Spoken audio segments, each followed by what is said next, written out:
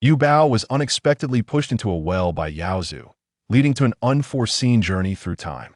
Upon opening her eyes, she found herself regarded as a precious treasure, treated with utmost care. In an instant, she transformed from a mere burden into the center of affection, leaving her momentarily bewildered. The Beastman Dukes, however, engaged in fierce competition for the right to nurture Yuba. She was a 100% purebred human child, endowed with extraordinary purifying abilities and later awakened an SS-level psychic power. Following a live broadcast, she captivated the hearts of individuals across all ages, earning the title of Angelic Human Child. Many eagerly awaited her maturation. Guardians were alarmed, and the entire galaxy anticipated her growth. Yet 3 factions conspired in the shadows, leading to an imminent conflict. Chapter 1. Transformed into an extremely rare female child on the desolate land of Stzing. Remnants of crumbling buildings and shattered streets hinted at a past splendor. Once honored as a mother, Stzing had now been declared a dead planet devoid of life. Suddenly, a heavy object fell, stirring up dust as several figures clad in protective gear and masks descended from a strangely shaped spacecraft, accompanied by armed soldiers. Guarding the vicinity. Stzing is deteriorating. I wonder what the leader expects us to discover here. Once, Stzing was revered as the most suitable place for nurturing life, lamented an elderly man's voice, shaking his head. That is merely a memory, given the current level of pollution. Not even a blade of grass can survive. Despite the young scholar's complaints, he diligently conducted his measurements as the instruments emitted beeping sounds, causing a frail girl crouched in a corner to furrow her brow. Her emaciated figure bore a pale complexion, her lips cracked and parched. Cough, cough. The girl struggled to cough, only to taste the grit of sand. As she forced her eyes open, the scene of devastation left her mind in disarray. Where am I? With a sense of helplessness, she tightened her embrace around herself, seeking solace. Let me recollect, please. Do not harm it. The girl pleaded on her knees, fixated on the small puppy clutched in the boy's hands. I will obey. I will do whatever you say. The boy, filled with a sense of accomplishment, bragged to his companion, see, I told you she is my pet dog, she must do as I command. After a brief discussion, the children revealed devilish grins. They tossed the puppy into the well, where it floated on the surface, desperately clawing at the grass on the edge, emitting fearful whimpers.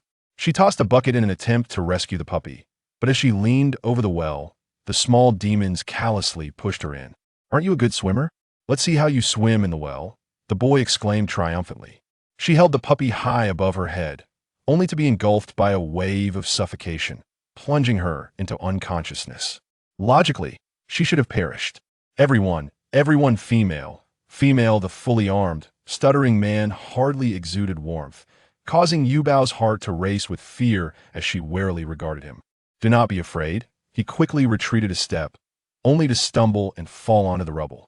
Anua, you have been noisy from the beginning. Another elderly scholar approached, irritated, and followed Anua's trembling finger, jumping back in fright. Female, he stuttered.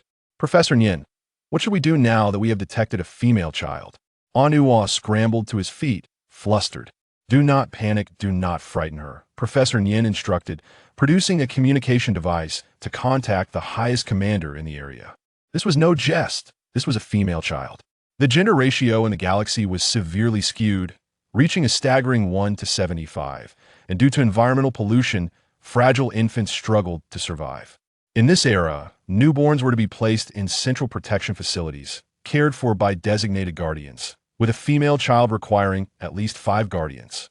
How could a female child be left unattended? She does not appear to be a beast man. Could she be another? Anua cautiously assessed Yubao's expression. Why do I feel like they are observing a giant panda? Yubao opened her mouth, but found her throat too parched to speak, merely managing a dry cough. Water, quickly fetch her 100% pure water. Professor Nyin commanded a soldier, standing at a distance. The girl clearly did not resemble another, and he sensed no beastman aura from her. The only conclusion was that she was likely a pure human. The soldier complied, carefully holding a 300 milliliter bottle of pure water, purified for 14 days by an agreed purifying human to eliminate impurities and toxins. They wonder why Professor Nyin was so anxious. However, Upon seeing Yuba, all questions were answered. This was indeed a human child. The black-haired, black-eyed child spoken of only in ancient texts. Even with protective goggles, the soldier's astonishment was evident. Major General Lu, the call connected, and Professor Nian's tone turned grave. What have you discovered? Major General Lu's voice, though youthful, commanded respect, causing all soldiers to bow their heads involuntarily, a testament to the formidable psychic power of the Beastman. A child, a female child. Professor Nian suppressed his excitement. She is likely the most purebred human child. Through the holographic communication system, Major General Lu also observed her. Black eyes, black hair, devoid of any impurities resembling the humans recorded in ancient texts. From the Dragon Kingdom, at that moment, Anua approached Yuba slowly, a friendly smile on his face. Even though she could not see him, Yuba sensed his warmth. Would you like some pure water? Anua unscrewed the cap and held it to Yuba's lips, his fingers trembling. They seemed so excited to see her. Yuba blinked in agreement, and Anua quickly produced a straw from his pocket, inserted it, and she began to drink, her cheeks puffing like a little hamster. Anua was instantly enamored. It was the first time he had seen a living human child. Professor Nian intended to speak further, but the Major General ended the call and appeared before them in an instant. What is this? A miraculous transformation. Yuba's mouth fell slightly agape in shock. He was the youngest Major General in the galaxy, having joined the military in his early 20s, leading his troops to numerous victories in resource disputes. His ruthless reputation preceded him, and many speculated whether he could surpass his uncle and become the youngest executive officer. At that moment, the cold-hearted Major General Lu pulled at the corners of his stiff mouth, revealing a half-smile before daring to meet Yuba's gaze. He retracted his psychic energy and gently asked, "Do you have family?" Chapter 2. Still a little baby at 6, Yuba recalled her abusive adoptive father, her demanding adoptive mother, and her teasing siblings. Surely, they could not be considered family. Thus, Yuba shook her head. A glimmer of light flickered in Major General Lu's eyes. Without family, he would not hold back. With a loud clang, he knelt before her. "Esteemed young lady, I am Lu Yichuan, the highest commander here. Given the severe pollution on Gulingsing, may I have the honor of transferring you to a safe location?" Major General Lu knelt respectfully, explaining his intentions. Could it be that her wishes come true? Yet, there is no need to treat her with such excessive reverence. Weibo felt a tinge of anxiety. "I am Weibo," she spoke, her voice as gentle as a spring breeze, stirring a soft flutter in the heart of Major General L. Is this the innate power of a human child? Ancient texts have mentioned the potential for humans to bear angelic offspring, possessing remarkable healing abilities. Perhaps he could sense it now. It was rare for Major General L to blush. "Miss Weibo, is my embrace comfortable for you?" He held her delicately, employing a gentlemanly grip, cradling the soft, tender child in his arms, perceiving no weight at all. Perhaps due to her prolonged wandering, she felt remarkably light, a sign of possible malnutrition, El surmised, and a flicker of compassion ignited within him. "Just call me Weibo," she replied, a name bestowed upon her by her grandmother, a name that had not been uttered by anyone else. "Your wish is my command, Weibo," Major General L declared, holding her as if she were the most precious treasure in the world. He walked steadily, allowing her to feel no jolt. This was the brother she had envisioned, and Weibo felt a sense of euphoria. Could it be that she had died, and this was merely a dream following her departure? Yet, the dream felt far too vivid. She wished not to awaken from it.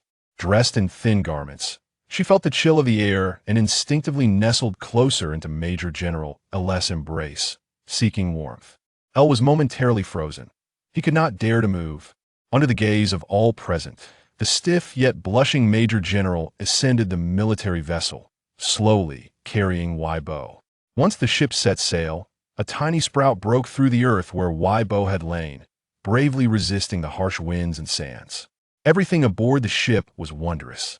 Recognizing that the seriousness of protective gear might frighten the human child, everyone changed in a casual attire, each person smiling, albeit with sweaty palms, revealing their nervousness. When Weibo realized there was no malice from these individuals, she shyly smiled and introduced herself.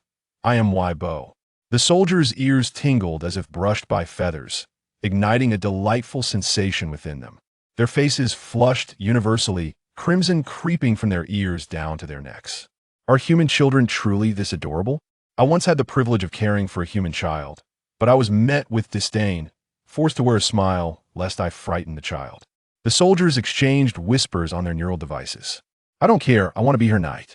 Soon after, this individual was removed from the group chat. Following a brief exchange of pleasantries, everyone straightened their posture, sitting still and silent. Observing her curious expression, each soldier longed to step forth as an interpreter, eager to explain everything. Yet with the highest commander present, they refrained, leaving this precious opportunity to Major General L. They spoke of intelligent robots, implanted neural devices, and mental prowess. Weibo felt somewhat embarrassed to be treated like an infant. She was nearly 7 years old, already a big child, merely appearing smaller due to malnutrition. When presented with food that had been prepped for her, Weibo protested softly. I'm nearly 7, I can eat by myself. Oh my, she is so adorable. At just 6 years old, she is still but a little one. Unbeknownst to Weibo, in this era where life expectancy reached 400 to 500 years, 6 years was indeed quite young. The lifespan of beastmen was even longer, while humans lived a few decades less. Human and beast offspring were typically nurtured with care until the age of 18 on Central Star, enjoying privileges wherever they roamed, though this was primarily the case. For female offspring, males were considered adults upon turning 18 and were expected to shoulder certain societal responsibilities. The entire interstellar community advocated that males protect females, cherishing them as precious. To harm a female, regardless of the reason, would result in social condemnation, with severe cases leading to imprisonment. As Weibo was fed small pastries, she found their appearance and taste lacking. Yet compared to her previous life of consuming only spoiled food, these treats were a luxury. Innu, Weibo suddenly recalled the boy who had given her water. Upon being called, Innu straightened promptly, present. Thank you, brother Innu, for giving me water.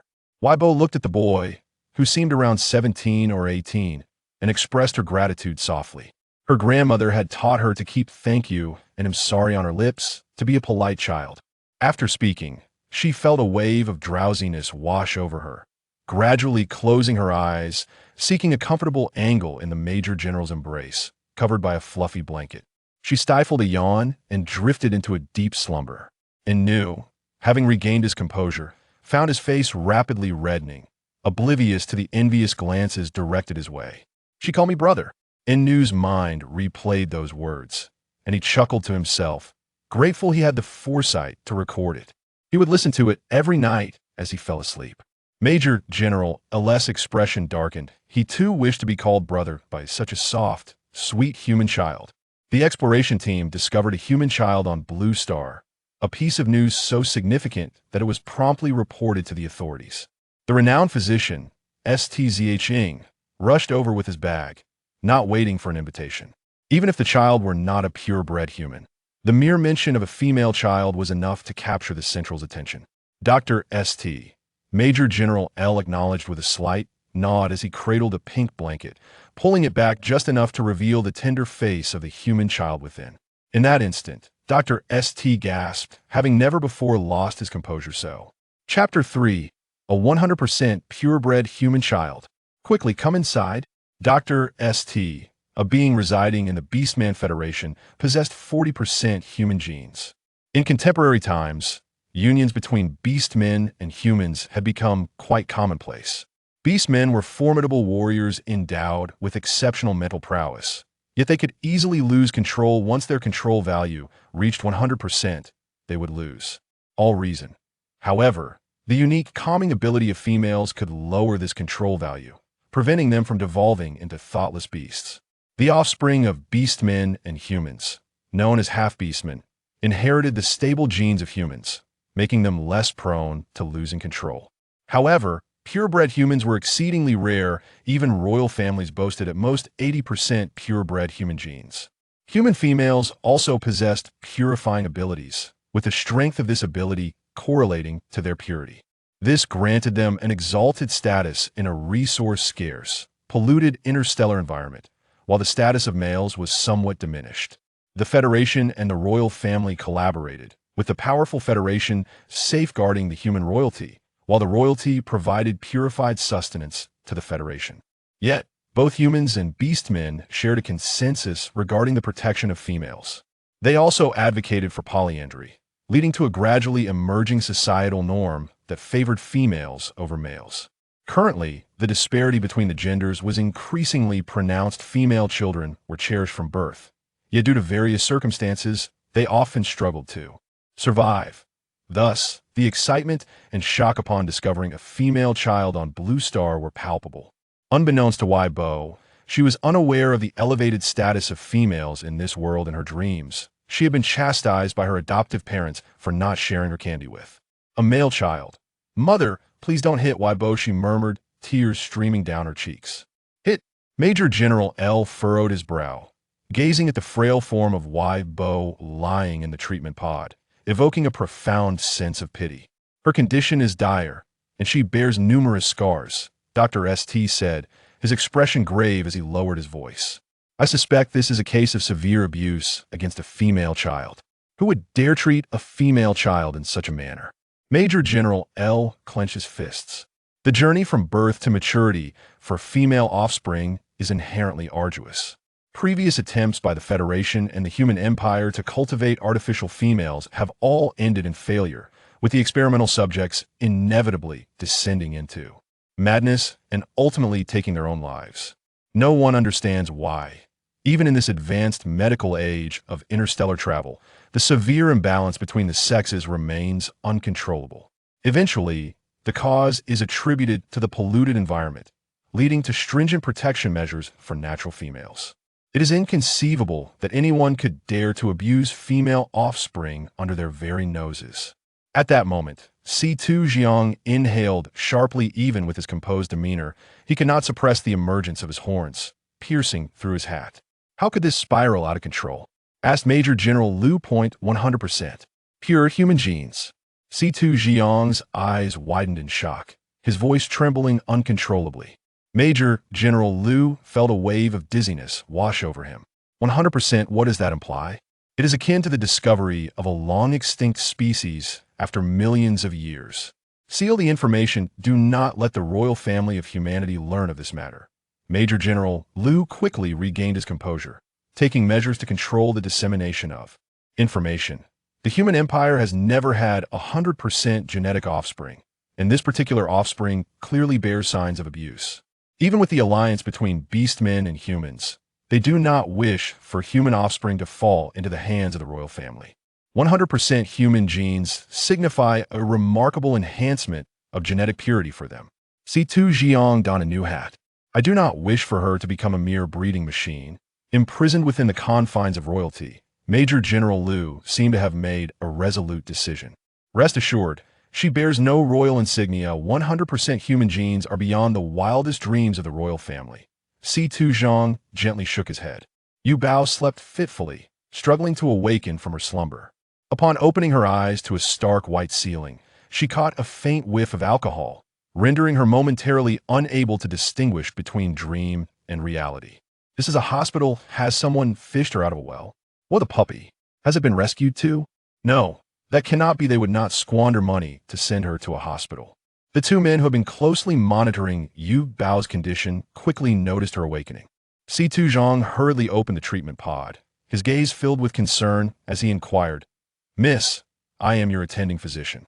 Please inform me of any discomfort you may be experiencing." The man before her had a handsome visage, exuding a kind and gentle aura, which made Yuba feel a sense of familiarity. She shook her head, then nodded slightly. "I feel a bit dizzy." Following a thorough examination, Stzing informed Yuba, "You may be suffering from space sickness. I will prescribe some medication. Once taken, your dizziness will subside." Yuba's cheeks flushed with embarrassment as she lowered her head, realizing that it was merely space sickness. "Wait, a spaceship?" Yuba glanced around and met Major General Lu's gaze. Major General Lu promptly approached, kneeling before Yuba. "Yuba, do you have any requests?" The dream has not yet faded. Unable to resist, Yuba pinched her arm, feeling a sharp pain that brought tears to her eyes. "Yuba." Major General Lu, witnessing her self-harm, quickly grasped her arm, his expression filled with remorse.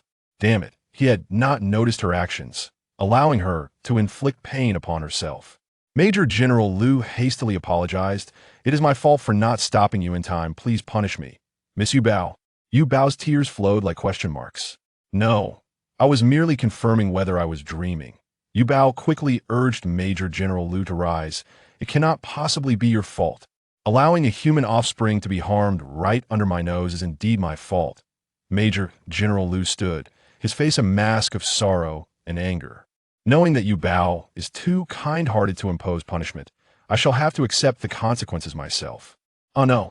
Yuba reached out her small hand, grasping Major General Lu's clothing, her voice weak. "If you are punished for this, I will feel guilty." "What?" The human offspring actually expressed feelings of guilt. To them, female offspring were revered beings, typically pampered and spoiled, often exhibiting a slightly willful disposition. Never had a female offspring claim to feel guilt. Major General Lu's heart melted at her words. "I understand, Yuba, but I still feel uneasy." "Then you shall be punished by giving me a piggyback ride," Yuba blurted out, only realizing the implications of her words afterward. Oh heavens, she had just requested a major general to carry her like a horse. How could she possibly deserve such a thing?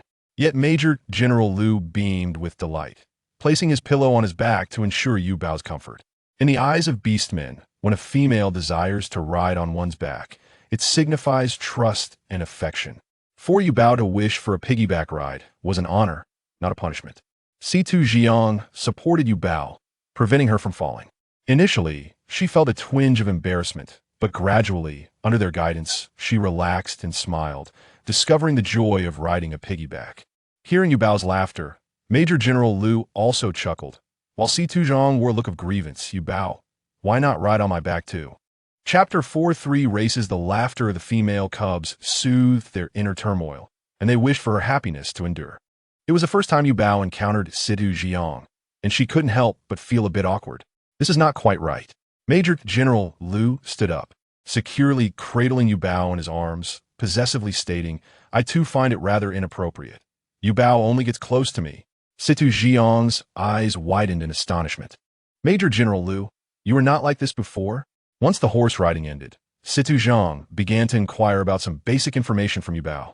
Upon hearing that she had been pushed into a well and urgently requested their help in searching for a small dog in the vicinity of where she had been found, both men struggled to contain their anger. Yuba had truly suffered abuse. "Rest assured, we will send someone to search," promised Stzing, then cautiously asked, "Were you mistreated by humans?" A human capable of producing 100% purebred genes must have exceptionally pure human parents. However, even the royal family does not possess 100% purity. Perhaps the royal family is concealing some unforgivable transgressions from us, speculated Major General Lu. Yuba, listening to their conversation, felt somewhat bewildered, as if she had realized she might have traversed realms, but she couldn't disclose this. Would speaking out lead to imprisonment or confinement in a mental institution? Noticing Yuba's anxiety, they immediately sought to reassure her. "Yuba, you need not worry.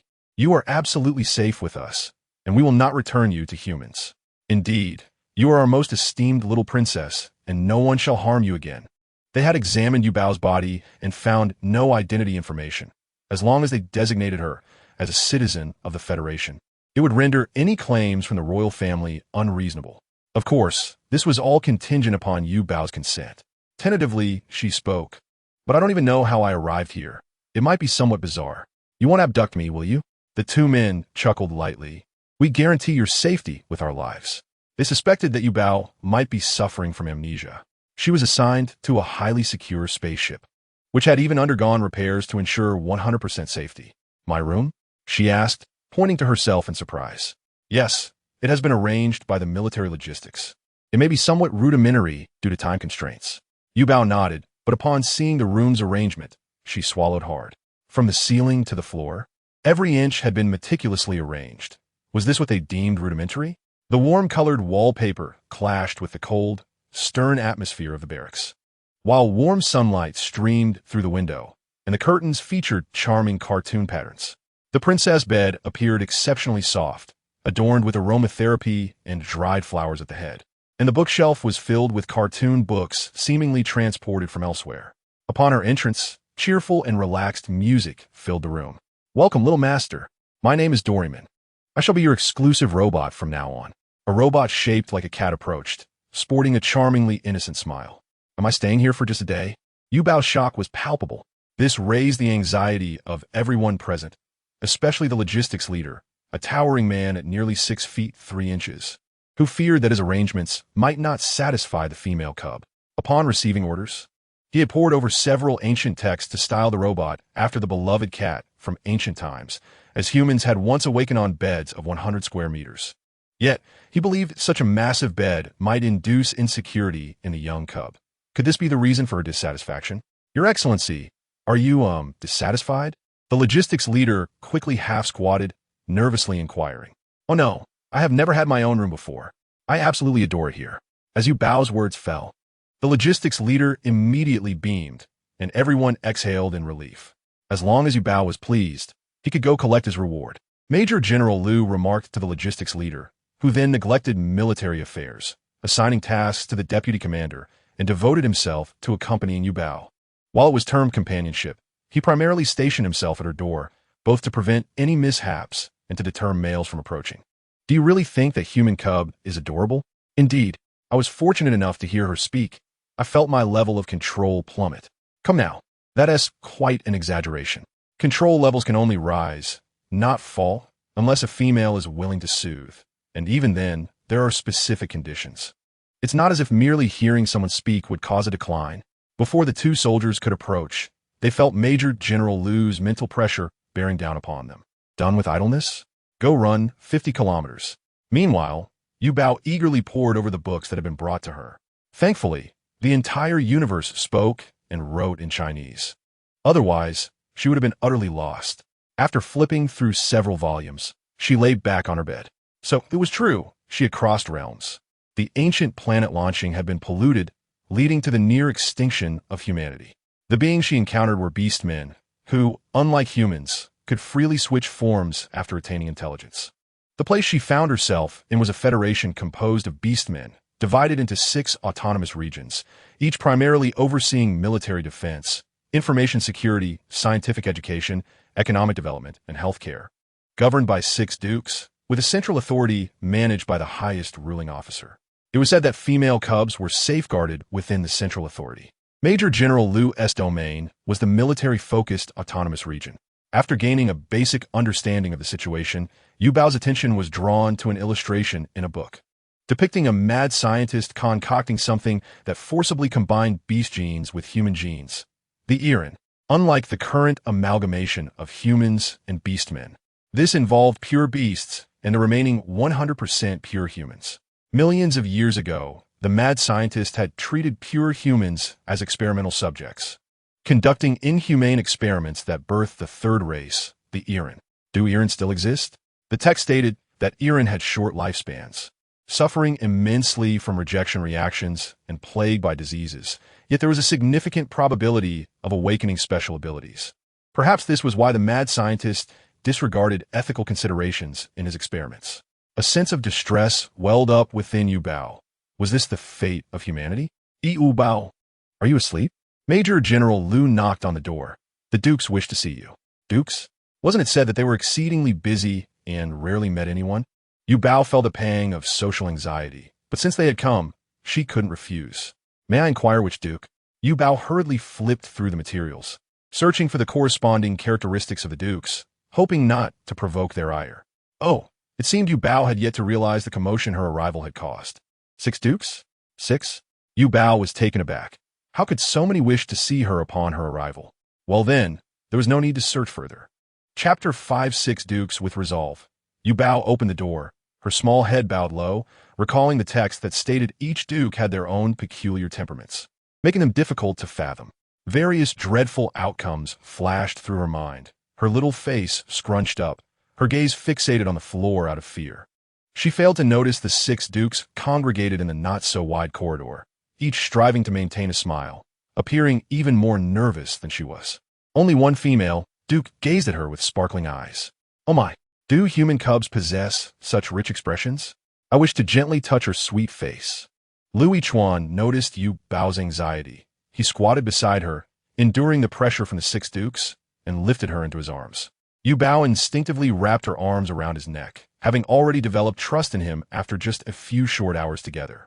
Witnessing the little one's dependence on Luan, Luan, the head of military security in the 1st District, beamed with delight.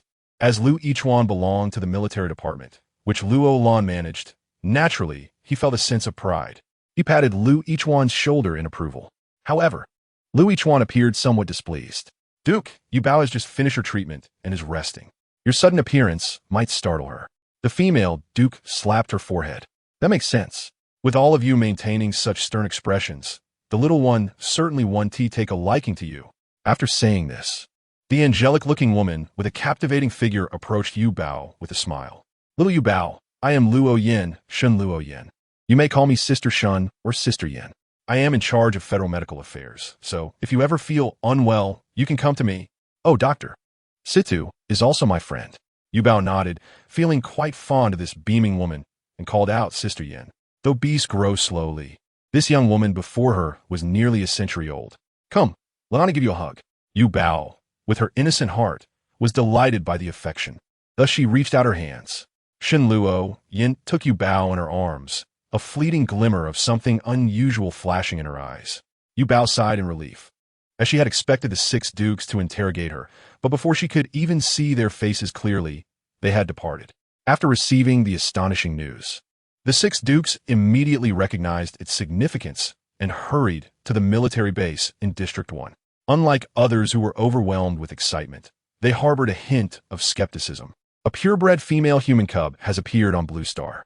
Su Qianxin, responsible for information security, found the situation peculiar, his peach blossom eyes narrowing slightly. "I also find it strange, yet I trust Major General Lu's judgment." The head of District 1, Luan, was extremely protective. "No response from the royal family?" inquired Chen Shi, in charge of research. Su Qianxin shook his head. Only Shun Luan displayed unrestrained excitement. "A human cub must be so kawaii. Although the beasts and humans coexist peacefully, it is merely a partnership of convenience. Humans have historically been cunning, and wars have persisted throughout history. The spiritual prowess and strength of the beasts incite trepidation among humans. Moreover, the beasts require the purification abilities of human females to provide cleaner food. The royal family would not dare to risk casting a human cub in our direction."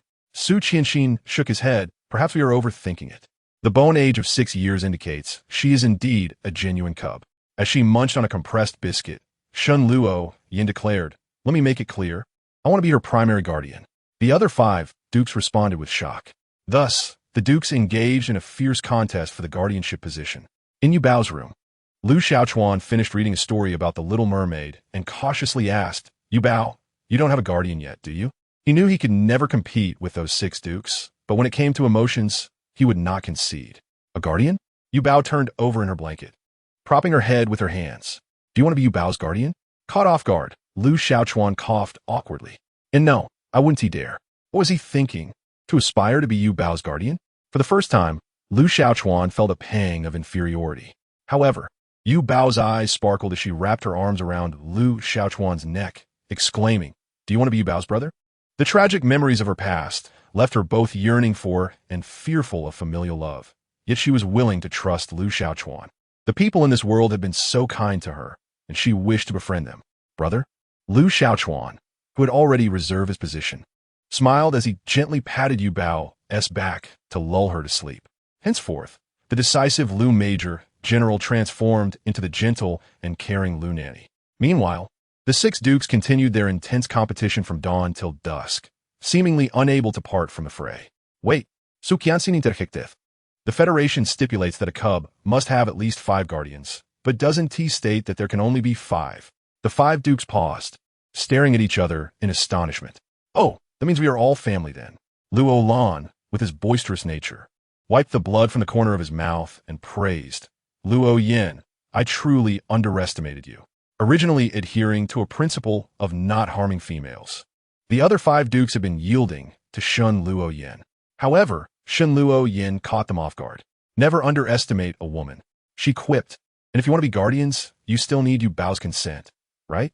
I have already garnered a wave of goodwill." The other 5 male dukes, realizing their oversight, hurried to prepare gifts to win Yu Bao's favor. Can you ask Yu Bao what she likes? Luan discreetly called Lu Xiaochuan from corner.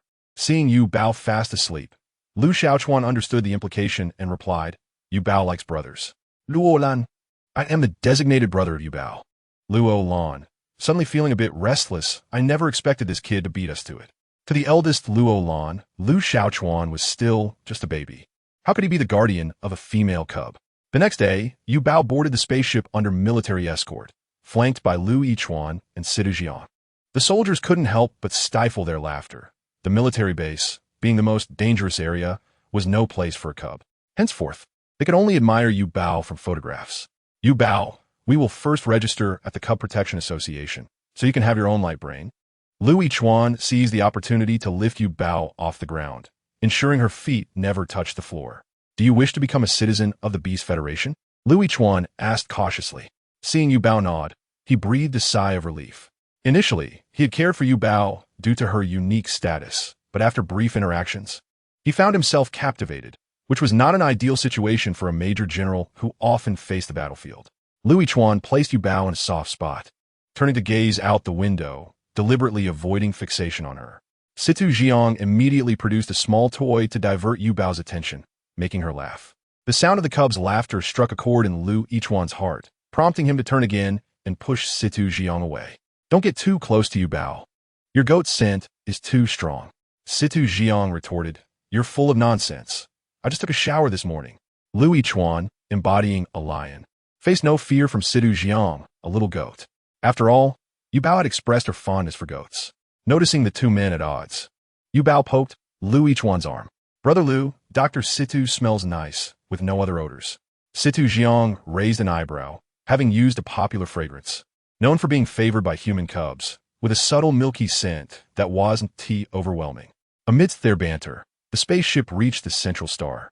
The information regarding little Yu Bao's 100 human genes was treated as a top military secret, and to the beasts, she was simply an adorable female cub.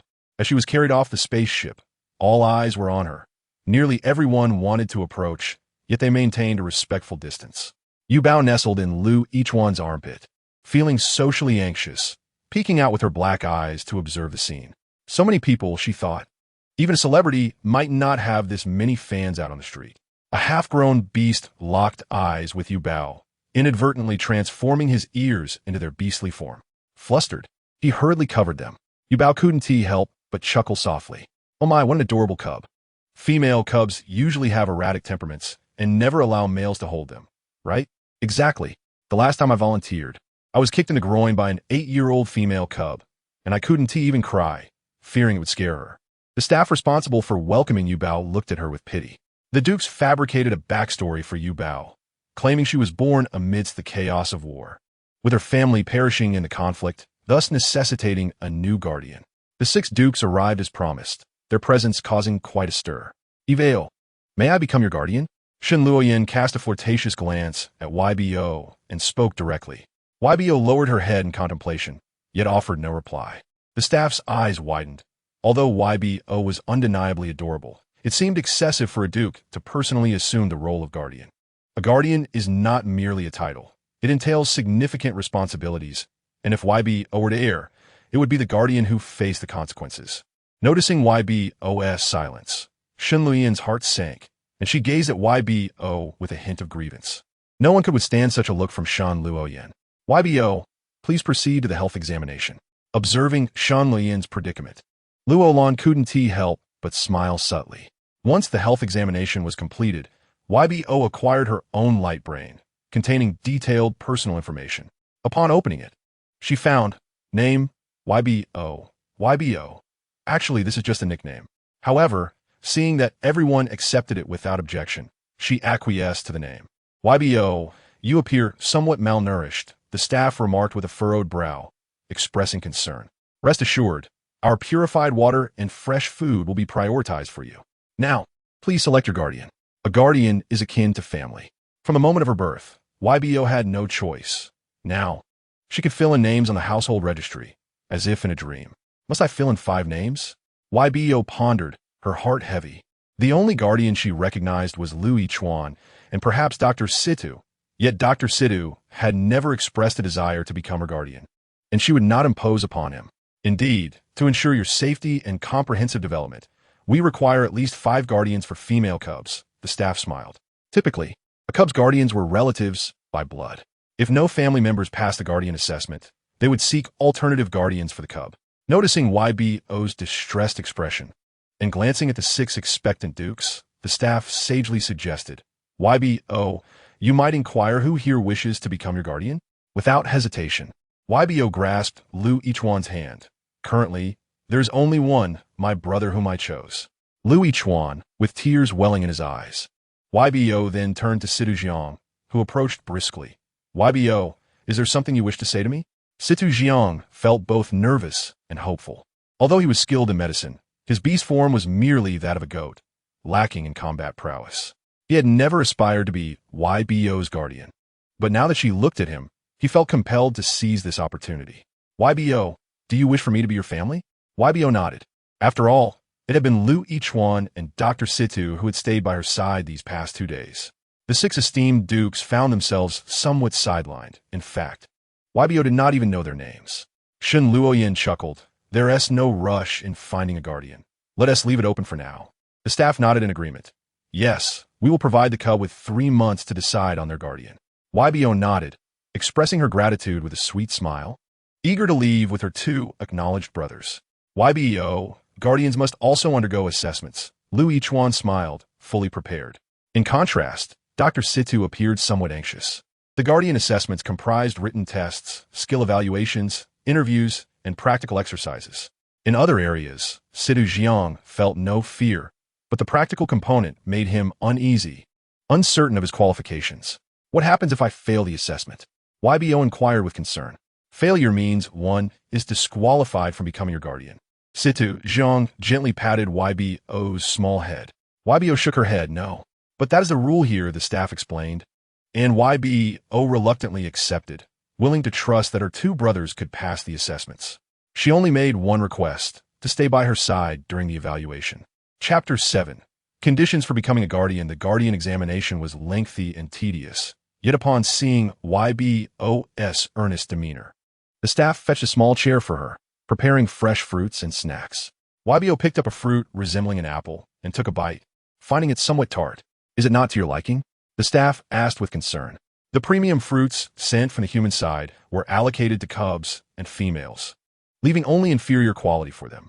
However, as you're now a citizen of the Beastman realm, you will receive delicious fruits daily, the staff quickly added. Here, have mine. Shen Luoyin produced a fruit from her spatial pocket and winked at YBO. Shen Luoyin's fruit gleamed with a superior luster and was more vibrant in color. YBO took a bite. Although it could not compare to the fruits of Earth, it was still quite delectable.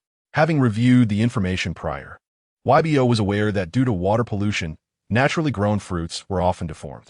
The staff remained tense, observing YBO as she picked up a nutritional supplement and took a sip, only to frown afterward. Oh no, the female cub is about to throw a tantrum. In this interstellar age, everyone indeed consumed nutritional supplements. YBO stuck out her tongue, yearning for the rice her grandmother used to make. She set the nutritional supplement down and asked, do you not eat meals? Cooking and eating is too time-consuming, Su Qianxin interjected.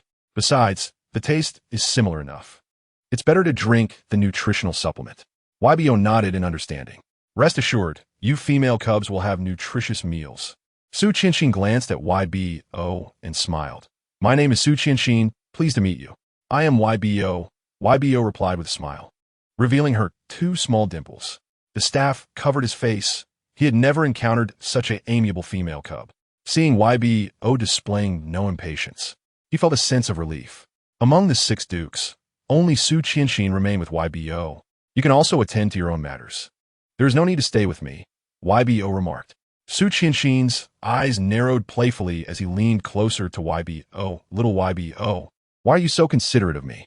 YBO found herself at a loss for words. How about I become your guardian? Give it some thought. Uncle Su. YBO leaned back slightly. Please do not come so close. Su Qianxin couldn't help but laugh. You little one, calling me uncle. Why is Shen Luoyin's sister while I am uncle? We are nearly the same age. Su Qianxin felt a pang of sadness. My current duty is to watch over you and prevent any accidents. So I suggest you choose some powerful guardians. Lu Ji and Sidu Ji are very strong, YBO retorted, somewhat annoyed, surprised by Su Qianxin's seemingly cold demeanor, yet endless chatter. Lu Yichuan possesses great strength and talent, but Situ is merely a doctor without combat experience. Before Su Qianxin could finish, he met YBO's slightly angry gaze. They're the family I chose. You have no right to criticize them. After speaking, YBO felt a bit excessive. She had always been straightforward, having faced punishment for it in her adoptive parents' home. Thus, when Su Qianxin raised his hand, YBO instinctively covered her head and shrank back. Su Qianxin's hand gently rested on her head. You truly are unique, I misspoke. Su Qianxin n'est pas lié, prompting YBO to lift her gaze. It's all right. Knowing one's mistakes and correcting them is what makes a good child. YBO recited her grandmother's words, her eyes reflecting nostalgia. In the adjacent room, Situ Jiang and Lu Yichuan swiftly completed their tests. The written questions were quite simple for them, and they were anxious about YBO waiting outside and potentially becoming unhappy. Thus, within a few minutes, they finished the exam. YBO, we kept you waiting. Lu Yichuan knelt before YBO, ignoring Su Qianxin completely. The ground is cold. You all should go take the other assessments. Once you finish, we'll go eat. YBO resolved to cook for herself. After a brief search on the Guan in O, she discovered that vegetables still existed. Very well. Interviewer, are you prepared to be guardians? Both replied, we are ready. Chuan, what will you do if Miss YBO desires to acquire a planet and your finances are insufficient? I shall strive to earn money to fulfill YBO's wishes. You need not worry about the resources of the L family. Hu entend to YBO. After giving a perfect score, YBO silently muttered, I would never make such a wish. The interviewer disregarded YBO's remark and continued. Stzing, what will you do if Miss YBO commits a legal transgression? Stzing replied, if YBO were to err, it would be due to my failure in my guardianship. I shall educate her, lead by example, and bear the legal consequences on her behalf. YBO shot a displeased glance at the interviewer. Are you suggesting that I would break the law? I'm a law-abiding citizen. Subsequently, the interviewer's questions caused YBO to roll her eyes. Questions such as, what would you do if asked to bark like a dog in public? Or how would you handle it if you were to develop feelings for another's partner? Unable to endure any longer, YBO interrupted the interview. I possess morals. I do not require others to sacrifice their lives for me. The interviewer appeared puzzled. Miss YBO, these scenarios have occurred in reality. YBO responded. Chuan advised. YBO, we know you are a good child. We are merely following procedure, so there is no need to be upset. YBO could only hold up her perfect score sign in confusion. The final practical exercise began with a test of the Guardian's physical capabilities. Level physical fitness qualified, announced the assisting robot. Stzing nervously placed his hand on the device. The robot unexpectedly scoffed. Level physical fitness not qualified. A level of fitness deemed impressive among ordinary individuals, yet still insufficient for a guardian of female cubs. Each female cub requires at least 5 male cubs of level fitness as guardians. The robot advised, you may wish to return later. The difficulty will be lessened. As long as I can pass the practical test, there is still hope for me, Stzing inquired. For your safety, I recommend you forfeit. Is it that dangerous? YBO tugged at Stzing's sleeve. No, Stzing smiled at YBO and then told the robot, I will not forfeit. The combat arena was inaccessible to YBO, but she could observe in real time through the monitors. If every parent could take an examination, only those who passed would be allowed to bear children. This thought suddenly sparked in YBO's mind. Chuan possessed level physical fitness and an astonishing level of mental strength, yet the association would not allow him to pass easily. This was to filter out those males who did not value female cubs. In the training ground, the doors to the duel slowly opened, stirring up a cloud of dust. As the dust settled, a familiar figure appeared before everyone. Chapter 8. Breaking through Level 1. Am your examiner, Luan LNN. Prepare to begin, declared Duke Luan LNN. YBO's face nearly pressed against the monitor. Upon seeing her, Duke Luan LNN wore a cheerful expression, making her forget that he was the military commander. YBO sighed in relief. After all, Duke Luan LNN was an acquaintance, and he should not be too harsh. Having battled on the front lines for many years, he unleashed his mental power the moment he appeared.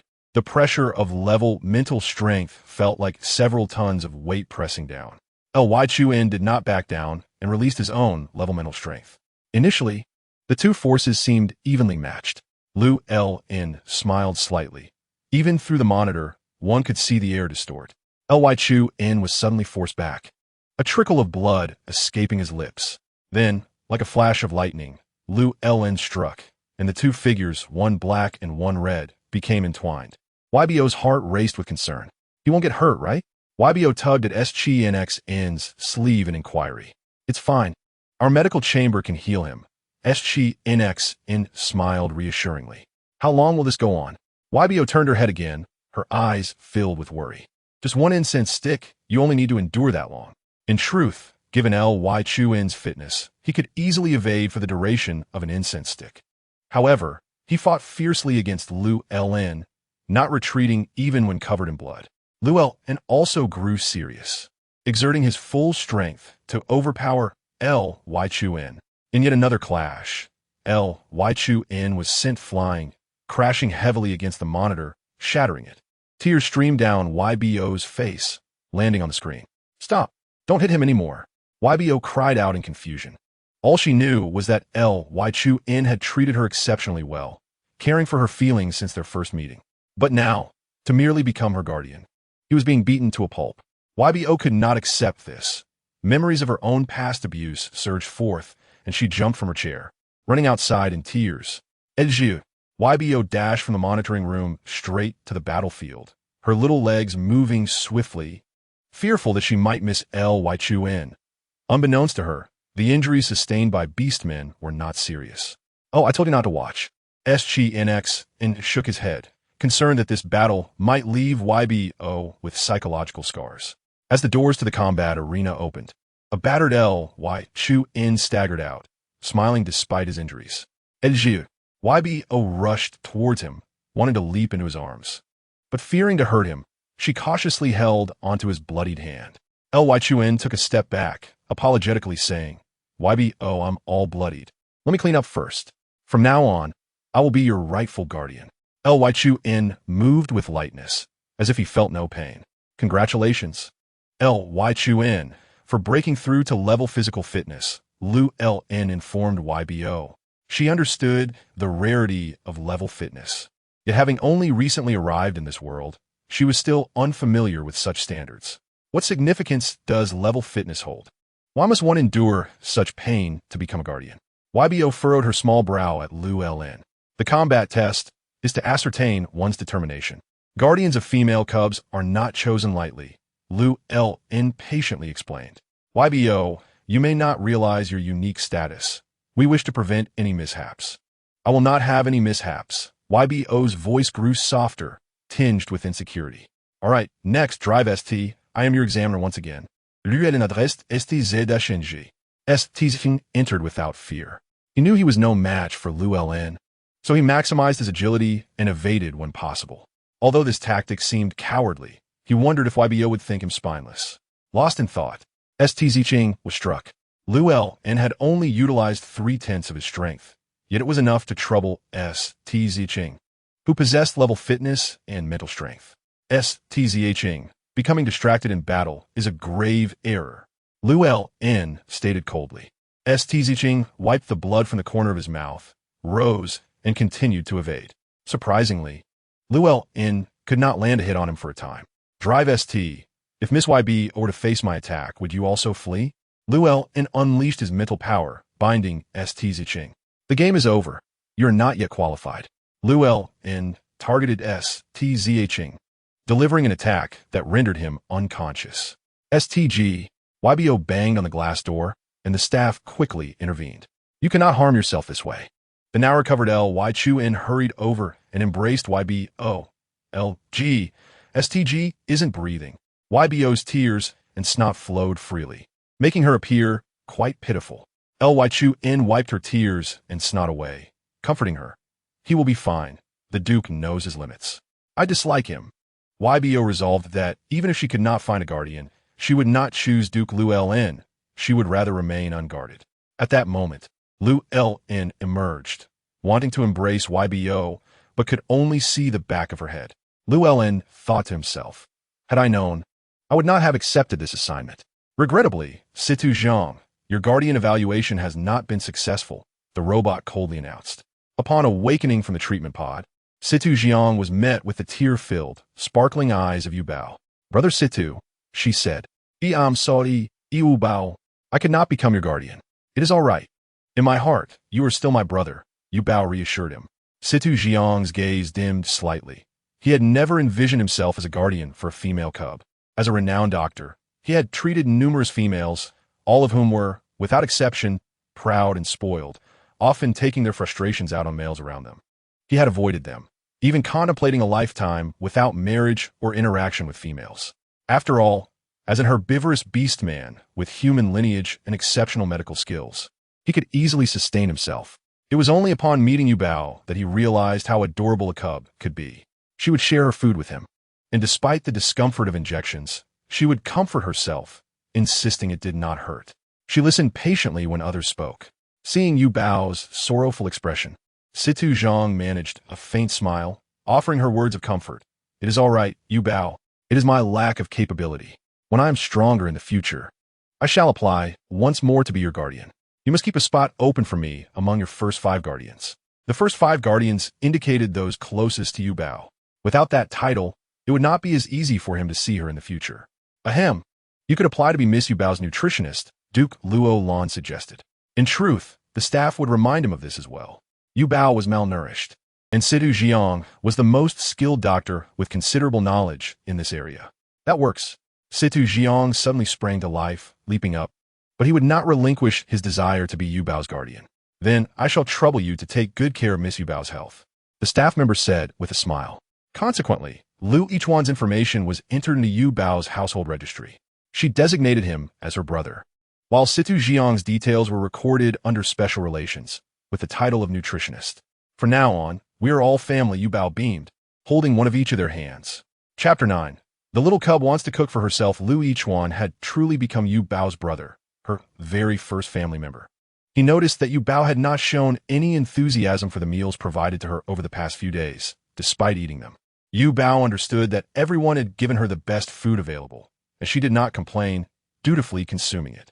She had secretly mocked the fact that the Interstellar cuisine could rival spoiled rice.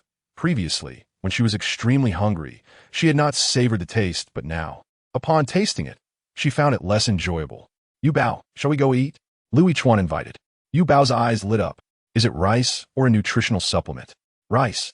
Steamed rice, he replied, from the highest-rated restaurant on Central Star. As they walked, Yuba noticed a lack of females, but upon arriving at the prestigious restaurant, she spotted several females, including one female cub. Naturally, she paid more attention to her peers. The female cub was perched on a male shoulder, looking down with an air of arrogance, occasionally barking orders to clear the way. Yet, no one appeared displeased. Upon hearing her voice, they respectfully stepped aside. It was astonishing to encounter a female cub. Shoo, do not speak. You will disturb her, and you will regret it, a few males whispered. Upon entering, Yuba and her companions were granted special treatment by the wait staff, who inquired where they wished to be seated. Let's sit over there, Yuba suggested. Noticing the scenic view by the window, where several small fish swam leisurely, the staff immediately contacted personnel to clear the area. Please wait 2 minutes, my lord. Yuba assumed the staff was addressing Lu Ichuan, only to see him kneel before her. No need to clear the area, she quickly interjected. We are only here to eat. The staff appeared troubled, but eventually consented to her request. To her surprise, the nearby tables of patrons automatically stood up. It was a customary practice for nearby tables to clear when a female cub arrived, and the restaurant would grant those patrons a discount. However, those dining here were either wealthy or noble, and none cared for such trivial savings. No need to leave, Yuba insisted. Upon hearing her speak, several males half-kneeled to meet her gaze, listening intently, filled with respect. Yuba was startled and quickly hid behind Lu Ichuan. The males, upon recognizing Lu Ichuan, respectfully addressed him as Major General Lu. Finally, they were able to eat. Yuba decided to order 2 bowls of steamed rice. However, when she accessed the holographic menu, the prices left her speechless. She counted the digits, units, tens, hundreds, thousands. Order whatever you desire. Your brother has enough money for that. Lu Yichuan observed her dilemma. Yu Bao tentatively ordered a bowl of golden rice. Good heavens, the bowl is truly made of gold. She quickly tasted a spoonful of rice. It had a metallic flavor, but was tolerable. Situ Jiang, mindful of his role as her nutritionist, ordered a variety of foods suitable for children, balancing meat and vegetables. 2 female cubs arrived, and the chef promptly served them, bringing the dishes out in no time. Eating is such a waste of time. Cooking is too, Lu Yichuan explained. This is the only place that employs chefs. Other restaurants typically rely on robots for cooking. But drinking nutritional supplements all day is so dull.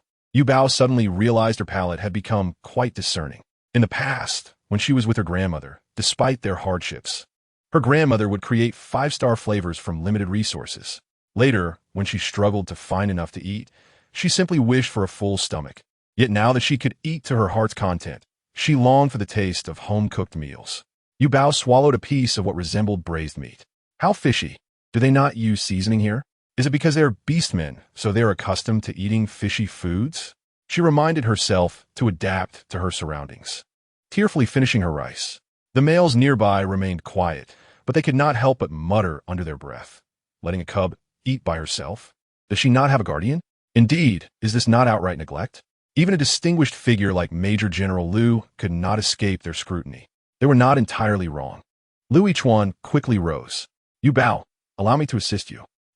Yu Bao was taken aback and hurriedly waved her hands. No, I can eat by myself. Oh my, this little female is too well-behaved. She actually wants to eat alone. Has she been mistreated?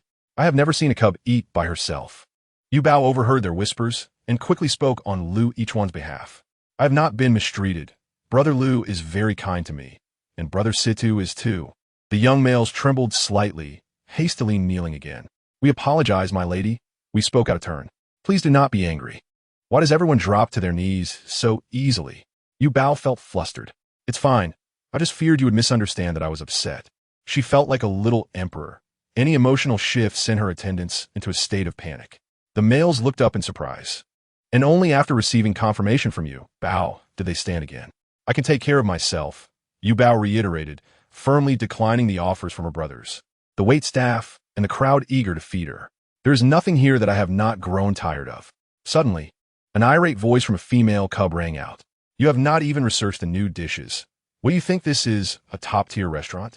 We apologize, my lady. We will report this immediately. Your meal today is complimentary. Do I need you to waive my bill? Genezi is the sole female cub of the Jin family, born with a proverbial silver spoon and cherished like a treasure gem. She is adored wherever she goes, naturally resulting in her increasingly spoiled demeanor. Nevertheless, with her endearing appearance, she has ascended to fame as an online sensation in the Interstellar network. The presence of another female cub, particularly one with dark hair, always ignites a flurry of online discussions. Observant netizens quickly spot Yu Bao in a corner, leading to a surge of excitement and speculation about the mysterious cub. Unbeknownst to Yu Bao, she has become a trending topic, overshadowed momentarily by the likes of Luan and others. All she is aware of is a little girl commanding a server to crawl on the ground due to unsatisfactory cuisine. This clearly exemplifies the behavior of a spoiled child. We can sing Yu Bao Shekao, Lu Zijun Fao Dit Split. As the server prepares to humiliate himself further, Yu Bao's heart softens, realizing that the server, who is dedicated to her, is troubled by the commotion. Let me handle this. Lu Yichuan stands up, and Yu Bao nods in agreement. Chapter 10. I want you as my guardian, Lu Xiaojun. Genezi is astonished to recognize Lu Yichuan. Her eyes sparkle as she leaps from her chair, startling her guardian who rushes to protect her. Who is that? He is so handsome, don't you know? Lu Yichuan graduated from military academy, excelling at every level, and became a major at such a young age. His uncle is our governor. Must have used connections. Some voices chime in among the praises, but these comments are soon dismissed. Faking military academy results? Are you out of your mind? You may not believe in the governor, but do you even know who commanded the wars with other planets over the years? Now that life is comfortable, people forget who bore the burden. In the interstellar era, while males may have a lower status, professions such as soldiers, doctors, and teachers earn respect from females for their silent contributions. Once Lu Yichuan speaks, Genezi releases the unfortunate server from her ire. The male server looks up, his eyes brimming with gratitude towards Lu Yichuan. Who desires such humiliation? However, I have one condition. You must become my guardian, Genezi declares, raising her chin imperiously. She has 10 guardians, all exceptional individuals, with mental powers at least at level A, not to mention their looks.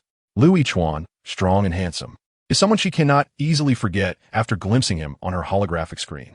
She had previously set aside her pride to request him as her guardian, but to no avail. How about we register right now?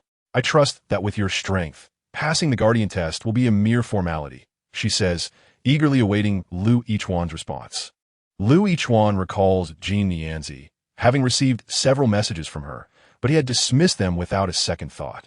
Apologies, but I already have a sister. He steps back, his rejection unmistakable.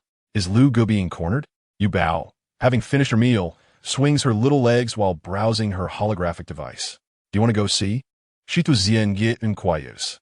Concerned for Lu Yichuan, Yuba pulls Stzing toward Genezi, just in time to overhear her demand for Lu Yichuan to become her guardian. Genezi, now 10 years old, towers over Yuba. Lu Gu is my guardian, Yuba declares protectively. The server, witnessing the impending confrontation between the two young cubs, rushes to alert the manager. In stark contrast to the tension brewing here, viewers in the live stream are buzzing with excitement. Oh my, when did our federation have a dark-haired female cub? She's too adorable. This restaurant is definitely top tier. I must visit soon. Dr. Situ? He is here too. After a brief introduction of Situ Jiang's background, concerns arise among the viewers. Will the two cubs start fighting? I wonder how many guardians that dark-haired cub has. Can I apply? Dream on. To apply you need at least a level A physique, otherwise it's just past abuse. Do you all want to be guardians of a cub? Are you seeking punishment? I'd rather be punished than remain single for a lifetime. In the Interstellar era, as lifespans extend, the guardians of cubs may become partners once the cubs come of age. You? Genezi's voice suddenly rises, glaring down at Yuba, who meets her gaze defiantly. My family, no one can take away. Situ Zhang stands behind Yuba, facing Genezi's 10 guardians, whose released mental power could easily overwhelm him. Once again, he feels his own insignificance. No matter how skilled he is in medicine, in this world, power speaks louder. He clenches his fists, vowing to strengthen himself, no matter the cost. Genezi sneers, don't be ridiculous. Where did this little weed come from? Oh, I see. You're trying to ride on my coattails. Don't think being a female will make you famous. Subtly, she releases her mental power. At merely 10 years old, her abilities have reached an impressive level. Her greatest asset and leverage. She intends to show Yuba that not all adorable female cubs can attain fame. Miss Jean, Lu Yichuan scoops up Yuba, using his mental power to shield her head, as he, being male, cannot attack a female cub, but can only defend passively. Patrons still dining begin to evacuate to safety. Yuba remains unfazed, unaware of Genezi's sudden intensity. You've caused quite a disturbance, Yuba states. Eating should be a joyful experience. Are you saying I'm inconsiderate? If you have the guts, don't hide behind Lu Xiaojun. Face me in battle. Genezi challenges, hands on her hips, ready for confrontation. What infuriates her more is the murmurs in the comments favoring Yuba, as these are meant to be her fans. She must make it known that the title of the most adorable cub in the interstellar realm belongs solely to her. No one else can claim it. Lu Yichuan's expression turns serious as he addresses Genezi. Miss Jean, Yuba is merely 6 years old and hasn't even had her mental power tested. Are you intending to bully the weak? Genezi is taken aback. She anticipated Lu Yichuan's defense, leaving her momentarily speechless. Her guardians quickly step in to mediate. Miss Jean acted impulsively. Please don't take offense, Lu Xiaojun. Then unbind from her and become my guardian. Lu Yichuan shakes his head again. If you wish to fight, let your guardians challenge me instead. It's absurd. Even 10 level A guardians would likely not stand a chance against Lu Yichuan. Moreover, given Lu Yichuan's status, he cannot stoop to their level. Frustrated by repeated setbacks, Genezi slaps one of her guardians in a fit of anger. Fool, what use are you? Yuba's eyes widen in disbelief as she watches Genezi, seeing a reflection of her own foster mother. Why must family resort to violence? Yuba cannot help but interject. What's your name? Genezi demands. Before asking for someone else's name, you ought to introduce yourself, Yuba retorts, holding little regard for Genezi. You don't even know who I am? Genezi laughs in disbelief. What a country bumpkin, just now learning to use the internet. In an instant, the identity of Yuba was subjected to suspicion. However, the governor and the dukes had already anticipated this aspect, fabricating a credible identity for Yuba. Since you harbor hostility towards me, there is no need for us to exchange names, Yuba declared, taking the hands of Lu Yichuan and Situ Jiang as they departed. Once they had distanced themselves, a wave of emotion washed over her. Brother, why can't family members coexist peacefully? In the past, she had been the one to endure mistreatment. Now, with her role reversed, she had no desire to become an oppressor. Brother, you have treated me well, and I will reciprocate, Yuba assured them. Chapter 11. I will die. The sincerity reflected in the eyes of the young cub stirred the hearts of the two adult males, and an overwhelming warmth compelled them to embrace the little cub. Yuba, Lu Yichuan gently wiped away her tears. I know you care for us, and I am grateful that you have become my sister. Situ Zhang remained silent. He had yet to be officially registered in Yubao's household book, despite her acknowledgement of him as her brother. Until the age of 18, female cubs resided in a protective base, equipped with the most advanced defense systems and various courses. Upon reaching 18, they could choose whether to leave the protection of the base. Male cubs, however, garnered less attention. After completing their basic education at the protective base, they typically proceeded to military academies. Yuba had presumed the protective base would resemble an orphanage, with each child assigned their own room. Instead, the staff led her to a mountain and indicated that the entire expanse was her territory. Yubao's mouth fell agape. The residence turned out to be a grand villa. Will I still be able to live here after I turn 18? Yuba asked, her voice trembling. Thus, the female cubs, having survived the perilous period in the hospital, were bestowed with a mountain as their initial gift. In contrast, male cubs were housed in dormitories, each occupying a small room. Every month, we will provide you with an allowance. You may purchase whatever you desire, the staff explained before retreating. This estate was designated for the cubs and their guardians, and visitors were required to register. Situ Jiang applied for long-term companionship and moved into Yubao's small estate. As she saw her name affixed to the estate, Yuba felt as though she were in a dream. With one person's fortune, even the outdated companion robot, Bao, was outfitted with the latest intelligence system, transforming it into the estate's steward. Bao, from now on, you can enjoy the finest machine oil, Yuba exclaimed joyfully. Bao blinked. That's wonderful, Yuba. This means I can provide you with even better service. The furnishings were mostly complete, yet Yuba sensed a lack of warmth. She decided to purchase fresh vegetables online. With Yubao's identity, her personal light brain could procure the finest produce. However, upon opening her light brain, Yuba was taken aback. She intended to check the amount of her allowance, estimating it would be a few thousand at most. Instead, she found a staggering sum in the 5-digit range, and the number was continuously rising. Ding! I love Yuba, donated 10,000 star coins. It dawned on Yuba that she had unwittingly become an internet sensation, thanks to Genezi, who had inadvertently propelled her into the limelight. Genezi's face flushed with rage. For the first time, Yuba felt the threat emanating from a rival of her own gender. Brother Chi, buy me a few thousand black fans to tarnish Yubao's reputation online. Genezi instructed the young male who was peeling grapes for her. Huh?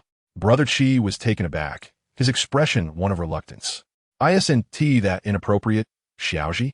This is fostering female competition. Isn't it? A resounding slap echoed across Brother Chi's face. You are in no position to lecture me. Genezi glared at him.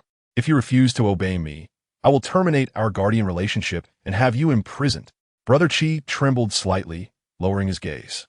If Genezi truly wished to see him incarcerated, it would be a simple task for her family. Subsequently, discussion surrounding Yuba became polarized and heated. Yuba initially felt dizzy at the sight of her burgeoning account balance and was astonished by the exponential rise in her followers. However, a wave of negativity soon inundated her. What else with the pretense? Females should exhibit some femininity. Is it right to undermine another female for the sake of a male? This girl is Yuba, right? I've seen her before. She deliberately dyed her hair black to mimic the appearance of a Gulan Star native. I used to be Yubao's playmate. She was a thief who stole my money and refused to admit it. Yuba pondered, what nonsense is this? Are these people also from Earth? As it was Yubao's first appearance on the Star Network, most individuals had only glimpsed her once and were unaware of her true nature.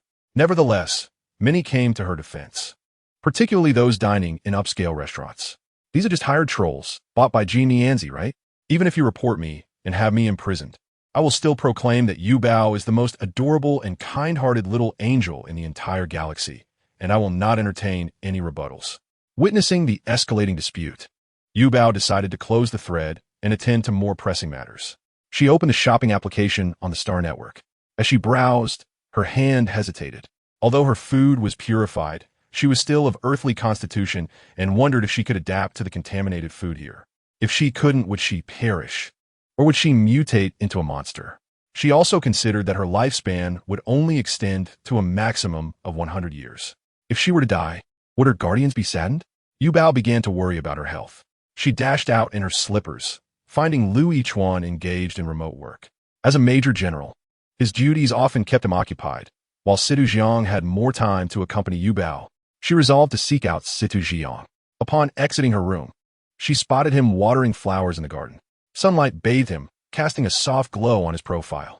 Yuba approached and softly inquired, "Brother Situ, is this water contaminated?"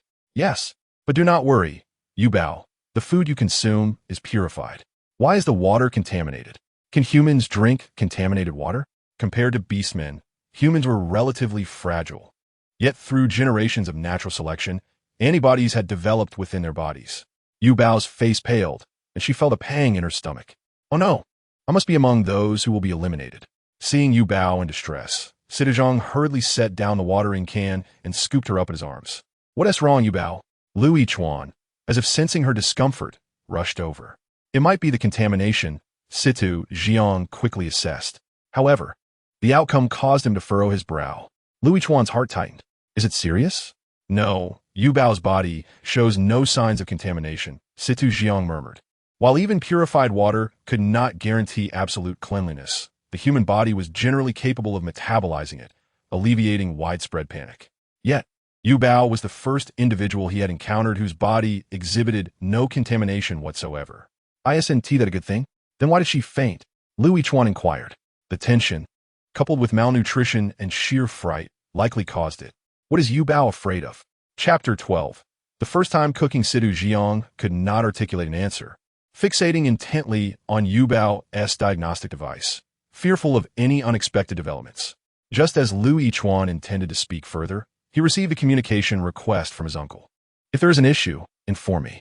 After obtaining Situ Jiang's consent, Lu Yichuan swiftly exited the medical room to answer the call. Lu Yichuan, a man bearing a striking resemblance to him, appeared on the screen. The man across from him also sported golden hair, albeit interspersed with strands of brown. His gaze was icy, and his demeanor exuded a more mature aura.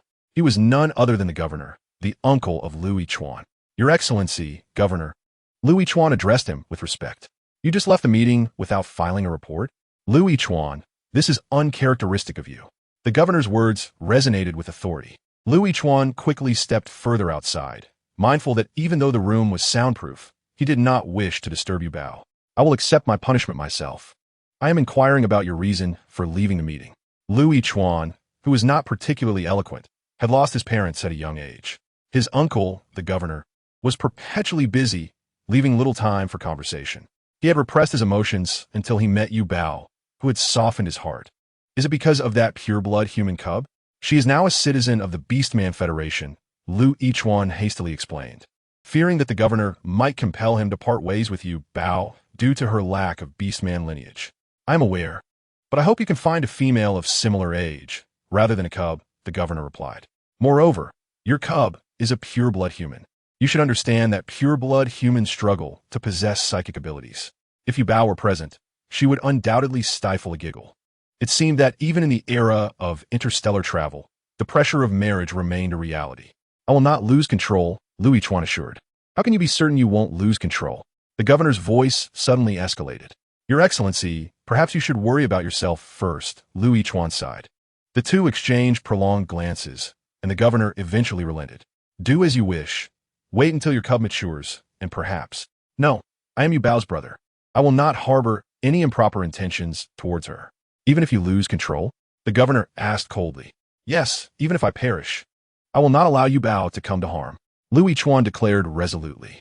Another silence ensued, and the governor chuckled softly. I did not expect you to be so protective of your sister. I would indeed like to see what the legendary Yuba is like. All 6 dukes adore her. Do as you will, but do not neglect important matters. After hanging up, Lu Yichuan hurried to the medical room. However, upon turning around, he spotted Yuba hiding behind a pillar, her little eyes peeking out. His heart tightened. He wondered how much she had overheard.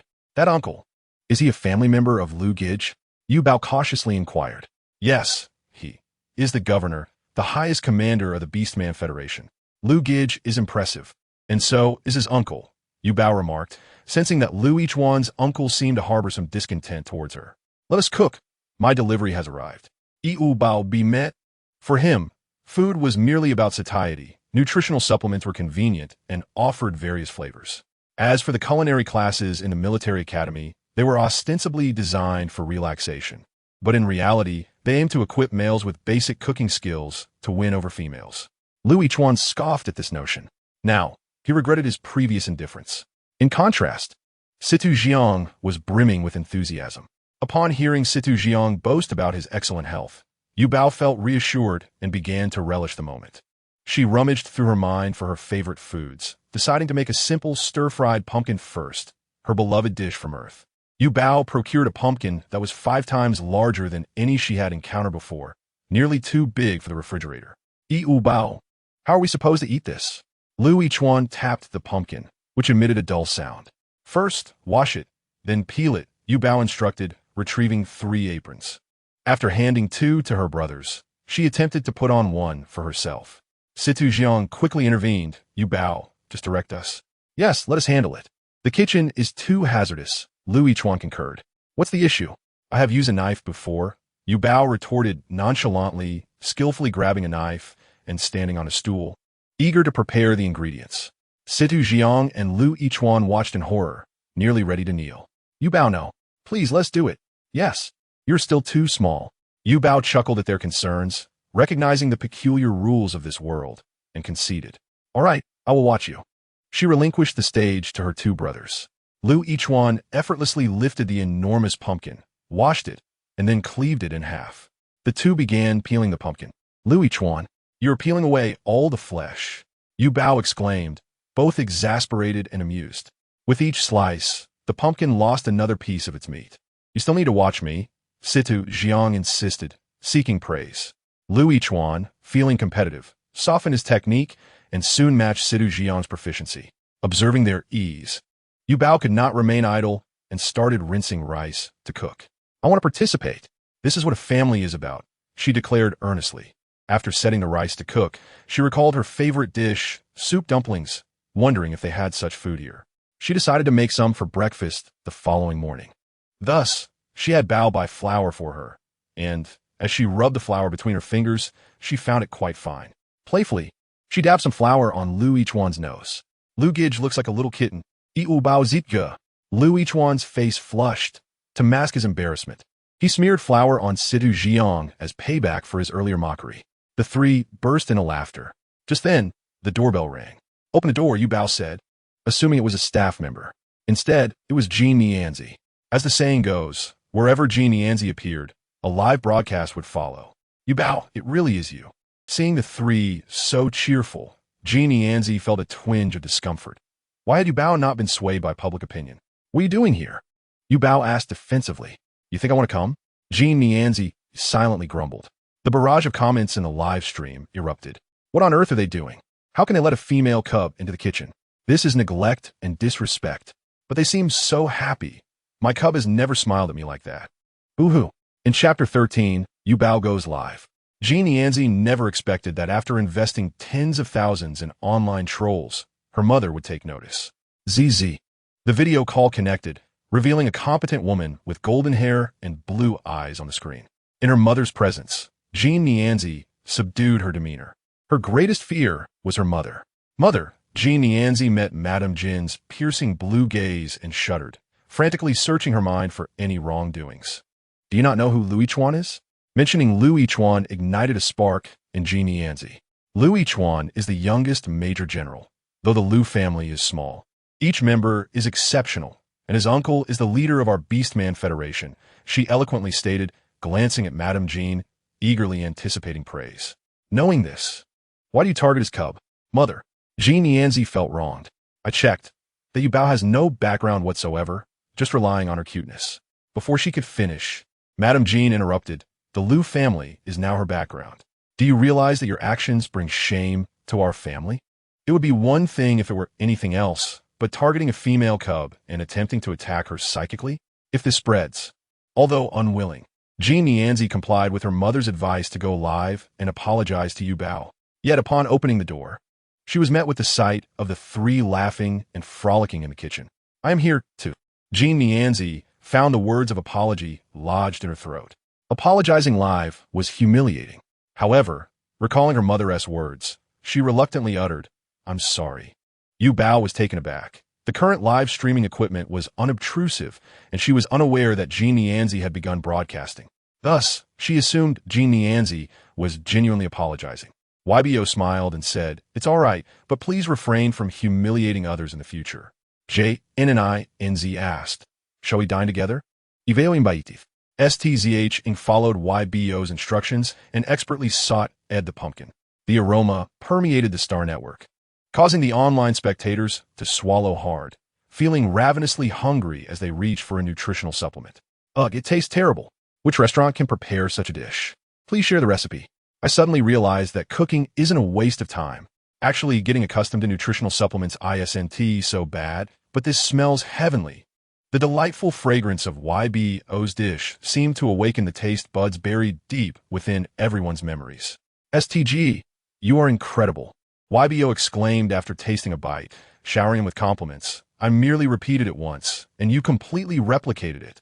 Iveo, it's your excellent teaching and the quality pumpkin you chose, Stzing said, his face slightly flushed, disregarding Chuan, who was still nearby.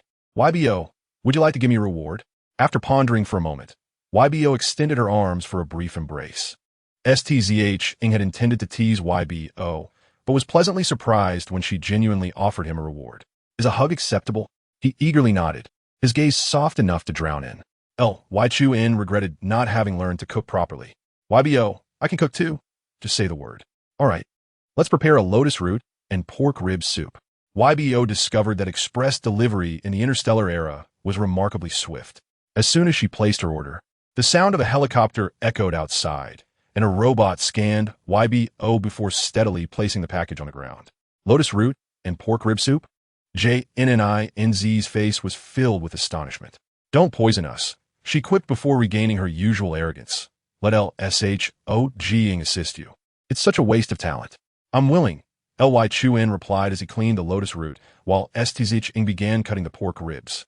Add this and this. YBO quickly assessed the spices they had purchased. Chuan asked Stzing to step aside, taking on a role of head chef. Add a suitable amount of salt, YBO instructed.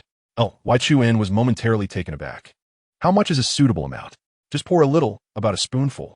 Chuan cautiously poured a spoonful of salt, treating each step with the utmost care, as if he were defusing a bomb, which amused YBO. LG. The most important aspect of cooking is to be relaxed. The comments in the chat erupted with enthusiasm. This little one is too adorable. I want to be her fan. JNNINZ. Feeling neglected as her own follower count dwindled in favor of YBO's, was infuriated. Seeing her guardian salivating, she slapped him in frustration. Mies. Upon noticing JNNINZ's anger, YQ immediately knelt down. The sound of the slap drew YBO's attention, and she was startled by the scene before her. Have I ever mistreated you?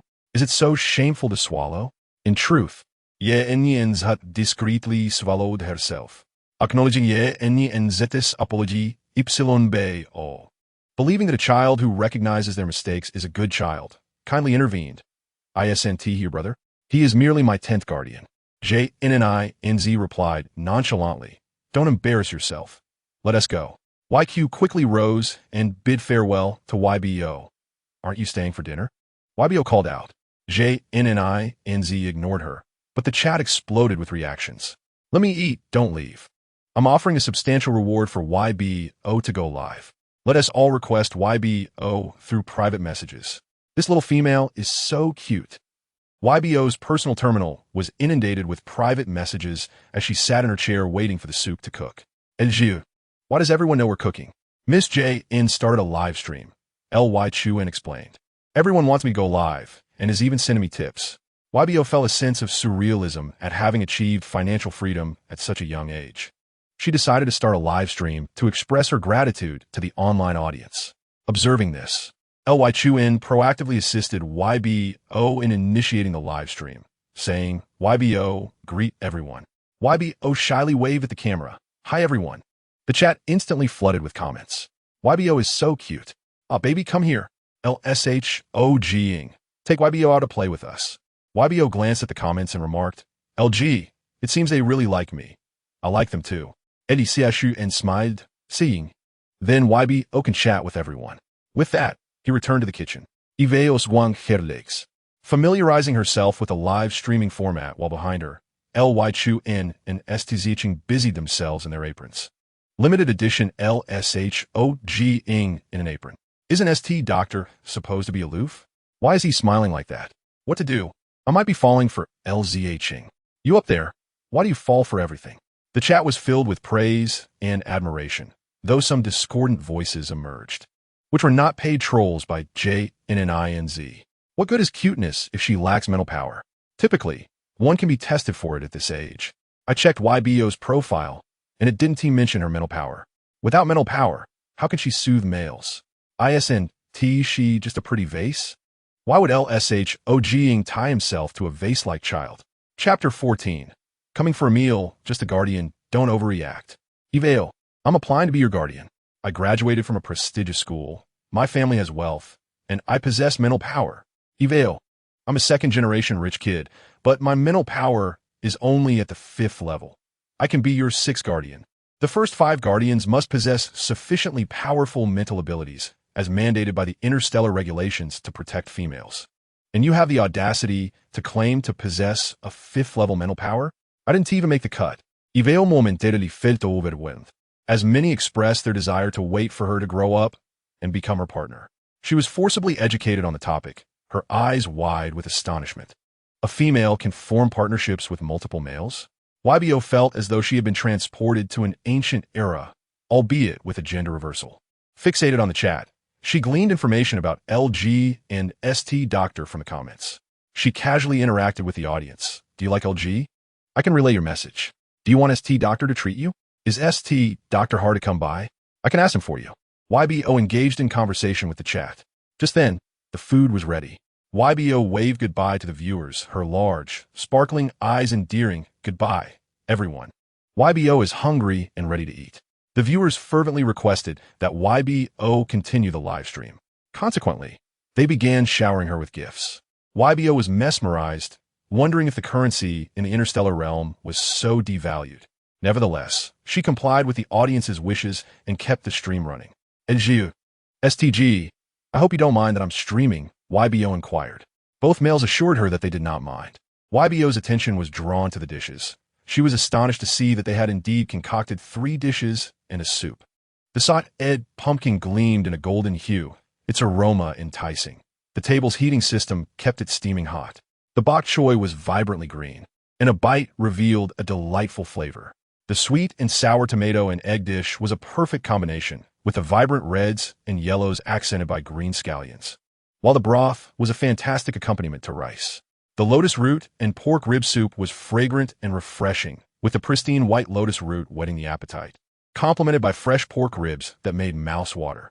Ly Chuan fastened a bib around YBO, the yellow duck bib, making her appear even more adorable. Steaming rice was served, and Stzing filled a bowl for YBO. Just as she was about to pick up her chopsticks, she noticed that neither of her older brothers had served themselves. Aren't you eating? Iveo asket, passive. I will serve you until you finish, Lu Ichuan remarked. Then turned to Situ Zhang, you are a guest, so please sit down and enjoy the meal. Situ Zhang refused. I will definitely become Yu Bao's elder brother. It's merely a matter of time. Yu Bao sighed, raising the tension between the two. You both claim to be family, yet your actions make me feel estranged.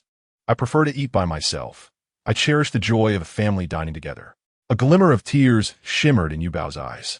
Lu Chuan and Situ Zhang hurriedly apologized and took their seats beside her after serving rice. Serving their wife and female offspring is an essential skill for every beastman. Yet Yu Bao's declaration left them at a loss. Although Yu Bao insisted on dining alone, they could not refrain from serving her vegetables. Yu Bao remained silent, happily gnawing on ribs, savoring each bite. The delightful aroma captivated the viewers in the live stream. At that moment, the doorbell rang. Yu Bao wiped her hands. Could it be Jean Mianzi again? It was Duke Luan. Yu Bao glanced at him and asked, "Shall we open the door?" "Let's," she murmured, recalling how Luan had left her brothers in a state of near collapse, feeling a tinge of anger. "Yu Bao, have you received the gift I sent you?" Luan inquired, dressed casually. That entire wardrobe of pink dresses was from you?" "Goodness, when I opened my closet, I was almost blinded by a pile of pink, jewel-adorned dresses. I thought they were prepared by the staff." "Do you like them?" Luan asked, having consulted many people who eagerly recommended pink dresses, assuring him that female offspring adored them. "Duke Luan, your taste is rather youthful," Yu Bao replied, uncertain of how to respond. While she did like them, an entire wardrobe of pink was overwhelming. "You've worked hard. Would you care to sit and have a bite?" Yu Bao offered politely. To her surprise, Luan was anything but polite. He sat down and instructed Lu Chuan to fetch him a set of utensils. He had taken a few days off to rest at home and stumbled upon Yu Bao's live stream, and the tantalizing aroma compelled him to arrive at her estate. The barrage of comments erupted. "Duke Luan, I have never been so envious of Duke Luan. Is the food delicious? Can I get some leftovers?" Complaints filled the chat. Luan took a bite and could not stop, originally intending to wait for Yu Bao to finish before he ate. Lu Chuan and Situ Zhang felt no need for restraint. They realized Luan had quite the appetite, and they might miss out. Once Luan saw Yu Bao had eaten her fill, he burped contentedly and asked, "Can I take some home?" "Absolutely not," Lu Chuan and Situ Zhang exclaimed in unison. The three of them vied for the remaining food, even reaching for the serving plates. Yu Bao watched, laughing heartily, relieved that there was plenty to go around. What exactly is Yu Bao's background? Why is the Duke associating with her? Could she possibly be Duke Luolan's illegitimate daughter? Duke Luolan, nearing 2 centuries old without a wife, had raised concerns about his uncontrolled demeanor among the Federation's citizens. Luolan glanced at the comments, silently shutting off the live stream, prompting immediate complaints from the viewers. "See, you've angered Luolan.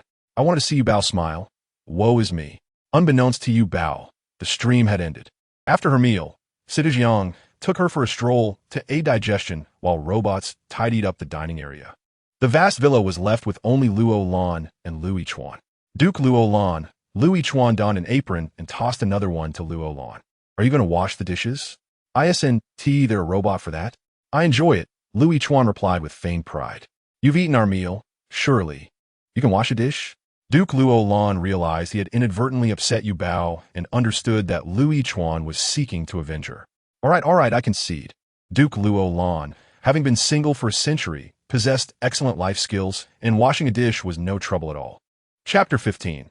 Let me see your beast form after acquiring a house. Yu Bao finally felt a sense of belonging in this new world. She changed into the loungewear prepared for her by Lu Chuan. Situ Zhang, with his healing hands, braided her hair into 2 small pigtails. As Yu Bao wandered around the estate, she found it hard to believe. "Situ Gidge, can you check if I'm dreaming?" she said, patting his hand. Situ Zhang smiled as he opened Yu Bao's personal terminal, revealing her personal information. "This is your asset. No one can take it from you." He pointed out her estate's address beneath her profile picture. "I can't believe I started with a manor." Yu Bao touched her head and laughed. "Situ Gidge, do you know? When I was living under others' roofs, I longed for a little house to call my own." Before her journey to this world, her goal was simply to be warm and well-fed and to possess a small home. She thought this dream was far from reach. Yet now an entire expanse of mountains belonged to her, and the Federation government would supply her with resources, sparing her from the worries of survival. If only Grandma were here, she would surely love it. Aside from the lack of delectable cuisine, with Grandma's skills, she could whip up a feast in no time. Situ Zhang's expression turned serious. "Yu Bao, have you thought of something?" Yu Bao felt embarrassed, having inadvertently let something slip. She covered her mouth and shook her head. Situ Zhang understood and shifted the topic. "Do you enjoy the Beastman Federation?" Yu Bao nodded, hopping from one small stone to another. Yes, you all treat me very well. Situ Zhang realized that Yu Bao likely had not lost her memory. Otherwise, how could she recall such intricate cooking steps? Yet, if she was unwilling to speak, he would not press further. Situ Gij, is your beast form really a goat? Yu Bao Sudeli Inquit? Curious about the differences between goats in this world and those from her previous life. Situ Jiang's face flushed as he asked, would you like to see? Yu Bao nodded vigorously, having always adored small animals, who had also been fond of her in her previous world. Situ Jiang, bashfully, suggested, shall we go to my room? Lu Yichuan wished to follow Yu Bao, but Situ Jiang shut the bedroom door, blocking Lu Yichuan's view. This is our secret, Situ Jiang grinned mischievously. Open the door. Lu Yichuan, usually calm, was suddenly ignited with curiosity. Was there some hidden quirk? The door was not locked, and after a moment of contemplation, he decided to burst in. Bang! The door swung open, revealing a pleasantly surprised Yu Bao and a transformed Situ Jiang in his beast form. Elder brother Lu, where did you get in? Yu Bao stuk Situ Zhang Pistin Fe. Situ Jiang's beast form differed somewhat from the goat she knew. His soft white fleece and sharp horns, combined with his larger stature, made him stand tall and proud, especially under the gaze of the female offspring. So adorable. Situ Gij, your fur is so soft. Yu Bao generously showered him with compliments. Lu Yichuan's expression darkened. Yu Bao, how could you?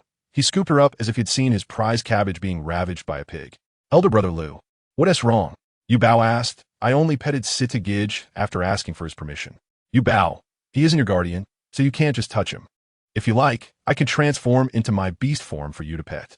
Yet, he wondered if his beast form would frighten her. Yu Bao marveled, wow, that's amazing.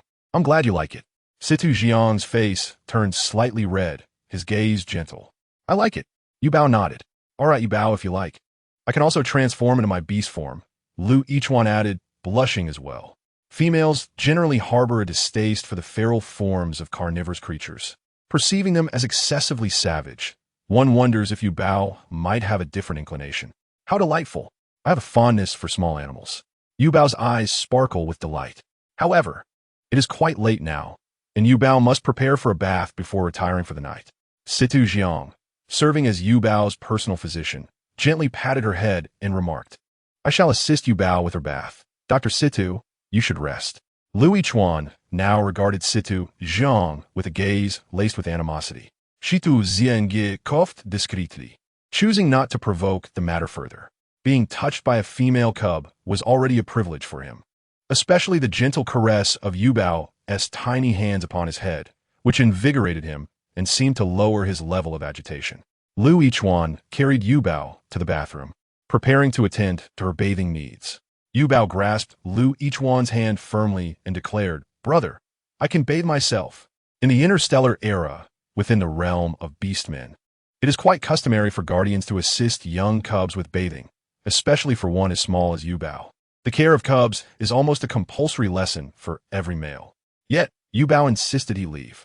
The sight of Yu Bao joyfully stroking Situ Jiang's beast form struck a stark contrast in Lu Yichuan's heart, leading to a profound sense of discontent.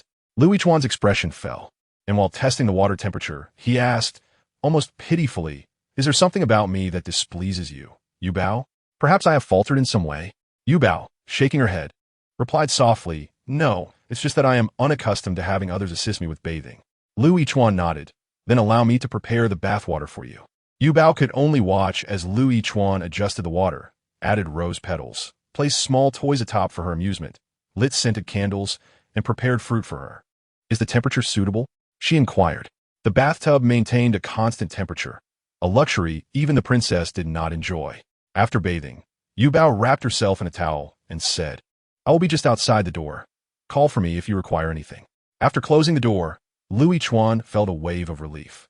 Yu Bao sighed deeply, shedding her clothing and immersing herself in the water.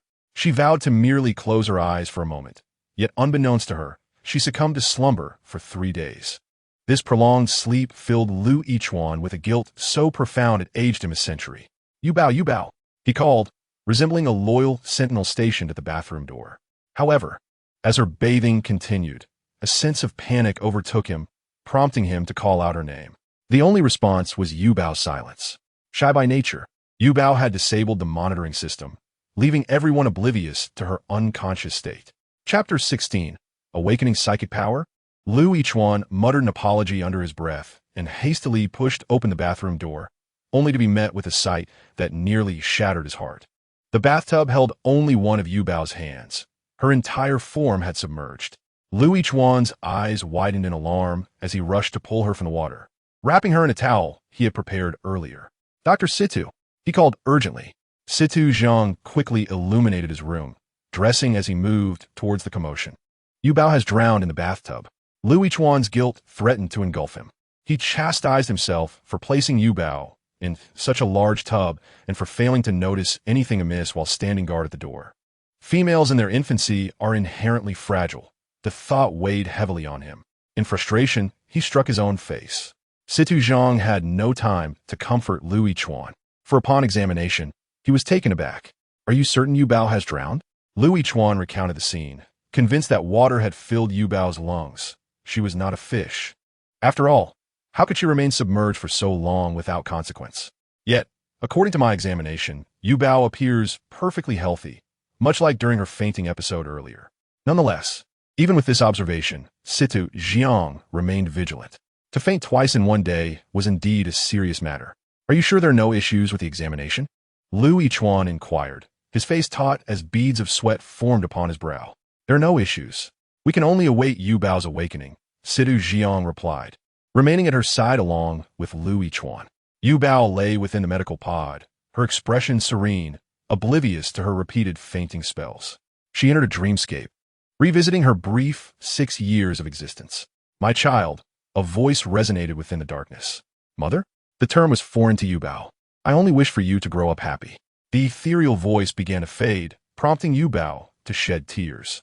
Was her mother in this world, surrounded by void? She felt the absence of companionship. Once the voice vanished, she was left alone again. "Yubao, Yubao," called the voice, urging her to awaken. "Brother Lu," Yubao greeted weakly, a smile gracing her lips as she noticed the dark circles beneath Lu Yichuan's eyes, unable to suppress a giggle. "Brother Lu, did you not sleep well last night?" "Not just last night. He has been restless for 3 days," came the unspoken truth. "Thank goodness, Yubao has awakened.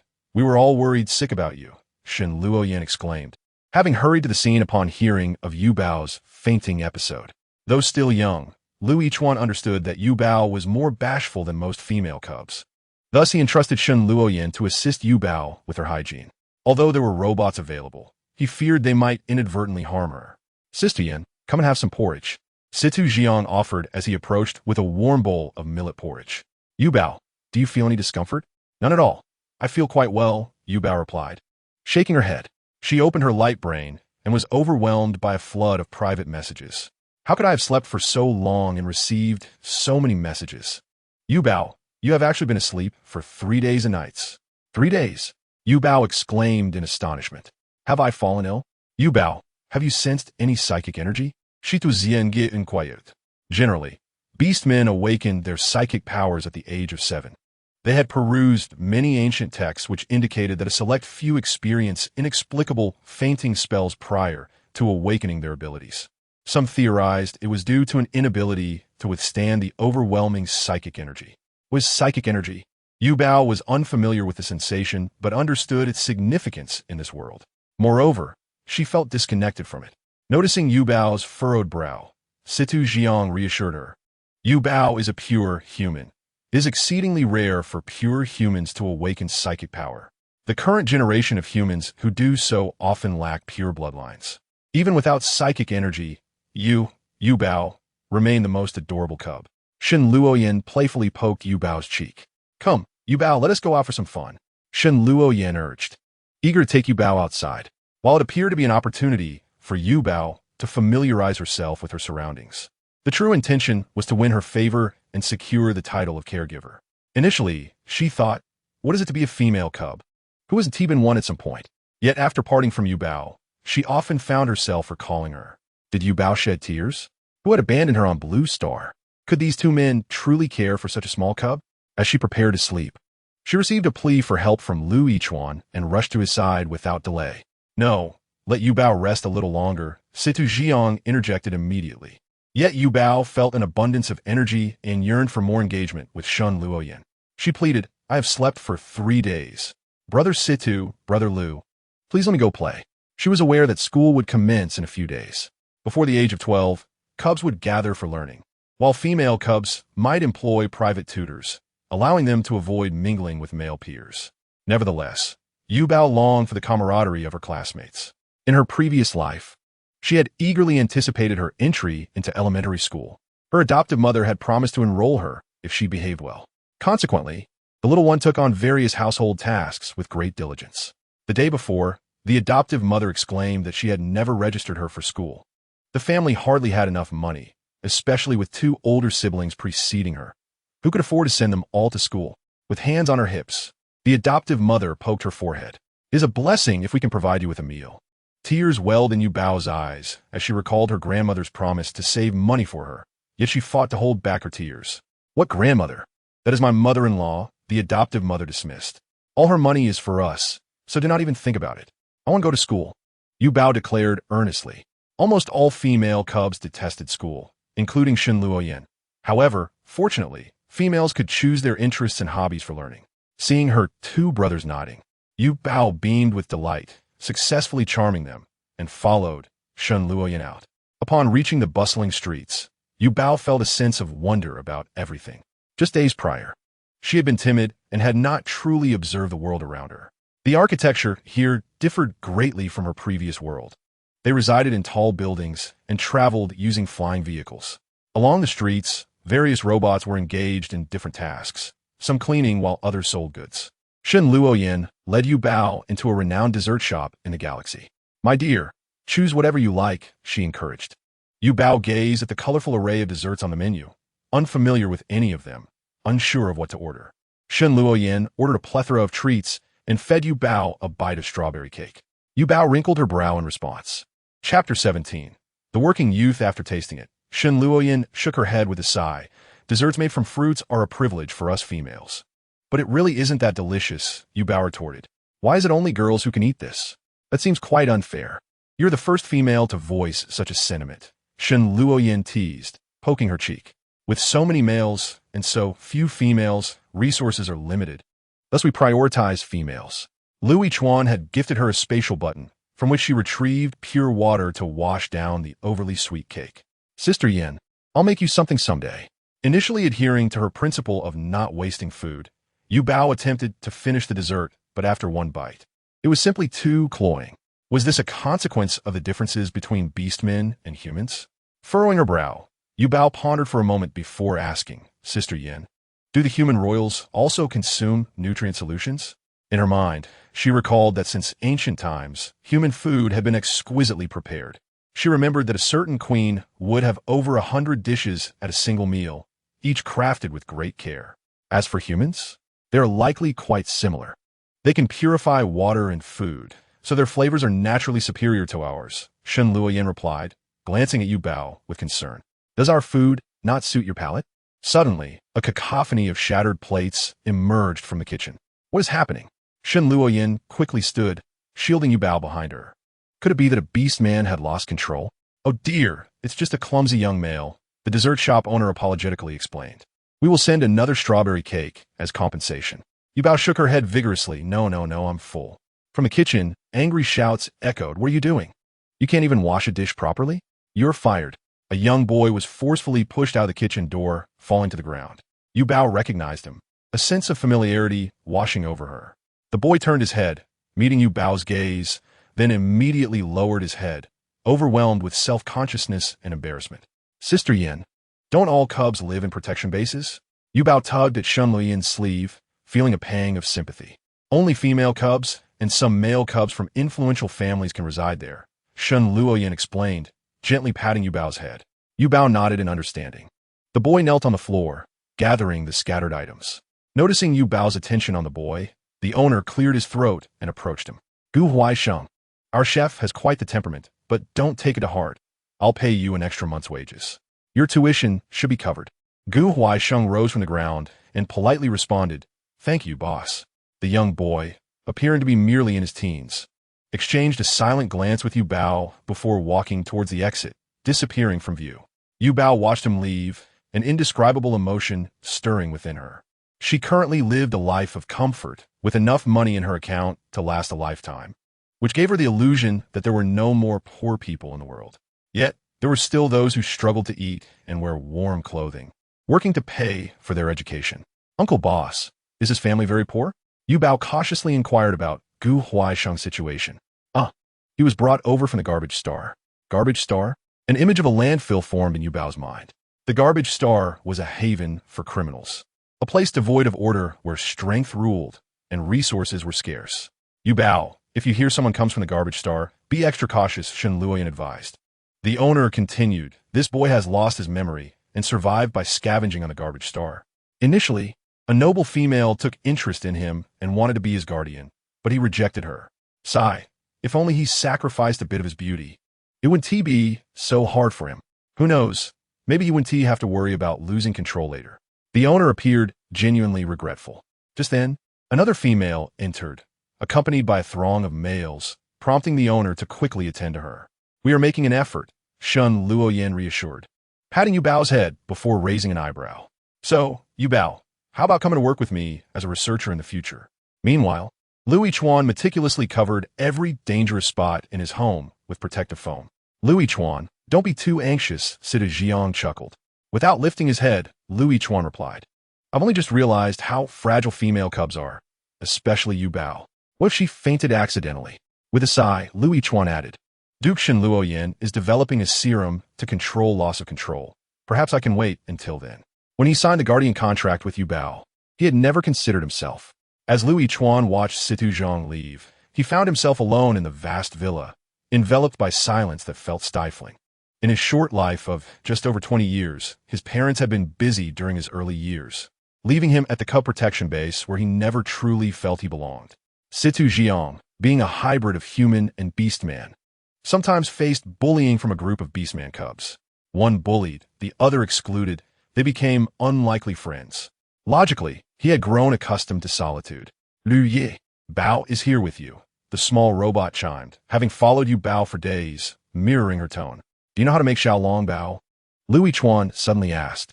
After searching, the robot replied, keyword Xiaolong Bao have led me to ancient records. Lu Yichuan opened the document and found the steps overly complicated, explaining why it had been lost to time. Nevertheless, he persevered, attempting to create Xiaolong Bao according to the ancient recipe. Yu Bao had shared simpler steps with the robot, which contrasted with the intricate process he had found. Fearing mistakes, Lu Yichuan ordered copious ingredients online. After several failed attempts, he finally crafted a reasonably decent Xiaolong Bao. Just then, he received a message. Upon reading it, he nearly crushed the successful dumpling in his hand. Chapter 18. The stingy governor, he saw Shen Luoyan embracing Yu Bao, with Yu Bao's household registration now bearing Shen Luoyan's name. Little Lu, please take care of me, for I will now be your elder sister, Shen Luoyan remarked with a raised eyebrow. I shall take Yu Bao with me first to show her my workplace and, incidentally, to assess her talents. Why would you take Yu Bao to the hospital, where there are only viruses? I took her to the research center for a visit, and, coincidentally, Yu Bao also wished to go. Lu Yichuan suspected that Shen Luoyan had coaxed Yu Bao away, so he promptly initiated a video call to Shen Luoyan. Where's Yu Bao? Yo, Xiao Lu, why is your face so pale? Shen Luoyan teased. However, Lu Yichuan chose to ignore her. Lu Gu, Yu Bao raised her hand. I am here. Did you place the fish treasure into the weight loss device? Lu Yichuan found it hard to believe, his voice elevating by an octave. Brother Lu, I merely wish to engage in some physical exercise. Sister Yin assured me that this activity is entirely safe. Yu Bao observed her body floating within the apparatus, feeling a sense of wonder, as though her limbs no longer belonged to her. Inadvertently, she let out a sneeze, and her form was propelled away. Lu Yichuan, anxious for her safety, feared she might collide and sustain an injury. Oh, how rare indeed. After a brief period of play, Yu Bao began to experience a wave of dizziness, her vision blurring as she felt herself teetering on the brink of collapse. Surely, I shan't faint so soon after awakening? Fortunately, Yu Bao was caught by Shen Luoyan, who was also taken aback. Yu Bao, are you experiencing low blood sugar? Are you feeling all right now? Shen Luoyan produced a candy for Yu Bao. It was quite delightful. Yu Bao shook his head and stood up from Shen Luoyan's embrace. exclaiming that this place was wonderfully entertaining and suggesting that they should return again next time. This place resembles a gym, yet it is far more enjoyable than a conventional fitness center. A few gentlemen, relying on their acquaintance with Shen Luoyan, approached in an attempt to greet Yuba. Duke Shen, who might this be? She is my newly acquainted sister. You are over 100 years old. You could easily be a grandmother, a male teased. Sister Yin is still quite young. She's merely an elder sister. Yuba quickly interjected, fearing that Shen Luoyan might feel disheartened by the remark about her age. Little sister, I was just joking. My apologies, the male said, bending down to apologize upon seeing the female juvenile's displeasure. All right, we shall return next time. Come along, Yuba. Lu Yichuan steamed some small buns and replicated the dishes from yesterday. It must be said that Lu Yichuan possesses remarkable learning abilities. He knows that Yuba has a sweet tooth and added an extra spoonful of sugar. He sampled a bite and thought it should suit Yuba's palate perfectly. The dining table retains warmth, so there is no concern about the dishes getting cold. I can smell the delicious aroma of the dishes. YBO joyfully exclaimed. SH and Lu Yan also, somewhat disappointingly, swallowed hard. Yesterday, Lu LN had sent them photos, which she had glanced at hastily and found rather ordinary, with nothing particularly remarkable about them. However, upon seeing and smelling them today, her stomach grumbled. Hats off to LOD. Who is your little brother? Ly Chuin gently placed YBO onto a chair. I feel as though I can still detect the aroma of the steamed buns. YBO's little nose twitched. Ly Chuin chuckled lightly and presented 6 small steamed buns. These petite buns were plump and white, exuding a rich meaty fragrance. With a single bite, they burst with savory juices. YBO gasped in surprise, unable to believe that Ly Chuin had truly made them. Possessing a remarkable memory, she had perused several cookbooks, and now, with her eyes closed, she could recall much of what she had read. She resolved to jot down the dishes she adored. After taking a bite, YBO could not help but shake her head in amazement. This is the allure of fine cuisine. SH and Lu Yan, harboring a hint of skepticism, took a bite and her eyes widened in astonishment. She had never tasted anything so exquisite. Who exactly invented the nutrient supplement? Shen Luoyan, disregarding her refined image, hurriedly devoured her meal. Yuba, addressing Lu Yichuan, said, would you like to start a live stream for a few minutes? Your fans are quite anxious since they know you have been in a coma for 3 days. Yuba nodded, and, as she commenced the live stream, the viewer count surged dramatically. I'm perfectly fine, she remarked, chewing on a bun while engaging with her audience. This, my friend, she said, lifting a small bun for emphasis, is a Xiaolong bao, made by my elder brother Lu. Oh my goodness, they're both adorably charming. The Xiaolong bao and Yuba alike. Is this delicacy truly as delectable as it appears? It should be quite similar to the nutritional supplement with a white flour flavor. Before the camera, Yuba graciously praised Lu Yichuan. She was aware that Lu Yichuan had been feeling guilty about her fainting incident, taking the blame upon himself. The viewers in the live stream began to request Yuba to hold a lottery, offering a chance for them to taste a little of it. Yuba glanced at Lu Yichuan. It's fine to give away a few. Upon receiving Lu Yichuan's consent, Yuba packed 6 buns into a box. Let us draw a lucky audience member. YBO expressed a sense of regret, stating that in a few days he would prepare a little more. Should everyone find it appealing? The live stream boasted hundreds of thousands of viewers, creating an atmosphere of palpable tension as one fortunate audience member would be selected. The chosen one would have the opportunity to connect with him via video. What an unexpected twist. To be able to savor the delectable baozi is already a blessing. And to additionally have the opportunity to connect with YBO is truly fortuitous. The package has already been dispatched and should arrive on this planet in a few minutes, Yuba remarked, taking a sip of soup with the spoon handed over by Yichuan. Who exactly received it? Quickly initiate a connection. Let me witness the extent of my fortune to be chosen. Jealousy has transformed me beyond recognition. Observing the chaotic demeanor of everyone, Yuba swiftly sought to pacify them, saying, please do not be upset. Perhaps the Xiaolong Bao does not suit your taste. If you enjoy it, I will hold a lottery when time permits. I will share the ingredient list and the procedure shortly. Ha ha ha, just teasing you, Yuba. We are all emotionally stable adults. So, who exactly has received it? The magistrate gazed contemplatively at the exquisite box in his hands.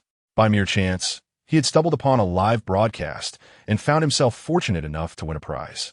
Perhaps they are reluctant to engage in a collaboration, Yuba remarked. How stingy. It would be better to grant the opportunity to me. As a culinary blogger, I can compose a detailed review of several thousand words. Uncertain of who has been selected, is indeed a squander. The miserly governor. He slowly tapped the application to join the live stream. Chapter 19, Her Majesty the Queen. Yuba chewed on her rice, her eyes glancing intermittently at the live broadcast interface. It was amusing to discover that even in the Interstellar era, people had so many memes, some of which Yuba was already familiar with. It remains unknown how much time has elapsed since Yubao's own era, as she observed netizens commenting, "Why can't my ancestral grave emit even a wisp of smoke? I truly yearn to savor this soft and fluffy delicacy. It is utterly frustrating. Who uttered that dining is a waste of time?" Initially, I had grown accustomed to it, but the moment I caught a whiff of that enticing aroma and beheld the delightful way YBOMIMIA relished her meal, tears inexplicably streamed from my mouth. Regrettably, I was unable to savor the delectable buns from YBOMIMIA's abode today, leaving me feeling rather disheartened. Since the fortunate audience is unwilling to reveal themselves, let us conclude today's live broadcast, Luan declared. Upon noticing YBO's nod, he promptly ended the stream, disregarding the outcry of countless netizens. The governor had mentally prepared himself to request a connection, but just as he clicked, the live broadcast was abruptly terminated. A tinge of disappointment washed over him. Yet reflecting on prior conversations with Luan, he deemed it prudent to avoid a meeting. "Your Excellency, the Queen of the human royal family cordially invites you to a banquet," announced a sternly dressed male figure who approached. Concealing the small steamed buns delivered by YBO beneath his robe, the governor regarded the newcomer.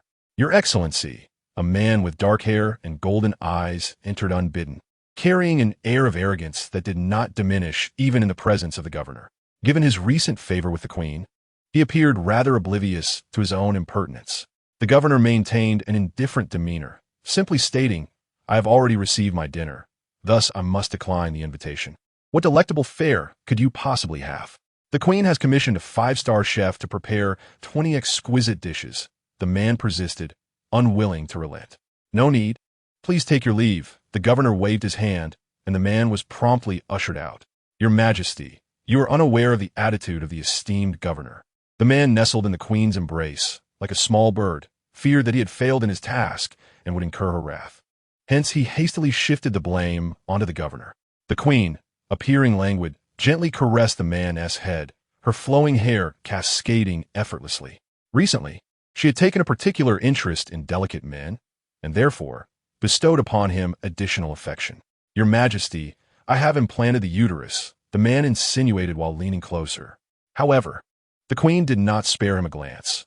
She activated her personal terminal, seemingly engrossed in something, and then delivered a sharp slap across the man's face. He gazed at her with a sense of grievance, a single tear escaping his eye. "Has your Majesty encountered some troubles?" "Fear not. Agu is willing to share your burdens." He submissively knelt. "Weren't you quite formidable in the Beastman Federation?" The queen's voice dripped with sarcasm. She had just received an anonymous message, and upon opening it, beheld Agu's haughty demeanor before the governor. "Do you seek to provoke discord between our nations?" Her gaze was as piercing as a blade, causing Agu to tremble in fear. "No, Agu did not," he cried, scrambling forward to clutch the queen's leg. "Agu merely wishes to prevent your Majesty from suffering further harm." Thus, Agu acknowledges his error. Yet the queen, with a heart of ice, kicked him to the ground. She had thought Agu to be relatively honest and endearing, hence sending him to summon the esteemed governor, only to provoke his displeasure. Just as the queen contemplated having Agu dragged away and stripped of his status, a delivery arrived. Upon opening it, the sharp features of the governor appeared before her. "Esteemed queen," the governor bowed respectfully, "I regret that I cannot attend our appointment this evening. This necklace is my token of apology. I hope for your forgiveness." Such eloquence, a smile graced the queen's face as she lifted the necklace, envisioning it around her neck. Meanwhile, the governor, holding the small dumplings prepared by Yuba, retreated to his chambers. Speculation swirled online regarding the recipient of this gift, as the lottery was shrouded in secrecy, leaving everyone grasping at straws. Who on earth won? Can they please reveal themselves? We are not here to fight. Thus, the terms mysterious person and dumplings trended on social media. I swear, I did not use any backdoor connections. The governor opened the package, and Yu Bao's cherubic face materialized before him. Hello, lucky viewer. I hope you enjoy this, she said, and the image flickered out of existence. The governor coughed lightly. She was indeed rather adorable. No wonder even his cold-hearted nephew had been melted. The dumplings still radiated warmth. The governor elegantly picked one up and placed it in his mouth. The tender texture combined with the rich juices was delightful, and before he realized it, all 6 dumplings had vanished into his belly. After washing his hands, he mused that he must seize the opportunity to visit that human child during mealtime. To be a child is such a joy. Yu Bao, I must return to work, Shen Luoyan proclaimed as she swiftly mounted her flying device. In truth, females need not work at all, considering their status, not to mention the monthly female allowance that is more than sufficient, coupled with the significant gender imbalance. Each female is followed by numerous males vying for their favor. If a female were to seek employment, it would suggest something amiss, likely indicating male abuse or incompetence at home. The Federation would investigate the male in question, and if abuse were found, he would be imprisoned. If he were merely useless, he would be dismissed, allowing the female to choose more capable males. It can be said that females in the Beastman Federation are akin to flowers in a greenhouse, delicately nurtured. However, Shen Luoyan scoffed at this notion. Must females be caged? She was strong and desired to carve her own path rather than hide behind the protection of males. A stroll after meals leads to longevity, Yu Bao chattered merrily. Longevity? Lu Yichuan queried, perplexed. Realizing she had spoken too quickly, Yu Bao corrected herself. Oh, I meant living to 990. Lu Zijuan Juka, Yu Bao. Where did you hear such things? Brother, what is your current instability level? Yu Bao suddenly inquired. Why the sudden question? Lu Yichuan felt a twinge of anxiety. Did she not want him to be her guardian? Not wanting to witness her brother's instability, Yu Bao felt a pang of sorrow, her nose tingling. 28, Lu Yichuan answered, unable to lie before the innocent child. 28 was a mere 72 away from 100. Though he was still in his 20s, this instability level was quite significant for someone his age. If I lack psychic power, can I not soothe my brother? Yu Bao expressed her worries. Chapter 20. The young lady who eats leftovers. Lu Yichuan's face flushed crimson, resembling a ripe apple. Yu Bao, you wish to comfort me? Yu Bao nodded earnestly. I do not want my brother to lose control. I swear, Yu Bao, I harbor no improper intentions towards you. Yu Bao's brow furrowed in confusion. Lu Yichuan pondered that perhaps Yu Bao was unaware of the conditions for lowering instability levels and felt a surge of emotion. Yu Bao, this is not something for you to fret over. Just grow up happily. In the future, many outstanding males would surely admire Yu Bao. At this thought, Lu Yichuan's heart tightened. The mere idea of a multitude of young males trailing after Yu Bao made him want to confront them. What if you were deceived by a scoundrel? He would send that male to prison. No, first he would teach him a lesson before imprisonment. There is no rush. Yu Bao, you have 400 or 500 years ahead of you to enjoy life. Know what you want to do, and your brother will support you wholeheartedly. Lu Yichuan affectionately ruffled Yu Bao's dark hair, smiling. Yu Bao, Genezi called out. Yu Bao turned to face Genezi. Do you need something? In the presence of this somewhat perilous female child, Lu Yichuan lifted Yu Bao securely into his arms, providing her with a sense of safety. Miss Jean, Lu Yichuan spoke in a cool tone. Genezi could not help but glance at Lu Yichuan's face, yet she understood that their paths could not converge. She was a sensible female, having realized her previous recklessness, and, upon learning that even Duke Shen Luoyan had become Yu Bao's guardian, she knew she could not continue to regard Yu Bao as a rival. There are plenty of males in the Federation. I am not particularly loyal. The 10-year-old Genezi thought quite clearly. I will not steal your guardian, she stated. I watched your live stream during dinner. She would not admit that she nearly drooled. Really? Was that small delicacy truly so delicious? Genezi suddenly regretted not having dined at Yu Bao's home. You watched my live stream? Yu Bao scratched her head. Can I have a taste of that white flour dish? Genezi asked somewhat awkwardly. She had sneaked out alone without her guardian and had unexpectedly encountered Yu Bao. If her guardian were to see her in this state, it would be disastrous. What a pity. I have none left, Yu Bao shyly replied. I sent one to Brother Situ. Having finally mustered the courage to ask, Genezi felt a tinge of shame, her eyes reddening. Not a single one left. In truth, I have little desire to eat. It is the guardian at home who craves food. For their sake, I thought to inquire with you. I have no appetite at all. I am the eldest daughter of the Jean family, and there is nothing to eat at home. I merely find your little trinket somewhat intriguing, as I have never seen anything like it before. How amusing. If I desire food, my mother will undoubtedly summon someone to prepare it for me. Jean Nianzi feigned indifference. We have no more Xiao Long Bao, but we still have leftover dishes from dinner. If you don't mind. Yu Bao could see that Jean Nianzi was on the verge of breaking down and kindly interrupted her. What? You expect this young lady to eat your leftovers? Jean Nianzi's expression shifted dramatically. No, I didn't mean that. Yu Bao waved her small hand, clarifying her intentions. Indeed, it would not please a young lady to dine on my leftovers. Consequently, Jean Nianzi placed her hands on her hips and haughtily declared, Well, it's not entirely impossible. Since you have so graciously invited me, I shall reluctantly accompany you. Yu Bao. Thus, Jean Nianzi followed Yu Bao and finished off the leftover dishes. She slumped in her chair, letting out a satisfied burp, and lazily remarked, Yu Bao, it's all your fault. If I starve in the future, it will surely be because of you. Do not faint again. Jean Nianzi raised an eyebrow and stated, returning to her usual arrogant demeanor after satisfying her hunger. Though Lu Yichuan is the man of my dreams, I must advise you not to be overly kind to males. Otherwise, they will surely climb over you. Jean Nianzi cautioned, asserting that penalties must be enforced. After you fed me, you still speak ill of my brother. Yu Bao, feeling slightly irked, pushed Jean Nianzi out the door. Jean Nianzi, however, was unbothered. She waved her hand dismissively and departed, leaving Yu Bao to deal with the aftermath. Indeed, Lu Yichuan felt guilty once more. Miss Jean, what you say is true. It is my fault for not watching over you properly. You may punish me. Lu Yichuan lowered his head, stating, If you do not wish to punish me, then make a request, and I shall fulfill it, as long as it is within my power. Any request? Upon seeing Lu Yichuan nod, Yu Bao grinned mischievously. Then I shall punish you to rise early tomorrow and prepare my bento. Though the food in the Star Realm is rather unimpressive, the bento boxes are capable of retaining warmth, and the delivery is also insulated, making it quite convenient. Bento? Here. The Orc-S bento typically contains just a nutrient stick meant for a quick snack, with perhaps a bit of fruit added. This is what the bento looks like. Yu Bao took out a brush and sketched a rough outline of a bento box. Understood. Lu Yichuan nodded. Then whatever dish you wish to have tomorrow, just write down the steps, and I shall prepare it. Lu Yichuan was quite confident. A confidence bolstered by the fact that he had successfully made Xiao Long Bao all by himself. The punishment for my brother is this.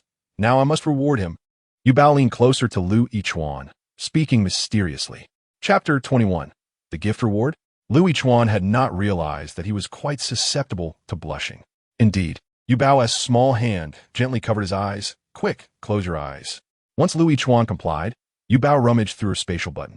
Since Duke Shen Luoyin had taken her out this time and learned about her spatial button, he had freely bought her numerous items.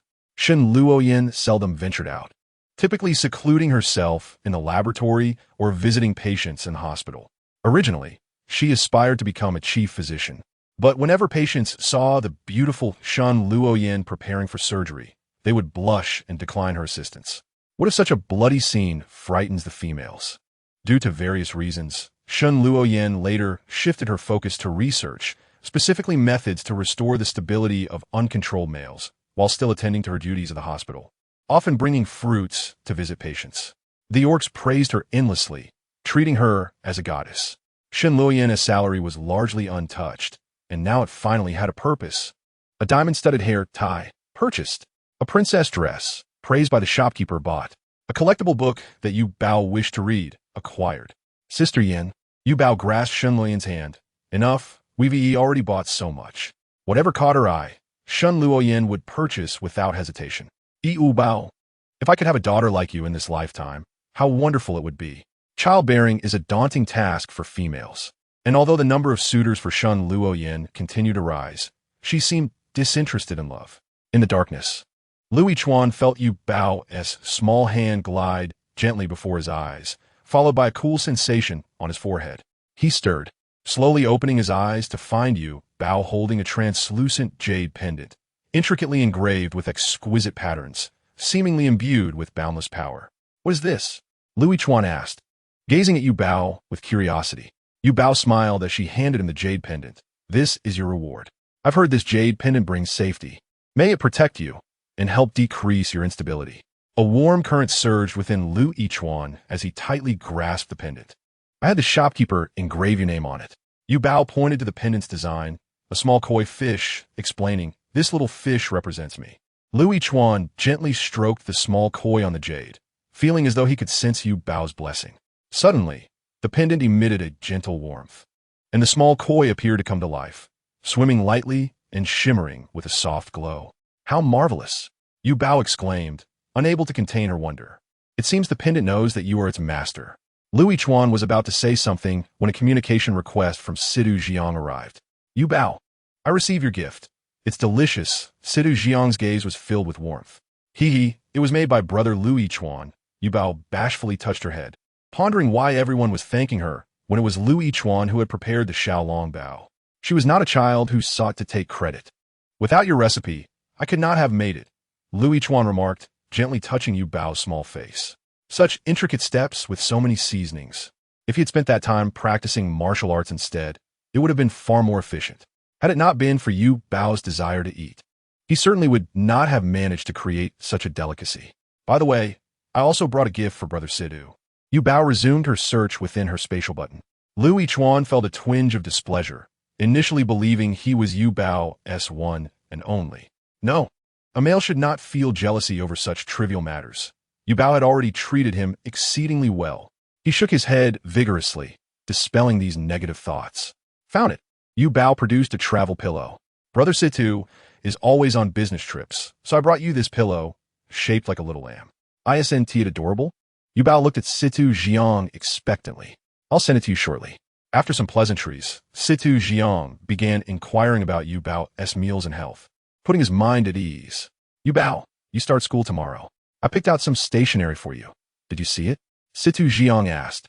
Lu Yichuan internally cursed his luck, knowing that the school would provide stationery, and having spent all his time in the kitchen, he had not bought any for Yu Bao. Now he could only watch as Yu Bao joyfully twirled around with the small backpack prepared by Situ Jiang. "Brother Situ, I love it." Though Yu Bao possessed a spatial button, carrying a backpack was something she yearned for. She believed that going to school required the ceremonial act of carrying one. At that moment, Lu Yichuan's personal terminal displayed that he had a package awaiting him at the door. Upon opening it, he discovered a complete set of school supplies and an exquisite student uniform. Lu Yichuan opened the message and saw the governor's note. "The package has arrived. Please deliver it to Yu Bao in your name." "No need. I'll deliver it myself," Lu Yichuan declined. "Are you certain Yu Bao enjoys wearing uniforms?" The governor queried, Shun Luoyan. "Do not worry. Yu Bao is very much looking forward to school, so sending her items of this nature is certainly a safe bet." "Your Excellency, do you not harbor some reservations about Yu Bao? Why then the intention to present gifts to her?" Shun Luoyan inquired, perplexed. "Do I have issues with female infants?" The governor chuckled. "My concerns lie with Lu Yichuan. Lu Yichuan's instability index is not alarmingly high. You need not fret excessively," Shun Luoyan reassured. "Moreover, Yu Bao is indeed extraordinarily adorable. Should you meet her, you might even wish to become her guardian." "A soldier is the least suited to be a guardian," the governor murmured, unless Lu Yichuan were to relinquish his position as a major general to take on a logistical role. He had not contemplated the possibility of losing control one day and harming the little female. The governor closed his eyes. He spoke the truth, leaving Shun Luoyan at a loss for words. "The gift for Yu Bao? Is it from Brother Lu?" "No, it is from my uncle." "You may refer to him as Your Excellency or simply Uncle," Lu Yichuan clarified. "Then Yu Bao, remember to rest early. I have prepared a soothing aromatherapy for you to place beside your bed." After Situ Jiang concluded the video call, he gazed at a small bun set before him. His eyes dimmed. He yearned to be openly by Yu Bao's side rather than under the guise of a nutritionist. Yet, contemplating his own inadequacies, he resolved firmly. "Are you truly going to the garbage star? With your abilities, you would undoubtedly be flayed alive," a male voice drawled lazily. "I certainly won't scrutinize the items, but the food is a different matter. Packages must be signed for in person. You can forget that notion." Situ Jiang paused momentarily before hastily striding toward the door. Chapter 22. The master of serving water, Situ Jiang, gifted adorable stationery and a white and pink backpack, while the governor bestowed minimalist stationery and a beige backpack, along with a blue and white sailor suit. "Does Your Excellency know my size?" Yu Bao inquired, touching her head. Shall we give it a try? Lu Yichuan had to concede that his uncle was far more considerate than he had anticipated. However, he had previously held reservations about becoming a guardian to a human infant. Now, with gifts being exchanged, did he also wish to assume that role? With this thought, Lu Yichuan quickly purchased a pink and white sailor suit online. The delivery was remarkably swift, arriving within minutes. When Yu Bao emerged clad in her little dress, Lu Yichuan eagerly thrust it into her arms. Yu Bao, try this on. It complements your backpack splendidly. Lu Yichuan had ulterior motives. He hoped Yu Bao would wear his dress to school. Indeed, Yu Bao compared the styles of the two dresses, noting only the difference in color. Is this dress also a gift from your excellency? No, this is from me. Overwhelmed by the multitude of gifts received that day, Yu Bao could hardly keep up. Even after her bath, she remained exhilarated, unaware of what the school in the Interstellar era taught. Nevertheless, she was determined to learn diligently, no matter the subject. Bursting with excitement, she opened her light brain and discovered numerous messages awaiting her on a platform similar to Weibo. Contemplating for a moment, she posted her first update, consisting of just a few words. Yu Bao is going to school tomorrow. So happy. Though brief, it unexpectedly trended, igniting a flurry of responses. Yu Bao has posted. She must have seen my private message. Shen Luoyan. What? Is there something you don't know about? District 1, Luo Lan. I woke up to find my home robbed. District 4, Chun Shi. Congratulations. Shen Luoyan. Thank you. District 5, Qian Duo Duo. Yu Bao, when we last met, I didn't get to speak with you. I am Qian Duo Duo, responsible for economic development in District 5. Please remember me. He included a selfie.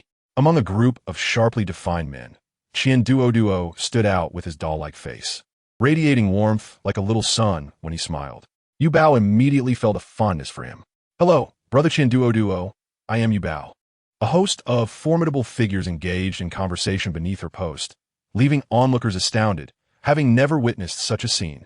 Sigh. Suddenly, I envy Major General Lu. I too wish to be Yu Bao's brother. Ordinary folks should not harbor such thoughts. Best to patiently watch Yu Bao's live stream. Desperate for Yu Bao to update with a photo of her first day at school. Waiting. At that moment, Lu Yichuan sat engrossed in a book titled How to Be an Excellent Guardian.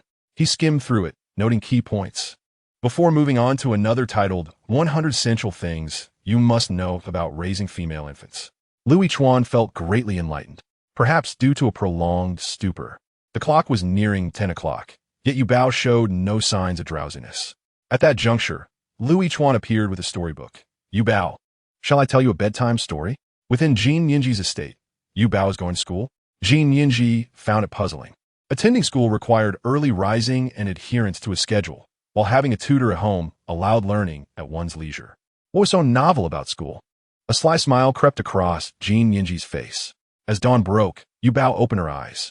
Bao also stirred from slumber, saying, Little Master Yu Bao, our school time today is at 9:30. So late? Yu Bao, unable to sleep, got up to organize her pencil case. Yes, female students do have slightly later class times. Bao et lai. Is there a distinction in school hours based on gender? Yu Bao guidit, papa. You may sleep. I wish to see what physical training entails, Yu Bao declared, dressing herself. Just then, Lu Yichuan knocked on the door. Yu Bao, are you awake? He called from outside. Yu Bao opened the door and twirled in front of Lu Yichuan. What do you think? My braid was done by Bao. I didn't expect its hands to be so nimble. From now on, I shall braid your hair. What kind of brother lets a robot braid his sister's hair? Yu Bao donned the backpack C2 Zhang gifted her, slipped into the dress Lu Yichuan had given her, adorned her head with a small accessory from Shen Luoyan, and wore the little leather shoes from Luo Lan. The side of her backpack featured a cup from Your Excellency. Several district dukes had sent her stationery, which she arranged neatly within her backpack. Yu Bao felt like a master of serving water. Brother Lu, take a picture of me. I want to post it online. She recalled the fervent requests from netizens the previous day. After capturing the photo, Yu Bao posted, Here, essay photo from my first day at school. Looking forward to it, accompanied by a picture of her standing obediently. Yu Bao, isn't it too early? The early bird catches the worm. Please maintain this frequency of updates. Thank you. Yet in Yu Bao's eyes sparkled curiosity and anticipation. Brother Lu, I heard male infants have physical training in the morning. May I observe? Lu Yichuan hesitated for a moment before affectionately ruffling Yu Bao's hair. Of course, but the training ground is not a playground. Generally, females are not permitted to enter. Why? Can't I train? Yu Bao felt her physique was weak and longed to partake in the training. Chapter 23. The old principle the training Yu Bao envisioned comprised running and exercising. Yet the training for female infants here involved far more perilous endeavors. Running and such were mere remnants of their kindergarten playtime. Lu Zichuan patienti etlai, Yu Bao. I understand your desire to enhance your physique. I will devise a training regimen for you. You need not train alongside the male infants. Yu Bao lowered her head, slightly disheartened, prompting Lu Yichuan to feel a pang of sympathy. He resolved to take Yu Bao to the training ground for a glimpse. At the Academy of the Female Protection Base, word had spread that Lu Yichuan had arrived with a female infant, prompting the principal to rise swiftly to greet him. Yichuan, it has been years. You have grown so tall. The elderly principal, with his head of white hair, was full of vigor, and his face radiated joy at the sight of Lu Yichuan, his prized pupil. As I glance at Yu Bao, the fondness in my eyes can no longer be concealed. This is indeed His Excellency Yu Bao. I am proudly your 803rd admirer, the principal teasingly remarked. When the governor reached out to him, expressing a desire to prepare a dormitory for Yu Bao, he took it upon himself to search for information about her. He stumbled upon a blurry photograph, despite its indistinctness. The round, sparkling eyes of Yu Bao sent a tremor through his heart. How utterly adorable! The old principal promptly followed Yu Bao's updates. Alas! Reflecting upon his mischievous male cubs, he sighed, "Oh heavens, why can't you bless me with a sweet and soft granddaughter?" Yu Bao, however, quickly nestled behind Lu Yichuan, peeking out with a blend of curiosity and shyness. "Principal, you are quite enthusiastic," Lu Yichuan remarked, lifting Yu Bao into his arms with a hint of helplessness. "Yu Bao, my surname is Lao. From now on, you shall call me Principal Lao." The old principal extended his hand toward Yu Bao. She shyly reciprocated, finding it amusing that the principal's surname was indeed Lao, and her fear dissipated. "Aren't principals supposed to be serious?" She quietly mused. "You have risen early, Yu Bao. Would you care to join me for breakfast? My chef has trained in the human royal kitchens, and I assure you, the flavors will delight you," the principal offered, knowing her fondness for exquisite cuisine from watching her live broadcasts. Initially inclined to decline, Yu Bao's curiosity was piqued upon hearing of the royal chef. "Brother Lu, I'm suddenly feeling a bit hungry." She tugged at Lu Yichuan's sleeve. "Then we must trouble Principal Lao," Lu Yichuan replied, reluctant to let her go. The thought of Yu Bao spending the entire day in this place without seeing him filled him with a wave of melancholy. "Yu Bao, Yichuan has informed me that you wish to witness the morning training of the male cubs. Alas, what is there to see in the brawling of those rascally boys?" The principal, fearing that the brutality might frighten Yu Bao, attempted to dissuade her. This only heightened Yu Bao's curiosity. "Principal, I truly wish to see it." Despite approaching 7 years of age, her voice retained a youthful lilt, causing the principal's lips to curve upwards in a smile. "Ah, how can I refuse such a charming Yu Bao?" he responded as if soothing a child. Thus, the principal discreetly informed the training instructors that female cubs would be observing the training today. "Run faster. You've barely completed 5 kilometers, and already you're exhausted." The burly instructor wielded a whip mercilessly, leaving a mark upon the male cubs.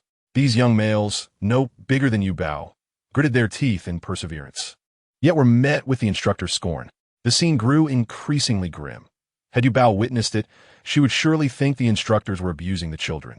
"You cannot even withstand a weighted run. How will you face the battlefield, defend your homeland, and earn the affection of the females?" The instructor bellowed, demanding they muster their spirits. After completing the run, the cubs were drenched in sweat, and their clothes were thoroughly soaked. Yet, not one shed a tear or expressed a desire to quit. For them, the weighted run was merely an appetizer, with greater challenges ahead. Little did they know that today's lesson would be delivered by the feared Professor Lian, and the smallest male cub grimaced, unsure if he could endure until the morning practice concluded. "I heard rumors that female cubs would be attending today's class. Is that true?" The eyes of the male cubs sparkled momentarily before sinking back into despair. "What female cub would want to join us smelly boys for class? If I were female, I would want to." From birth, male cubs were instilled with the notion of protecting females, for they were exceedingly fragile and could easily succumb to misfortune. Initially, Yu Bao felt indignant upon hearing this. She was no porcelain doll, after all. However, witnessing the relentless training of the male cubs compelled her to acknowledge her own fragility. Males were naturally endowed with resilience, while she felt like a mere delicate shell. Who is still chattering? Professor Lian's sharp gaze fell upon the male cubs. Chun Bao immediately held his breath, daring not to make a sound. Fortunately, Professor Lian spared him. Now, we shall engage in one-on-one combat. Imagine yourselves as the fiercest warriors. Facing your foes, those who lose shall forfeit their lunch. Suddenly, he received an urgent message from Principal Lao. Attention, in half an hour, female cubs will arrive to observe. Attention, in half an hour, female cubs will arrive to observe. Attention, in half an hour, female cubs will arrive to observe. Important messages bear repeating thrice. Professor Lian could hardly believe it. What? Female cubs are coming to watch our training?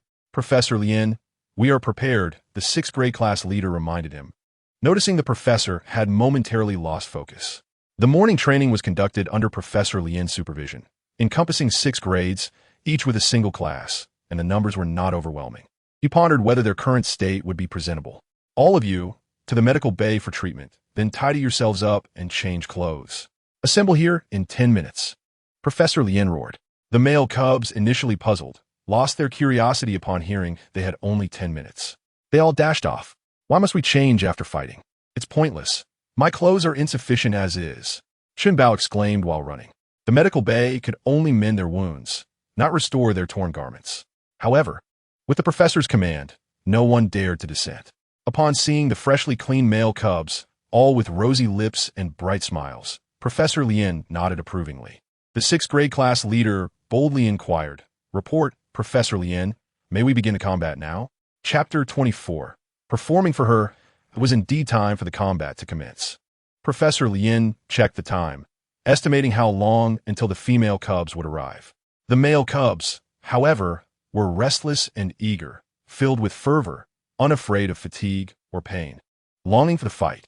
Before we engage in battle, let us first learn a new technique. Professor Lian timely adjusted the lesson plan. Thus, a group of male cubs began practicing Tai Chi suddenly. The atmosphere shifted from one of aggression to a serene exercise, leaving the combative males bewildered. Meanwhile, Lu Yichuan and Yu Bao were unaware of these developments. How about tasting this delicacy? It is said to be favored by the queen. The principal offered a pale dessert to Yu Bao. I shall feed her. There is no need to trouble Principal Lao, Lu Yichuan interjected. Is it a trouble? Can I not wish to feed her? Principal Lao glared at Lu Yichuan in indignation. Amidst their playful quarrel, Yu Bao had already popped the dessert into her mouth. It looked appealing, but ultimately it was just that, appearance. As she chewed, her little mouth suddenly faltered. Why was it so dry? It was far from the soft, sticky, fragrant sweetness she had imagined. Is it to your disliking, Yu Bao? Principal Lao inquired with concern, considering it was the principal's heartfelt gesture. Yu Bao struggled to swallow the dessert and feigned delight, replying, Yes, it's delicious. Lu Yichuan, of course, discerned her forced smile and felt a pang of sympathy, yet found her adorable, unable to suppress a gentle chuckle. Unbeknownst to him, Principal Lao had packed the dessert into a box, eager to offer it to Yu Bao. If you find it good, then here, enjoy it all. The principal had already referred to himself as Grandpa. No. YBO, trembling with fear, shook her head and sighed, lowering her gaze as she bashfully remarked, It is somewhat not to my taste. Thus, she questioned, So, when you said it was delicious, were you deceiving grandfather? The words from the old principal quivered slightly. Deceiving. YBO did not wish to be a child who lied. Yet, she also did not want to voice the truth and upset the old principal. However, it seemed that the old principal was still disheartened. Iveo, how considerate you are, the old principal said, pulling out a handkerchief to wipe his tears. You, dear child, would rather lie to bring me joy than let me feel sorrow. The old principal was deeply moved to tears. YBO suddenly became flustered. Please do not cry. Iveo, would you like to come to my home for dinner? Do you enjoy eating 11 OLingBO? I can make them for you, with LGG. The old principal perked up at once, really? I can truly visit YBO's home and taste the 11 OLingBO she makes? As the 5,308th fan of YBO, he had naturally watched her live stream. The aroma was something he had never encountered before. He had tried several takeout options that paled in comparison to this mouth-watering, soul-soothing fragrance. Unexpectedly, when he felt down, YBO invited him over for a meal. He adored this child immensely. YBO nodded vigorously. Chuan could not bear to expose the old principal's deception toward the child. After sampling some more food, YBO could only conclude that it was slightly better than the cuisine of the Beastman Federation. LGG. You and STGG could become chefs. With your current culinary skills, you would undoubtedly surpass all the chefs. YBO mused, thinking that if she ever faced bankruptcy, she would sell 11 OLNBO and stir-fried pumpkin and surely achieve great success. At the training ground for the male cubs, Chuan was taken aback. He held his head in frustration, regretting not foreseeing that the old principal would notify the professor to perform in front of the female cubs. At this moment, the devilish professor, clad in training attire, wore a benevolent expression. Yes, just like that, very good. This movement you executed incorrectly. Allow me to demonstrate. The male cubs were bewildered, wondering what the professor was testing them on as they practiced Tai Chi. Once the female cubs appeared, the male cubs understood. Wow, are they practicing Tai Chi? YBO felt a surge of familiarity upon seeing Tai Chi and eagerly wished to join the training. Yes, YBO, we usually cultivate our character this way, the old professor remarked, looking at the clean and tidy male cubs with satisfaction. Wonderful, I want to join, YBO exclaimed, raising her hand and tossing her backpack into Chuan's arms, eager to enter the training area. Evail. Chuan attempted to catch her, but only managed to grab her backpack. Are you satisfied now? He glared at the old principal and thought, you, who only knows how to perform, I shall never forgive you. Chuan silently lamented that if YBO truly joined, setting aside the early rising issue, neither the teachers nor the male cubs could constantly act along with YBO. Daily Tai Chi practice would undoubtedly hinder their training progress. The old principal was taken aback as well. Is there truly a female cub who enjoys early morning training? Even Luan, when she was young, preferred to sleep in and once feigned illness to drive away her tutor, only to be sent directly to the hospital by the tutor. Luan, no. Although YBO rushed into the training area in a moment of excitement, upon seeing so many male cubs, she began to hesitate. There really isn't a single girl. YBO felt a twinge of disappointment. Hello, the professor greeted as YBO stumbled in, her adorableness melting his heart. Such a delightful female cub. Even her running is charming. YBO would never admit she tripped on a step. She felt even more embarrassed, tugging at her clothes, unsure of what to say. Consequently, this towering figure of 2 meters bent down, attempting to appear more endearing, and bestowed upon YBO an unnerving smile. YBO was certainly not a child who judged by appearance. Yet at this moment, she felt a hint of tears welling up. The male cubs watched YBO stealthily, embarrassed to turn their heads away, all secretly relieved that they had changed into clean clothes. Otherwise, they feared scaring the little female cub away. Chuan hurried forward. YBO, actually, the usual training content is not this. Chuan decided to reveal the truth to YBO, signaling to the old principal to take the reins. The old principal, with a stiff resolve, stated, yes, today's Tai Chi practice is an exception. Previously, they engaged in real combat training, practicing marksmanship and knife techniques, and even piloting fighter jets. Wow, fighter jets! How cool! YBO's eyes widened with excitement, eagerly wishing to see what a fighter jet looked like. Chapter 25, Separation Anxiety. Evail, knives and guns are not to be trifled with. If you get hurt, we all will be investigated, the old principal said helplessly, patting YBO's head.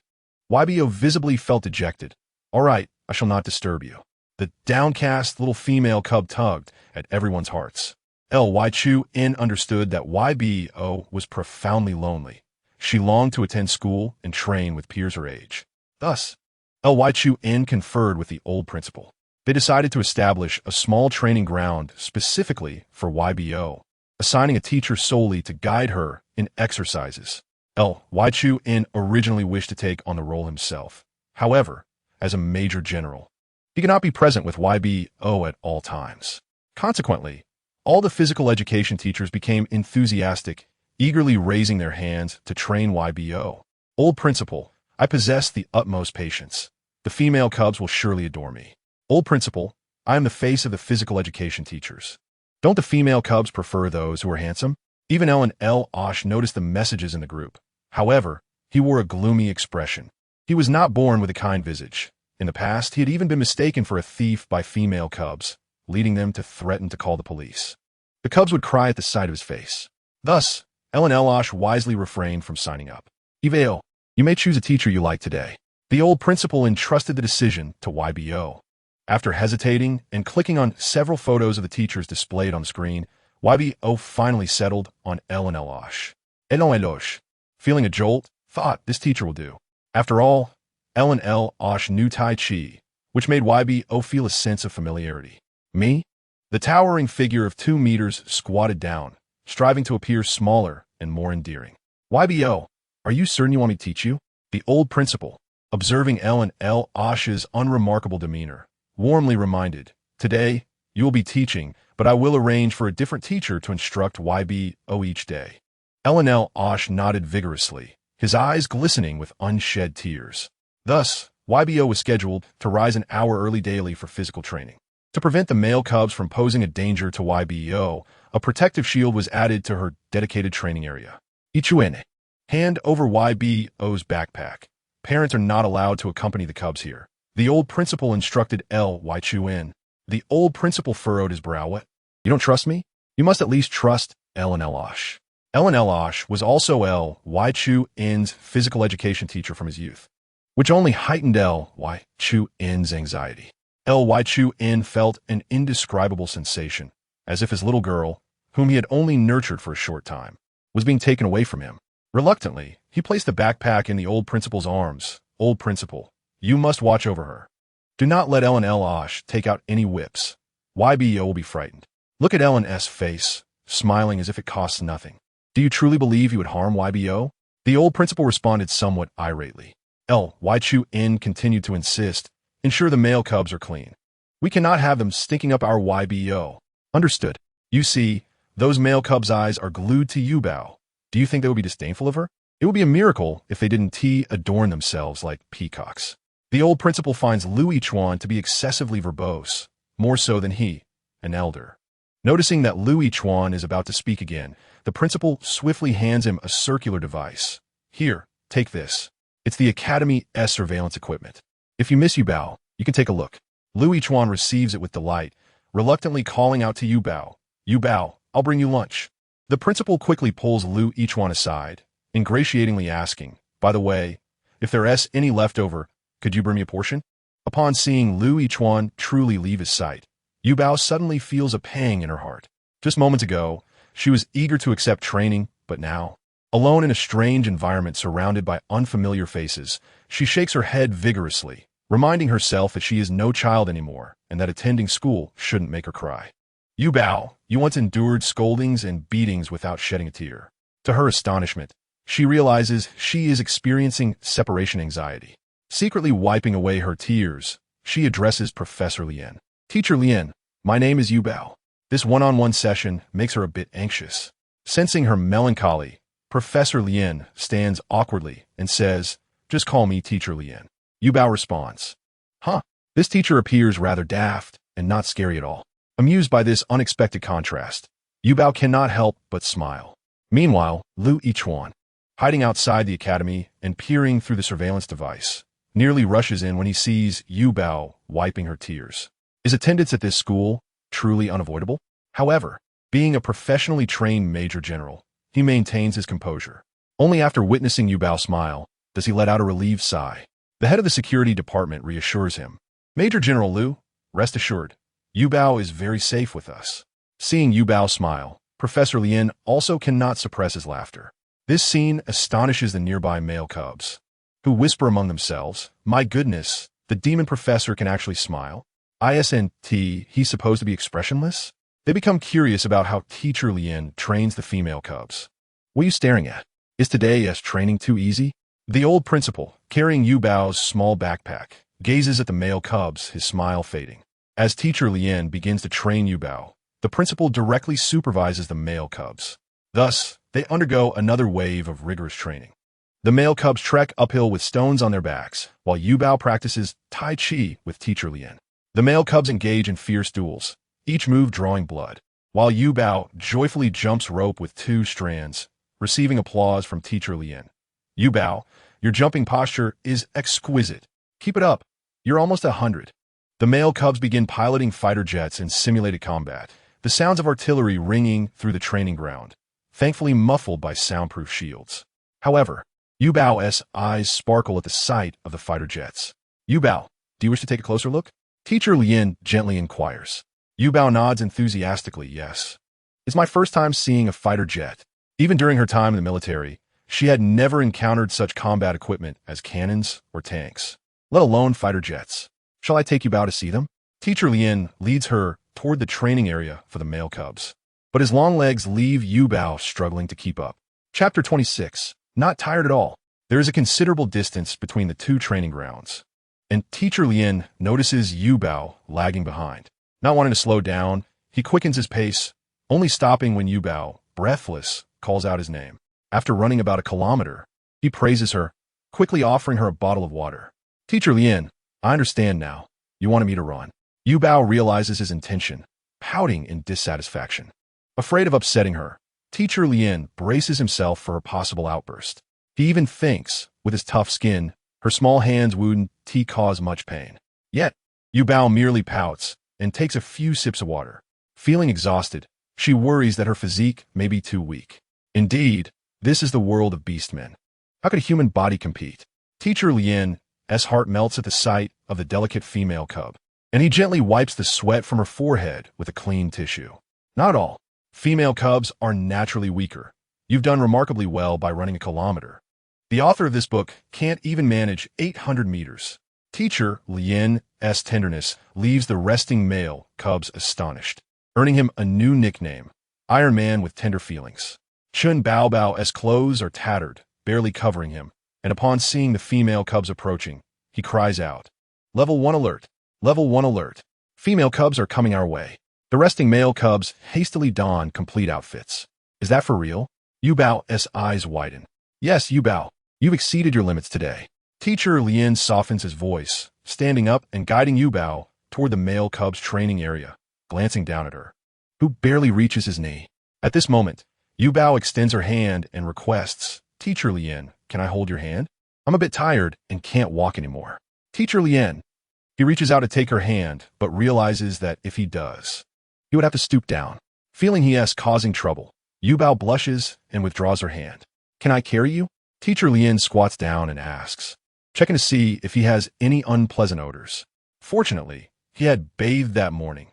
Otherwise, he would be unbearable. Is that all right? Yubao raises her eyes. Teacher Lian nods repeatedly. Yubao extends her hand, saying, then I'll trouble you. After an hour together, Yubao has developed complete trust in Professor Lian. At home, Louis Chuan grinds his teeth in frustration. Yubao, he is a male, an adult male. You cannot place such trust in him. It's my fault for not adequately discussing matters between the sexes with Yubao. Teacher Lian lifts Yubao, a suspicious blush creeping onto his face, careful not to let his hands touch her legs, clenching his fists. Louis Chuan is aware of Teacher Lian's character, seeing Yubao's mood return to normal. He shuts off the surveillance video and begins perusing the meal plan Yubao provided. It must be said that Yubao possesses a certain talent for drawing. In her free time, she enjoys sketching with Bao, unwittingly creating a small recipe book. Coupled with a nutritional manual given by Situ Ji-ong before leaving, Louis Chuan meticulously selects ingredients. Ngw-ing knows that Louis Chuan is the guardian of a female cub and provides him with the freshest ingredients. Fresh ingredients often require the simplest of preparations. Louis Chuan skillfully carves carrots into flower shapes and radishes into rabbits. With Yubao's designed lunchbox, he adds his own creative flair. Female cubs are drawn to cute things. Just the thought of Yubao's joyful expression while eating motivates him infinitely. Louis Chuan retrieves a pink bunny-shaped lunchbox, filling it with the main dish. Then takes a blue puppy-shaped box for fruits, a yellow kitten box for snacks, and finally a white bunny thermos filled with corn rib soup. He nods in satisfaction, believing Yubao will surely enjoy it. Meanwhile, Yubao is absorbed in the world of gunfire. Teacher Lian, won't they get hurt? After watching for a while, her eyes can no longer bear it. They will. Teacher Lian nodded and remarked, a man may bleed, but shall not shed tears. Such minor injuries are of little consequence. Observing Yubao's expression, all the male cubs yearned to showcase their might, engaging in battle with reckless abandon. It was no wonder that Brother Lu forbade me from participating in the training of the male cubs. Yubao's pale face reflected her anxiety. had she joined the training. She might have been obliterated before even taking a few steps. It appeared quite painful. When Yuba saw a male cub's arm being struck, she gasped and quickly covered her eyes. The arm seemed on the verge of severance. Was he truly unharmed? Unable to contain herself, Yuba pressed her face against Teacher Lian's warm chest, finding a semblance of security in his warmth. It's not severed, merely a flesh wound, Teacher Lian explained, his cheeks flushing. Hypothetically speaking, could Yuba not be considered my daughter? He pondered. The intense military training that orc children undergo from a young age grants them a significant status in the Interstellar era, thereby maintaining peace within the orc clan. Must every male cub undergo such training? Yuba inquired softly. Indeed, these are merely the foundational exercises designed to enhance their mental fortitude and physical capabilities. However, male cubs with special circumstances may be exempted from training, Teacher Lian elucidated, then added with a smile, Yuba, it merely appears daunting. In truth, it is not at all painful. The males possess tough skin and resilient bodies. If you do not believe me, just listen. Teacher Lian's voice resonated through the protective barrier. Are you in pain? See, I did not deceive you. Furthermore, physical training is intended to enable them to better protect the females. Yuba listened intently, having never considered the rigorous training the male cubs endured, as she had imagined it akin to military training back on Earth. She lifted her head, her eyes glimmering with determination. Teacher Lian, do you think I can grow stronger? Teacher Lian was momentarily taken aback, then gently ruffled her hair with his large hand. Of course, after the training concluded, the disheveled male cubs sought treatment and rest. The old principal, upon seeing Teacher Lian holding Yuba, snorted in surprise. I never anticipated you would be favored by a female cub. Teacher Lian, oblivious to the underlying meaning, scratched his head innocently. I did not foresee that either. Chapter 27. Ups and downs during training. Yuba donned her practice attire. Now that the training had ended, she made her way to the bathing area designated for female cubs to change her clothes. The previously unoccupied bathing area for female cubs finally welcomed its first patron. In the first grade, all the male cubs sat upright, eagerly awaiting the arrival of the only female cub in the entire school. Initially, the first graders had been troubled by being referred to as little beans by the seniors, but now, this lavish attention was exclusively theirs. Among the first graders, Chun Bao was the most elated, as he was the only one without a desk mate, which meant the fragrant and soft female cub would become his partner. The male cubs present could not help but glance at him, their eyes betraying an unmistakable jealousy as they contemplated whether they could oust their desk mates. Why hasn't she arrived yet? The male cubs began to squirm in their seats, whispering among themselves. After a while, restlessness set in, and they started fidgeting, stretching their necks to peer out the window. Since class had yet to commence, and Yuba had not yet arrived, the male cubs began to chat. Did you see her this morning? I did. My mommy is a fan of Yuba's mother. The young male cub pondered whether he could ask for an autograph. Considering his mother's enthusiasm, my family is the same, especially my brother. He called to insist that I build a good relationship with Yuba. Chun Bao clenched his fists silently, determined to be the first to request an autograph. Yuba's dark hair was truly lovely. After a couple of male cubs made their comments, they turned to the only other male cub with dark hair.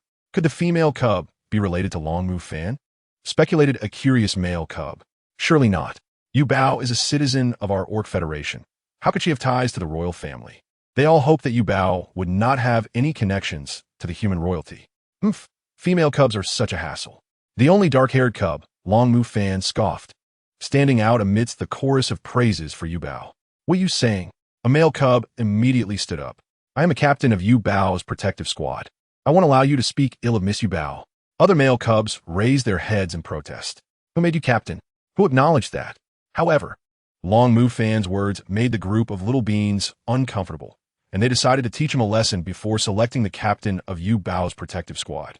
Longmu Fan was the youngest prince of the human royal family.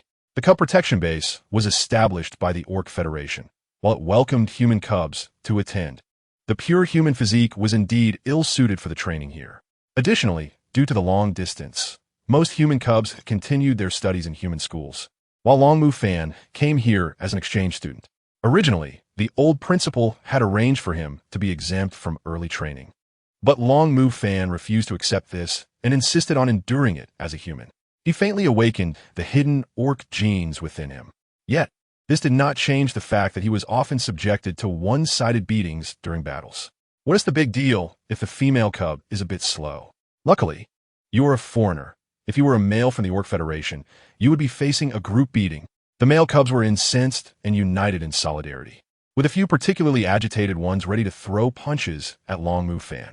Long Mu Fan defiantly shouted, "Did I say anything wrong? If the female cub doesn't stay at home, isn't she dragging our progress by coming here for class? Who asked for your opinion?"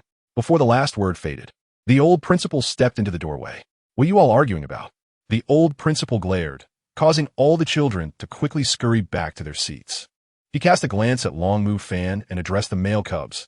"Are you all bullying the human cub? Targeting him? If anyone forms such little cliques again, I will throw them into the small black room."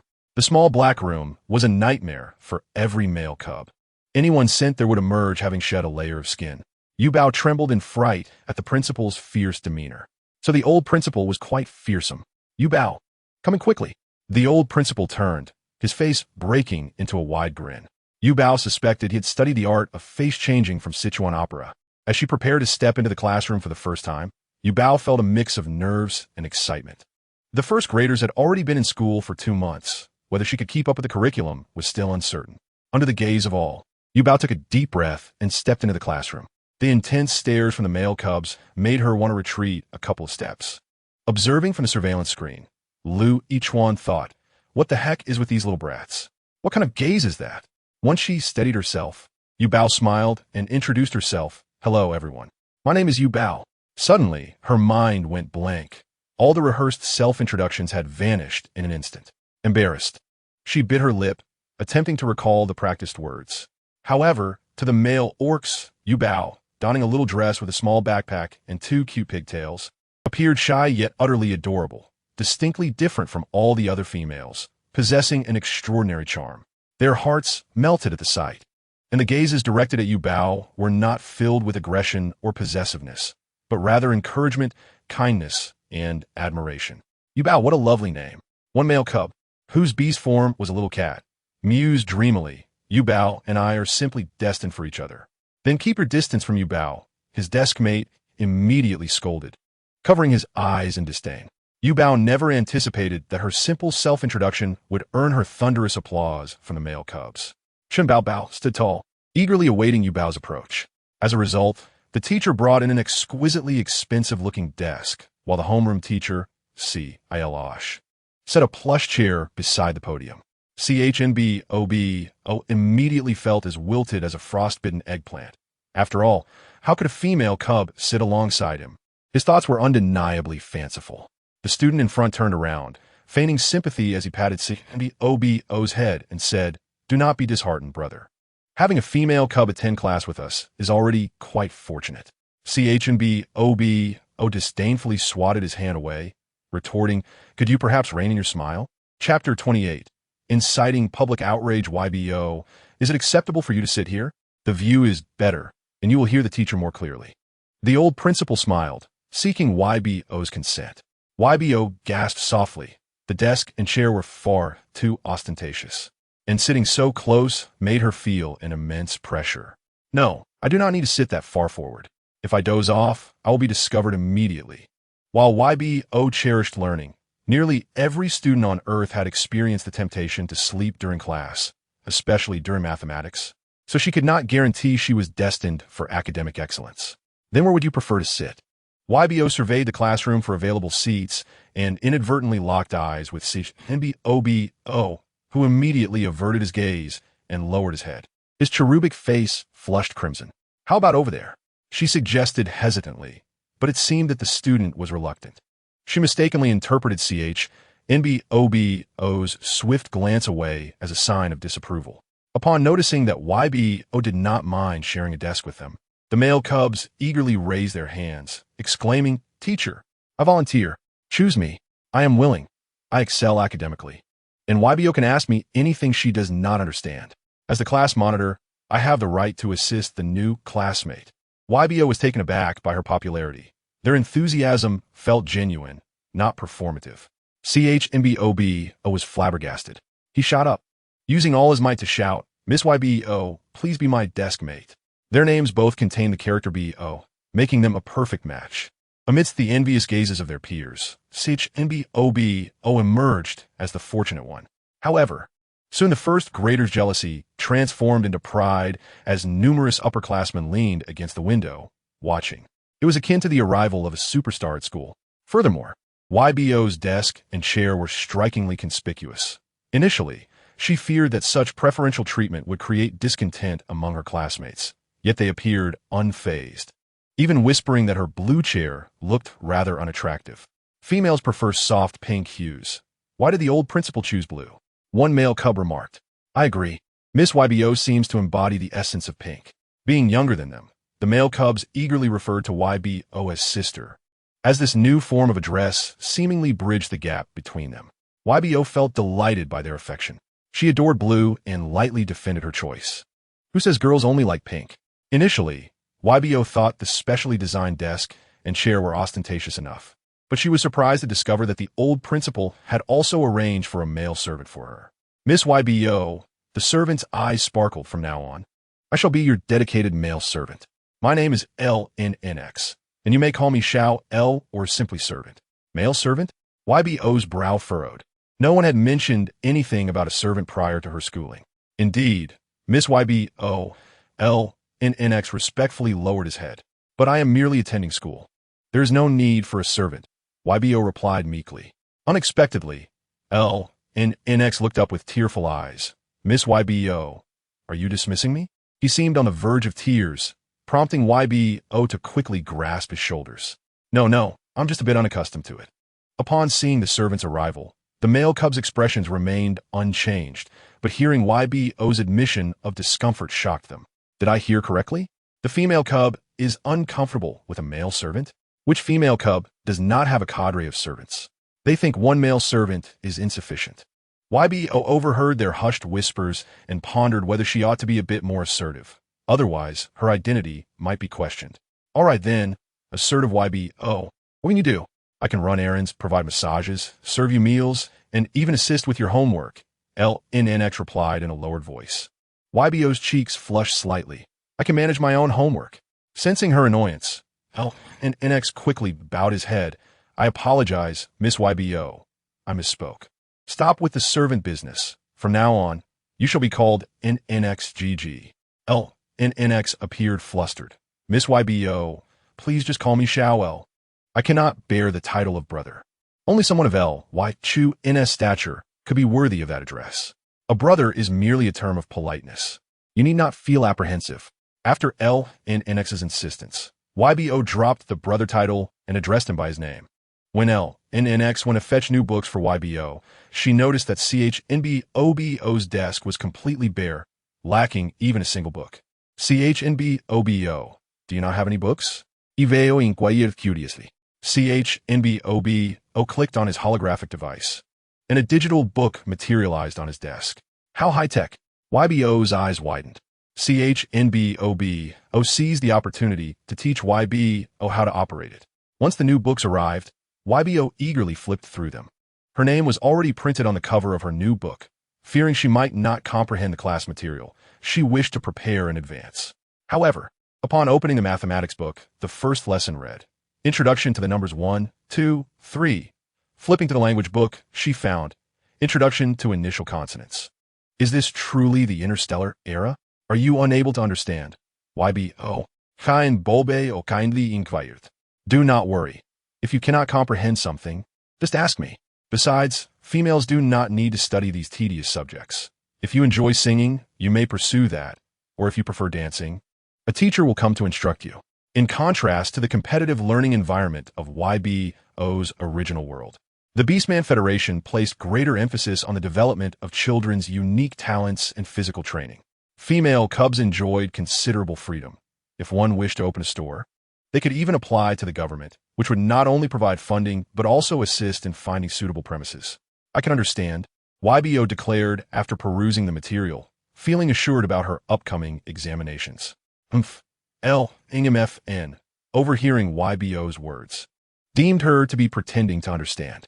YBO glanced at LNMFN, whose dark hair stood out amidst a sea of vibrant hues, evoking a sense of familiarity. Yet, he appeared rather unsatisfied with her presence.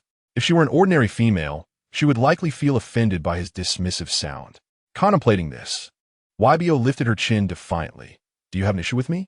Her sweet voice rose slightly. Her chin tilted upward, and a small frown graced her face, rendering her utterly adorable. LNN, confronted by YBO's inquiry and the surrounding hostile gazes, could only muster, "You have never been to school. How can you comprehend? The male cubs of the Beastman Federation have been taught to revere females, and such an insult to their beliefs was intolerable." Chapter 29. The shock of the multiplication table. He stubbornly held his head high. Though humans were weak, they were undeniably clever. These courses posed little challenge to him, leading him to regard the intellectually simple beastmen with disdain. The seemingly peaceful alliance between the Beastman Federation and the human royal family, forged for mutual benefit, was unlikely to endure. Humans claim that orcs possess nothing but brute strength, while orcs dismiss humans as weaklings. The half-orcs, born from the union of humans and orcs, often find themselves caught in the middle, subjected to discrimination. "How do you know I am deceiving you?" Yuba asked, restraining the furious Chun Bao beside her. "What use is learning? When you go to battle, it is still us, the Orc Federation, who must provide support." A male cub, eager to become the captain of Yubao's guard, emphatically waved his fist, asserting that strength is the ultimate truth. Understanding the situation, Yuba retrieved her mathematics textbook and pointed to a problem, declaring 112. The male cubs gazed at her in astonishment, bewildered by the fact that it was her first day of class. Noticing their stunned expressions, Yuba smiled slightly, ready to deliver a new revelation. "Have you learned multiplication?" she inquired. "What is multiplication?" "I have learned it," Long Mu Fan replied solemnly. "Multiplication is a subject we study in the 3rd grade of human elementary school." With Long Mu Fan's knowledge, her presence here felt like a significant intellectual advantage. 1 times 1 is 1, 1 times 2 is 2, and 9 times 9 is 81. With her eyes closed, Yuba recited the multiplication table flawlessly, leaving even Long Mu Fan wide-eyed in disbelief. You actually know the 9 times table." "Yuba, do you truly lack human lineage?" Long Mu Fan, who had taken a month to memorize the multiplication table, looked at her with hopeful admiration. "Yuba Ziplit? Not only do I possess it, but my lineage is purer than yours." However, she could not confess this truth. "Wow, the female cub is actually a top student. Yuba, could you teach me?" The math teacher entered the room and immediately spotted Yuba, smiling as he remarked, "Our class is truly fortunate. Although math is not crucial, everyone should pay attention and set an example for the female cubs." The male cubs beamed with pride, leaving the math teacher perplexed. A timid male cub raised his hand. "Mr. Lin, if it's about what Yuba said, perhaps you should refrain from discussing it." Everyone nodded in agreement, having already felt the impact of Yubao's knowledge. "What do you mean? Did I not teach you to understand and embrace female cubs?" Mr. Lin mistakenly interpreted their expressions. "I already understand." Yuba raised her hand. "Oh, is that true? Yuba not that?" Mr. Lin immediately decided to test her, writing 22 on the smartboard, intending to simplify it. "Impossible, Miss Yuba," Mr. Lin exclaimed. "Just call me by my name," Yuba said shyly, scratching her head. "Yuba, that kid Lu Yichuan is a genius, and he taught you well," Mr. Lin thought, recognizing Lu Yichuan's rare talent. Yuba nodded. "Brother Lu is a very good brother." Hearing this, Lu Yichuan was moved to tears. "Let us proceed with the next lesson," they agreed, not wishing to fall behind Yuba. As the lunch bell rang, Yuba sat in her seat, waiting for Lu Yichuan to bring her lunch. "Miss Yuba, may I fetch it for you?" Li Nanxi had been waiting for Yuba to give directions, but she remained quietly seated, answering questions only when approached. The male cub who had asked a question turned crimson, initially worried that the female cub would find him foolish, but he felt at ease seeing Yubao's gentle demeanor. "All right, do you understand now?" Yuba acted like a little teacher. "Let me explain again. You have 3 lollipops, and you gave me 1. How many do you have left?" 0. The chubby male cub shouted eagerly. "If I had 3 lollipops, I would give you all of them." The little chubby cub indeed pulled out lollipops from his pocket, saying, "Here you go, Yuba, I'll give you all of them. My dad brought these from Fei Lindun planet, and I usually don't want to eat them." Seeing the little cub offering a gift, the other male cubs hurriedly retrieved their own prepared gifts, some even bringing multiple offerings. The This is for my mom, this is for my dad, and this is for me. The male cubs lined up to present their gifts.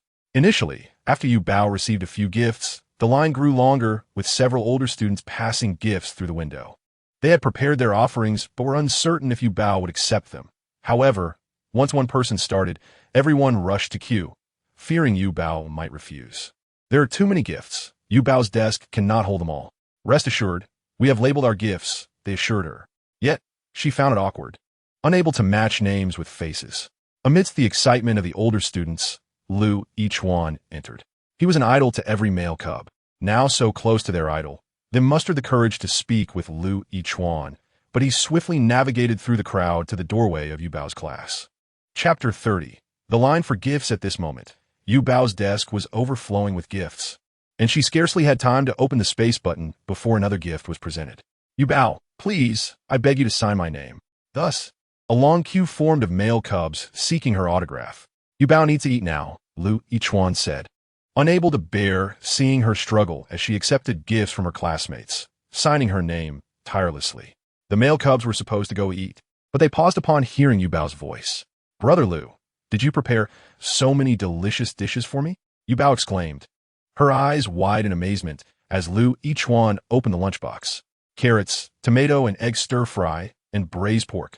Yuba could hardly believe her eyes.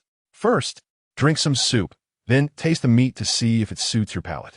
Lu Yichuan felt Yuba's admiring gaze and suddenly understood the significance of cooking. Brother Lu, Yuba noticed your hands. She grabbed his hand, observing the battle-scarred hands that had dodged countless bullets on the battlefield but had not escaped the splatter of oil. Just a few blisters, Lu Yichuan dismissed them. Indeed, braised pork was challenging to make, and he had ruined several pots before. It always seemed too sweet or too salty, yet they were edible enough. So the failed dishes were sent to the principal's office. In the principal's office, the old principal elegantly picked up a knife and fork, eyeing the dishes Lu Yichuan had delivered. So much. He felt a mix of trepidation and excitement as he lifted the lid. Were these red lumps of meat? Can this even be eaten? Is Lu Yichuan seeking revenge for the beatings he received in childhood? The old principal, anxious, held his knife and fork, unsure how to proceed, but the enticing aroma wafted into his nostrils. Just then, Teacher Lian knocked on the door. Principal, I have devised a fitness plan for Miss Yuba. Please take a look. You arrived just in time. Come in. The old principal's warmth was unprecedented. Teacher Lian entered, puzzled. What's the matter, Principal? Come, help me taste if it's good. Teacher Lian eyed the red, saucy meat with no hesitation, using chopsticks to grab a piece and pop it into his mouth. How is it? Is it tasty? After just one bite, Teacher Lian's eyes widened, and he frowned. It's not good. Not good? The old principal expressed disappointment, as it had seemed so fragrant. However, seeing Teacher Lian swallow it, he too wanted to try a piece. Let me see how bad it really is. As he reached for his fork, Teacher Lian quickly lifted the plate and said, Principal, you surely won't enjoy it. So let this rough man handle it. At this, the old principal understood the situation clearly. All right, you have the audacity to deceive me. Thus, a large platter of red braised pork was entirely consumed by the old principal and Teacher Lian. Burp, it had been ages since I felt so satiated, albeit a tad greasy. The old principal and Teacher Lian languidly slumped in their chairs. When the assistant arrived, he was taken aback. Principal, you finished everything? Major General Lu specifically instructed to have rice with it, yet the neglected white rice remains untouched. Ah, so that's the reason. No wonder it felt a bit oily. That young man, Yichuan, possesses some culinary skills. The old principal mused with a mix of appreciation and disapproval. It is said that Miss Yuba taught Major General Lu, he thought. Nonsense. How could we allow a female cub near the kitchen? The old principal muttered, succumbing to a light slumber. At the estate of Genezi, when mealtime arrived, she erupted in frustration.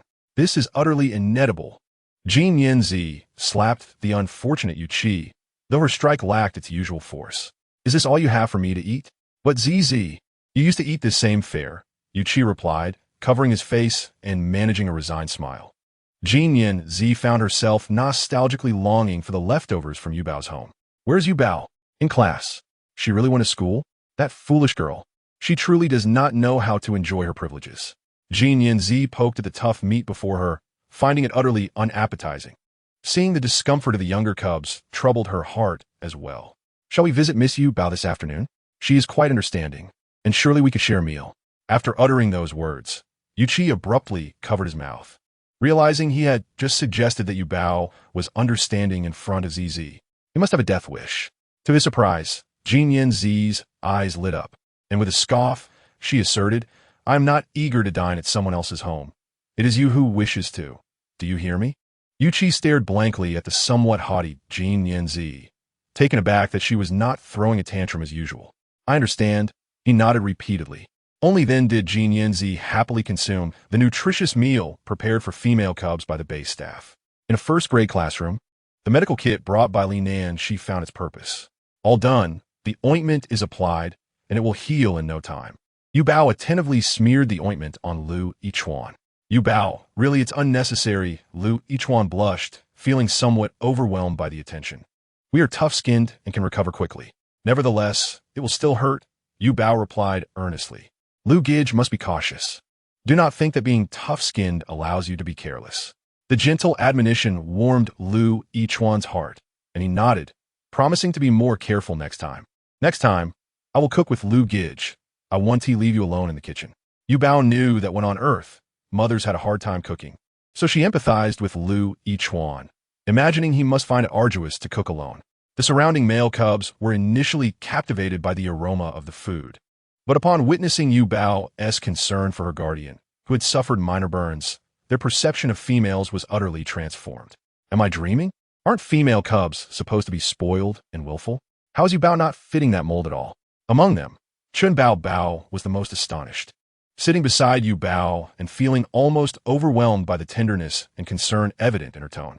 This did not seem like an act. Noticing Chun Bao Bao staring at her in disbelief, Yu Bao hesitated before offering a small treat, placing it in front of him. "What is wrong? Do you want to eat?" Chun Bao Bao instinctively nodded, then shook his head. "I'm not hungry." No sooner had he spoken than his stomach growled audibly. With a smile, Yu Bao placed the treat in his hand. "Go ahead, I cannot finish it all by myself." Chun Bao Bao stood there dumbfounded. The other male cub were gnawing on their handkerchiefs, unwilling to head to the cafeteria anymore, feeling quite despondent. "Lu Gij, my classmates prepared gifts for me, yet I have nothing to give them." Yu Bao felt a bit distressed. Although her spatial button held many items, most were gifts from others, and she felt embarrassed to offer them. In truth, such biscuits could be found in stores, but these were crafted according to Yu Bao's recipe, personally baked by Lu Yichuan. The male cubs sat obediently, awaiting Li Nan Shi to distribute the biscuits. Chapter 31. The provocation of Zhe Run. Elon. The other male cubs merely salivated at the enticing aroma, reluctant to indulge. However, little Fatty was different. He eagerly opened the box and popped a piece of biscuit into his mouth. His eyes lit up, and soon he grabbed a handful and stuffed them into his mouth, making delightful munching sounds. His deskmate could no longer bear it and nudged his arm. "Keep it down, there are female cubs present. Sister Yu Bao is so gentle. She would scold me. These biscuits are better than those my dad brought from outer space." After finishing, little Fatty's gaze shifted to the untouched biscuit box on his deskmate's table. "If you're not eating, is it because you don't like them? Let me help you." His deskmate swiftly snatched the biscuits away. Little Fatty immediately deflated like a punctured balloon. Alas, when will I ever taste such deliciousness again? Yu Bao was amused by the male cub's reactions and softly said, "If you all like them, I can teach you how to make them." Originally, she thought the male cubs would be delighted, but instead, they fervently shook their heads. "How can we let female cubs bake biscuits? The kitchen is too dangerous." "We aren't tempted, really. It's not that serious," Yu Bao replied, looking somewhat helplessly at Lu Yichuan. After finishing her meal, Yu Bao let out a satisfied burp, quickly covering her mouth. "I'm sorry, that burp was a bit loud." With so many eyes on her, she unconsciously felt the pressure of maintaining her image. Lu Yichuan chuckled lightly, pinching her cheek. "Yu Bao, you're simply adorable. I will come and pick you up after school," he added, tidying up her lunchbox and leaving the classroom with a hint of reluctance, hastening to the military camp via a rapid spaceship. "I thought you were getting accustomed to being a caretaker for the female cubs," he teased. In the Beastman Federation, strength reigned supreme. Zhe Elon was a prodigious young man who had faced life alone since birth, unaware of his parents' identities, relying solely on his efforts to thrive on other planets. steadfastly enhancing his abilities to the highest tier. Upon arriving in the Beastman Federation, he enrolled as a top student, exempt from tuition, believing his future was bright, only to face the constant pressure from Lu Yichuan. The position of Major General should rightfully belong to him. Why was it given to the pampered Lu Yichuan? Merely because of his advantageous background? Colonel Zhe Run, if you are dissatisfied, I welcome you to challenge me, Lu Yichuan offered. Lu Yichuan, you relied on your uncle in the first half of your life and will depend on the female cubs in the latter half, Zhe Rin Elon scoffed. At the thought of you bow, Lu Yichuan's expression softened. He did not rebut Zhe Rin Elon's words. Is there anything else? If not, please remember to close the door behind you when you leave. Major Lu, I'm here to issue a challenge to you. Zhe Rin Elon leaned over the table, his words imbued with confidence. Today, I have finally awaited your arrival. Very well, let us settle this swiftly, Lu Yichuan agreed readily, his thoughts already on Yuba. Hastening his steps. Oh, so eager to relinquish the position of Major General. Zhe Rin Elon taunted as he followed behind Lu Yichuan nonchalantly. At the training ground, soldiers gathered upon hearing the news. Who do you think will win between the two prodigious youths? The soldiers whispered among themselves. Certainly Major Lu. Meanwhile, within the training ground, Major Lu was even leisurely setting an alarm. Hello, please set an alarm for 3:30. Zhe Ren Elon, visibly irked, exclaimed, Major Lu, what do you mean by this? Do you believe you can defeat me in 15 minutes? 15 minutes? Not necessary, Lu Yichuan replied calmly. So confident? Zhe Ren Elon eagerly unleashed his mental energy. Lu Yichuan followed suit, their formidable mental energies eliciting envious glances from the onlooking male cubs. Mental fortitude is typically awakened in the early stages and proves challenging to enhance in later phases. The extent of one's mental power also signifies the upper limit of physical capability. When two formidable male beings collide, Zhe Ren Elan's countenance instantly shifted. What did you break through to the level of physical prowess? Zhe Ren Elon suddenly felt a wave of powerlessness. It seemed he had been relentlessly pursuing Lu Yichuan's footsteps, and now, just as he believed he could stand shoulder to shoulder with Lu Yichuan, the latter unexpectedly surpassed him in physical capability. This is unjust. Why is it that Zhe Ren Elon could unleash his utmost strength in an instant? Yet Lu Yichuan effortlessly absorbed his onslaught. Dressed in crimson, Zhe Ren Elan's eyes glowed with fury. Zhe Ren Elon, Lu Yichuan called out in a deep voice, it's merely a contest. Steady your emotions. Zhe Ren Elan's loss of control had reached 50, quite astonishing. Yet he seemed oblivious to the implications of such instability, continuing to fight with reckless abandon. This is not fair. Blood trickled from the corner of Zhe Ren Elan's mouth as he erupted with 150% of his strength, forcing Lu Yichuan to summon all his energy in defense. Goodness, Major Lu, this is a level of physical prowess. How old is he? He.S. even younger than me. Zhe Ren Elon, is he out his mind? In the training ground, Zhe Ren Elon pressed the offensive while Lu Yichuan remained on defense, seemingly at a disadvantage. Suddenly, an alarm sounded, and Lu Yichuan's demeanor changed. With a single move, he subdued Zhe Ren Elon. Zhe Ren Elon collapsed to the ground, gasping for breath like a deflated balloon. Take Colonel Zhe Run for a checkup, Lu Yichuan instructed before hastily changing his attire to meet Yuba. I have failed, Zhe Ren Elon uttered. Failed? It was just a single match. Lu Yichuan paused, extending his hand to help Zhe Ren Elon up. Achieving level physical prowess in such a short time is impressive. Noting Zhe Ren Elon's despondent demeanor, Lu Yichuan continued to console him. He seldom offered comfort, but Zhe Ren Elan's instability was a dire concern. Impressive? Zhe Ren Elon scoffed, covering his eyes with his hand. A man may shed blood, but not tears. Yet in this moment, Zhe Ren Elan's tears mingled with his blood. You are a worthy opponent, and also a comrade, Lu Yichuan remarked, lifting Zhe Ren Elon. Weren't you quite arrogant before? Now that you've lost, you weep? Who is crying? Zhe Ren Elon pushed Lu Yichuan away forcefully. Just wait. I will defeat you.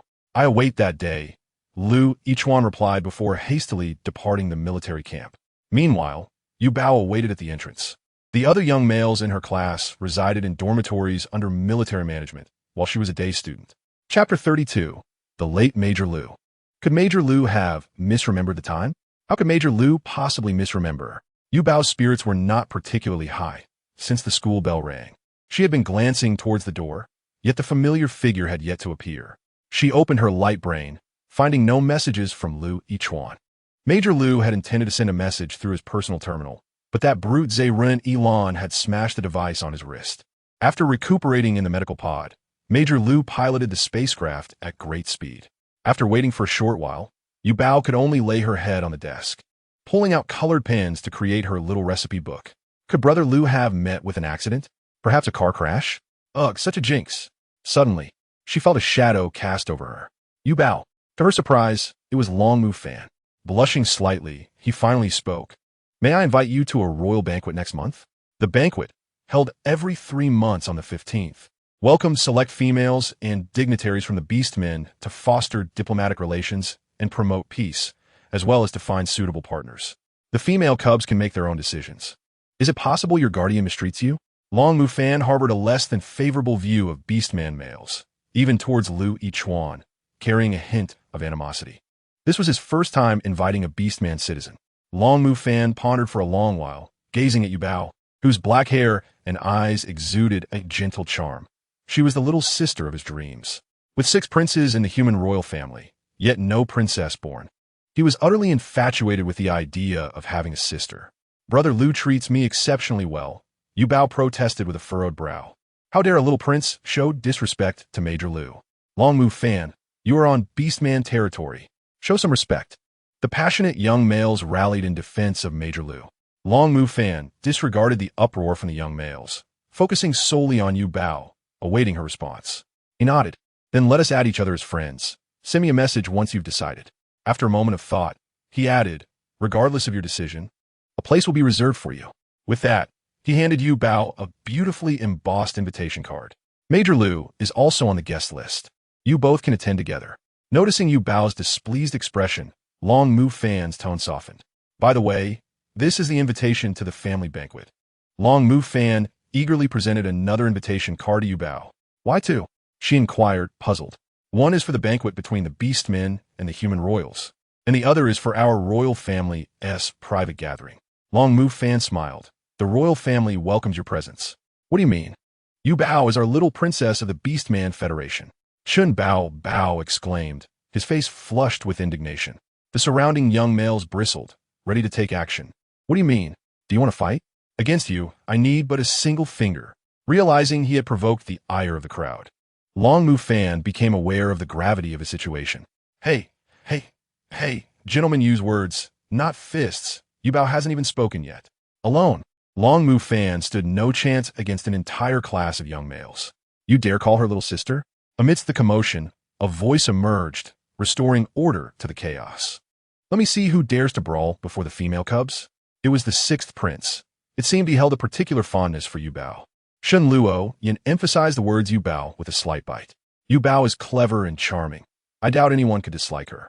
Long Mu Fan maintained his gentlemanly demeanor in front of Shun Luo Yin. Males, whether beastmen or humans, ought to exhibit chivalry towards females. The cubs fell silent at the sight of Duke Shun Luo Yin. It was not every day that such distinguished figures graced their school. For next month's gathering, I hope Duke Shun will honor us with his presence. Long Mu Fan bowed to both Shun Luo Yin and Yu Bao before departing with his backpack. I wish to wait for Brother Lu. He said he would come for me, Yu Bao stated. Your Brother Lu is likely tied up with military matters. We should leave now. I have arrived late.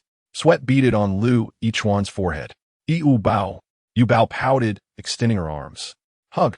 Lu Yichuan ensured his clothes were sweat-free before lifting Yu Bao into his arms, leaning down to grasp her small backpack. Yu Bao obediently settled against Lu Yichuan's shoulder when suddenly her nose twitched. Why does it smell of blood? Brother Lu, have you been hurt? After being scalded at noon and bleeding in the afternoon, Brother Lu truly has had a tumultuous day. Lu Yichuan blurted, Yu Bao, your nose is remarkably keen. Though he had changed into clean attire, it seemed the scent of blood lingered longer than expected. I should have sprayed some perfume. Why are you bleeding again? Yu Bao cupped Lu Yichuan's face, concern etched upon her features. It is someone else's blood. Lu Yichuan was candid, revealing the truth about the duel in the military camp. I'm not badly injured. He is severely hurt. Not badly injured, yet still injured. Yu Bao understood that being a soldier entails high risks, but she could not help but feel a pang of sympathy. Shen Luoyin could not help but express her admiration. Astonished that a young female cub would show such concern for her guardian, it was indeed a rare occurrence. With a chuckle, she thought of the delightful meals at Yubao's home. Meanwhile, Genezi, despite her growling stomach, refused to consume any nutritional supplements. I have already informed Major General Lu. You must speak to Yubao, you fool, she lamented, suddenly regretting her previous antagonism towards Yubao. As she fiddled with her light brain, she inadvertently came across Yubao's updates. Should she send a private message? Would Yubao see it? If only she had added her as a friend earlier. Genezi rolled on the sofa, torn with indecision. Yuqi could not suppress a laugh and discreetly captured Genezi's frantic state on her device. Chapter 33. Let's make dumplings together. By the way, Yubao, Miss Jean wishes to join her guardian for dinner at our home, Louis Chuan said to Yubao, seeking her consent. That sounds wonderful. If Sister Jean could be a bit more pleasant, Yubao would surely like her even more. Genezi's golden curls resembled those of a doll, and she too found Genezi quite adorable. However, Louis Chuan sighed. After Situ Jiang's departure, dinner had been the perfect opportunity for him to foster a bond with Yubao. But now it had turned into a gathering with others coming to partake in their meal. Just as Major General Lu adeptly tied on an apron, ready to head to the kitchen, Yubao firmly pressed him back onto the sofa. With utmost seriousness, she declared, today, Yubao is the chef. How could this be? Louis Chuan exclaimed, accidentally biting his tongue in excitement, causing him to wince in pain. Yubao began counting on her fingers, reminding him that after the incident, he had not slept well for several days, so today he should rest properly. Yet Louis Chuan shook his head vigorously. If Yubao were to get hurt, not only would he be plagued by guilt, but the members of the Female Protection Association would likely have him imprisoned for education. Do not worry. With Sister Yin and me together, nothing will go wrong, Yubao declared confidently, thumping her chest. Shen Luoyin, munching on sunflower seeds and observing the unfolding drama, was taken aback. Yubao, you wanted to join you in the kitchen? Both Shen Luoyin and Louis Chuan found it hard to believe. Yubao, your sister Yin was known for secretly cooking as a cub and nearly blowing up the kitchen, Louis Chuan unhesitatingly revealed. Following this revelation, the kitchen was designated a hazardous zone. Shen Luoyin nodded before suddenly realizing, Louis Chuan, how do you know about that? It must have been Lord Luan who mentioned it. He is the only one who watched me grow up. Sister Yin, do you not wish to cook with Yubao? Yubao turned to Shen Luoyin. Shen Luoyin paused. Cooking together with Yubao was indeed a splendid opportunity to strengthen their bond. Major General Lu slid closer, extending his mechanical hand, stating, allow me to assist Yubao in the kitchen. You simply need to direct us. Louis Chuan nodded in agreement. Recalling the fervent calls from netizens, Yubao decided to start a live stream, intending to teach her viewers this authentic earth dish. Yubao has started a live stream. Who understands? After a tiring day at work, only to find Yubao is live. The number of viewers skyrocketed, swiftly surpassing 1 million. Hello, welcome to Yubao's little class. Yubao adjusted her streaming equipment and waved to the viewers. Since everyone wants to learn how to cook, today Yubao will be your teacher. For the first time, Yubao felt a bit nervous as she clutched the hem of her outfit. Yubao is too adorable. Every time I see her, she reaches new heights of cuteness. The sight of her in a little apron makes me want to pinch her cheeks. Where is Major General Lu? Why hasn't he appeared? Brother Lu has been taking care of Yubao these past few days and is quite exhausted, which is why Yubao is the chef today. As soon as Yubao finished speaking, the comments exploded. A female cub cooking? How can this be? Is Major General Lu being lazy? Oh no, I didn't expect Major General Lu to fall from grace. Seeing the barrage of negative comments about Louis Chuan, Yubao felt a twinge of anxiety. Brother Lu treats me very well. If you keep saying such things, Yubao will get angry. With arms crossed and a pout, she contemplated before threatening. If Yubao gets angry, I want to teach you how to cook. Yubao's anger was palpable, causing her two little braids to tremble. She understood that everyone adored her, but she was not a caged canary. She loved learning, cooking, and adventuring. Even if she were to get hurt, it was all right, for she knew her older siblings were right behind her. Rarely did Yubao express anger. She had always been perceived as obedient and gentle, and this was the first time she displayed such a fierce countenance. Typically, when a female cub was angry, others bore the brunt of the consequences, but for Yubao, The consequence of her anger was simply that she would not teach them how to cook. In an instant, the viewers were left unsure whether Yuba was genuinely angry or merely being playful. Regardless, she was utterly charming, leading to a flurry of screenshots. Shun Luoyan, unable to resist, scooped her up, understanding her concern for her guardian. "All right, Sister Yin will join you in the kitchen." Shun Luoyan's beautiful face glowed with a rosy hue, prompting Yuba to peck her cheek affectionately, declaring Sister Yin is wonderful. When Grandma was still around, Yuba had been a little girl who loved to be pampered. But during Grandma's absence, she grew up swiftly, concealing her emotions. Now, having received so much love, she gradually began to open her heart. I actually kissed Sister Yin in front of so many viewers. Seeing Yuba kiss her, Shun Luoyan playfully pecked Yubao's face several times. "Yuba, I was wrong. I will never speak ill of Major General Liu again. Miss Yuba, we are all ready." With netizens offering their apologies, Yuba gently cleared her throat and announced, "Then let us begin. Today, we shall make dumplings together." Yuba mimicked the accent from the television. "First, we need to prepare the filling for the dumplings. The ingredients are quite simple. Ground pork, cabbage, green onions, ginger, light soy sauce, dark soy sauce, 13 spices, salt, and 5-spice oil." Many viewers, both male and female, watched in awe as Yuba skillfully retrieved the ingredients, while some among them struggled to identify the seasonings, feeling a twinge of shame. After all, they rarely used spices to enhance their dishes, typically preparing meals simply until they were cooked through. As beastmen, they did not mind consuming raw meat.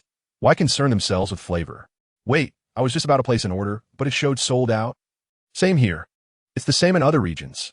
Yubao's live stream unexpectedly benefited the diligent farmers. Grandpa, a young male cub resembling a groundhog, tugged at his grandfather's sleeve. "I am hungry."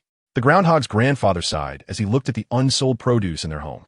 "It appears this year will be another struggle to sell. Little Two, Grandpa will find a good family in Central Star for you. So you won't have to suffer alongside me." Grandpa gently patted Little Two's head, feeling guilty. Alas, it was all his fault. Their family had been farmers for generations. But with the prevalence of nutritional supplements and various meal replacements, people no longer cooked or shopped for groceries, leading to increasingly poor harvests. Now, he was the sole guardian of this land. Old Two lit a cigarette, feeling melancholic. Should he abandon this land and seek work in the city? At the very least, he wanted to raise Little Two to adulthood. Chapter 34. Provocation is quite effective. Old Two. Suddenly, the village chief came running towards him. "Hurry, harvest your vegetables, scallions, ginger, and garlic from the fields and sell them." "What's happening?" "This is part of the deposit," the village chief said, transferring a substantial amount of money to Old Two's personal terminal while bustling about. "Did you not see the live stream? People from Central Star are learning to make dumplings from a female cub. The market has been completely emptied. Those young masters and mistresses are paying handsomely for vegetables." "A female cub?" Old Two was skeptical, but upon checking his light brain, he saw it trending. Learning to cook with a female cub. Vegetable market in short supply. The old-fashioned approach to selling ensures that one need not strive for at least half a lifetime. "Grandfather, does this mean I can finally indulge in white rice?" The little's eyes sparkled with excitement. "Not just white rice. Come, Grandfather, let's learn from Miss Yuba and make dumplings tonight." Many farmers, grateful and tearful, spoke earnestly in appreciation of Yuba. Little did she realize that her playful mention of dumpling smashing would become a viral sensation, inadvertently aiding struggling farmers. Now, greetings among people often began with, "Have you eaten dumpling smashing today?"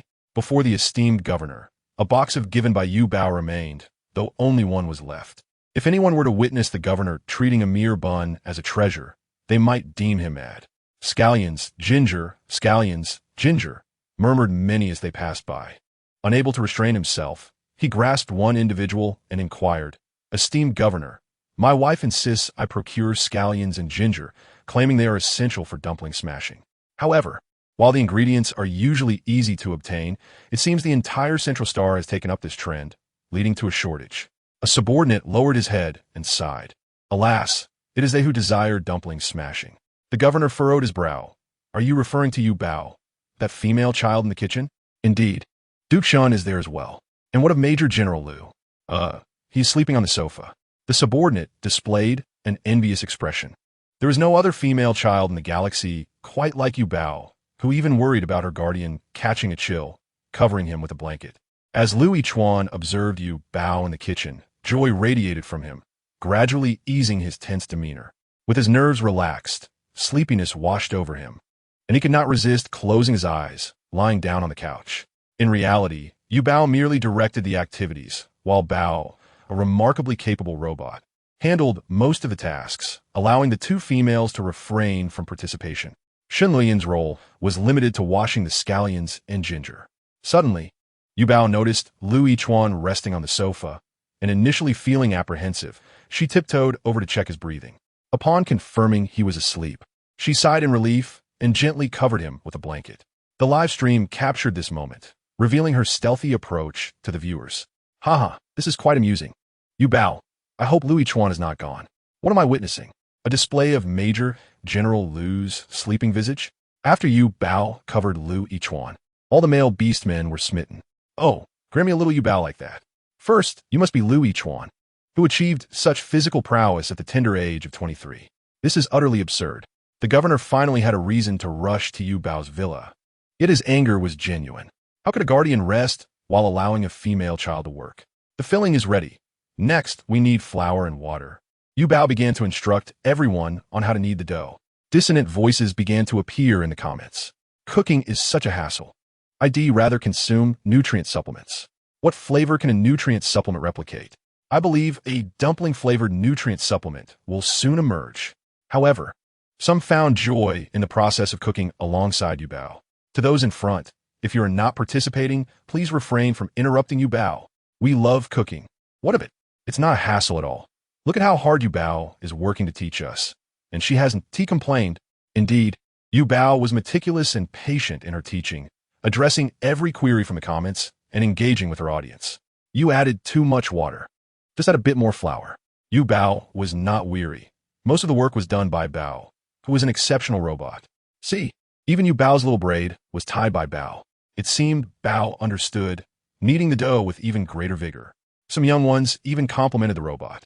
The audience was amused by Yu Bao's innocence, as robots possess no emotions. Yet for Yu Bao, Bao was a cherished friend. Brother Lu did not slack off. He prepared a bento for Yu Bao, which she displayed to everyone via photo. Is this adorable little bunny the handiwork of Major General Lu? His knife skills are remarkable. Seeing everyone praise Lu Yichuan, Yu Bao raised an eyebrow and proudly declared, "Right? I had a bento made by my brother for lunch. I am the happiest child."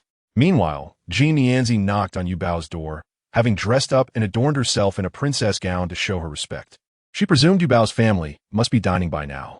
Yu Bao opened the door and exclaimed, "Sister Jean?" Upon hearing Yu Bao call her sister so casually, Genezi felt a wave of discomfort and cleared her throat. "Ahem, don't think that just because you call me sister, She nearly blurted out, but then reconsidered. It was she who sought a meal, so her demeanor must be more amiable. Yu Chi quickly presented a gift, "Miss Yu Bao. This is a small token of our young lady's appreciation. May we join you for a meal?" Clearly, it was she who insisted on giving the gift to Yu Bao. What did it have to do with him? Genezi wished to conceal her embarrassment from Yu Bao and did not want her to perceive her desire for friendship. Yu Chi chuckled helplessly. "Oh, then thank you, brother Yu Chi. Please come in to eat," Yu Bao responded, understanding Yu Chi's intent and following Genezi's lead. Genezi grew anxious. "What about me?" "Huh?" Yu Bao scratched her head. "Didn't you say the gift wasn't tea from you? You also want to eat at Yu Bao's house? The cow market won tea like that. It's just ordinary food. It was I who sent it." As Yu Bao genuinely attempted to close the door, Genezi swiftly blocked it, shouting, disregarding her demure image. "Shoo, brother Lu is sleeping. Keep your voice down." "Yu Bao Gao Diun." "Huh? Is it time for dinner and he has to sleep?" Genezi was perplexed. "Who told you it was dinner time?" "It's not yet." Yu Bao guided Genezi to the table. Upon reaching the rectangular table, they saw a large bowl of filling and numerous round dumpling wrappers. A robot was diligently rolling out the wrappers. "What is happening here?" Genezi was even more confused. "We're making dumplings." Yu Bao handed Genezi a small apron, inviting her to join. Yu Chi quickly interjected, "Miss Yu Bao, I will assist you on behalf of ZZ. Ah, making dumplings is quite fun. It's not difficult at all. Are you saying Sister ZZ is scared?" Genezi, who initially intended to throw the apron down in frustration, was provoked by this remark. "You think I'm scared? How absurd. 10-year-old Genezi did not understand the concept of reverse psychology. You teach me. She lifted the hem of her princess gown and boldly sat down. The viewers before the screen could hardly believe their eyes. Am I losing my mind? Did I just see young Mistress Z making dumplings? What have I missed? Yuba extended her small hand, placing a dumpling wrapper atop it. The wrapper was nearly larger than her hand, yet with a pinch, she crafted a perfectly round dumpling. Wait, Genezi exclaimed, pointing at the dumplings on the table. How did yours turn out like that? The viewers in the live stream echoed. I can't keep up. Thus, Yuba slowed her actions to demonstrate once more. Genezi, filled with confidence, ultimately fashioned a lopsided dumpling. Why does mine look different? Genezi glanced at her own hands, then back at Yubao's. How can I compare with Yuba? Shen Luoyin seemed to have already been discouraged, calmly placing her own dumplings on the table. Upon seeing Shen Luoyin's dumplings, which were also rather unremarkable, Genezi felt slightly better. Possesses a modicum of talent. After several attempts, the dumplings he crafted took on a commendable shape. Genezi glanced at Yuchi and coldly remarked, "You shall eat what I make, and I shall eat what you make." Yuchi promptly responded, "Very well, young lady. If you wish, you may rest while I prepare your portion as well." Genezi, casting a glance at Yuba, surprisingly shook her head in refusal. What? Do you think my cooking is unsightly? At that moment, a knock resounded from outside, and Bao announced, "It is the governor." "Is it Uncle Lu?" Yuba sprang from her chair, washed her hands, and went to greet him. The governor outside adjusted his attire and smoothed his hair. When Yuba opened the door, she was met with the governor's inscrutable expression, causing her heart to skip a beat. No wonder Brother Lu was not close to the governor. Such a stern and somewhat fearsome face would deter any child from approaching. This marked Yubao's second encounter with the governor, yet it was their first formal meeting. The oppressive aura emanating from the governor surpassed that of all the dukes combined, as she nervously clutched the hem of her garment. The governor could only see the tip of Yubao's nose and the flour dusting her face. He was tempted to reach out and wipe it away, but feared he might frighten her. Yuba took the initiative. "Your Excellency, thank you for the gift you sent me. Are you here to see Brother Lu today?" The governor continued the conversation. "Where's Lu Yichuan?" He did not want Yuba to know he had been secretly watching her live stream. Upon entering, Yuba stepped aside to allow the governor in. "Since Lu Yichuan is your brother, you may call me uncle," the governor coughed lightly and stated. Yuba dare not comply. She had overheard the governor express his disapproval of Lu Yichuan being his guardian. Many females were particular about their partners being guardians, and the governor was merely considering Lu Yichuan's best interests. Observing the juvenile female appearing somewhat constrained after his arrival, and knowing she had to cook for Lu Yichuan after class, the governor felt a pang of sympathy. Meanwhile, Lu Yichuan was fast asleep on the sofa, entirely unaware of the powerful aura that had entered the room. What if he were a villain, with such a lack of vigilance? How could he possibly serve as a guardian to a juvenile female? Yuba even suggested, "Uncle Governor, why not wait here until Brother Lu wakes up?" "Lu Yichuan," the governor called, stepping closer to him. Lu Yichuan opened his eyes, having not experienced such restful sleep in a long time. He sensed that Yuba had covered him with a blanket, imbued with her comforting scent, which brought him peace. "Your Excellency," he said upon seeing the governor and noticing the three females in the kitchen preparing food while he was merely resting. He felt a bit guilty and quickly crouched to apologize. Only Yuba looked displeased. "Uncle Governor, you woke my brother up." Lu Yichuan, alarmed by Yubao's defense of him, tugged at her sleeve, fearing that the stern governor might take offense and sever their guardian relationship. The governor regarded Yuba, his chiseled features softening slightly. "Yuba, you are too indulgent with your guardian." "Indulgent?" Yuba was perplexed. She believed family should understand, tolerate, and cherish one another. Yuba is willing. She stood bravely before Lu Yichuan and met the governor's gaze without flinching. "Your Excellency, if you have any grievances, direct them at me." The barrage of comments exploded in the chat, initially exclaiming, "The governor is here. How handsome. Why are all the important figures congregating at Yubao's estate? Why does the governor choose this moment to visit? It seems he hasn't even greeted Yuba. Why does the governor appear so intimidating? Do not frighten our Yuba." Later, as Yuba fiercely defended her guardian, comments flooded in. "This is the first time I've seen a juvenile female protecting her guardian. But that's the governor, Yuba." Some began pleading with the governor not to harm Yuba, fully aware he would never do so, yet worried about his cold demeanor frightening her. Yu Bao could not fathom why the viewers were upset over Lu Yichuan's nap, having just settled matters with them, only for the governor to arrive and express discontent. The governor observed Yu Bao's stubborn face. She had clearly been fearful of him earlier, but was now standing her ground, and he could not help but chuckle. This was the first time Lu Yichuan had witnessed the governor smile. Had he misjudged? In his memory, his uncle had never smiled, not even before the human queen, maintaining a perpetually frosty expression. Lu Yichuan considered himself fortunate to have encountered her. The governor reached out to pat Yu Bao's head, but she deftly evaded him.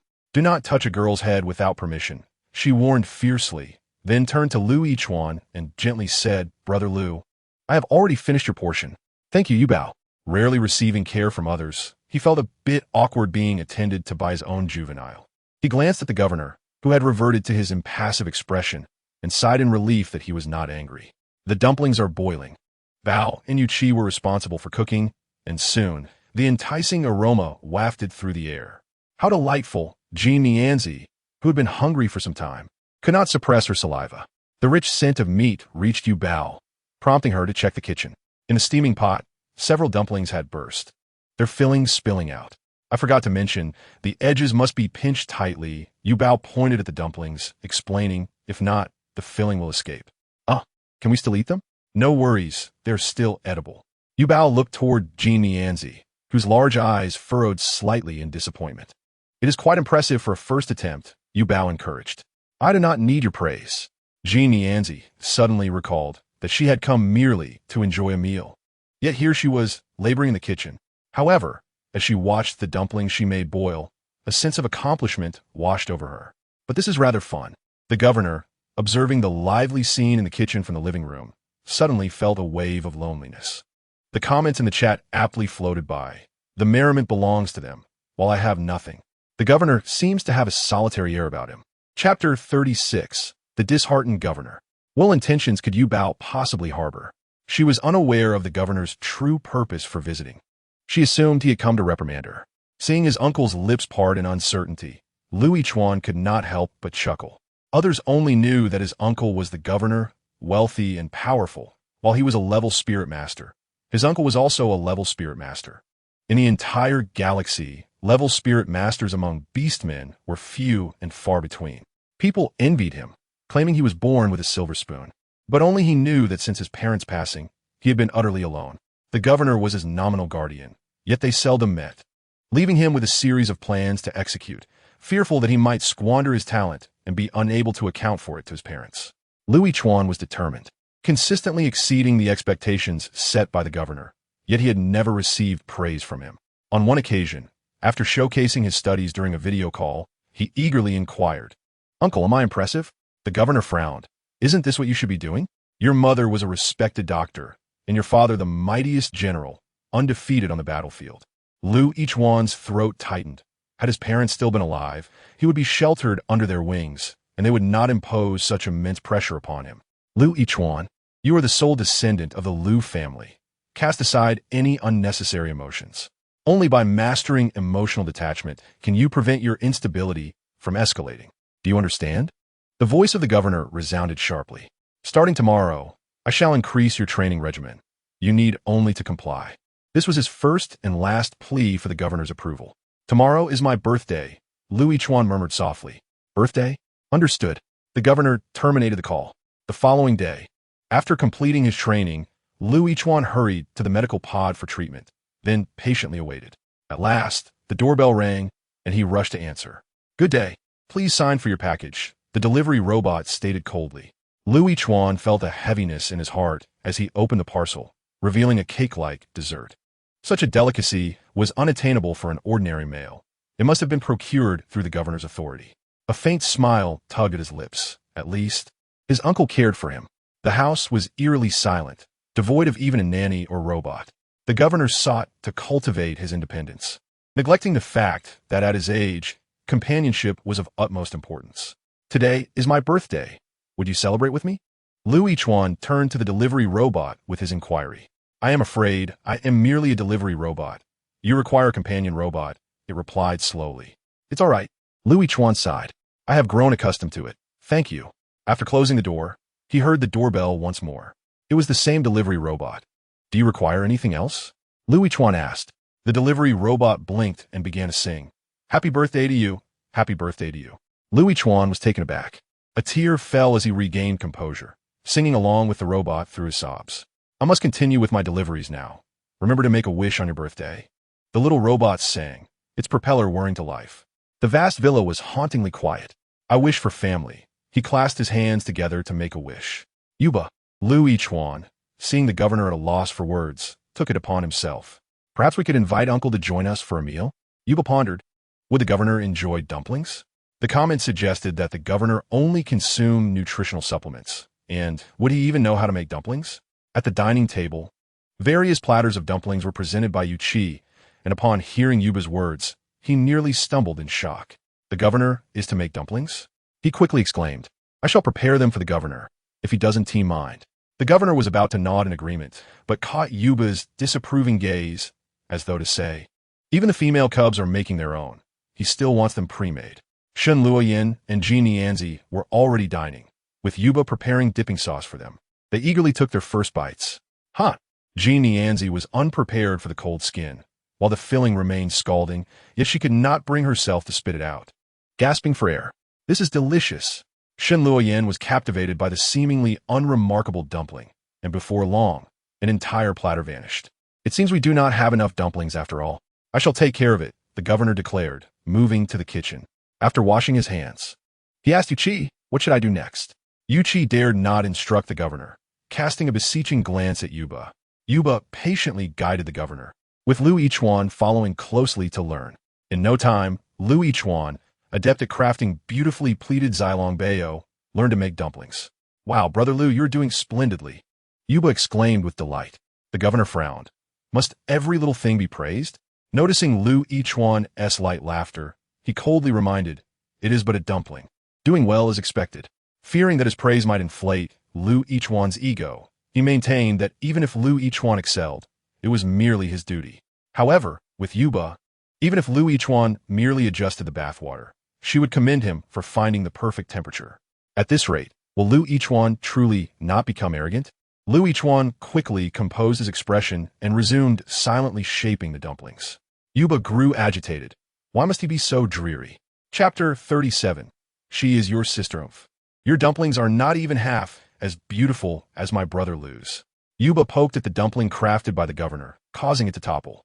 The governor coughed awkwardly. I will strive to improve. Critique is necessary for poor performance, yet praise is warranted for excellence. Yuba also enjoys being complimented, although Lu Yichuan remained silent. Yuba had learned from Shen Luoyin that Lu Yichuan's childhood was profoundly lonely. Protective of him, she would not permit anyone to bully her brother. The comments exploded with laughter. Who understands? The governor is being schooled by a female cub. Before such an adorable female cub, even the governor cannot speak harshly. I believe Yuba is correct. Praise encourages improvement. But Lu Yichuan is already so outstanding, proving the governor's education is successful. Thus, the comments shifted from light-hearted banter to a discussion on educational philosophies. The trio continued to make dumplings until Yuba declared, we have finished all the dough. Do you wish to continue? That is enough. Yuba glanced at her small hands, now dusted with clumps of flour. Lu Yichuan retrieved a wet wipe to clean her. Governor, if my comments do not suit your taste, do not take offense. Yuba teased in a tone previously unheard. The governor recognized that his words had irked Yuba. He felt a mix of helplessness and a budding joy at having a gentle, protective female cub for Lu Yichuan. Simply call me uncle, he replied, taking over the task of boiling the dumplings. Watching the round dumplings plunge into the pot, he could not help but ponder how much time this meal consumed. How many documents could be reviewed in that time? He seldom shared dinner with family, yet witnessing Yuba's satisfied smile as she chewed on the dumplings made the effort worthwhile. The dumpling wrappers were expertly crafted, perfectly thick. I shall reward you with the latest model of engine oil. Yuba patted Bao's shoulder. Bao understood and spun around joyfully. Thank you for the compliment, Yuba. Can Yuba compliment me too? Even robots can be praised. Yet I am either scolded by the boss or my wife all day. If you have a wife, consider yourself fortunate. I have been single for 50 years. Is Yuba's estate in need of servants? I'm serious. Genezi and Shen Luoyin were so full they slumped in their chairs. The governor dipped into the sauce, savoring the burst of meat juice on his lips, unable to stop. Luan remarked, "Yuba, you are truly talented. This would surely sell well." The comments flooded in with feedback. I succeeded by following Yuba's guidance. Though it may not look perfect, it is truly a delight to eat. My attempt turned out so ugly, I won't share pictures. I've already sent some to my wife. She praised my skills and will reward me tonight. Yuba interacted with the comments while eating, generously affirming the netizens. "They look wonderful already. Make sure to eat enough. Ha ha ha. Practice a few more times, and you'll get the hang of it. I will share the ingredient list, and you can customize the filling to your liking. Reward?" Yuba's little mind briefly malfunctioned. "Congratulations to you?" Luan's expression darkened, adding a new rule to the chat. Do not make suggestive comments in front of Yuba. "Yuba, there is one plate of dumplings left. I shall take it for tomorrow," Luan said, her gaze falling on the surviving dumplings. Already envisioning the envious expressions of the males in the laboratory, Yuba shared the recipes of several delectable dishes on her personal social media, and in no time, nearly all males were bustling to prepare a dinner akin to Yuba's for their wives. Vegetables such as pumpkin and lotus root became highly sought after, leading to their swift sellout. During this live stream, Yuba discovered that her followers had surged by over 100,000.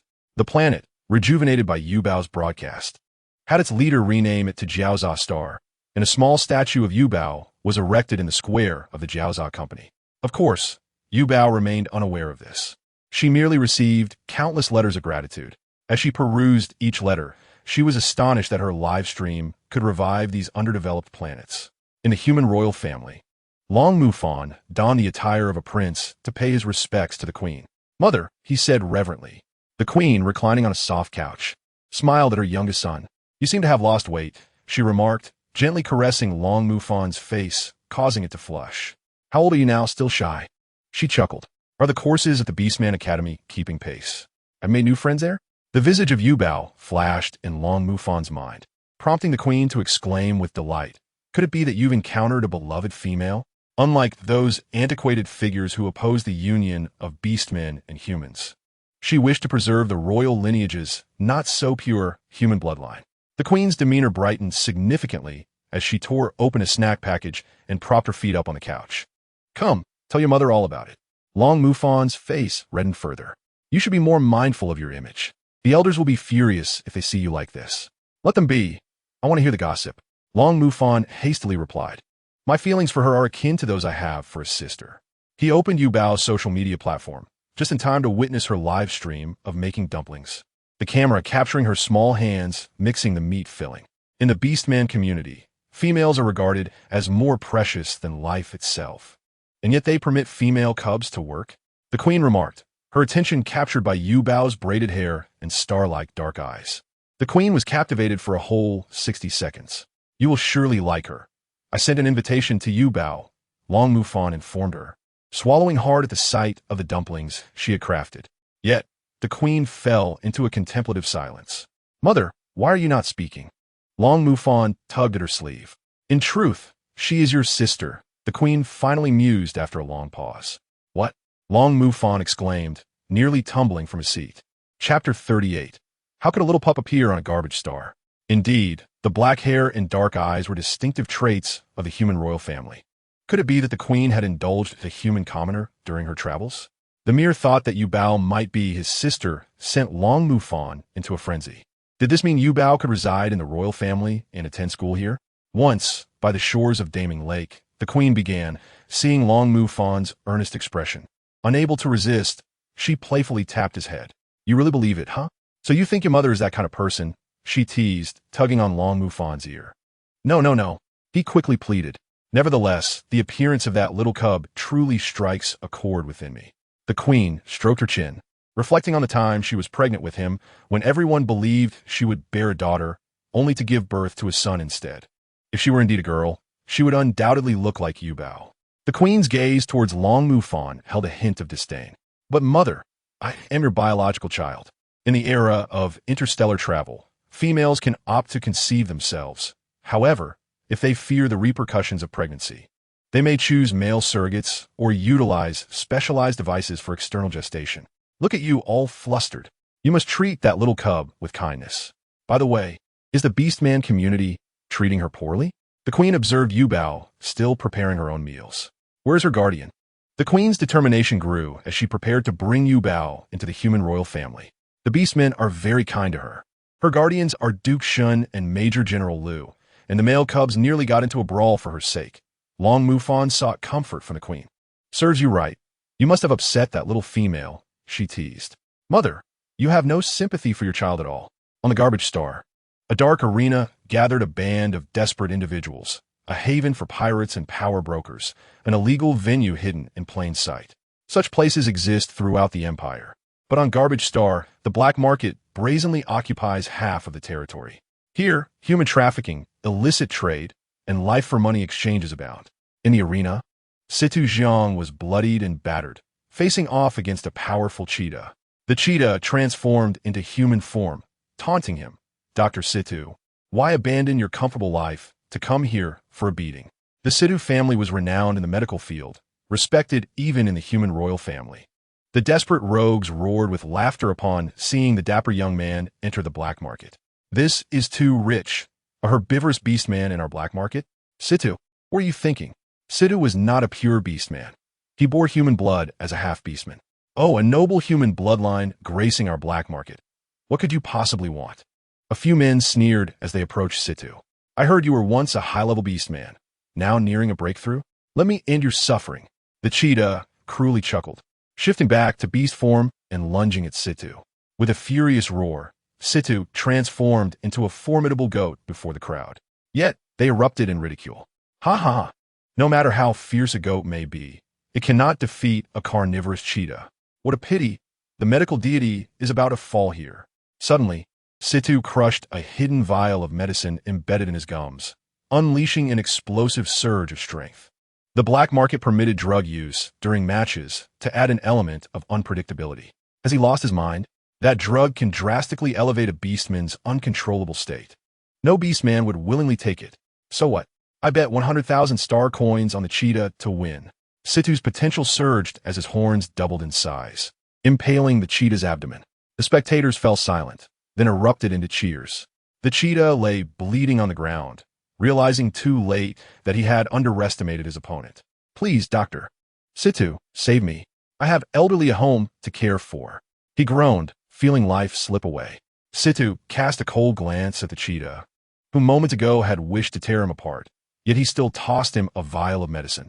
In this den of thieves, few could afford the costs of a medical pod. Most relied on self-bandaging and their immune systems to heal. The casino owner profited immensely from Situ, rushing over to greet him. Dr. Situ, you truly are my golden goose. He handed over Situ's earnings, which Situ promptly donated to the impoverished mountain regions. After half a month of grueling trials in the casino, he felt as though he had aged years, witnessing the harsh realities of life. He yearned to seek experience elsewhere. Yuba, Situ murmured, hiding in a secluded alley where no one would disturb him. He saved Yubao's live stream, watching it repeatedly. It had become his spiritual sustenance. In the video, Yuba had embraced Lu Yichuan as her true brother. Had been too long since they last met. Would Yuba have forgotten him entirely? The more he thought about it, the more anxious he became, unable to suppress his cough. Suddenly, he sensed a movement in his ear. Who's observing me from the shadows? Wang Wu, a small puppy, timidly emerged from the corner, gazing at him with wide eyes. Not a beast man, a pet. Situ Zhang extended his hand, and the little puppy approached, gently licking his fingers. Could it be that you are the puppy Yuba has been searching for? Situ Zhang pondered how this small creature managed to survive on the garbage planet, a place where even toads could fall prey to beastmen. Yet against all odds, here was a little puppy. I am Situ Jiang, and from now on, I shall be your brother.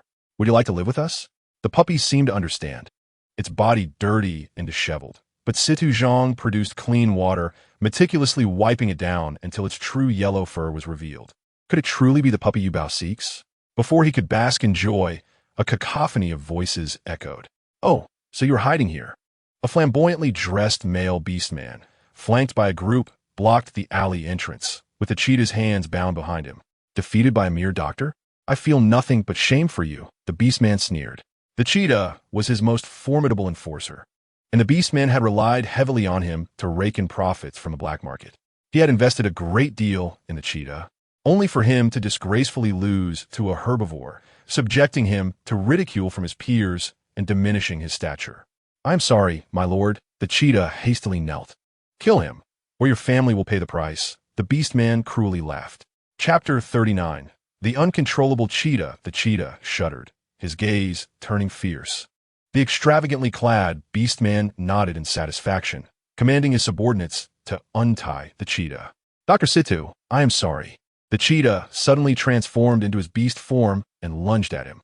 As if sensing a connection, Yuba thought of Situ Jiang, clutching her chest and feeling a twinge of discomfort.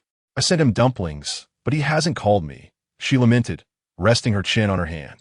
Could it be that Brother Situ does not enjoy dumplings? Lu Yichuan reassured her. No one can rival the dumplings made by Yuba. Situ mentioned he would visit a patient, an old friend of his. Brother Lu, do you have that friend's number? Perhaps we could seek him out? Yuba entwined her arms around Lu Yichuan's neck, playfully insisting. Lu Yichuan recalled Situ Jiang's demeanor during their last video call and began to surmise something. Just then, the sound of a delivery robot echoed from outside. Miss Yuba, you have a package. Please sign for it. The delivery robot, now more intelligent, blinked at Yuba as she emerged, complimenting her. Miss Yuba, you look even more beautiful today. Unable to resist, Yuba patted its small head. Thank you for your hard work. Brother Lu, it's a package from Brother Situ, she exclaimed joyfully, lifting the parcel. The address was from Bei Yanxing. Yuba sighed. Brother Situ is on another planet? That is quite far. Inside the package was a charming little goat plushie. Lu Yichuan raised an eyebrow, initially worried about Situ Jiang, but jealousy soon replaced his concern. This plush goat was evidently modeled after Situ Jiang, resembling a miniature version of him. Yuba quickly embraced the plush goat, which amusingly featured a voice-activated system that could bleat. Suddenly, the goat emitted Situ Jiang's voice, a recording he had arranged to send to Yuba, anticipating that his path to advancement would be fraught with challenges. He had requested a dear friend to send her this toy within a fortnight. Why put yourself through this? A languid youth yawned. Zifeng, you ought to venture outside more often. No, you know I wither in sunlight. I prefer to remain indoors, Zifeng replied, tucking himself back under the covers. His affliction caused his skin to deteriorate upon exposure to sunlight, and in this advanced interstellar era, no treatment existed for his condition. Fear of contagion kept doctors at bay, save for Situ Jiang, who was willing to assist him. Why are you still hesitating? Lu Yichuan remarked, eliciting a laugh from Yuba, who nodded and cradled the goat plushie. On the garbage planet, the alley was sealed off by men in black. Sans signe danger. The little yellow dog instinctively wished to flee, but was reluctant to abandon Situ Jiang, the one who had fed it him. Woof! The puppy suddenly leapt forward, barking defiantly at the charging cheetah. Situ Jiang was taken aback. He expected this little creature to show such loyalty, yet it had exposed itself to imminent peril. The elegantly dressed youth, Mu Rong Yunlei, his eyes sparkling with greed, mused, this place actually has dog meat to offer. Let's deal with Dr. Situ first and then capture this little dog. It seems barely weaned, not a significant threat. However, the cheetah found his focus diverted by the little puppy, inadvertently exposing his neck to Situ Jiang's gaze. The cheetah clutched his throat, collapsing in agony. Situ Jiang felt a surge of latent power within him, hinting at a breakthrough in his physical capabilities. Pathetic. Mu Rong Yunlei hurled a stone, striking the cheetah squarely on the head. Get up, or your family will perish. The cheetah, grasping his throat, struggled to stand, but his previous injuries prevented him from recovering in such a short span. Their figures tangled together. Dr. Situ, in my suffering, the cheetah whispered, deliberately exposing his life source to Situ Jiang's view. He understood that under Mu Rong Yunlei's command, he faced inevitable death. Moreover, since Situ Jiang had granted him a reprieve, he preferred to meet his end honorably, allowing his benefactor to deliver the final blow. As for his family, they held no value against Mu Rong Yunlei, who had promised that should he fall in battle, they would receive some monetary compensation and be relocated to another planet. Situ Jiang's expression shifted. He refrained from delivering a fatal strike, merely toppling the cheetah to the ground. Muron Yunlei chakel crueli. Cheetah, you have grown so weak. The cheetah's eyes dimmed as he gazed at Mu Rong Yunlei, filled with desperation. My family. Your family? Mu Rong Yunlei erupted in laughter, tears streaming down his face. They perished over a month ago. The money you sent, along with your letters, are right here. He retrieved a stack of envelopes from his spatial pocket, tossing them to the ground. The cheetah's eyes widened in disbelief as if they might burst. You must be joking. Do you think I, Mu Rong Yunlei, have the time for jest? Seeing the cheetah's lack of utility, Mu Rong Yunlei could not hide his disdain. Your brother soiled my shoes. Their deaths are inconsequential, sparing you the burden. His expression remained impassive, for human life meant nothing to him. But my brother is only 10. The cheetah roared. Suddenly, the men in black became alert. The cheetah's body began to shift, his wounds rapidly healing, his form expanding. Dr. Situ, run! The cheetah's eyes turned crimson, his family serving as his emotional anchor. With that anchor shattered, his uncontrollable rage surged. The remnants of his rationality compelled him to refrain from attacking Situ Jiang, or the little puppy. The unleashed Beastman exuded a terrifying power, surpassing his previous strength twofold or more. Situ Jiang scooped up the trembling puppy, wishing to save the cheetah, yet knowing that once he lost control, there would be no return. Hurry! The cheetah lunged at Mu Rong Yunlei, engaging the men in black, diverting their attention from Situ Jiang. Blood and flesh mingled. The roars of a beast echoed in Situ Jiang's ears. The cheetah had completely lost control, leaving him powerless. Go! In the embrace of Stzing lay a small puppy, desperately fleeing. The cheetah had been shot down. An Mrnynl, I had regained his former demeanor, bellowing. Capture Stzing. He must not escape from the garbage star. Chapter 40, Baking Cookies. The highly anticipated cooking class had commenced. Ly Chu in Dine apron, presenting a strikingly different image that captivated netizens. Is this the aura of a married man? I never expected LSHOG-ing to possess such a gentle side. Initially presumed to be teaching combat skills, he was instead instructing a cooking class. I'm a classmate of LSHOG-ing. Truth be told, his cooking classes have always been a close call. LSHOG-ing teaching cooking? This has truly astonished me. Many had not witnessed YBO's live stream, showing little interest in the female cubs, but were drawn in solely by Ly Chuen's name. Times have changed. The internet speed is too slow. Our LSHOG-ing can now grace both the dining hall and the kitchen. My father learned to make dumplings from YBO last time, and they were absolutely delectable. I look forward to these cookies. All the boys had changed into appropriate baking attire, adorned with little hats. Were it not for the distinction between YBO and the Beastman Federation, the royal princes would still hold high status and would not be mandated to learn cooking. However, recalling the task bestowed upon him by the Empress, LNN resolved to leave a favorable impression on YBO. What do you mean by YBO? She is our sister in the Beastman Federation. Certainly not yours, piped up a chubby boy. Isn't this the little prince of the human royal family? Rather adorable? LNN turned his head just in time to see the comments praising his cuteness. Only you beastmen enjoy being called cute. All human cubs are handsome. He grumbled, yet it was evident that he felt a flicker of joy within. The female commentators began to cheer him on. All right, you're the most handsome. Little Prince is truly handsome. Can we even continue with this cooking class? Hello everyone, I am Ly Chuan, and today I will be your instructor. Now, let us welcome our little teacher. Ly Chuan, typically expressionless, could not contain his smile at the thought of making cookies with YBO. Initially, he was the sole instructor, but the first graders began to bicker fiercely over who would partner with YBO. Naturally. She should be in my group. Chunbyo protested. Since you are already her desk mate, can't you let us have this opportunity? The chubby boy accused, jabbing his finger. I am the captain of YBO's guard. Shouldn't she be in my group? With his muscular build and strength. I had successfully become the captain of YBO's guard, albeit limited to first graders. In the midst of the chaos, LNN jumped in. I'm the little prince of the human royal family. I should be in a group with YBO. You are unworthy. Thus, a cacophony of 20-odd male cubs erupted. YBO's white hat was fashioned in the shape of a little cat. It remained a mystery who had chosen this cooking outfit for her, and as her hair was tucked inside the hat, YBO felt her face had suddenly grown larger. Brother L, have I gained weight? Iveo inquired nervously. Previously unconcerned with her appearance, it had even been the source of her bullying.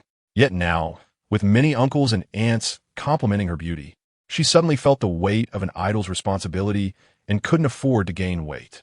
YBO nodded, now exercising every morning and running 3 kilometers effortlessly. The comments flooded in, praising YBO for finally having some flesh on her face, rosy and radiant. Is this the little cub of LSH-OGing? So adorable it makes me bleed. Come on, female cubs can be quite spoiled. LSH-OGing truly has a tough time. Soon, this individual was bombarded with attacks. Please get to know YBO before speaking. As LYCHUN began cracking eggs, YBO stood beside him, passing eggs and sharing important tips. The male cubs were fully engaged, diligently noting down everything LYCHUN and YBO discussed. Once the cookies were placed in the oven, a rich aroma of milk wafted through the air. The first batch emerged, totaling over 40 cookies. Everyone gets one cookie to taste. If you find it too sweet or too bland, adjust the sugar accordingly. YBO distributed cookies to each male cub. The teachers swallowed hard, distracted by the lesson, yearning to partake as well. Teacher, may we try some? Iveo Askith, holding the remaining cookies towards the teachers seated at the back. The headmaster nodded eagerly, reaching for a handful, only to be deftly avoided by YBO. Headmaster. Each person can only have two. YBO showed no leniency, ensuring each teacher received only two. The older male cubs outside could only savor the scent. Once they became younger, they too would bake cookies with YBO. The first graders began their cookie-making endeavor. Excluding YBO, the remaining male cubs paired up, leaving one without a partner. Consequently, Ellingham FN found himself alone at a cooking station, appearing rather forlorn. Previously, he had always skipped cooking class, and as a novice, he soon burned himself. Ouch! Ellingham FN exclaimed. Oh, the royal little darling can't even use an oven? No wonder no female would like you, the male cubs teased, for to them, a minor burn was inconsequential, easily remedied by a small medical device. Are you all right? YBO rushed to his side. No, I'm fine. Ellingham FN was taken aback by YBO's concern, and he couldn't help but smile broadly. Are you still grinning? Then, YBO shot a disapproving glance at the two teasing boys. How can you mock your classmate? Don't be angry with them. It's my fault for being clumsy, Ellingham FN replied, shedding his pride and adopting a pitiful demeanor. Chapter 41. It's her little yellow. YBO was particularly susceptible to this tactic. The male beastmen stared incredulously at Ellingham FN. Ellingham FN. You lack chivalry. YBO, this minor injury is nothing for a male. He is deliberately acting delicate. Comments began to emerge. The human little prince and the beastman little princess. This dynamic is quite thrilling. Our YBO is still young. No bundling allowed. YBO will eventually grow up. Perhaps it's best to have the ants keep a close watch for now. I can already envision how sought after YBO will be in the future. Soft, tender little females. Who could resist? LYCHUN felt a pang of anxiety, akin to witnessing a sister being eyed by wild beasts before she had matured. YBO remained oblivious to the comments, patiently waiting for Ellingham FN's hand to heal, and then asked with genuine concern. How could this happen? It's normal to get hurt while cooking. Let me teach you. Under YBO's guidance, Ellingham FN quickly baked a tray of cookies. Wonderful. I must tell Mother that these cookies were personally made by YBO. Ellingham FN exclaimed joyfully like a child. The Queen was secretly watching a live stream, and seeing her son interact so well with YBO, she couldn't help but chuckle, eagerly awaiting Ellingham FN to bring YBO over for a few days of fun. Time was plentiful. YBO began to use molds to shape more cookies to share with her family. This batch is for me. This one is for Brother L. This one is for Sister YN. This one is for Brother ST. And let us save some for Sister JN. Oh, Brother L, would you like to bring some for your uncle? Yb oterento L Yhuin inquirung. Before the screen, the governor feigned seriousness, yet inwardly rejoiced. Never mind, Uncle does not enjoy sweet treats, Louis Chuan remarked. All right, then I want to prepare any for Uncle. Yuba obediently nodded. The governor's lips curled downwards, his expression devoid of mirth. The cookies, freshly extracted from the oven, emitted an enticing aroma that made everyone salivate. The live broadcast conveyed the scent, and the comments section erupted with excitement. No, I haven't eaten anything yet. Willing to pay handsomely for those cookies. Yuba did not need to participate in this. Brother Situ, your bag is shaped like a lamb. Luga, do not mix it up, Yuba cautioned. Outside, a familiar voice resonated. Brother Situ, are you here to pick me up from school? Yuba, like a jubilant little rabbit, bounded into Situ Jiang's embrace. Let me down, she exclaimed in alarm.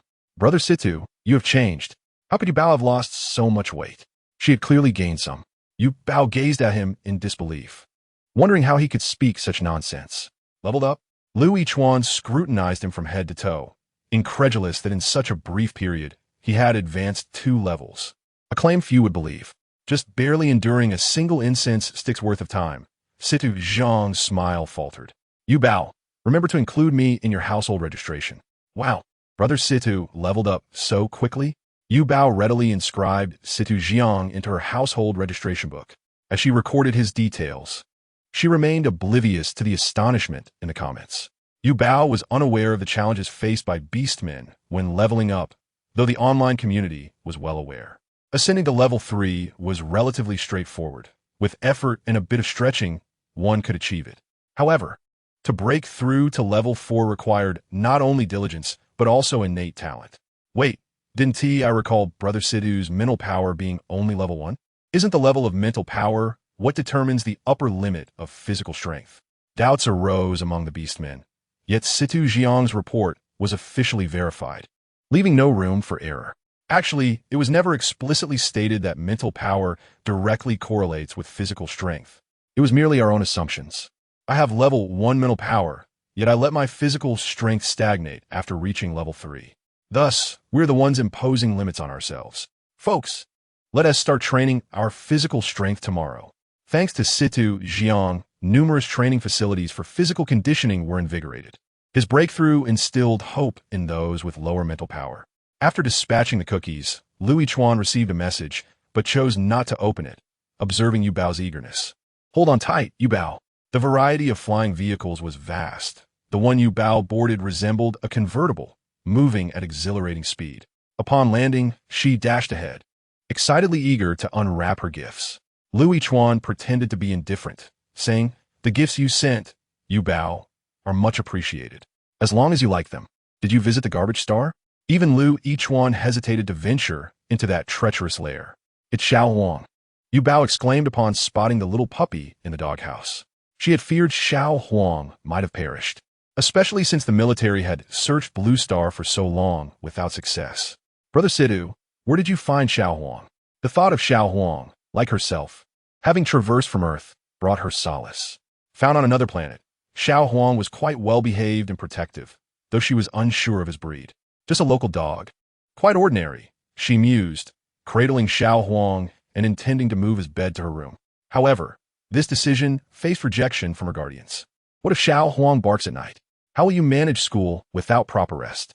Xiao Huang whined in protest. He was, after all, quite obedient. See, he barks quite loudly. After pondering, Yu Bao relented. All right, how about Xiao Huang sleeps at my door? The corridor was spacious enough to accommodate a dog bed comfortably. Xiao Huang lamented his inability to articulate his thoughts. Since acquiring Xiao Huang, Yu Bao had taken on the role of a mother, constantly considering his needs. Xiao Huang is a boy. He needs to eat more to grow strong. We should tidy up the grass in the backyard. Once Xiao Huang grows up, he will need room to run. The villa's backyard was vast, nestled against the mountains, a place Yu Bao seldom visited. Hence it had remained untended. Once the grass was trimmed, Yu Bao gazed at the expansive yard, lost in contemplation. Such a large plot of land seemed a waste not to cultivate something. Chapter 42. Yu Bao as agricultural aspirations. You want to farm? Her guardians nearly toppled from their seats in shock. Yu Bao, no female enjoys farming. It's exhausting and unsustainable, Lu Yichuan advised. But I can grow my own vegetables and take pride in my accomplishments. Yu Bao protested. Central Star is truly not suitable for farming, even if crops are grown. They are bitter and astringent, and I fear you may be disappointed, Situ Zhang interjected. Yu Bao sighed, her head drooping in disappointment, instantly filling her guardians with guilt. She merely wished to experience the joy of farming. She was not demanding the stars or the moon, and yet they had turned her down. Well, it's not impossible to farm just for fun. Lu Yichuan eventually relented, and Situ Zhang activated his holographic device to purchase some seeds and seedlings. What do you wish to plant? He inquired. Carrots, potatoes, sweet potatoes, scallions, and some greens for now. Yu Bao listed a series of names, sketching on paper where each crop will be planted and what they would be called. The doorbell chimed. Did the order arrive already? Lu Yichuan opened the door to find the governor standing outside. The governor towered over Lu Yichuan, casting an intimidating gaze upon him. Huh? Louis Chuan opened a message to find an unread notification. Uncle, I never said I dislike sweet treats. Just that?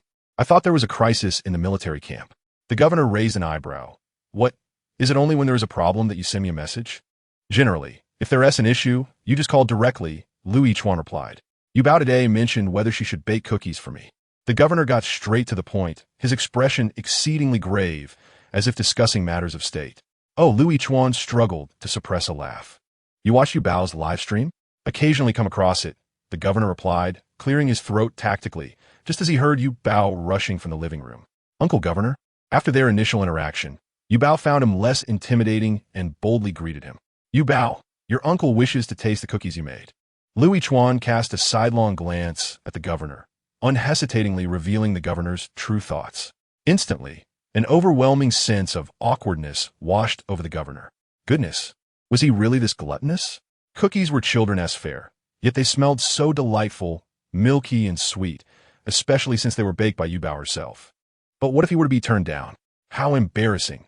He had never felt this way while negotiating with foreign nations. The governor previously had not realized how conflicted he truly was. Want cookies? Very well. Then Uncle Governor will help us till the land, Yuba declared, retrieving a gray hoe from her spatial button. The governor found it impossible to deny Yubao's request, yet upon hearing her desire to farm, he slightly furrowed his brow. This was no easy task, but he could send 2 robots to assist, albeit without guaranteeing a fruitful harvest. It's just farming. How hard can it be? Yuba Wu-Nti divulged that during her time on Earth, she could cultivate anything, even dying plants. When Genezi arrived at Yubao's home with a small gift, she found 3 men laboriously tilling the soil. Louis Chuan, your speed cannot compare to mine, the governor scoffed, quickening his pace. Uncle, the land you're working on 1T require redoing later, will it? Louis Chuan also hastened his hoeing. After Stzing finished tilling a patch of land, he observed Yuba diligently working while donning a little headscarf. Although he felt a twinge of concern, he recognized the joy that radiated from Yuba at that moment. Thus, he took out his camera and captured several candid photographs of her diligent labor, intending to share a moment of her industriousness later. The task of tilling inevitably resulted in mud splattering onto their clothes, which left Genezi perplexed by Yuba's actions. Female cubs were the most esteemed beings in the Beastman Federation, and Genezi pondered whether Yuba had grown weary of games or found television lacking in entertainment, compelling her to seek out such troublesome endeavors. Evail, Genezi called out, lifting the hem of her skirt as she approached the gate to the backyard. Yuba looked up with a silly grin and asked, How is it? Are the little cookies delicious? Genzi's cheeks flushed as she nodded awkwardly. A warmth enveloped her heart, and YQ fanned her gently with a hand fan, saying, It seems Miss Yuba has taken quite a liking to ZZ. Well, you know, Genzi exclaimed, reflecting on their initial conflict upon meeting and feeling increasingly guilty. After all, how could a female express such emotions? If her mother were to discover this, she would surely reprimand her. This is for you, as a token of gratitude. Yuba examined her dirty little hands, wiped them on a cloth, and then accepted the gift bag. What is this? She questioned, puzzled. Don't you enjoy training? This game will immerse you in an experience akin to wilderness combat, allowing you to choose different races and beast forms, Genezi explained, refraining from mentioning the rarity of this game, which not only required reservations, but also competition for slots. It was the latest in holographic gaming, allowing players to experience hunger and pain, rendering it more realistic than others. Despite its competitive nature, Genezi believed Yuba would enjoy it, confident that her guardian's formidable strength would keep her safe. 5 players can form a team, Genezi added. Would you like to play, ZZ? Yuba's interest peaked at the prospect of battling alongside male cubs, though her teachers kept a vigilant eye on her, fearing for her safety. With this game, she could learn various combat techniques. I want to play, Genezi replied with a hint of pride. Only you seem to relish hardship. Yuba lowered her head, uttering, I just want to learn more. Genezi, taken aback, pondered whether she might be serious. In truth, your fondness for challenges is a commendable trait, quite unique, she mused, wondering if she had lost her mind. Yuba's happiness was inconsequential to her. Chapter 43. Purification power really? Ybo didn't perceive her efforts as burdensome. She found planting vegetables delightful. The seedlings seemed to express joy upon her arrival. She meticulously arranged the seedlings and seeds, as if these plants could indeed converse with her. Genez's previously apologetic gaze morphed into one of horror. What did Ybo just say? The seedlings are happy to see her? Is she experiencing delusions or some cognitive issue? Genez turned to the adult males, suggesting, perhaps you should take her to the hospital?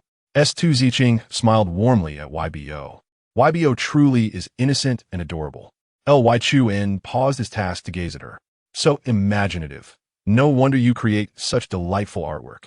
The officer remained silent, yet his expression was gentle. All right, I'm leaving, Genez said. Remember, while you may die in the game, you won T in reality, but you will still feel pain. Let me know when you log in, and I'll have my mother grant you special access. The special access would ensure that if Ybo encountered a lethal attack, she could automatically exit, adding an extra layer of safety. But you mustn't share this. It's incredibly enjoyable with 5 players in a team. Yao counted on her fingers. The thought of such a splendid game without a team made her a bit despondent. Perhaps she could ask CHNBOBO and LNMFN? Just then, LNMFN messaged her, inquiring whether she would attend the banquet in 3 days. Ybo hesitated, glancing at the adult males. She was acutely aware of how rare her pure human heritage was, and the thought of being taken away by humans was daunting. However, she declined. She recalled LNMFN's pitiful expression. Ybo, this is my first time inviting a classmate to my home. You know I have few friends, and my brothers want to play with me. Initially, LNMFN had looked down upon Ybo, but now he seemed to regard her with utmost fondness. If Ybo exhibited even a hint of disdain, he would feel deeply hurt. Ybo had wondered if LNMFN had been possessed. The guiding figure, Queen Your Majesty, remarked, Son, your talent for charming is unparalleled, surpassing your father's. Remember, charming men have the best lives.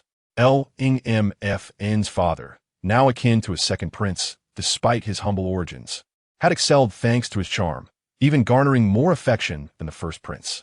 LNMFN was also the sole prince born from the maternal womb. Though the princes appeared harmonious on the surface, they harbored resentment towards their younger brother, who received more maternal attention. Luan reassured her, rest assured, we will all attend this banquet. I will have S2's family send me the invitation. Stzing stated, as his family, a respected medical lineage, held significant prestige among humans. I shall also attend. The officer felt a headache coming on, recalling the queen's predatory gaze upon him. Yet he felt uneasy about Ybo's safety without proper oversight. Jia mentioned she would also be attending. Ybo said, nodding happily. It felt as though they were embarking on an outing as a big family, which was delightful. The pit is dug. Ybo, please bring over the seedlings. Stzing instructed. Ybo obediently retrieved a carrot seedling.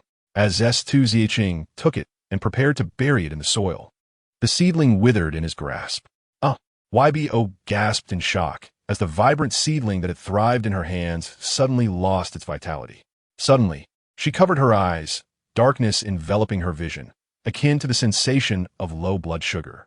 Ybo, Stzing, not yet comprehending why the seedling had wilted, caught Ybo as she nearly collapsed.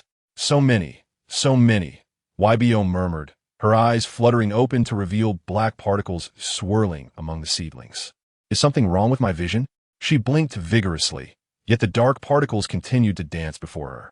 Ybo, what happened? Stzing asked, wishing to examine her, but upon retrieving the medical equipment, he found her in perfect health.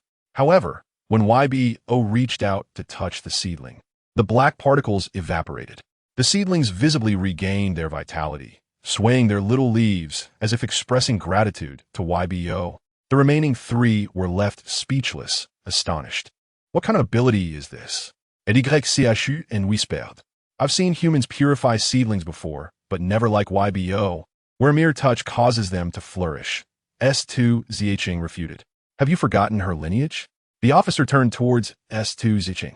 So Ybo has awakened her purification power, and it appears unmatched? cherished and unwanted. The three males encircled YBO. Is this YBO's innate talent? She asked, her eyes sparkling with delight. Yes. Do you feel unwell? No, YBO replied, feeling elated as she watched the black spots disappear. The air also contains dark particles, but upon seeing me, they either fled or dissipated, YBO explained. So, your touch makes them vanish. Iveo nodded, fetched a cup of water from the river and inquired of YBO, can you purify this cup of water?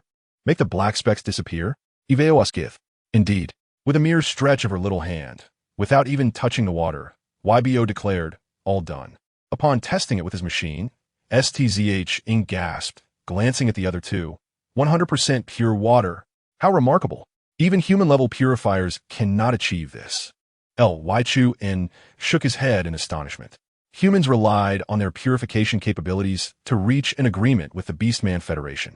Water is the source of life. Many humans looked down upon the Beastmen, perceiving the Federation merely as their bodyguards, strong but simple-minded. Without humans providing clean water, how could they develop so swiftly? The three males deliberated and then solemnly instructed YBO. This matter must remain confidential. No one else can know about your ability to see the black particles, as the Guardians currently lack the capacity to protect you. YBO obediently nodded and made a pact with the three males. Pinky swear for 100 years. No deceit. To deceive is to be a puppy. Woof woof. Little Huing responded. With this shared secret, YBO felt closer to the governor. Awakening such a powerful ability is indeed a good thing, the governor remarked. Do you desire any reward for your awakened abilities?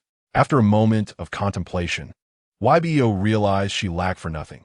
She earned more money than she spent daily and could not think of suitable reward. Then will you accompany me to play games? We need a team of 5 to register, YBO lamented. The governor, filled with inner joy yet maintaining a serious demeanor, nodded.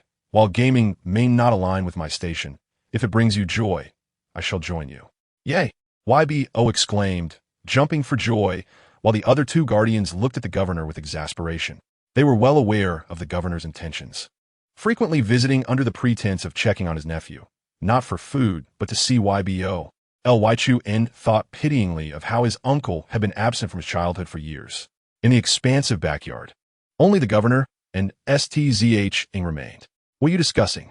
The seedlings were sensitive and fragile, which is why beastmen were ill-suited for agriculture. Their instability could adversely affect the vitality of the seedlings. You are a diligent student. You should be aware of this, the governor prompted. Noticing Stzing's silence, he inquired, has your instability level reached 50%? 50% instability could cause seedlings to wilt instantly. The governor gasped in shock. He knew Stzing had made significant advancements in physical capability, which likely increased his instability as well. However, the leap from 20 to 68 was alarming. Should the instability reach 90, he would descend into madness. Do you realize that instability is irreversible? It can only be mitigated through the calming presence of a female. I do not seek the comfort of a female, even if it becomes necessary in the future. It must wait until YBO matures, Stzing replied, having underestimated the side effects of the potion, likely exacerbated by the traumatic death of the cheetah. YBO would not wish to see you become insane. Fortunately, I am a herbivorous creature. If that day comes, I would rather in my life. You ought to inform Luan, so she can provide you with some calming potions. Upon receiving the news, Luan hurriedly arrived, kicking the door to Stzing's room open. The garbage star is truly not a place for humans. Stzing chuckled. You, a frail scholar, went to a garbage star? Luan exclaimed in disbelief. You could easily remain by YBO's side as a nutritionist. Otherwise, once YBO finds 5 guardians, you could become the 6th. You know how YBO feels about you. Why rush into such a decision?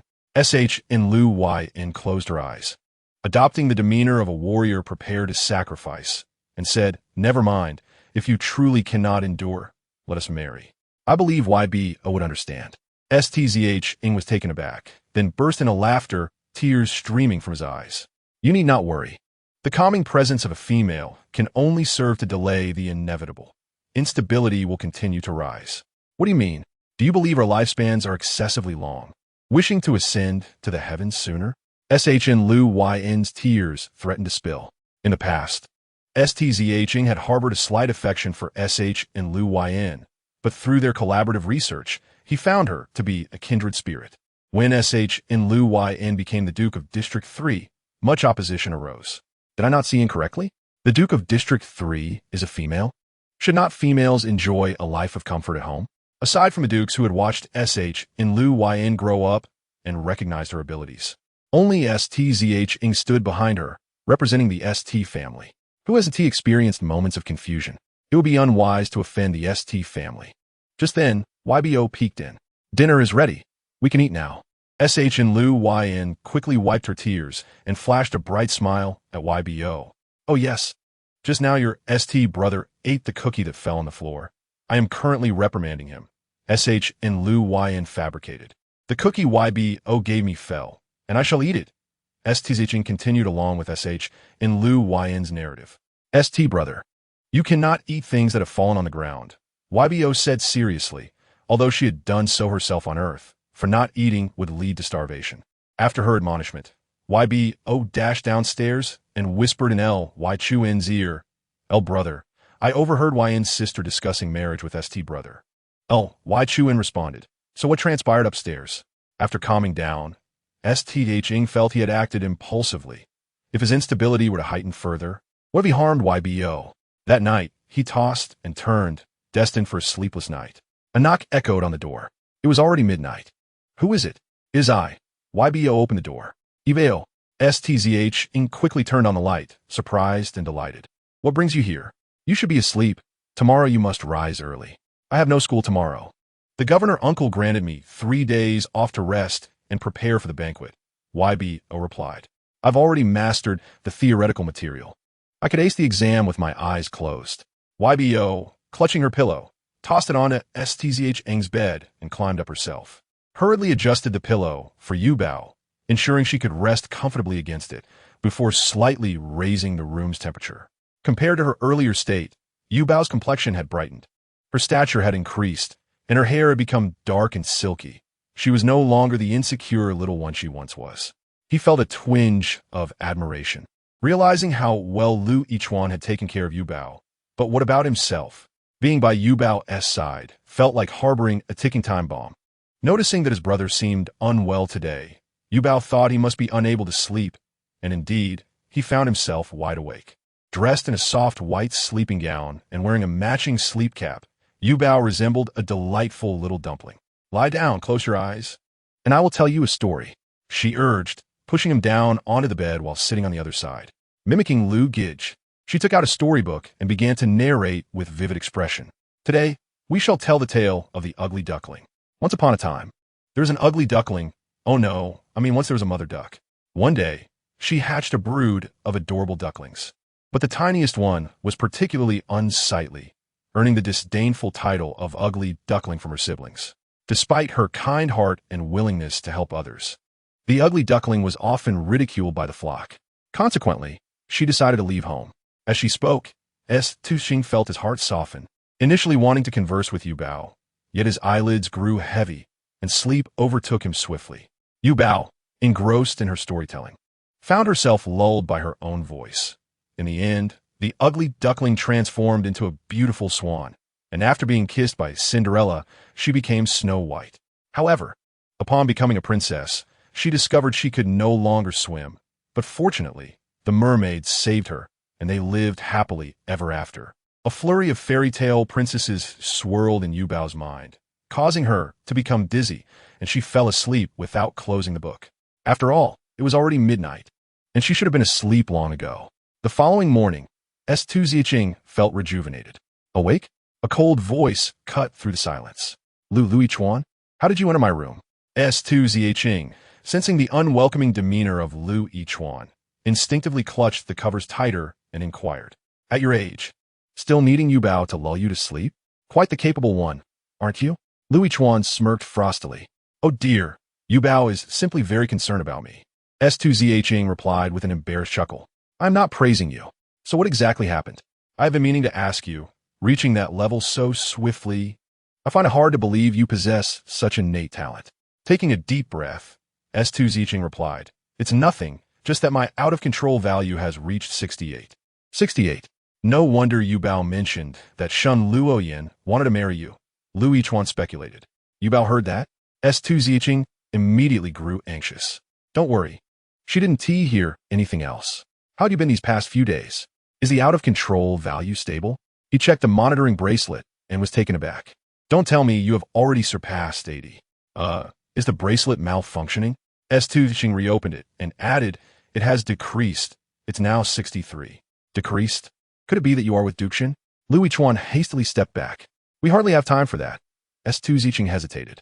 The out-of-control value is irreversible. It's not Dukshin. Lu Yichuan's expression turned dangerously serious as he pinned Stzing to the bed. You wouldn't dare to Lu Yichuan. Do you really see me as that kind of person? Stzing was perplexed yet furious at Lu Yichuan's assumption. Then how do you explain this? Lu Yichuan pointed at the bracelet's readings. Stzing had a sudden epiphany. Could it be because Yuba tells me stories? I think you've lost your mind. Lu Yichuan facepalmed, looking utterly speechless. Just then, Yuba appeared at the door, rubbing her eyes and yawning. Oh, whoa, Stzing, why is your door not properly closed? Upon seeing Lu Yichuan on top of Stzing, with Stzing's clothing in disarray, Yuba felt a jolt of shock, sensing something was amiss. What are you two doing? Never mind. I might be sleepwalking. I didn't see anything, she said, closing her eyes and slowly retreating from the room, kindly extending her small hand to close the door behind them. She then dashed to Shun Luoyan's room. Sister Yin, I saw Lu Gij on top of Stzing. They looked like they were fighting. Shun Luoyan immediately woke from her slumber, wearing a mischievous grin. Oh, should I go mediate? She pondered whether male camaraderie could stabilize the out-of-control value. The officer, having detected the information from Stzing's bracelet, rushed over upon seeing the declining value. Could it really be Yubao's storytelling? To test this hypothesis, the officer coaxed Yuba into telling stories to Stzing at night, starting with the ugly duckling. After several days of storytelling, Yuba became weary and looked at them pitifully. Does Stzing really like the ugly duckling that much? Perhaps it is merely a coincidence. The officer observed Stzing's out-of-control value, which neither increased nor decreased. Does it only take effect at midnight? Lu Yichuan murmured. Yet they were reluctant to have Yuba stay up late to validate their theory. Let us not trouble Yuba. She has become nauseated at the mere mention of ugly. The men, feeling sympathetic towards Yuba, decided to abandon the idea. Unbeknownst to Yuba, news of her invitation to the banquet spread rapidly, igniting fervent discussions online. Isn't it only nobles like the Duke who can receive invitations? According to my son, the little prince invited Yuba. I always thought that little brat had ulterior motives. Perhaps influenced by the queen, Long Mufan harbored a deep obsession with his sister, with his very first spoken words being pretty girl. As he grew, he fixated on others' bellies, eagerly anticipating someone could give birth to his sister to play with him. Chapter 46. Another collision. Children's minds are innocent, yet to adults, they often appear tinted with ulterior motives. Someone even created a forum akin to a tieba for Long Mufan and Yuba, aptly named Muyu. Videos and photos began to trickle in. The pinned video featured Yuba making cookies alongside Long Mufan. Su Qinshin shared a screenshot of this forum in the group chat with the officer and the Dukes, prompting a flurry of inquiries. Qinyulian? Luan, what happened? Qin Song. LOL, I haven't even seen Yubao's face, and they already posted her? The officer remained silent. Silent One, what is going on? In less than 3 minutes, the entire forum vanished. Su Qinshin, who was so fast? While they understood that most were merely seeking amusement, the Guardians felt a pang of discomfort upon seeing it. As news of Yuba attending the banquet spread, amidst the adoration were voices of skepticism. Following the lead of some, several others began to type furiously, attacking Yuba. Most of them were lower-class beastmen, seeking a sense of existence online amidst their chaotic lives. Although the Federation stipulated that males could not harm females, it was the internet. What harm was there in uttering a few nasty words? Coincidentally, Yuba was unaware that she had once again made headlines. As she browsed through the photos taken by Stzing, she found them truly beautiful and decided to share a few on her social media. The caption read, "Growing vegetables with my brothers. Any fans want to taste the vegetables Yuba has grown?" The likes and comments surged into the thousands and tens of thousands. growing vegetables. Yuba is so capable. Is the little fish baby feeling tired? Let Annie hold you and admire your sweet face.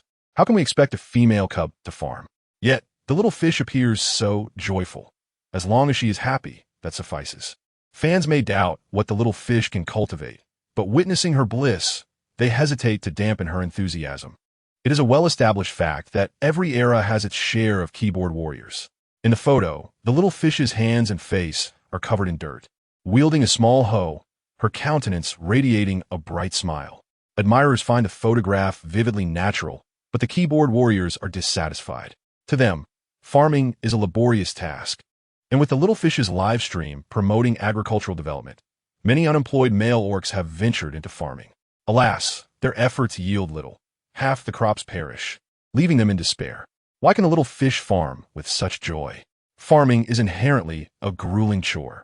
Why does the little fish receive monetary gifts for a mere update, while they toil to barely meet their debts? It is utterly laughable. Why pose for a photo while farming? The seedlings suitable for planting are already scarce. Let us not waste them.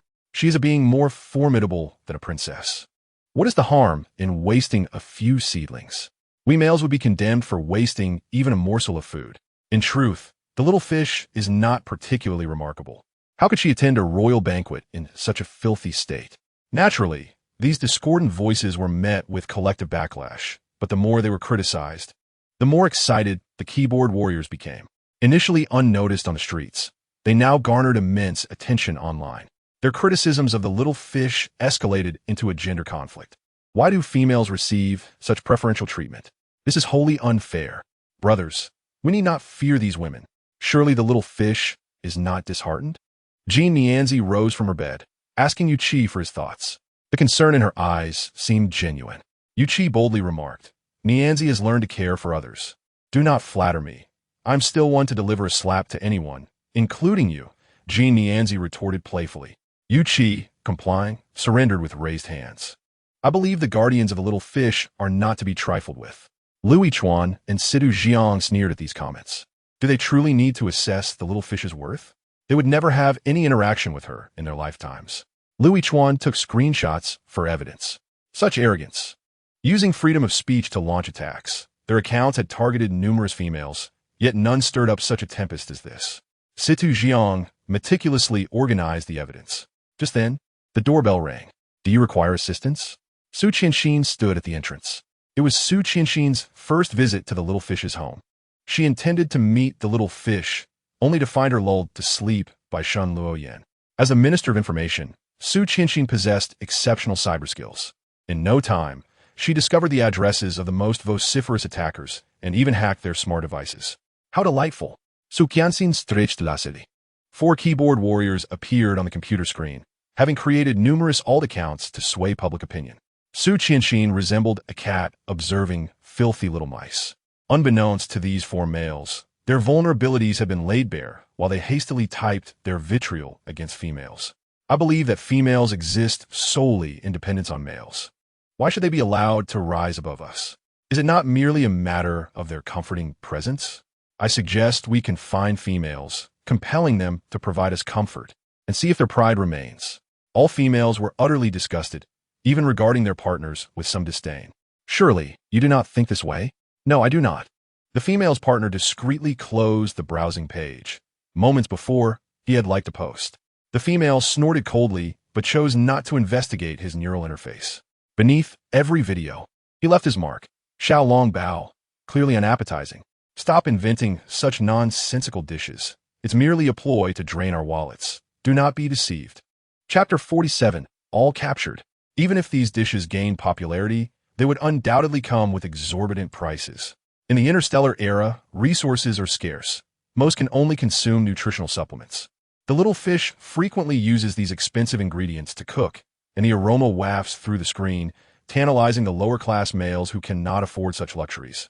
Even if they had the funds, they lack the rights to purchase. Of course, the little fish is unaware of the struggles faced by lower-class males. She simply wishes for everyone to enjoy delicious food. Seeing the little fish attending school only made him envious. A century ago, when the female-to-male ratio was not so imbalanced, birth rates were still decent. His father wanted him to go to the Central Star, but he could not secure a place despite his efforts. Why does this female gain admission to a school on the Central Star when she is merely an orphan? Is it solely due to her gender? The keyboard warrior felt increasingly aggrieved. Would it not be better for a male cub to receive that spot? Could not females be educated at home? He shed tears advocating for male cubs. In the video, he was expelled from school for bullying a female, resulting in her leg fracture, leaving his family with hefty reparations. His mother was utterly disappointed, threatening to cast him out. Yet his father, unable to bear the thought, insisted on leaving with him. However, instead of feeling grateful, he drained his father's resources, leaving him on a hospital bed without funds for treatment. He failed to see his father's sacrifices. All he did was complain about being denied entry to the Central Star. He lamented his mother's cruelty in expelling him and resented his own gender, wishing he were female so he could have life easier. Ming, after my father's passing, you must take care of yourself. The old man closed his eyes for the final time, and after shedding a few tears, Ming squandered his father's funeral funds. Is this the male attacking the little fish? All of this is of his own making, yet he blames females. Truly pathetic. His birth circumstances were not dire. His mother did not favor females over males, and he had a father who doted on him. The previous speaker suggested that his father's excessive indulgence led to his downfall, resulting in him blaming others. The keyboard warrior, Ming, panicked as his identity was exposed. Finally awakening to reality, repeatedly insisting that this was not him. However, the landlord knocked on his door, coldly stating, "Leave, do not dirty my house." He was cast out, left to wander the streets. Ming cried out in despair. Is there truly no place in this vast world for me? Hello, we are the police. You are suspected of inciting public opinion through online dissemination. Please accompany us. Ming was fortunate. Just as he was evicted, he found himself in police custody. The other most vociferous keyboard warriors panicked, hastily attempting to delete their accounts, hoping the police would not track them down. Influenced by online rhetoric, they were swept up in their emotions, recalling their grievances, attacking the little fish while forgetting the strength of her guardians. It is over for them. The keyboard warrior was a middle-aged, greasy man, a mid-level manager with a decent income. However, in this era of gender imbalance, no females were willing to marry him, leaving him perpetually alone. The keyboard warrior advocated for the confinement of females. His room was adorned with pictures of female celebrities, including Genezi and the little fish. Each photo crumpled from his obsessive touch. He clutched the little fish's image, eyes gleaming with madness. The fragile female cubs should not expect my servitude. Rather, they ought to bow before me. Yet, in a startling turn of events, he discovered that his information had been posted on the official police account. His pupils widened in shock. How could this happen? Soon thereafter, a knock resounded on his door. While they monitored others online and unleashed their malice, they were oblivious to the fact that they, too, were under scrutiny. The keyboard warrior lounged lazily atop his haystack. His family members caught sight of the live stream from YBO, where scenes of supermarkets and markets being looted were broadcast. However, these seedlings seemed to be at odds with him. The moment he touched them, their previously lively demeanor wilted instantly. Having previously worked at a clothing factory where garments mysteriously vanished, and at a gas station where fuel was pilfered, he wondered why these seedlings would not favor him. The phone call was abruptly terminated, prompting the keyboard warrior to curse in frustration before opening his holographic device to scroll through entertainment news. He stumbled upon YBO trending. Farming? What business do the female cubs have in such affairs? He deduced that YBO was merely toying with the idea. Realizing that while YBO, spoiled by guardians, might be playing, he was genuinely facing hunger due to his lack of harvest. A comment he carelessly posted garnered several likes from males, igniting a thrill of recognition within him, which led to increasingly aggressive remarks. Is this staged? Just to gain fame at our expense. Maintaining a gentle and adorable persona. What can females do? Aren't they all dependent on us males? As he typed, venting his ire, a helicopter's sound suddenly pierced the air. Several officers descended from above. Hello, we are the police. You are suspected of inciting public opinion online. Please come with us. Wait, I need to speak with my family, he retorted, sending a message to his father. I'm going to be a police officer, don't worry. All right, let's go. The keyboard warrior was surprisingly agreeable. He had no desire to farm or work, preferring the prospect of imprisonment instead. Ultimately, he found himself cleaning toilets in jail, unable to pilfer even that. When apprehended, The keyboard warrior was enjoying dinner with his partner. Honey, don't pay attention to the online discourse. It's merely a bunch of bitter males who can't get what they want. With his striking appearance, he easily garnered the affection of adult females. I knew you were exceptional. One of his partner's friends remarked, lamenting that their males had liked those disparaging comments, leading to unilateral divorces. As the adult female savored dumplings, she praised. Thanks to YBO, I can indulge in such delightful cuisine, and I appreciate your willingness to learn from me. As long as you enjoy it, it's my duty, he replied, secretly deactivating his holographic account. Though his partner respected his privacy and refrained from checking his phone, he remained a cautious individual. Suddenly, as his partner was eating dumplings, she paused, answering a phone call.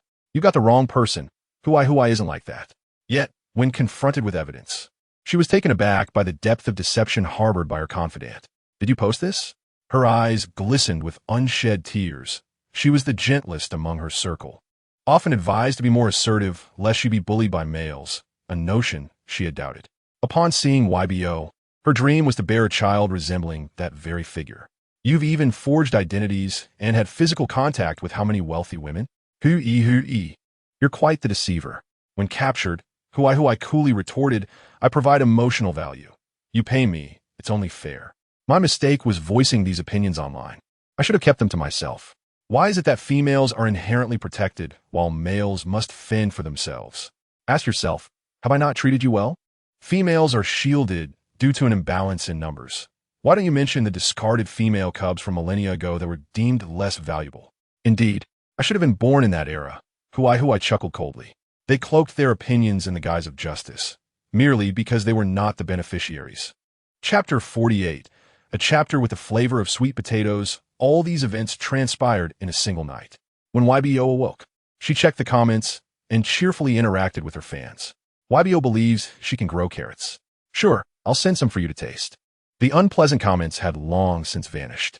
Unbeknownst to her, a thorough investigation of the online landscape had occurred due to her actions, resulting in warnings for those who exhibited milder misconduct, with some facing bans from the internet for varying durations.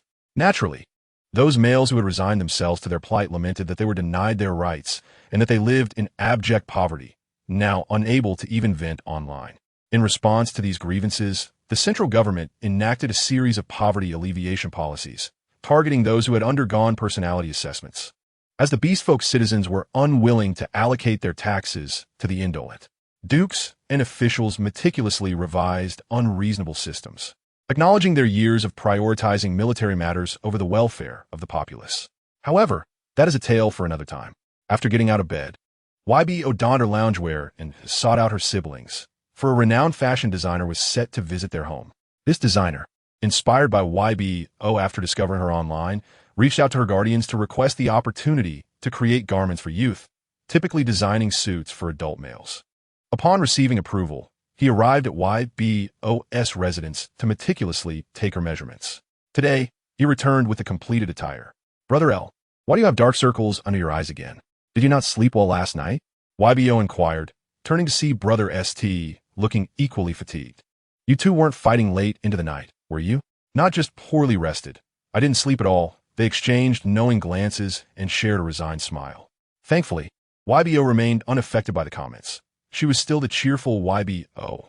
YBO, SSS-NX, emerged from the guest room, sporting a messy hairstyle and clad in dinosaur pajamas, creating a delightful contrast. YBO couldn't help but chuckle. Hee. YBO indeed loves such adorable sleepwear. SSS-NXN, having put in a bit of effort, quickly captured YBO's heart.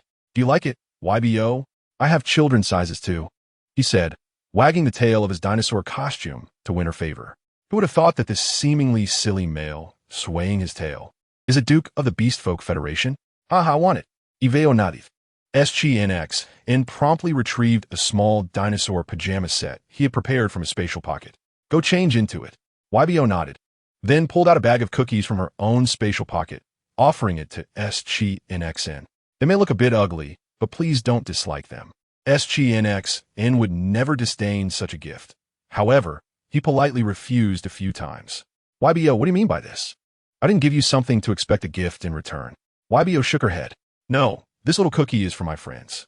Thus, on this day, SSS-NX LNN was officially recognized as YBO's friend. Chuan and Stzing, who had previously felt a sense of rivalry regarding YBO, now cast wary glances at SSS-NXN. I think he has ulterior motives. Great minds think alike. We have guests today, YBO announced as she rummaged through the refrigerator. Chuan felt a jolt of panic. In their busyness the previous evening, they had forgotten to prepare breakfast for YBO. YBO, give me 30 minutes, Chuan implored. No need. I bought some sweet potatoes, YBO replied. Sweet potatoes? Chuan frowned, having heard they were notoriously unpalatable and that no beast folk would enjoy them. Not all. Yuba meticulously cleaned the sweet potatoes, gazing longingly at the plump, crimson tubers, her mouth watering in anticipation. Lu Gij has forgotten. Yuba can purify them. She whispered. Under Yubao's guidance, Lu Chuan prepared steamed and roasted sweet potatoes. Eating sweet potatoes in winter is truly invigorating.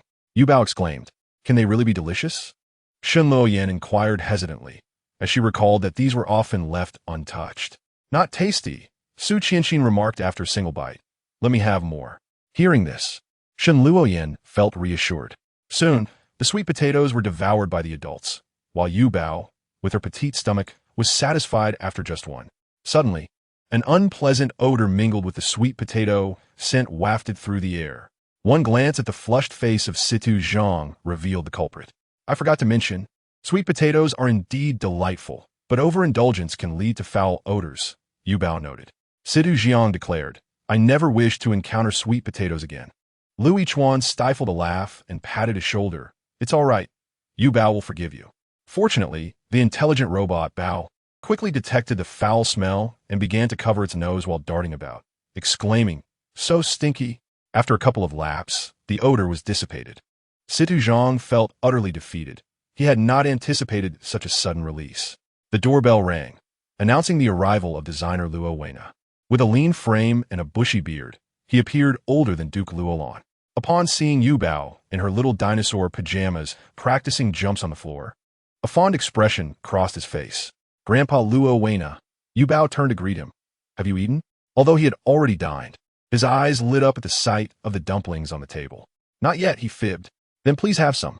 Yuba, like a little hostess, ushered the centuries-old Luan to the table. One bite was enough to make one crave a second. However, being a gentleman, he paused after a few. Miss Yuba has grown even cuter since our last meeting, Luan praised.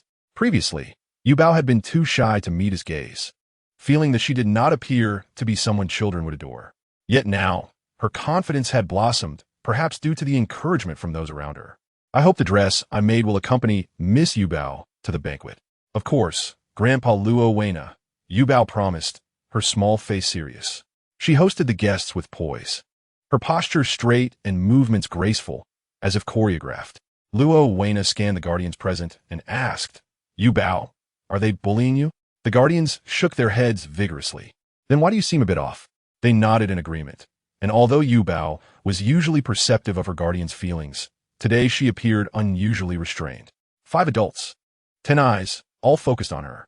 You don't have a fever, Shen Luoyan remarked, checking Yubao's forehead. Woof. Little Huang, under Situ Zhang's tutelage, had learned to use the bathroom in designated spots and was allowed to roam the house. At that moment, he entered Yubao's room, carrying a book titled How to Be an Elegant Woman. Yuba, when did you buy this book? Shen Luoyan asked, incredulous. Yuba stammered, habitually clutching her clothing. Did you see something? Lu Chuan's question made Yuba feel a wave of grievance wash over her. They say Yuba is a wild child. Despite her distress, she held back her tears, which only glistened in her eyes. Alone and unsupported on earth, she had fortuitously arrived in this world, where so many were kind to her merely for being female. But what if they knew she did not belong to this era? Yuba had tried to force herself to forget her origins, but just last night, she had seen someone say, ultimately, Yuba is just an unwanted wild child. Although female cubs are rare, they do not warrant her attendance at such an important banquet. What exceptional quality does this cub possess? How strong is her mental energy? Suddenly, reality struck her. She truly did not belong to this world. She hugged little Huang tightly, feeling his warmth, as if that was the only way to confirm her existence. To ensure she had not drowned in despair. If they knew I was not from this era, would they still care for me? But fear not, little Huang. I will always be by your side. Little Huang sensed Yu Bao's emotions and gently licked her tear-streaked hand. Soon, Shen Luoyan came to lull Yu Bao to sleep. Yu Bao, not wanting to worry anyone, forced to smile as if nothing had happened. Yet her origins loomed like a ticking time bomb within her heart. Should she tell her older siblings that she could only live for 100 years? Frowning, Yu Bao drifted into slumber. After ensuring Yu Bao was asleep, Shen Luoyan chuckled softly. Little Yu Bao, grow up slowly. With that, she flew to the laboratory alone. Are you really going at this hour? Situ Jiang asked. Yes, I wasn't supposed to work late. But a friend of mine has lost control and is nearing a meltdown, Shen Luoyan replied through gritted teeth.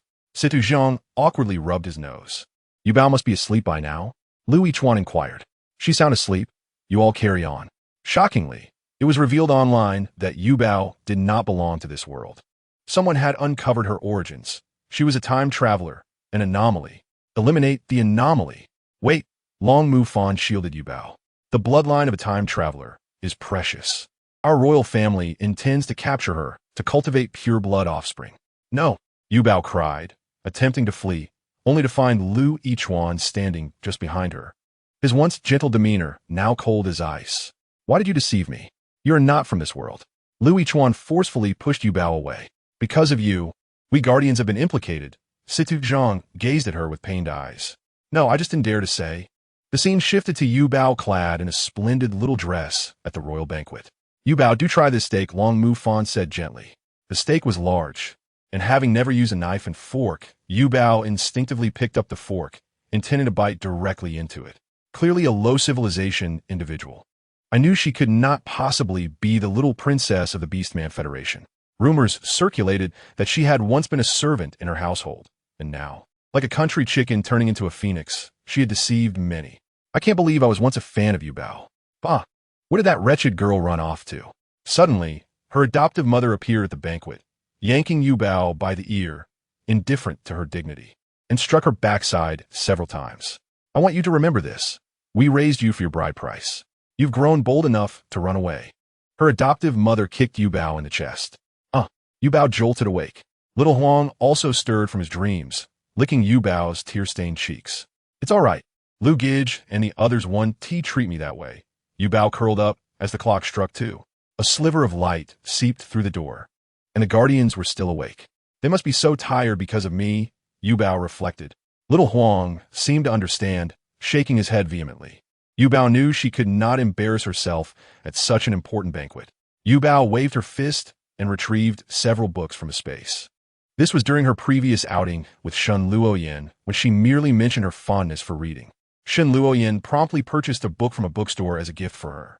Yu Bao searched for suitable titles and thus unearthed 3 volumes: Dining Etiquette, How to be an Elegant Woman, and The Graceful Movements of Noble Ladies. Although these tomes were somewhat antiquated, they should suffice for the upcoming banquet. At 2:30, Bao, who had entered a state of slumber, sensed something amiss and awoke. Little master, if you do not sleep, you will not grow tall, it stated. You should rest first. I will read for a while longer. Little master, if you continue like this, I will have to call Brother Lu. Yu Bao glanced at Bao and then unplugged its network cable. Be good, have a good sleep. Yu Bao did not wish to bring shame upon her older siblings. After speaking, tears began to fall onto the floor. Lu Yichuan suddenly knelt before Yu Bao, startling her so much that she forgot to wipe her nose. It is my negligence, he lamented, filled with regret. The fact that Yu Bao harbored such thoughts was indicative of my insufficient attention towards her. With another thud, Situ Jiang also knelt in front of Yu Bao. It was my photos that sparked the online controversy. Shen Luoyan followed suit, kneeling partially. These books should have been my purchase. I have never blamed you. Lu Yichuan raised his head. Then why do you feel you would bring us shame? Chapter 50. Confession. Everyone envied me as your primary guardian. If those from the Cub Protection Association were to learn of your feelings, they would only think I had failed in my duties, Lu Yichuan remarked. Lu Wei stood awkwardly to the side, feeling somewhat uncomfortable, as Yu Bao's tears stemmed from his earlier inquiry. To mask his embarrassment, he could only keep eating the remaining dumplings on the table. I have something to say to you all. Yu Bao directed her gaze at Lu Wei, who set down his dumpling. Then I shall take my leave. When Yu Bao tries on her dress, be sure to take a picture for me to see. The room was left with Yu Bao and her guardians, along with a slightly out-of-place Su Qinshin. No need, It is not a significant matter, Yubao replied gloomily. Su Qianxin, as the information security officer tasked with overseeing federal spies, would allow her to relax if he deemed the matter trivial. I am not from this world, Yubao stated bluntly. Perhaps I have traveled through time. She briefly recounted her experiences. Upon hearing Yubao's account of being pushed into a well, everyone felt their hearts constrict. And then I was rescued by Professor Nian and his colleagues, after which Brother Lu appeared. Su Qianxin realized Yubao was not lying. Initially, he had worried that Yubao might be a bait sent by the elders of humanity, but after listening to her, he felt a surge of fury towards her adoptive parents, wishing to punish them severely. So our suspicions were correct. You were indeed mistreated by your family, Situ Zhang remarked with a feigned lightheartedness. Yubao, I did not realize you had endured such hardship. Shen Luoyan gazed at her with concern. Yubao is not of this world, Yubao reminded them. Do you not find that frightening? You? Frightening? Shen Luoyan teased, poking her cheek. What kind of terrifying cub would tell stories to their guardians?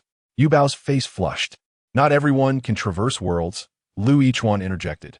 Isn't Xiao Huang also from your original world? If there were anything unusual, we would have discovered it long ago. Moreover, you claim to be a traveler, yet the pollution in our world is magnitudes greater than in yours. How could you and Xiao Huang remain unscathed? Listening intently, Yubao's eyes widened in realization. No wonder I have no parents. It turns out my family is in this era. Perhaps, Lu Yichuan smiled gently, pulling Yubao into an embrace. Thank you for sharing your secret with us. Regardless of where you come from, we are now family. Then Yubao can live for 500 years. Yubao fully embraced Lu Yichuan's speculation, feeling a weight lift from her heart as she bounced off to try on her gown. However, the others felt a twinge of sorrow. Could Yubao truly possess such an extended lifespan? In the midst of silence, Situ Zhang broke the stillness. Yubao's constitution is quite unique. I find it hard to believe she is a native of ancient Blue Star. He continued, if Yubao were a native, how would one explain her purification ability? Indeed, Shen Luoyan exclaimed, smacking her forehead. I must go assist Yubao with her dress. I almost forgot. Purification ability? Su Qianxin, the only one unaware of this, exchanged glances with the others, who briefly recounted previous events. I am prepared for this, but such a strong purification ability would surely alarm the royal family. Su Qianxin chuckled. Having considered this possibility upon learning Yubao was a full-blooded human cub, I wonder how the Chancellor will react. At that moment, Yubao emerged from the changing room, adorned in a sky-blue gown resembling a youthful version of the Ice Queen from Frozen. She had chosen this dress because she had glimpsed the film while in Ancient Blue Star. Is it beautiful? Yubao asked, her cheeks flushed as she twirled, causing the skirt to billow. Beautiful, Luowei remarked, perhaps surprised by how successfully he had designed a gown for a cub. Situ Jiang promptly sent the photo to Luowei. The eagerly awaiting Luowei quickly responded with several appreciative emojis. Perfect. Does Yubao like it? Very much. Yubao nodded vigorously, unaware that Luowei was a renowned master. Due to his rather disheveled appearance and his sneaky consumption of leftover dumplings, Yubao speculated that Luowei might be struggling with hunger. She had not anticipated that the dress would fit so perfectly. Upon hearing Luowei's desire to design several sets of loungewear for Yubao, her guardians were slightly astonished. Only Yubao accepted this with ease. Of course, Grandpa Luowei designs so beautifully. I love it. Yubao quietly advised Lu Yichuan to provide Luowei with additional funds. It then dawned on Lu Yichuan that Yubao, upon entering this world, was unaware of Luowei's popularity among noble ladies. Wearing a gown designed by Luowei at the banquet was an immense privilege. Young Miss Yubao has inspired me. I wish to be her exclusive designer. As the cub's body grew rapidly, witnessing Yubao mature while seeing the garments I designed grow alongside her would be a source of great happiness. Thank you, Master Luowei. Lu Yichuan expressed his gratitude. Many affluent individuals desire garments designed by Master Luowei, but he would only design for those he found appealing, regardless of the price. I should thank Yubao for allowing me to step outside my comfort zone. At my age, I still yearn to see my designs worn by Yubao. Meanwhile, the royal family had invested considerable effort into this banquet. Traditionally, only adults attended, but Yubao was the first female cub to join such an event. Long Mufan personally oversaw arrangements, ensuring the venue was adorned with cute elements and playful decorations. The construction team lamented, Your Highness, We are setting up a gathering for prominent individuals, not a children's birthday party. Chapter 51. The Crown Prince. They had reviewed Long Mufan sketches, filled with feathers, balloons, and plush toys. One might mistakenly believe they had entered a fairy tale world, which would surely astonish the gathered elite. What do you know? Yuba gracing us with her presence is already a significant honor. We must leave her with a lasting impression. The construction captain felt a sense of helplessness. After all, it was merely a little girl. Was it necessary to transform a formal banquet into an amusement park for her? They reported this matter to Her Majesty the Queen, who merely chuckled and said, "It's rare for him to be so considerate. Let us proceed, as the young prince suggests." Indeed, they were being paid for their services, and how well the banquet turned out was of no concern to them. Seeing the construction team comply, the young prince nodded in satisfaction. "Then I shall go check on the kitchen. How are the cookies, cakes, and the main dish of lotus root and pork rib soup coming along?" The chefs were drenched in sweat, as they had never before realized how complex cooking could be. "What are you all here for? Even a first grader can manage this. Yet you, over 100 years old, cannot?" Long Mufan took a bite of cookie, feeling as though he had just tasted a mouthful of overly sweetened soil. "Isn't this rather delicious?"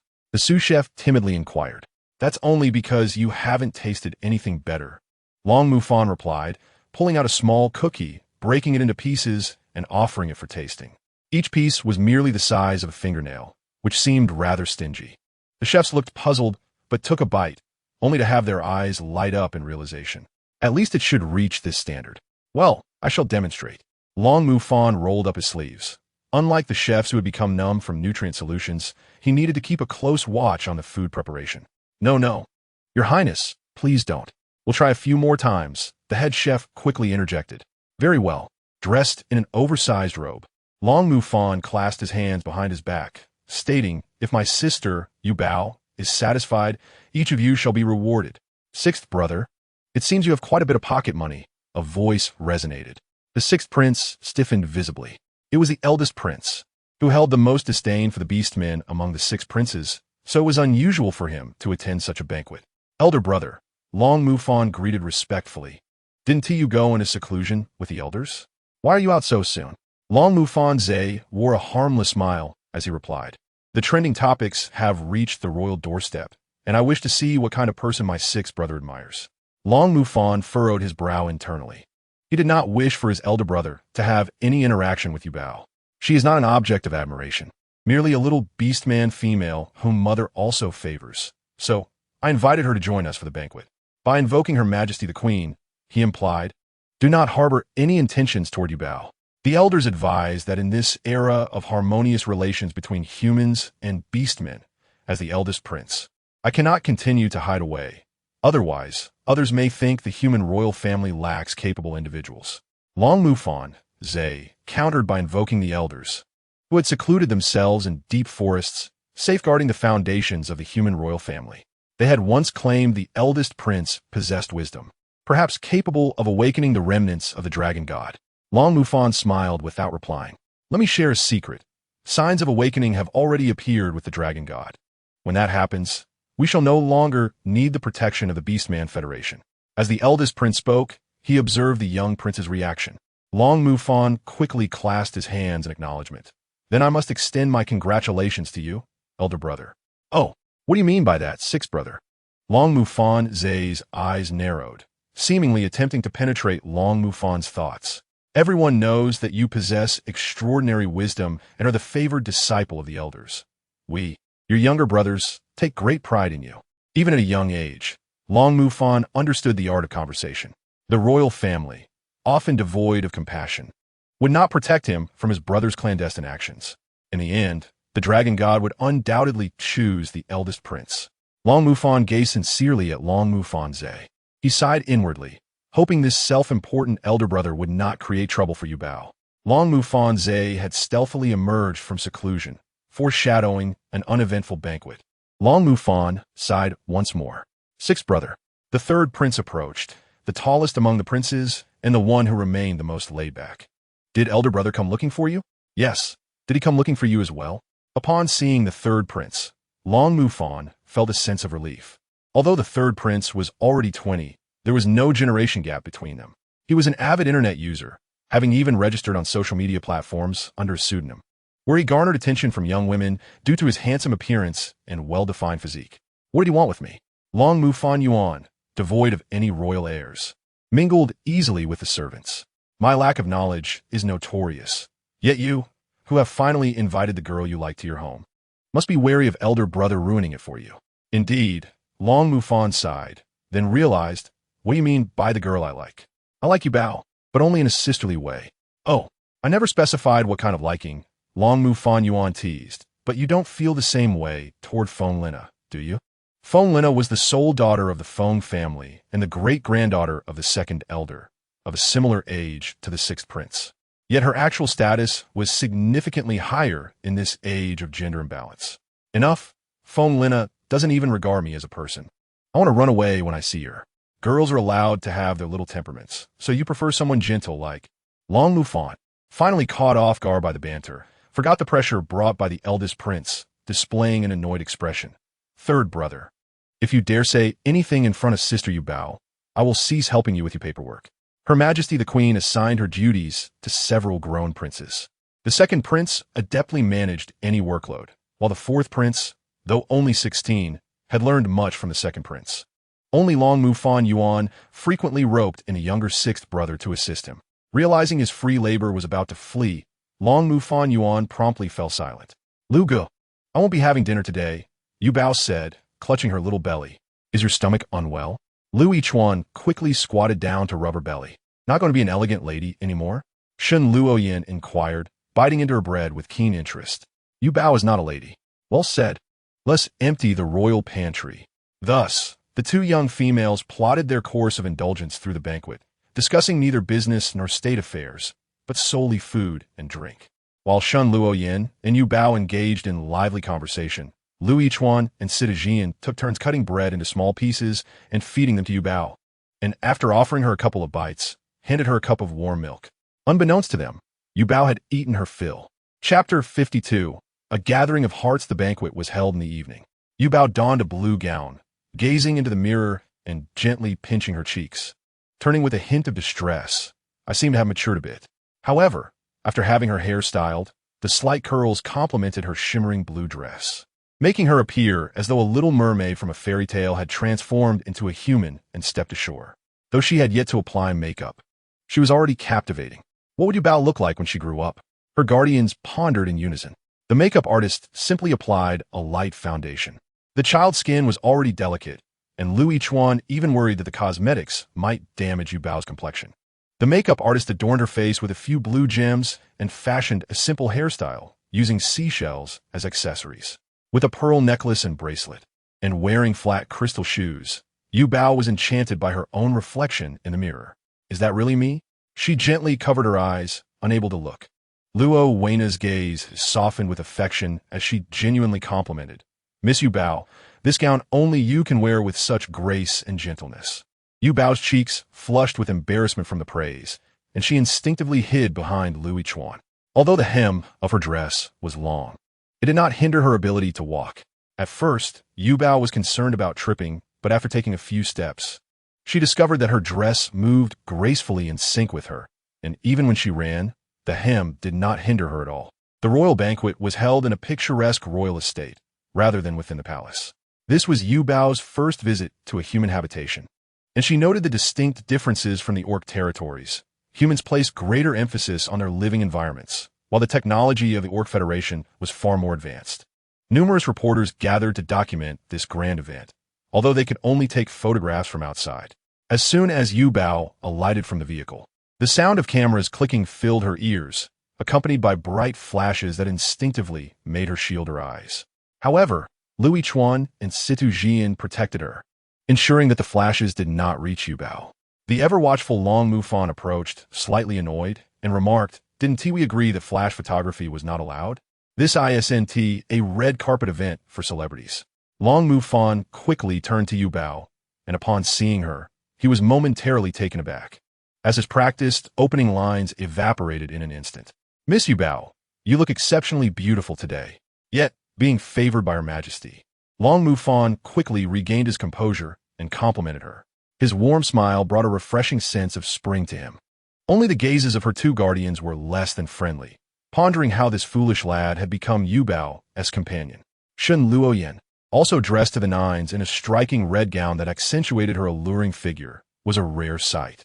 Yubao promptly abandoned her two brothers and rushed into Shen Luoyan's embrace. Lu Yichuan and Situ Jian exchanged glances, wondering if they were not handsome enough for Yubao to abandon them so swiftly. Shen Luoyan took Yubao's hand, and the two contrasting figures, one in red and the other in blue, instantly became the center of attention.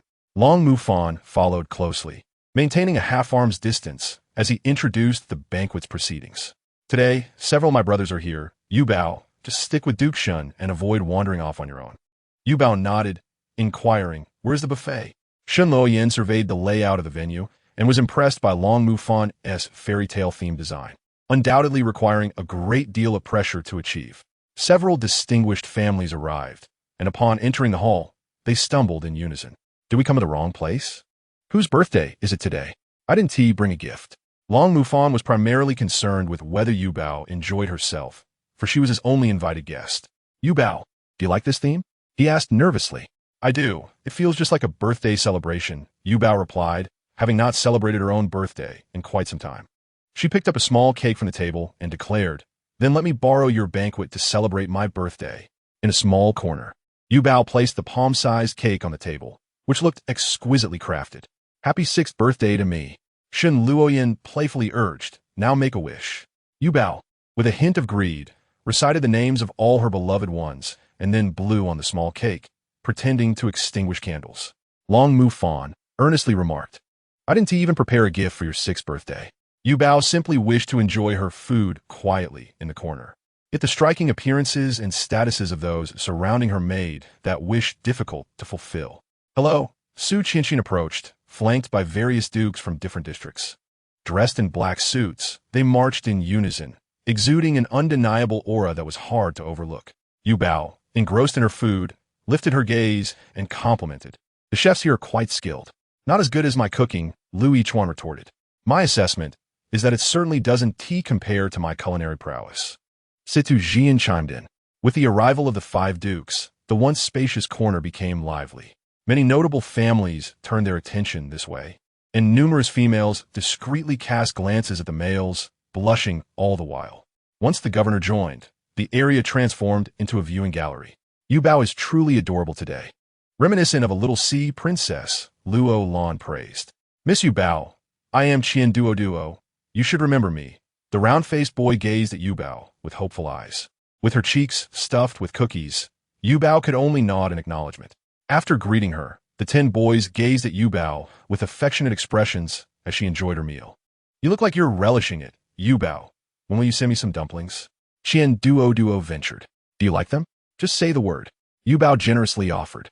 Or you could come to my house, and we can make dumplings together. Qian Duo felt triumphant at this success. Could you perhaps chat with others, or eat something? It's quite embarrassing with all of you staring at me. Yubao couldn't help but voice her request.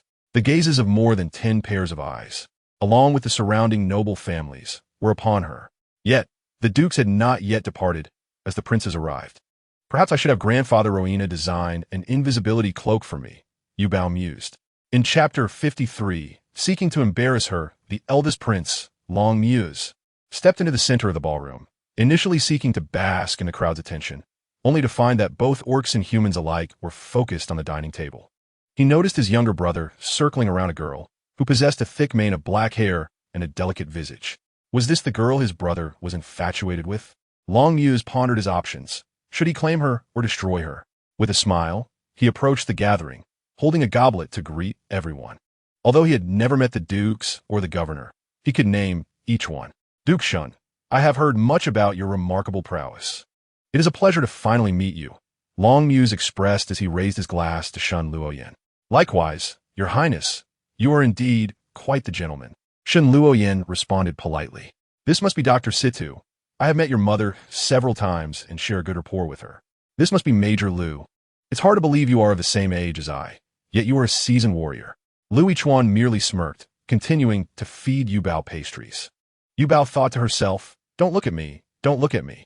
You must be Long Muse, the girl my younger brother specially invited, he said, feigning realization. Yuba, forced into socializing, greeted, "Hello, Your Highness." "Just call me Muse," he replied, attempting to close the distance to Yuba, but finding himself unable to squeeze through. Seeing Long Muse engage pleasantly with the representatives of the Orc Federation altered the perceptions of many invited orcs.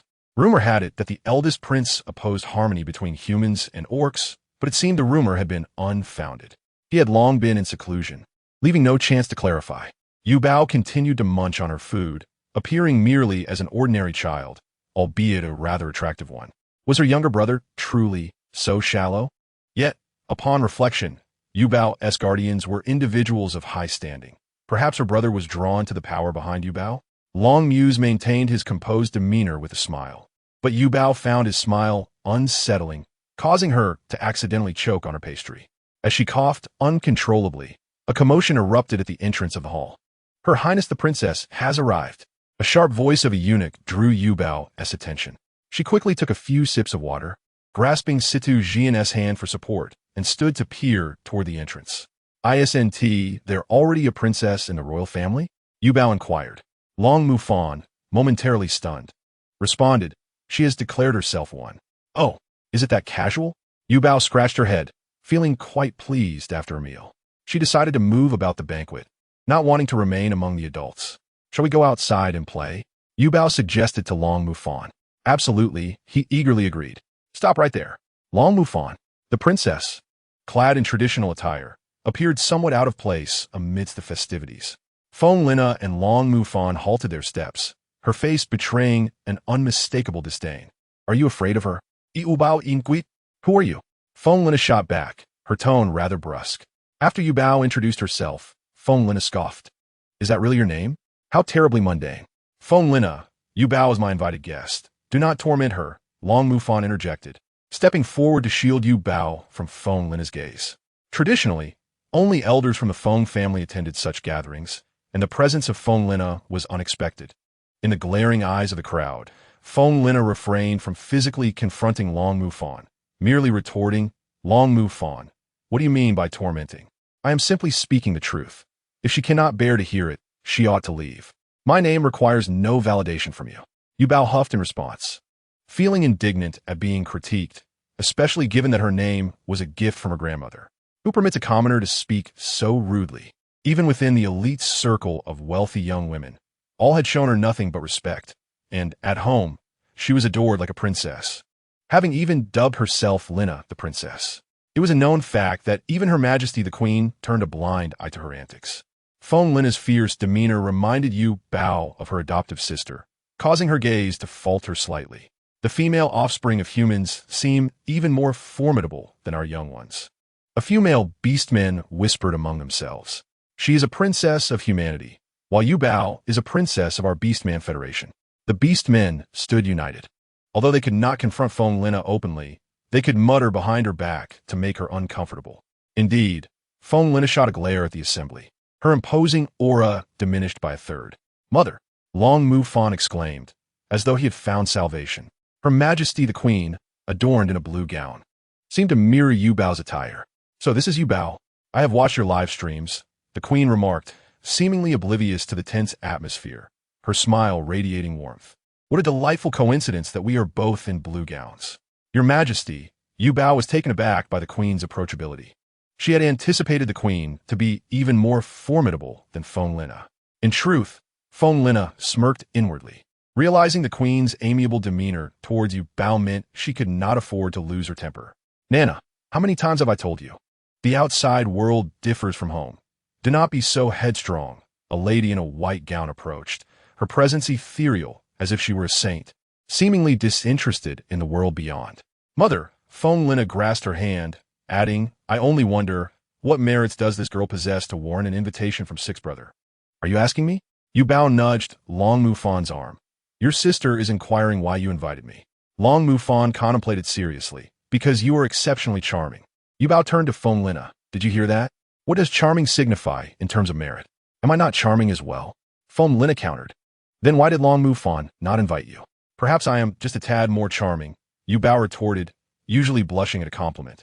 But now engaged in a verbal spar with Feng Lina, she forgot to feel embarrassed. "You." Feng Lina was momentarily silenced. Miss Yubao is nearly 7 years old. I wonder if she might awaken her mental powers? Fing Jia, who had remained silent, suddenly spoke up. The level of one's mental power directly determines a beastman status. However, Yubao had yet to be assessed for her mental capabilities. I'm not yet 7. Thank you for your concern, Miss Feng. Lui Chuan took Yubao's hand, intending to lead her outside for some fresh air, having noticed her growing impatience amidst the crowd. Just as she had begun to feel overwhelmed by the incessant attention, another challenger appeared. I recently acquired a testing crystal ball, which is of no use to us humans. Perhaps Yubao might like to try? The eldest prince, who had long been a mere backdrop, presented a ball before Yubao, leaving her no room to decline. Chapter 54. No talent? Muse, the queen admonished. Furrowing her brow, this is rather impolite. Yet, Long Mufan paid no heed to his mother's words. Not everyone is qualified to attend our banquet. This is not a child's game. Brother, Yubao is my guest. If you have an issue, address it to me. Long Mufan, aware of his brother's disdain, had been trying to avoid him, but his anger flared. Yubao glanced at Long Mufan, noticing the redness in his eyes, understanding his sentiment about having no friends within the royal family. His brothers either bullied him or ignored him. This revelation truly felt like bullying. How about we have nanotest as well? Fing Jia suggested. This is a crystal ball for assessing mental powers. Long Muse reminded, moreover. We all know Nana's purification ability is of the highest grade. A chorus of gasps rippled through the crowd. A grade of that caliber was exceedingly rare. Ah, it seems many are unaware, Long Muse remarked in surprise. Let's test it. Our Nana seems to have awakened her phoenix bloodline. Feng Lina proudly lifted her chin, convinced of her divine favor, possessing not only high purification ability, but also the awakening of an ancient bloodline within her. This was indeed joyous news. Long Muse hastily presented the testing crystal ball to Feng Lina. As she extended her hand, the crystal ball emitted a faint white glow. She truly possesses mental power. This indicates that we humans can awaken mental powers. Our bloodline has never been pure. It has long been suppressed by human bloodlines. Now that Princess Feng Lina has awakened, does that imply we no longer require the protection of beastmen? Although Feng Lina's mental power was merely at a grade level, it still stirred considerable excitement. My bloodline has only just begun to awaken. It will undoubtedly grow stronger, Feng Lina declared nonchalantly, then turned to the queen with a smile. Your Majesty, you won't hold my rudeness against me, will you? Your turn now, Yubao.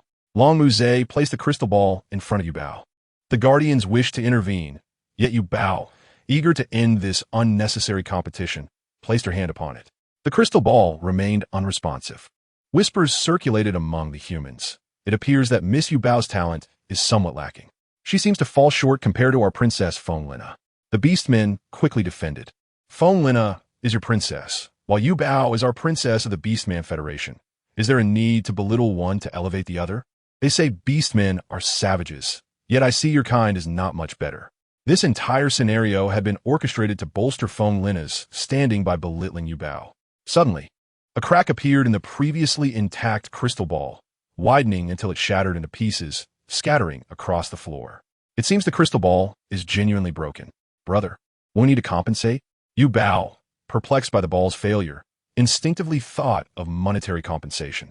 The others were equally baffled at how such a sturdy crystal ball could have disintegrated. There is no need for compensation. Perhaps the eldest prince's crystal ball was simply too fragile, Lui Chuan remarked. Impossible. Long Muse had not anticipated such an outcome. Had he known, he would have removed the crystal ball sooner, as doubts about its authenticity would surely arise. Shall we test again? Long Muse proposed. I have several more crystal balls. Your Highness, it is rather peculiar that you possess so many testing crystal balls without any mental power yourself. Are you intending to make things difficult for Yubao? Yubao's large eyes glistened with unshed tears, evoking sympathy from all who beheld her. Do not be upset, Yubao. My brother has likely held a grudge against me for some time, thus involving you in his schemes. Long Mufan gently reassured, draping an arm around Yubao's shoulder. Feigning sorrow, the gathered dignitaries, prompted by Yubao's words, began to regard Long Muse with newfound scrutiny. Shun Luoyin vehemently reprimanded. Your Highness, the First Prince, what do you mean by this? Is it your intention to deliberately provoke others? At your advanced age, bullying a mere 6-year-old child, and even colluding with the Feng clan? I have not. Fing Jia immediately interjected. Miss Yuba, please do not take our actions to heart. With that, Fing Jia pulled Fing LNN away. Devoid of allies. The first prince could only lower his head. Mother, I did not mean it that way. I shall reflect upon my actions to convey my apologies. Wait a moment. Yuba interjected. Grandmother said that when one errs, one must apologize. Long Muse retorted, but he is already going to reflect. Must he also apologize? Follow Miss Yubao's example, the queen commanded. Reluctantly, Long Muse offered an apology to Yuba, observing from the shadows. The third prince could not help but shake his head. It has been a long time since I've seen Long Muse at a disadvantage. It feels rather gratifying. Keep such thoughts to yourself. There is no need to voice them. The fifth prince shot a disdainful glance at the third prince. In contrast to the third prince, who lacked academic prowess, the fifth prince was a reclusive individual. So you brought me here just to watch the spectacle? How dull. I shall take my leave. There are so many beautiful women here. You rarely encounter such sights. The third prince grasped the fifth prince's arm. It is uninteresting. Do you not know I prefer my waifu in 2D? The fifth prince was the most indifferent of the six princes. Given signals and electronic devices, he could, like the first prince, retreat for a decade without stepping outside. He was devoid of desires, making him the most inconspicuous among the princes. Very well, then you may leave. The third prince felt that the fifth prince was beyond saving. If he continued in his reclusive ways, he would surely sprout mushrooms. Third brother. Suddenly, Long Mufan's voice rang out. The distinguished adults have gone to a meeting. I finally have the chance to take Yuba around. Fifth brother, you are here too? It has been a long time since I last saw you. The fifth prince, Long Muju, turned his head. His skin was as pale as snow, and his hair covered his brows. Ah, it has been a while, sixth brother. And who is this little one? Long Muju inquired. I just told you. This is Yuba, a classmate of sixth brother. The third prince replied helplessly. Oh, I apologize. My memory is not very good. Long Muju yawned, appearing quite fatigued. Fifth brother, do you study late every day? You do not even attend the family banquets. Long Mufan asked with concern. Yes, quite late. I have dungeons to clear. Dungeons? Then let us assist you. Long Mufan looked at Yuba, who nodded, eager to see what the textbooks of contemporary teenage humans resembled. Chapter 55. The Reclusive Spirit World. Perhaps it is better to complete your assignments independently. Long Muju stammered. The dark circles under his pale face revealed his diligent efforts. Could it be that even students of the Interstellar era are not exempt from the fate of being overwhelmed by their studies? Iu Bao Muset. Fifth brother. It is rare for sixth brother to be so considerate of you. Why not take us to your residence? It is nearby, after all, the third prince suggested, eager for entertainment. The banquet has not yet concluded. Do you not wish to see the Beastman beauties? Long Muju inquired. Are there any more activities planned for the banquet? Yuba tugged at Long Mufan's sleeve, seeking answers. Yuba nodded. I would also like to visit fifth brother's home. She looked up at the 14 or 15-year-old youth. Is that acceptable? Long Muju acquiesced. Long Muju's residence was not extravagant. It was merely a 3-story small villa, yet it boasted a beautiful environment. If Xiao Huang were here, he would surely adore this place. Suddenly, Yuba found herself missing the little dog at home. Who is Xiao Huang? Long Muju inquired. It is a little dog, Yuba replied, activating the surveillance on her light brain, which connected to Bao's eyes, revealing him chasing after Xiao Huang. Wang. Xiao Huang seemed to possess boundless energy, running and jumping all day long. Thankfully, the villa was spacious enough to accommodate its exercise needs. Woof! After a while, Xiao Huang appeared to miss its little owner, barking at the door while scratching it with its paws. Xiao Huang, Yuba called out. Xiao Huang's ears perked up, and it immediately turned around. Yuba instructed Bao to initiate a video call. Upon seeing Yuba, Xiao Huang wagged its tail incessantly. It looks a bit special. What breed is it? Long Mu asked. A little native dog? This is the first time I have heard of such a breed. Long Mu remarked, attempting to attract Xiao Huang's attention. Huang. To his surprise, Xiao Huang displayed a fierce expression. Be good. They are the brothers of my classmates. Do you like it here? Next time, I will take you to tour the human realm, Yuba reassured Xiao Huang. Both she and Xiao Huang had traversed from Gulanqing, and the technological ambience of the Beastman Federation felt overly foreign. In contrast, the human realm resonated more closely with Gulanqing. She believed Xiao Huang would appreciate it here. What is it? Is there something on Yubao's face? Yuba felt her cheek, inquiring. As far as I know, Beastmen do not keep pets, the third prince remarked. Puzzled. Aren't female beastmen rather fierce? The fifth prince queried. You actually give you pet baths? The sixth prince exclaimed in astonishment. At last, the group stepped through the entrance of Long Muju's home. Long Muju stood in shock for a moment before whispering to the robot beside him. Did I not send a message for you to tidy up the room and then hide elsewhere? Master, do you no longer want me? To his surprise, the robot shed tears, wearing a pitiful expression. It is not that. I simply did not know how to explain, Long Muju stammered. Fortunately, aside from Long Mu, the gazes of Yu Bao and Long Mu Fan were clear and innocent. It is wonderful that you have not led astray the seedlings of our nation. Your robot's outfit is truly lovely, fifth prince. Could you send Yu Bao a link for a matching set? Although the maid robot's physique contrasted starkly with Yu Bao's, one elegant and the other resembling a barrel, clothing could indeed be customized. Call me Long Muju or fifth brother, he replied, and then, across the air, he gently patted Yu Bao's head. Your taste is exquisite. What model is your robot? I would like to gift you a set. Yu Bao presented a photo of Bao, a chubby robotic cat. Are you certain this thing would look good in a maid outfit? Long Muju contemplated, feeling a shiver run down his spine. Very well, I shall arrange for someone to make it and send a set to you. Yu Bao note that? Then let us exchange contact information? Certainly. Long Muju added Yu Bao's contact information, causing Long Mu's heart to flutter with envy. I would like to add you too. The third prince tugged at Yu Bao's arm. Only Long Mu Fan wore an expression of displeasure, regretting having sought out the third and fifth princes. Long Muju, your social media posts are all about. Yu Bao glanced through them. What? Long Muju actually posts on social media? I have never seen any of it. The third prince leaned in to look. I have not seen it either. Long Mu Fan also leaned in. Do not look, Long Muju exclaimed, realizing he had forgotten to conceal Yu Bao from view. Long Muju's post read, My existence transcends all. The accompanying image was of himself, standing on a bed, draped in a bedsheet from behind. Quake in fear, evil Mimi cult.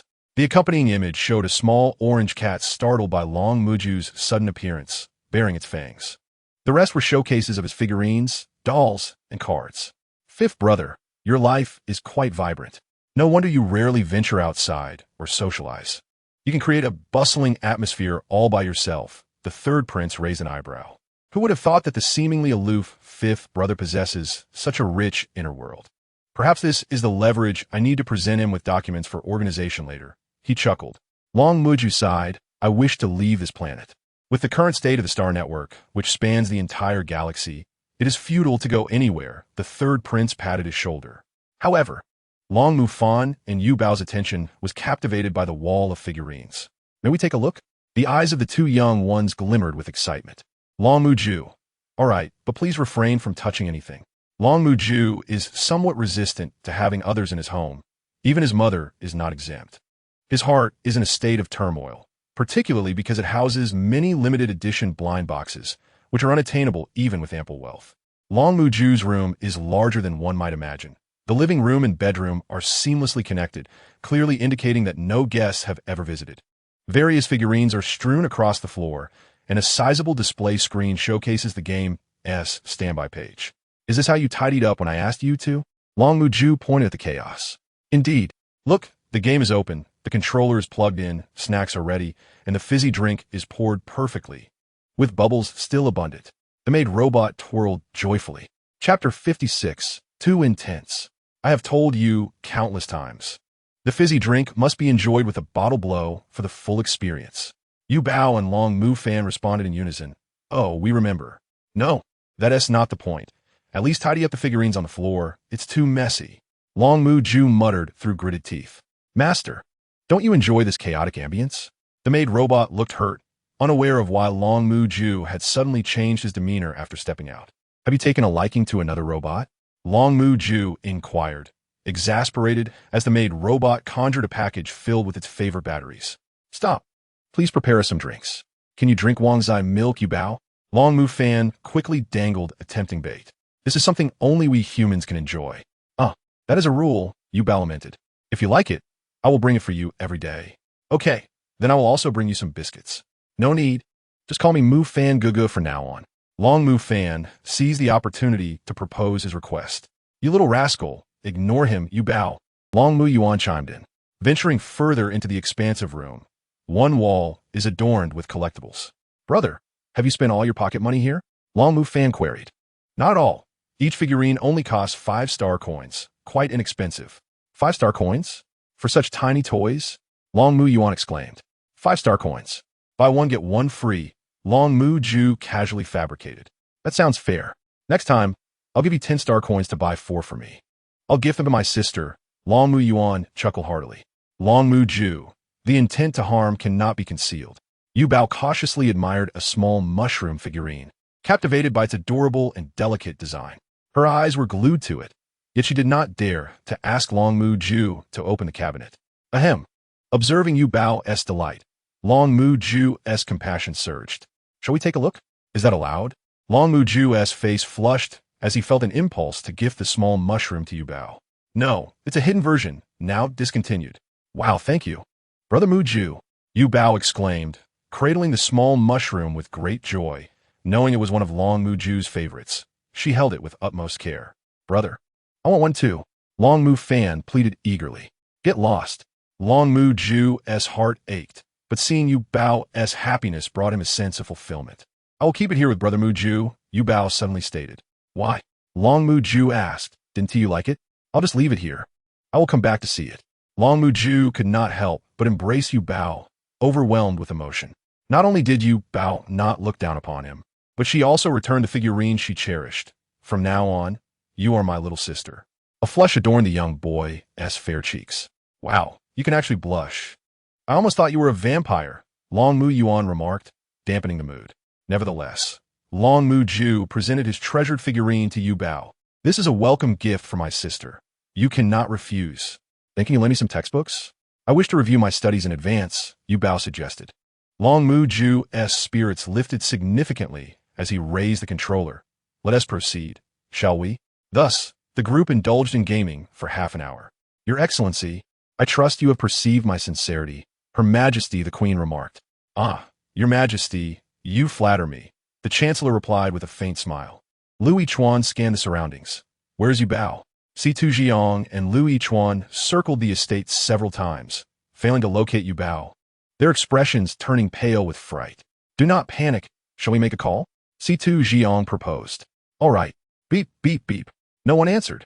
Lu Yichuan's face paled further. At that moment, Yuba exclaimed, Charge. That person is behind the rock. Everyone attacked together. Her little voice was filled with determination. Yuba, you are truly my kindred spirit. From now on, I shall no longer call you my sister, but rather my big brother. Long Mu Ju was astonished by Yubao's gaming prowess. All right, I will protect you from now on. Yuba prepared for another round. Did you hear any sound just now? Long Mu Fan inquired. No, Yuba replied. Oh no, Long Mu Fan, you have been defeated again. Stay still. I will rescue you. Long Mu Fan, embarrassedly touching his nose.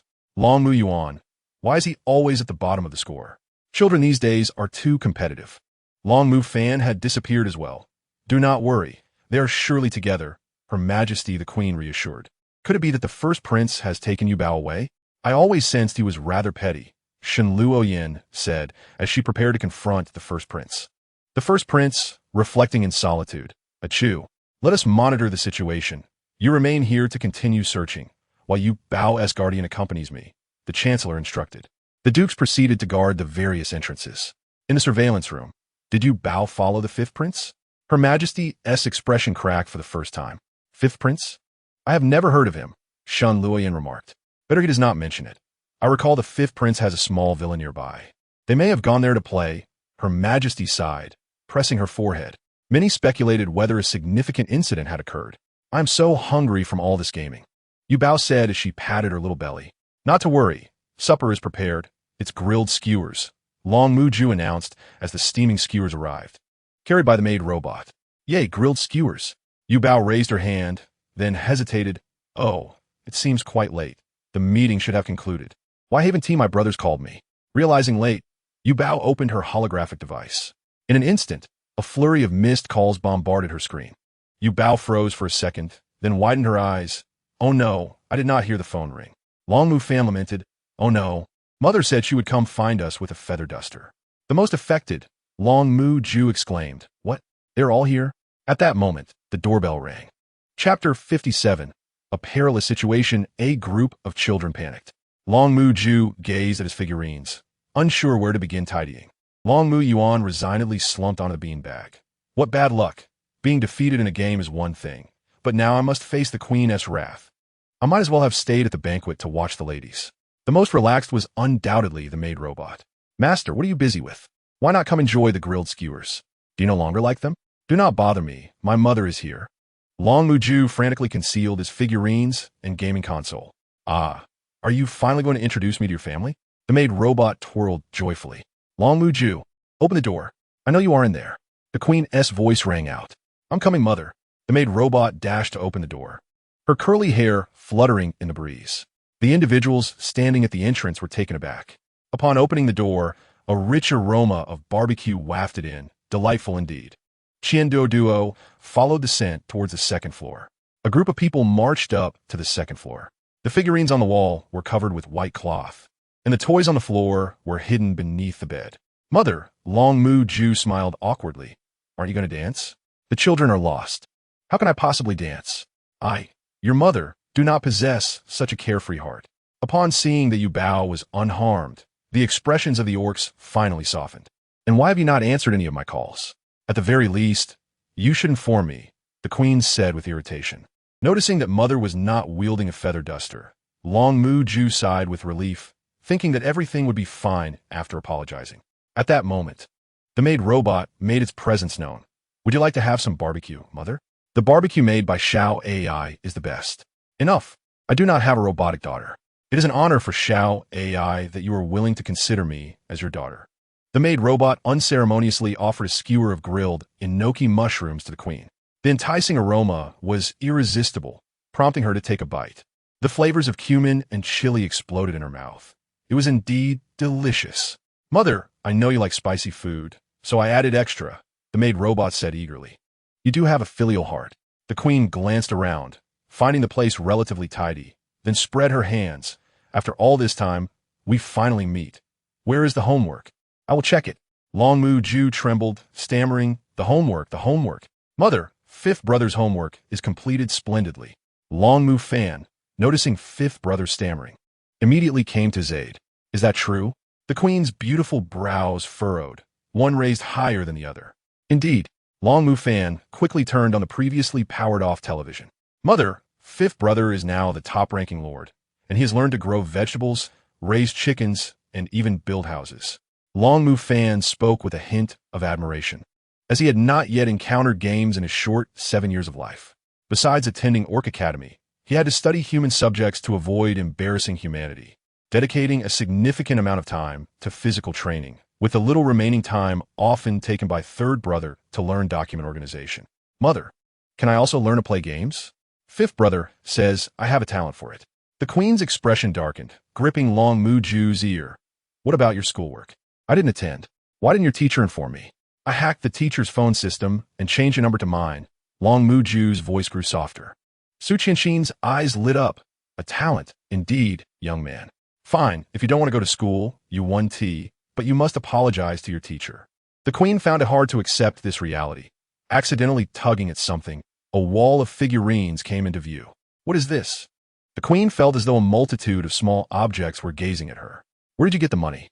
The Queen pulled out a feather duster from her spatial button. Some of the figurines inside had cost her tens of thousands of star coins. And yet they were here, in her son's possession? I earn it myself. I can play games and write code. Long Mu Ju exclaimed, jumping around in fright. I was wrong. I will go to school right away. You little rascal, building a career behind your mother's back. I never noticed you had such abilities. Who would have thought he was thriving here? Yuba watched Long Mu Ju's frantic antics, and couldn't help but laugh. Ahem. Lu Chuan, with a dark expression, coughed lightly. Brother Lu, I was wrong. Yuba immediately surrendered and admitted her fault. Lu Chuan dared not show any displeasure. His expression softened at once.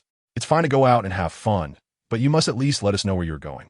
Lu Chuan gently patted Yubao's head.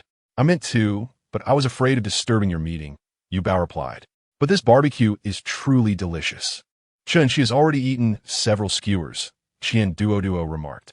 Chen, she quickly put down the barbecue. Don't say nonsense. Thus, the group indulged in barbecue. Except for Long Mu Ju, who was tearfully writing an apology letter to his teacher. Once they had eaten their fill, the queen suddenly realized, "Oh, dear, I still need to host a banquet. Esteemed Chancellor, would you care to dance with me?" The queen graciously invited. "It is my honor." The Chancellor wiped his hands. "I want to watch the dance too." Yuba raised her hand, conveniently placing the unfinished barbecue into her spatial button. Everyone speculated whether the Chancellor and the Queen were discussing state affairs, deliberately avoiding the crowd. They had no idea they were merely looking for the lost children. Yuba, smelling of barbecue, sniffed her little hand, swallowing hard. It was truly fragrant. However, with so many people around, she couldn't indulge in sucking her fingers. As the Chancellor and the Queen stepped into the dance floor, two figures, one clad in black and the other in blue, both strikingly attractive, caught many eyes. This represented the friendship between the Orc Federation and humanity. "Shall we dance too, Sister Yuba?" Long Mu Fan invited. "Me? I haven't learned." Yuba shook her head. "I can teach you. It's quite simple," Long Mu Fan said, blushing. "Is that true? What if I step on your foot? You're wearing flat shoes. It won't hurt even if you do." "Brother Mu Fan, would you accompany me to the dance floor?" Feng Lina finally found Long Mu Fan and asked. Long Mu Fan was startled. The little witch who usually chased him around was speaking in a higher pitch now. Chapter 58. Wishing you great wealth. Feng Lina glanced at Yuba, lifting her chin haughtily. "Long Mu Fan, do you wish to dance with this commoner?" Long Mu Fan sighed in relief. This is the usual Feng Lina. There were plenty of males wanting to dance with Yuba. He needed to seize the opportunity well. Long Mu Fan chuckled. "There are many boys who want to dance with me too. Why don't you dance with me?" Saying Glinas Nortet coldly. "I have learned social dance steps. Do you intend to embarrass yourself at the ball by choosing to dance with this commoner?" Yuba had little interest in dancing. Her attention was drawn to Shun Luoyan, who approached Chun Shi with an invitation. Chun Shi, with his icy demeanor, offered a slight smile. Following Shun Luoyan into the dance floor. "Since Miss Feng has invited you, why not go dance?" "I can stay here alone," Yuba suggested. It was not out of stage fright. It was just that the day had grown late, and, after eating and playing for so long, she was feeling somewhat drowsy. "All right, just wait for me," Long Mu Fan said with concern, finally heading to the dance floor with Feng Lina. "Yuba, I miss you so much that my hand got burned." He regretted agreeing to dance with Feng Lina while Yuba blew on his wound. Yuba decided to step outside for some fresh air. Now that everyone was dancing, no one was outside. The summer breeze was quite refreshing as Yuba strolled alone on the lawn, reminiscing about the summer 2 years ago when her grandmother knitted her a straw hat, which she wore while counting stars and discussing what to eat the next day. The nights of the Interstellar era were adorned with so many stars. It is said that when one dies, they become stars. She wondered which star her grandmother had become. Suddenly, Yuba felt a chilling presence behind her, as if someone was watching her. "Who is it?" She swiftly turned around. "It's me." A familiar, yet strange youth emerged from behind the large tree. "You are Gu Huaixing," Yuba exclaimed in surprise. "Aren't you a citizen of the Orc Federation? How did you come to the human realm?" Gu Huaixing awkwardly rubbed his nose. "Wherever there's work, there I will be." "But how do you know my name?" Gu Huaixing inquired. Yuba observed him holding a large pair of scissors, presumably for trimming the bushes. A look of apology crossed her face as she said, "I think I saw you about a month ago at the dessert shop." She added, "You noticed me getting kicked out, didn't you?" Gu Huaixing lowered his head and chuckled. "That truly is rather disgraceful." "Not at all. Living by one's own efforts cannot be deemed disgraceful," Yuba replied, scratching her hand, uncertain of how to express herself. "I can sponsor your education," she proposed. Gu Huaisheng stepped back a few paces, saying, "No need. I can support myself." Although rejected, Yuba was not surprised. However, upon seeing the hint of hurt in Gu Huaisheng's expression, she felt she had misspoken. "I do not look down upon you. I merely recognize how challenging your circumstances are," Yuba hastily clarified. Gu Huaisheng chuckled lightly. "There is no need for explanations. You are a noble female, and I'm a mere male from the lowest strata of garbage star. Nonetheless, I must thank you for your kindness." Yuba was aware of Gu Huaisheng's strong sense of pride, yet she did not blame him. The malice he had endured over the years was beyond her imagination. "Well then, I wish you great fortune," she said thoughtfully, voicing a sentiment cherished by all. "Thank you," Gu Huaisheng replied with a smile. "I hope you find joy every day. I must return to work now, so I shall take my leave." As she watched Gu Huaisheng fade from view, Yuba shook her head in contemplation, feeling a sense of helplessness at wanting to assist, yet being unable to do so. However, according to her uncle the governor. In 3 days, once the grant announcement was released, underage males could apply for assistance. Thus, she called out Gu Huaisheng. Remember to apply for the grant in 3 days. Meanwhile, as Gu Huaisheng departed from the royal estate, several males gathered around him with cheerful expressions. That adorable female cub, what is your relation to her? Do you wish to her fortune? Where have you been, Yuba? Long Mu Fan, having escaped from a ball, hobbled to find her. I felt a bit drowsy, so I went for a stroll outside, she replied. You should have said so. I had prepared a resting room for you. Long Mu Fan lamented, tapping his forehead in self-reproach for his lack of attentiveness. Your Majesty, we shall take our leave now. Lu Yichuan stated. Please do come by with Yuba whenever you have the time. The royal family will always welcome you, the queen said, her demeanor kind and dignified, radiating maternal warmth. Yuba could not help but think of Long Mu Ju, who had received a few playful smacks on his rear. Yuba, there are still 2 primary guardian positions vacant. Do you have any candidates in mind? Esi inquired. Not yet. Everyone has been so kind to me. I am unsure whom to choose, Yuba replied, recalling how all 6 dukes had expressed a desire to be her guardian, though she was uncertain if they were joking.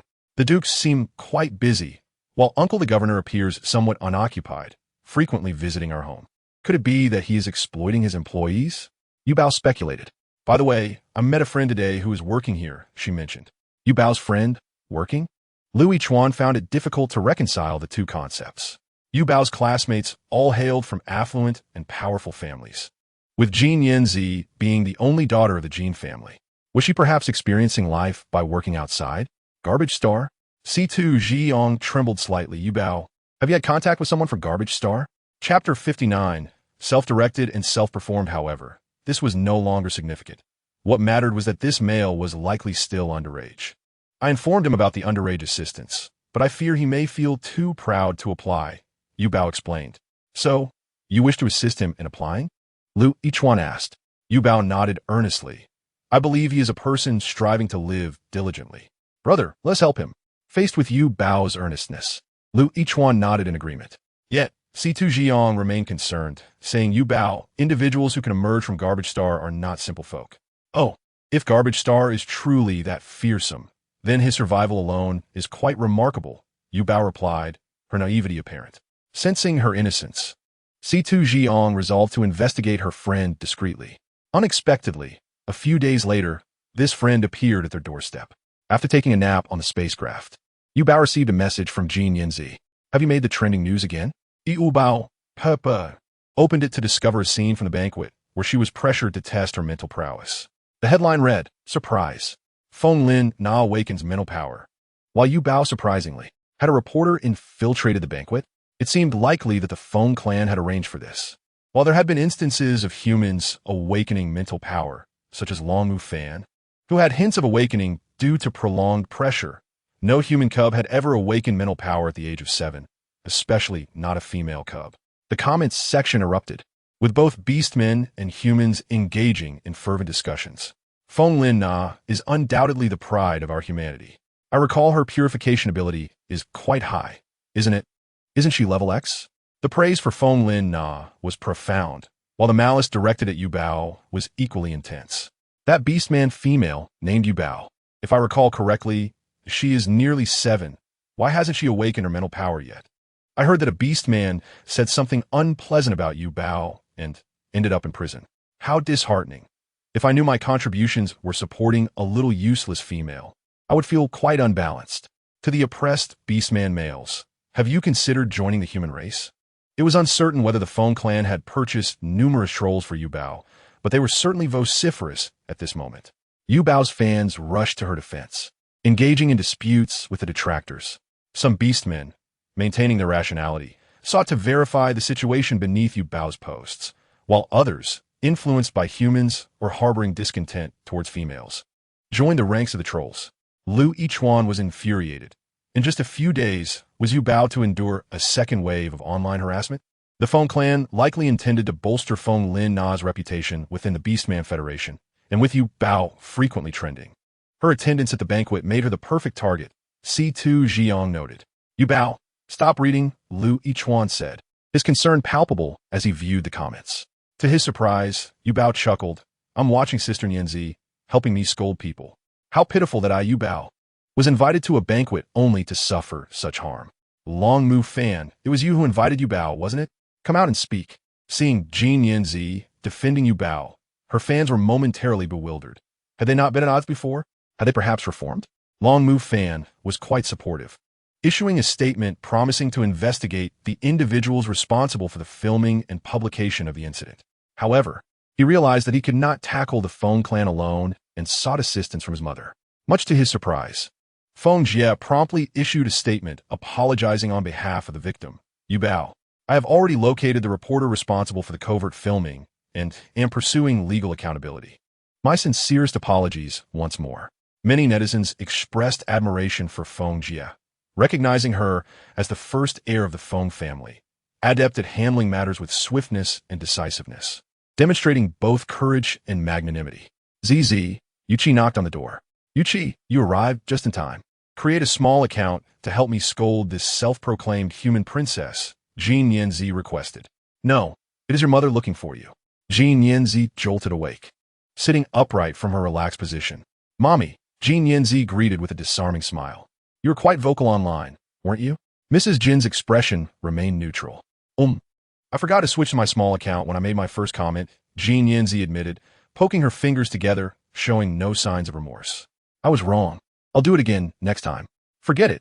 This is not your first time engaging in public disputes. However, I must commend you this time. My daughter did not undermine another female cub out of jealousy, Mrs. Jin remarked with a smile. YBO is a citizen of our Orc Federation. Although Mother does not recognize her at the moment, she does not wish for YBO to be scorned by humans. You will surely adore her. Hini inisita cheerfully marked. Just then, YQ called from the doorway. Miss ZZ, Miss YBO is here to see you. Jean Foreign only caught a fleeting shadow. Evale, are you all right? Jean and I, NZ, still basking in her mother's praise, radiated joy. Yet worry crept in as she thought of YBO being insulted online. I'm fine, YBO admitted, acknowledging she felt a bit down for a brief moment. But seeing so many people fond of her filled her with happiness once more.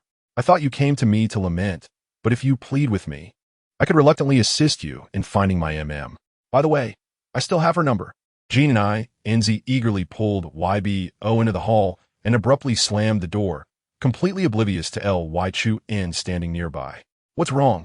Am I too tall? He asked. Chapter 60. Inner Demons MM.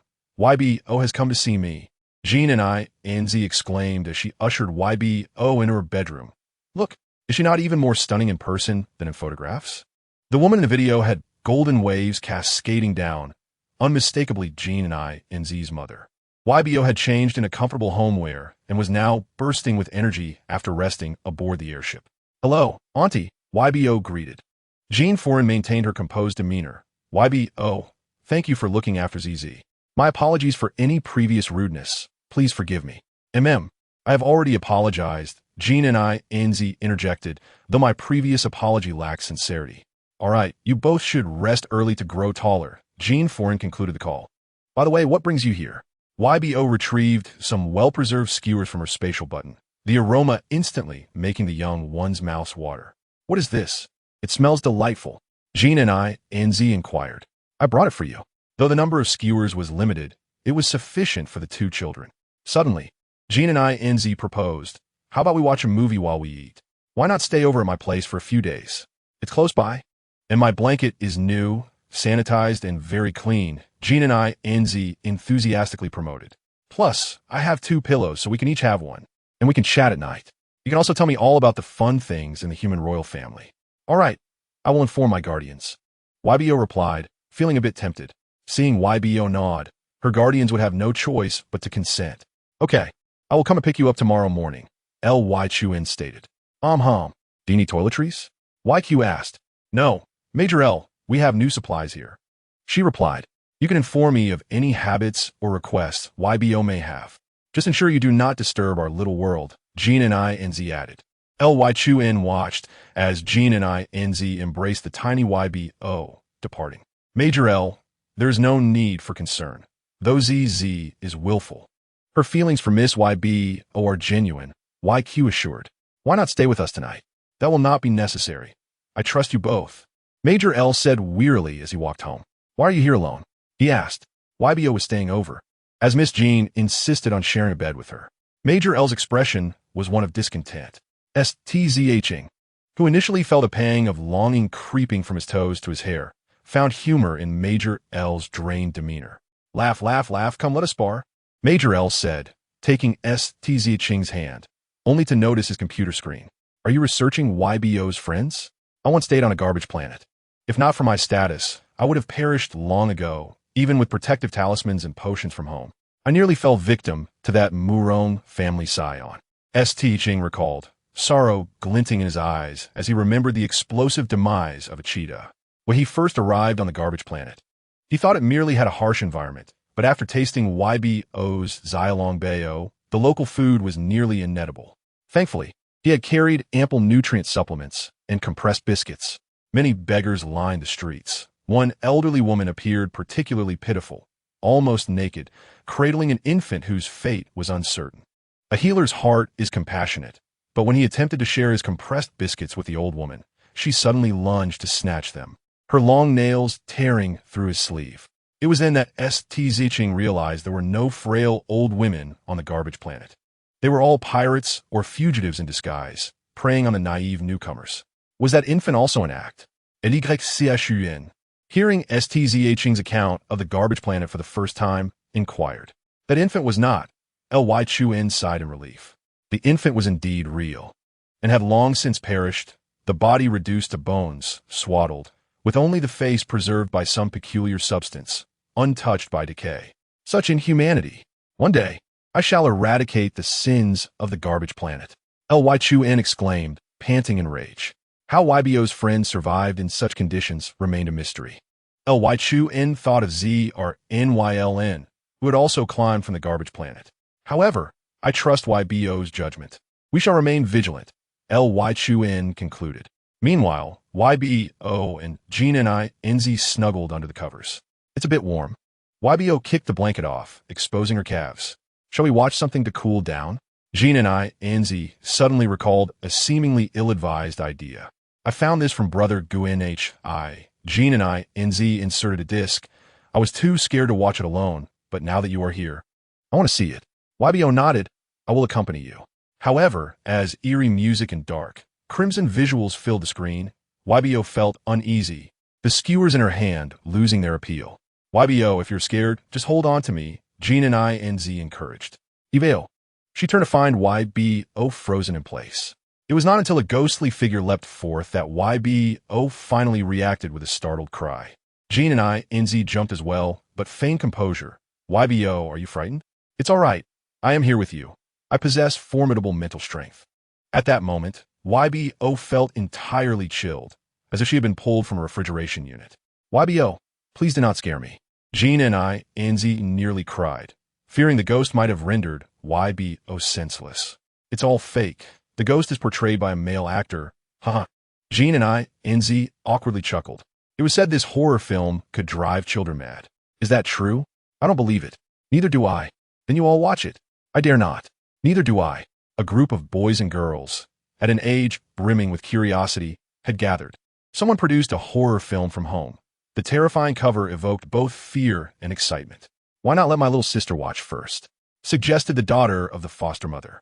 Isn't she that burden your grandmother picked up? Yes, she is even younger than us. If she does not go mad, it proves you are lying, said the foster mother's son. Thus, a group of children deceived the 4-year-old YBO into a room, drawing the curtains to create a frightening atmosphere. Chapter 61. The realm of the mind. Are you telling me that by watching television, I can enjoy delicious food? YBO asked incredulously.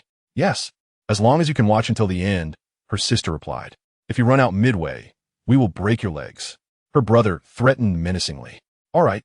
YBO naively believed that her siblings were being kind to her, thinking she had escaped chores and could now watch television. However, as various dismembered limbs and deaths unfolded on the screen, YBO became frightened, incessantly pounding on the door. Release me. I no longer wish to watch. Outside, my companions laughed and jested. It truly seems terrifying. What a wretched scream. Should we not let her finish and describe it? My curiosity is piqued. However, The fleeting interests of children soon shifted as they were captivated by a wild cat by the roadside, chasing after it. Seeing that no one paid her any attention, Yuba could only retreat into a corner, blocking her ears and shutting her eyes. Eventually, her foster parents noticed the absence of dinner being prepared and remembered to search for her. Yuba, please do not frighten me. Genzi's lips have turned pale with fear. Yet, Yuba turned her head, a tear welling in her large eyes. Suddenly, she wiped away the tear with the back of her hand and smiled, saying, I am fine. Genzi sighed in relief, exclaiming, You scare me to death. She then embraced Yuba and sincerely apologized. I am sorry. I will never again drag you to watch something so terrifying. It is all right. We did not watch for long. Yuba closed her eyes. Memories of Earth and the Interstellar era flickered through her mind like a film. It felt as though she had entered an infinite cosmos, boundless yet devoid of any planets. Who am I? Where am I? Which planet do I belong to? Unlike her previous fainting spell, this time she could control her body. It felt as if she were not dreaming. Thus, Yuba drifted through the vast universe, hoping to hear the voice from before. The ethereal voices of children resonated in this space, guiding her, and she finally beheld a different realm. A small seedling took root in the cosmos, without soil. How could it thrive? Yuba pondered. What is this? She inquired. This universe represents your mental strength. The seedling symbolizes your purifying power. My purifying power? Is this seedling the source of my purification? Yuba curiously reached out to poke the seedling. Sensing her approach, the seedling joyfully swayed. It fed on dark elements, and once it matured into a towering tree, Yuba would be able to protect herself. Will I be able to meet my mother? Her heart raced. Yuba, many who love you are nearby. Your mother merely wishes for your happiness as you grow. The voice faded, slowly dissipating into the cosmos. Early in the morning, Luan lingered at the gates of Genzi's estate. When Yuchi, who had been out for a morning run, opened the door, he was startled. General Lu, you are up quite early. The little ones are still asleep. Is Yuba resting well? Yesterday, Zizi asked me not to disturb the sisters, so I assume they must have slept rather late. Yuchi expressed a tinge of regret. It is of no concern, I understand. Would you like to come inside and wait? Luan nodded, only to witness Genzi hastily emerging from within. She was clad in her nightgown, barefoot, startling the two gentlemen. Zizi, why are you not wearing shoes? Yuchi swiftly lifted Genzi, preventing her feet from touching the ground. My sister seems to have a fever, Genzi said anxiously. C2 Jiang hurriedly arrived, carrying his medical kit. What is the situation now? The medical pod cannot heal her. Luan wiped Yuba's sweat with a damp cloth. Her temperature is quite high. C2 Zviang checked Yuba's forehead. I apologize. I have failed in my responsibilities as an adult, Yuchi lamented. Genzi, however, grasped Yuchi's hand, saying, It is my fault. I watched a horror film with Yuba yesterday, and it seems I frightened her. What film was it? Luan inquired. Genzi lowered her head and obediently handed over the horror film. This is the horror film we watched. Zizi, when did you take it out? Yuchi, fearing that Yuba's guardians would blame his little one, took the initiative to apologize. Female cubs are exceedingly fragile before maturity. Even a fever could be life-threatening for them. Genzi bowed her head, tears streaming down her face for the first time, overwhelmed with guilt and helplessness. Bring Yuba to my home. I will contact my grandmother. C2 Jiang decisively declared as he set down his stethoscope. If C2 Jiang was a well-known physician, then his grandmother, C2 Yao, was the mentor of physicians. Her descendants were all exceptionally capable, becoming independent practitioners. She proclaimed her retirement to travel the world with her partner. I want to go too. Realizing Yuba was being carried onto the aircraft, Genzi belatedly wished to follow. Miss Jean, please wait at home. I will message you once Yuba is safe. Luan replied calmly.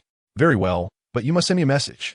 Genzi watched as Luan and his party departed.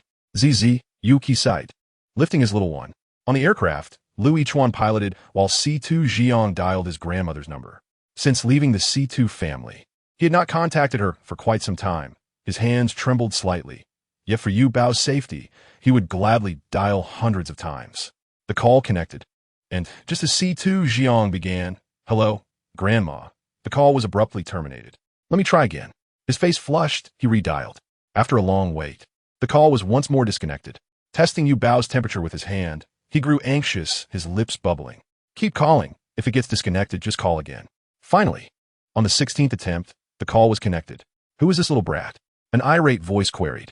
Do you not know I am traveling? Chapter 62. C2 Yao Grandma. It is C2 Jiang. Do you remember me? I do not remember. With that, C2 Yao attempted to hang up.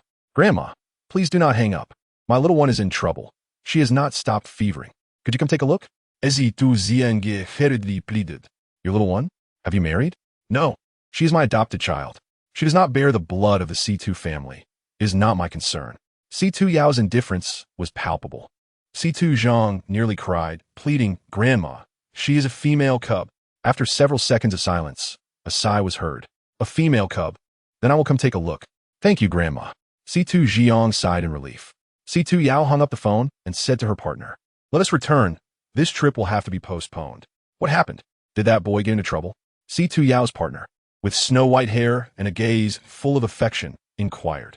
C2 Yao and her partner had shared a lifelong bond, their relationship flourishing as they cultivated herbs and pursued medical studies together. That boy, even before marrying, has taken on the responsibility of a cub's guardian, C2 Yao remarked. You're only now realizing this. You seem quite indifferent towards your grandson.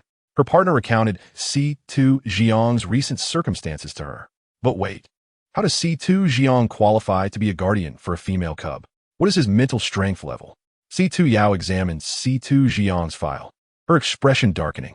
This boy has taken potent drugs. Potent drugs? You mean those that significantly enhance one's combat abilities, but come with severe side effects?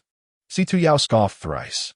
I am curious to see what kind of enchantment C2 Jiang's cub has cast upon him to make him disregard his own life. C2 Jiang remained unaware that his previous actions had caused his grandmother to form a poor impression of Yu Bao even before their meeting. While he tenderly wiped Yu Bao's body, he said, It is wonderful. Grandma is coming to save you. Yu Bao, you must hold on. Yu Bao lay motionless on the bed. Her previous fainting spells had not been alarming, merely a few days of excessive sleep. This time, however, she not only had a fever, but her body felt scalding, and even her breath had become weak, as if she were on the brink of departing this world. Where's the exit? Yu Bao wandered through the cosmos. Is this not my mental strength? Why can I not escape? In the vastness of the cosmos, Yu Bao was drenched in sweat, her body temperature in the real world nearing a perilous 40 degrees. C2 Jiang grasped Yu Bao's hand, gently calling her name. What? You say you have a fever? Where are you? I shall come immediately. After all, I was once a chief physician, Shen Luo Yin stated. Let us seek out C2's grandmother. You mean senior C2 Yao? Her presence will surely ease our worries. Shen Luo Yin sighed in relief. Duke Shun, please assist Yu Bao in taking a leave of absence and also tend her garden, Lu Yichuan instructed. Very well, but do inform me as soon as Yu Bao feels better. Meanwhile, at the Beastman Academy, Long Mu Fan was immediately surrounded by the younglings. What has happened? Long Mu Fan inquired. How dare you say such things? If it were not for you, Yu Bao would not have been bullied by humans. The captain of Yu Bao's guard exclaimed. Yu Bao must be heartbroken. She has yet to attend school. Yu Bao has not come to school? Long Mu Fan glanced at her empty seat. Teacher, will Yu Bao be attending class today? Chen Bao Bao asked, having not seen Yu Bao for several days. Missing her dearly. Yu Bao has fallen ill. It is uncertain when she will return. The homeroom teacher, too disheartened to teach, permitted self-study instead. Yu Bao was always eager to help. Whenever someone posed a question, she would patiently provide answers. The atmosphere in the class had greatly improved, and they had covered a significant portion of the material. However, the younglings were now distracted, and the teacher expressed understanding, allowing them to study independently. Will Yu Bao be all right? A faint voice inquired. I once had a younger sister who succumbed to a fever, a male youngling recalled. Unable to hold back tears as he buried his head on the desk. Yu Bao will be fine, Long Mu Fan asserted resolutely. Soon, news of Yu Bao's illness spread online, igniting a dispute between beastmen and humans. It must be your cruel words that have caused Yu Bao's illness. The beastmen cried. The humans, feeling somewhat guilty, retorted, Is it not your own youngling's fragility that you blame on us? The beastmen replied, Do you not possess a shred of compassion? The humans countered, We are indeed sorry for the youngling's illness, but is it not a bit tyrannical to place the blame solely upon us? Exhausted, Yu Bao sat beside her seedlings when several screens suddenly appeared before her. Her eyes widened in surprise as one screen displayed the heated online quarrel. Everyone is so concerned for me. I have a fever? Yuba touched her forehead. Some even accused Long Mu Fan, claiming he was the source of her fever. Another screen showed Long Mu Fan slumped over his desk, his classmates distancing themselves from him, the rift between humans and beastmen becoming starkly evident. It is not like that. Brother Mu Fan treats me well. Yuba wished to post a status update, but found herself unable to access her light brain. Another screen revealed Genezi lifelessly resting on her desk. ZZ, please do not be like this. If you must strike me, do so. I have failed to care for you properly, Yuchi said in desperation. Here, try this Xiao Long Bao made by Yuba. Yuchi offered the dumpling to Genezi's lips. Finally, she burst into tears, exclaiming, "It is all my fault. I was just too curious." Yuchi patted her back, soothingly saying, "It is all right. Miss Yuba will be fine. I must awaken quickly. My friends are worried about me." Yuba rummaged through the screens in search of an exit. As the scene shifted, Feng LNN scrolled through messages on her light brain. "Mommy, it seems that the commoner who opposed us is on the brink of death." "Shoo." Fing Jia placed a finger to her lips. Feng LNN nodded, covering her mouth. Fing Jia posted a status update in hopes that Yuba would recover. "Why must we post? I do not wish for her to get better," Feng LNN murmured. "A single post can significantly enhance everyone's perception of you. Why not?" Indeed, Feng LNN's follower count began to rise.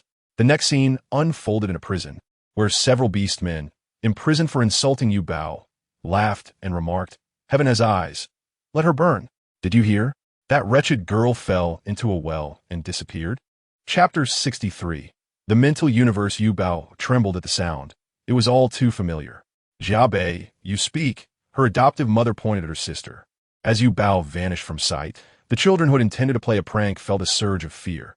After all, a life was at stake. Son Jiabe lowered her head, stammering, "It was Yuba who jumped into the well to rescue a dog. We intended to save her, but when we turned around, she was gone." Jumped into the well herself? The adoptive mother, skeptical, nonetheless chose to protect the children, unwilling to send her own flesh and blood to prison for a girl who merely consumed resources. Hearing her sister's words, Son Jiabao nodded vigorously. Faced with those familiar faces, Yuba realized that the screen was displaying events that transpired after her arrival in this world. She sat in the void, observing the happenings on the planet from a divine perspective. Son Jiabao and Son Jiabe led their mother to a bamboo grove. "It is here." Son Jiabe pointed at the ground. "Where is the abandoned well?" Their mother asked, perplexed after circling the area. "Oh, I see. Perhaps that slacker wanted to avoid chores, and had you all deceive me?"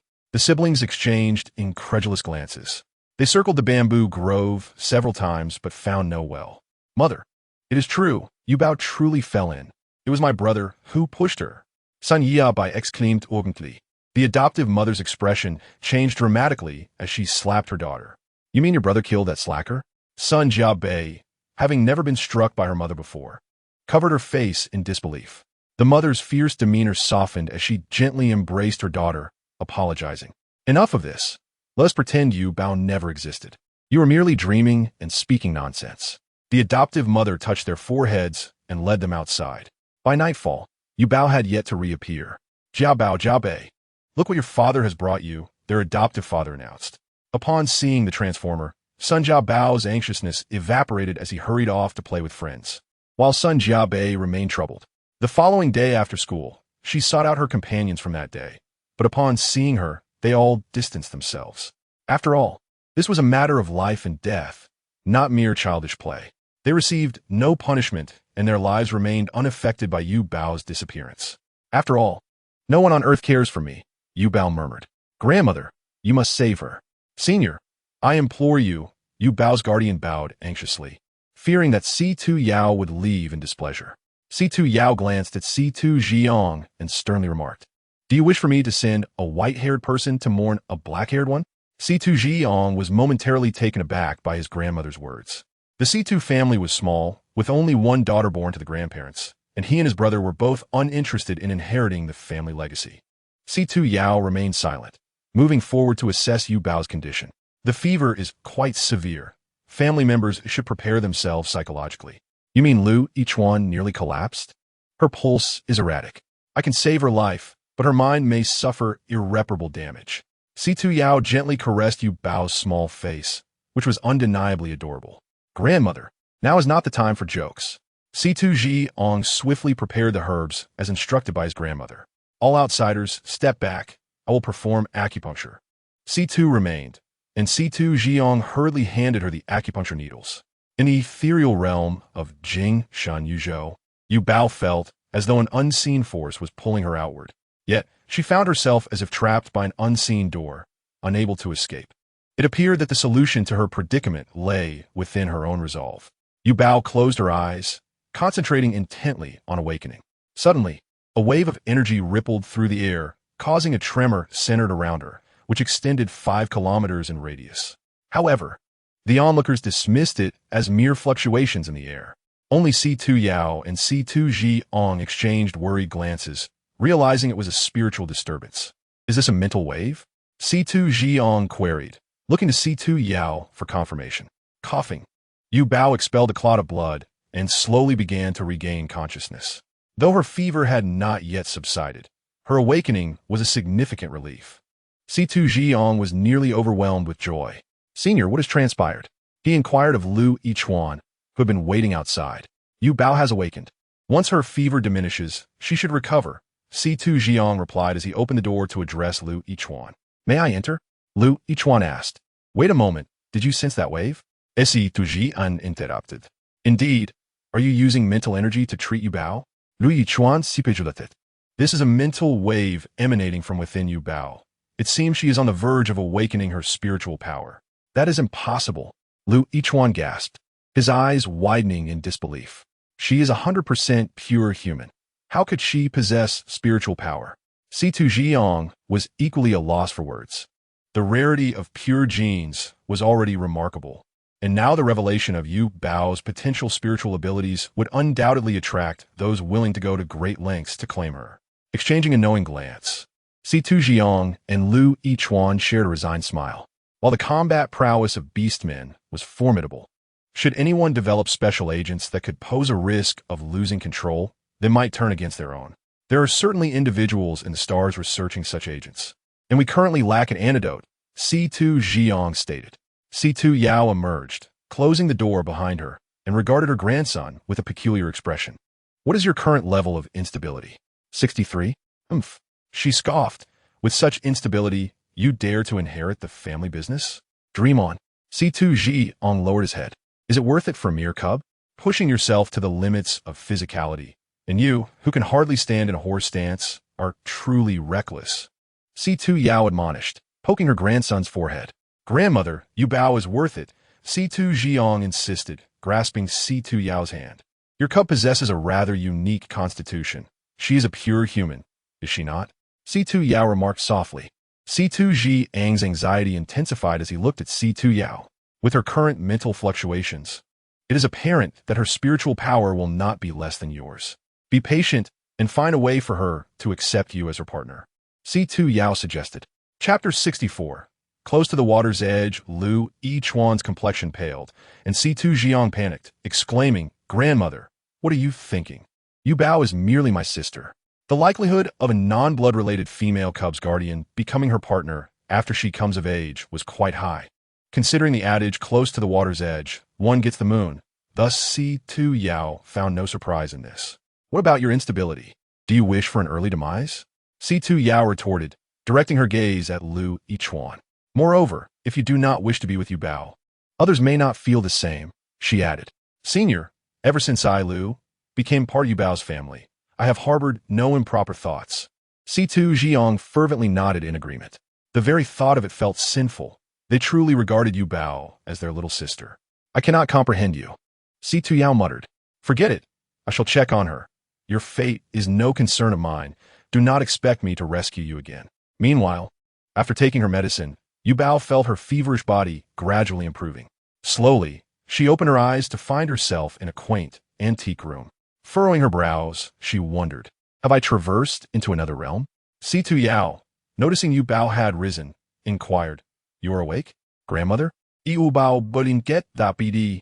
The woman before her bore a striking resemblance to her grandmother, leading her to ponder if this could indeed be her late grandmother. Unable to contain herself, Yuba rushed forward to embrace Yao.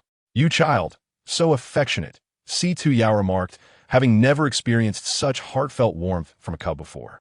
Those in her family or her disciples typically shied away from her, nearly skirting the walls in fear. Despite the resemblance to her grandmother, Yao lacked the familiar essence of her, carrying instead a faint scent of herbs. Realizing this, Yuba felt a tinge of disappointment as she released her hold. Yet her gaze lingered on her. "Did you save me?" Yuba asked, expressing her gratitude for the life-saving intervention. "You possess more discernment than my grandson." Yao chuckled softly, initially intending to leave after saving her without offering any kindness. However, the sight of the soft, innocent face of this female cub made it impossible to utter harsh words. "Grandson? That would be Jiang. Yao replied nonchalantly, as if she were speaking of a stranger. Yuba sighed in relief, grateful that she had not crossed into another world. "Can you sense your spiritual power?" Yao asked directly. "Are you referring to my realm of mental energy?" Yuba queried. "Mental energy?" Yao gasped, taken aback. "Do you understand what the concept of a universe entails?" To draw a comparison, a level of spiritual power resembles a lake, while a higher level resembles a sea. You claim your spiritual power is a universe? Yao was incredulous. Yuba nodded earnestly, prompting Yao to rise. "You all may come in. It appears your cub's mind has become muddled." As soon as she finished speaking, Jiang and Lu Yichuan, who had been waiting at the door, hurriedly pushed it open and entered. They were prepared for any eventuality. Even if Yuba were rendered a fool, they would ensure she remained the happiest fool. "Yuba, how do you feel?" Lu Yichuan asked, his voice trembling. "You speak clearly. You do not seem like a fool." Jiang and Lu Yichuan turned their attention to Yao. "I inquired if she could sense her spiritual power, and she declared it to be a universe," Yao explained. Exchanging glances, Jiang and Lu Yichuan exclaimed in unison, "Yuba, that is truly remarkable. This is madness. I shall retreat for a beauty sleep. You may manage yourselves," Yao declared, unaware that they had witnessed the terrifying purification ability of Yuba. Even if her spiritual power were at a lower level, they would still find acceptable. "But I do not know how to use it," Yuba murmured, squeezing her small hands. "We will teach you gradually, but remember, Yuba, you must use your purification abilities discreetly and not speak of them," Lu Yichuan reiterated. Nodding vigorously, Yuba contemplated, "With spiritual power, can I protect you in return? How could you protect us?" Jiang chuckled. "Why not send a message to your friends? They're all quite worried about you." Yuba nodded and quickly activated her light brain to message Long Mu Fan and Genezi. Just as her message was sent, a commotion erupted outside, the sounds of an argument filtering through the window to the ears of the three inside. "What is happening?" Yuba asked. "I will investigate." Lu Yichuan, "Stay here with Yuba," Jiang instructed, furrowing his brow as he strode out. Yuba sensed a surge of mental energy from outside, seemingly attacking someone. And although she had yet to learn how to wield her own spiritual power, a protective barrier instinctively formed around her. Lu Yichuan noticed a change in Yuba and was taken aback. "Brother Lu, do you think Go will be in danger? Should we go see?" Yuba asked anxiously. After ensuring her fever had indeed subsided, Lu Yichuan donned a coat on her and cautiously carried her outside. Near the doorway, C2's apprentices were embroiled in a heated argument, their faces flushed as they confronted the opposing party. "Why are you trying to steal our herb seedlings?" Herb seedlings are exceedingly precious. Although the Situ family possesses specialized land for cultivating herbs, the harsh environmental conditions mean that surviving even 30% of them is commendable. Thus, whenever quality herb seedlings become available, they incite a frenzied scramble among every traditional Chinese medicine family.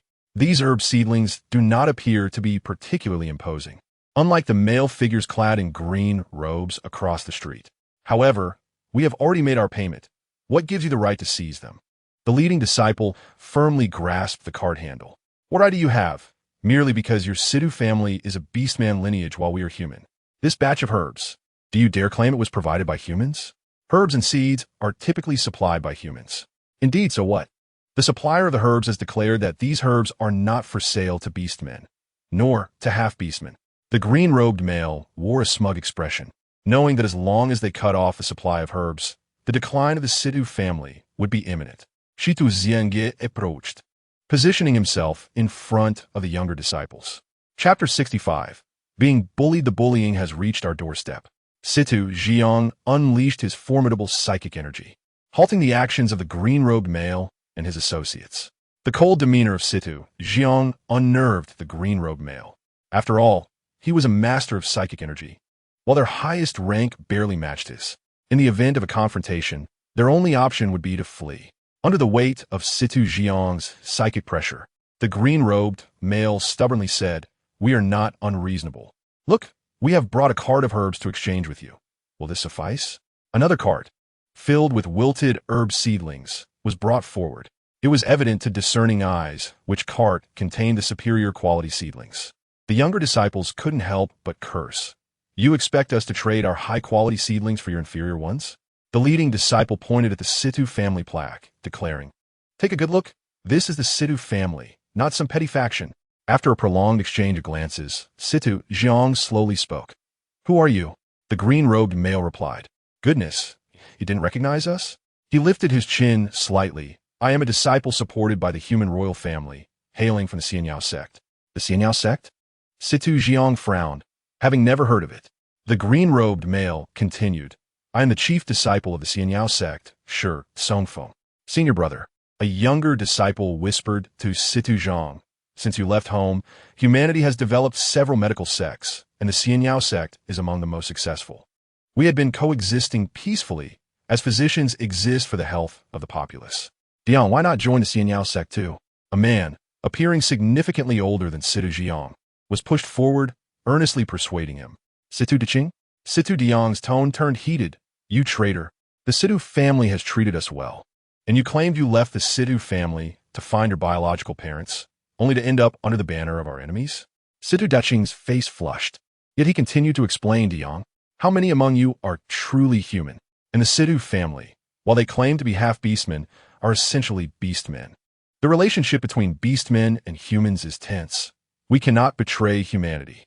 Stzing stood on a moral high ground, attempting to morally coerce them. "Nonsense. I only know who gave birth to me, but did not raise me, and who picked me up and raised me." Stzing spat disdainfully. "You were also raised by the Stzing family, yet you show such ingratitude. Indeed, if relations between humans and beastmen deteriorated, the half-beastmen would suffer the most." "Oh, then I'll ask Queen if she knows you are here trying to seize things." Luan appeared from around the corner, cradling fish treasure.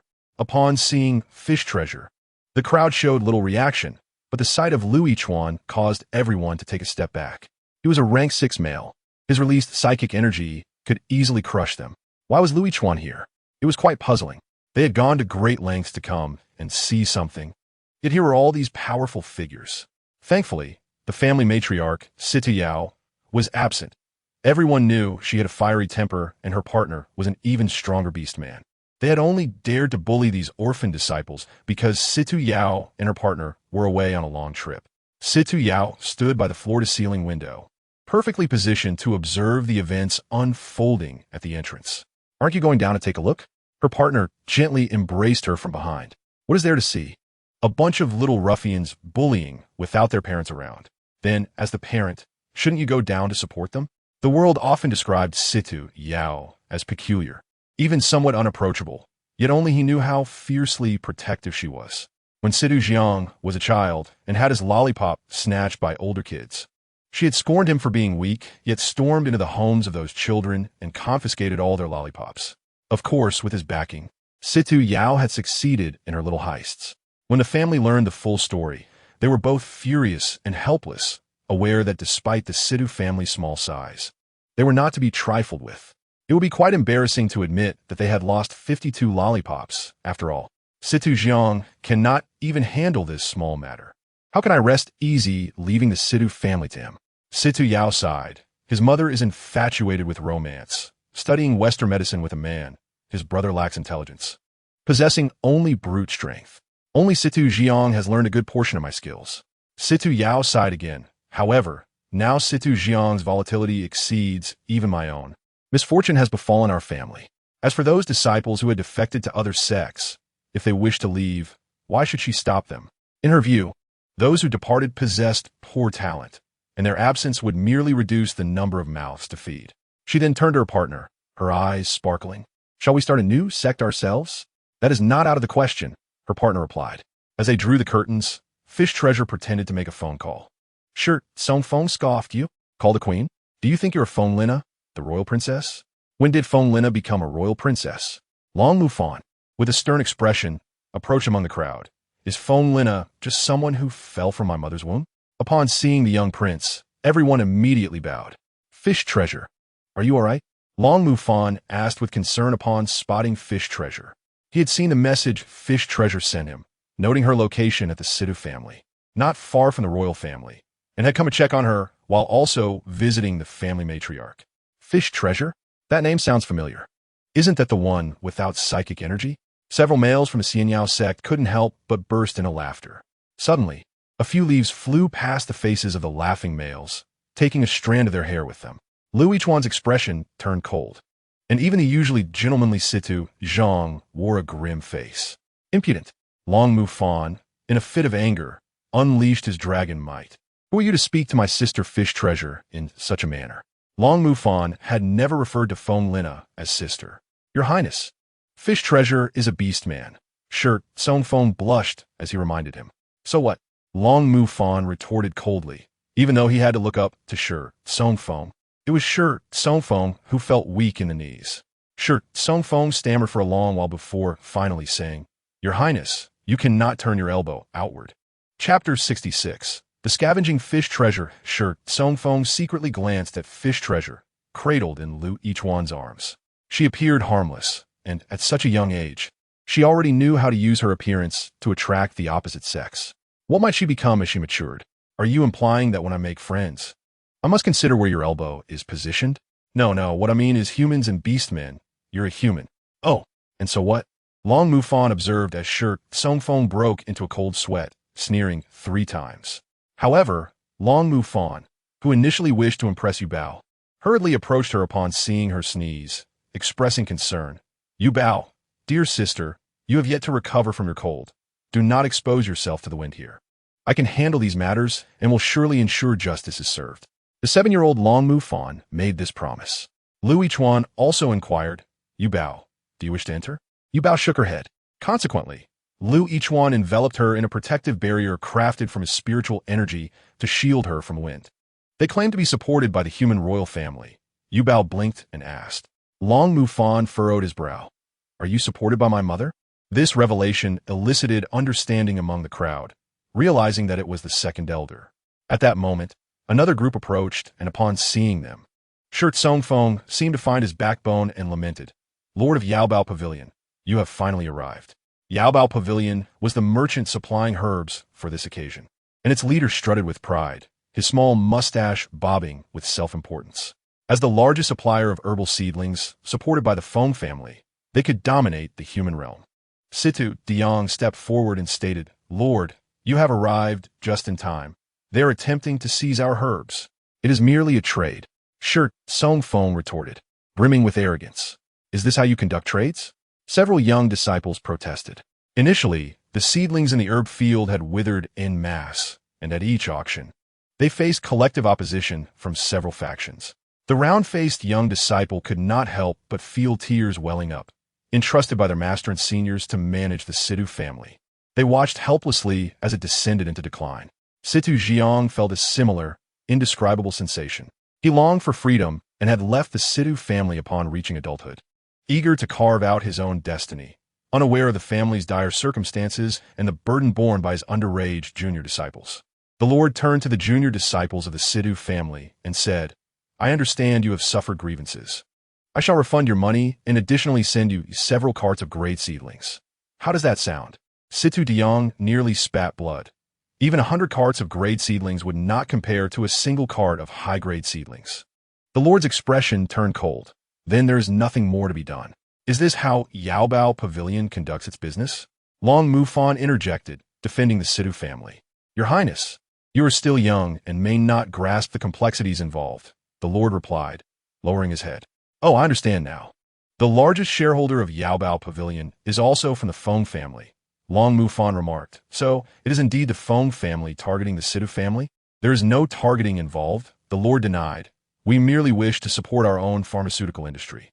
Your Highness, as a human, you should be able to empathize with our position.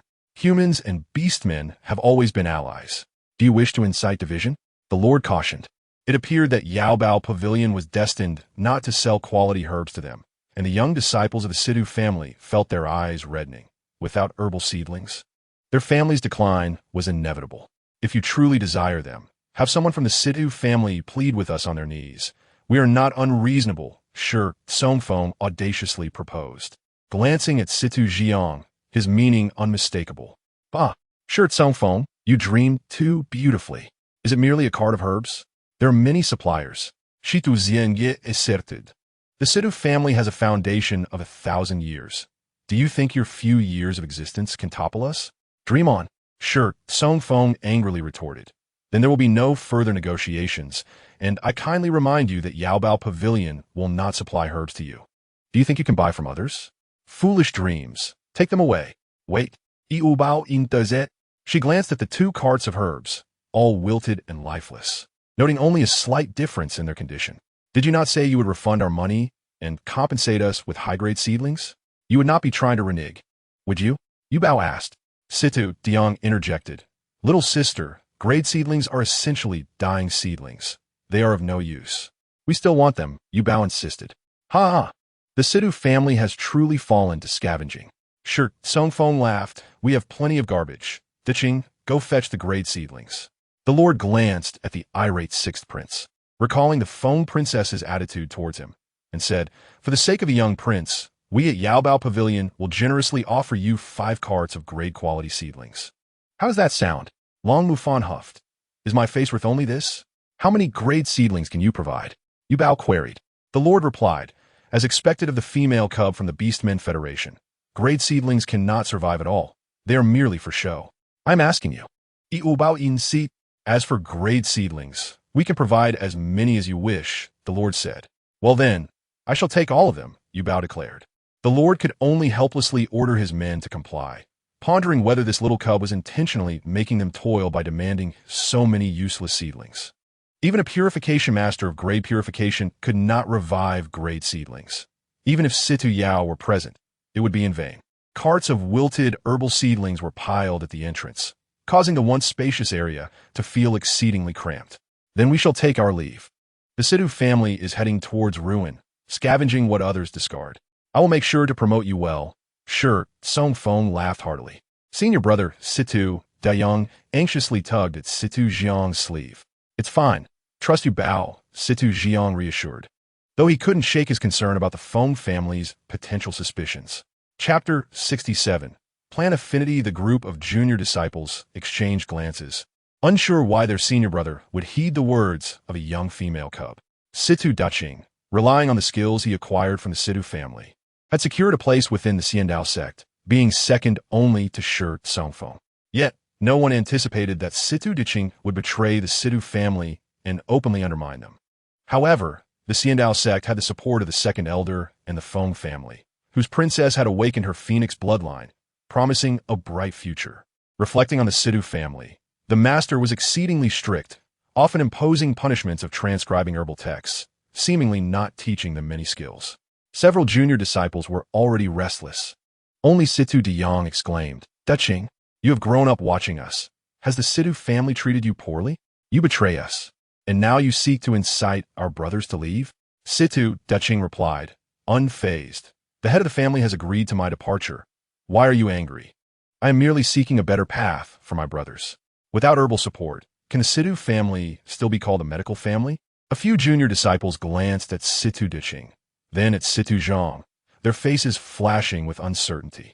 The sun slowly descended, seemingly foreshadowing the future of the Stzing family.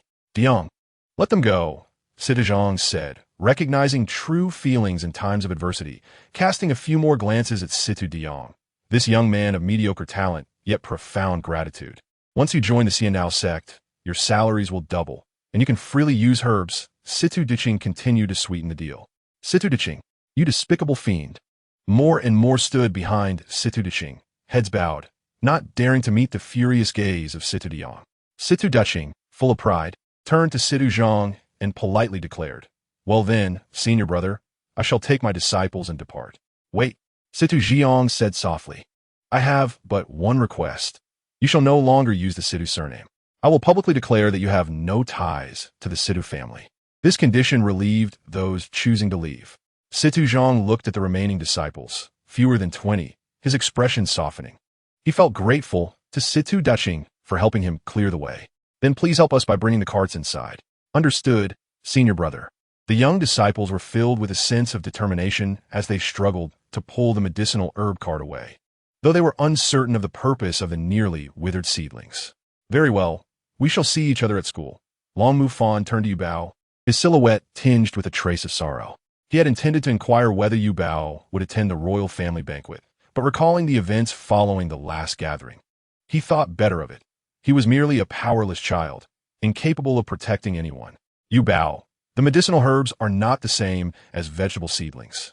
If you cannot purify them, do not overexert yourself," Situ Jiang cautioned.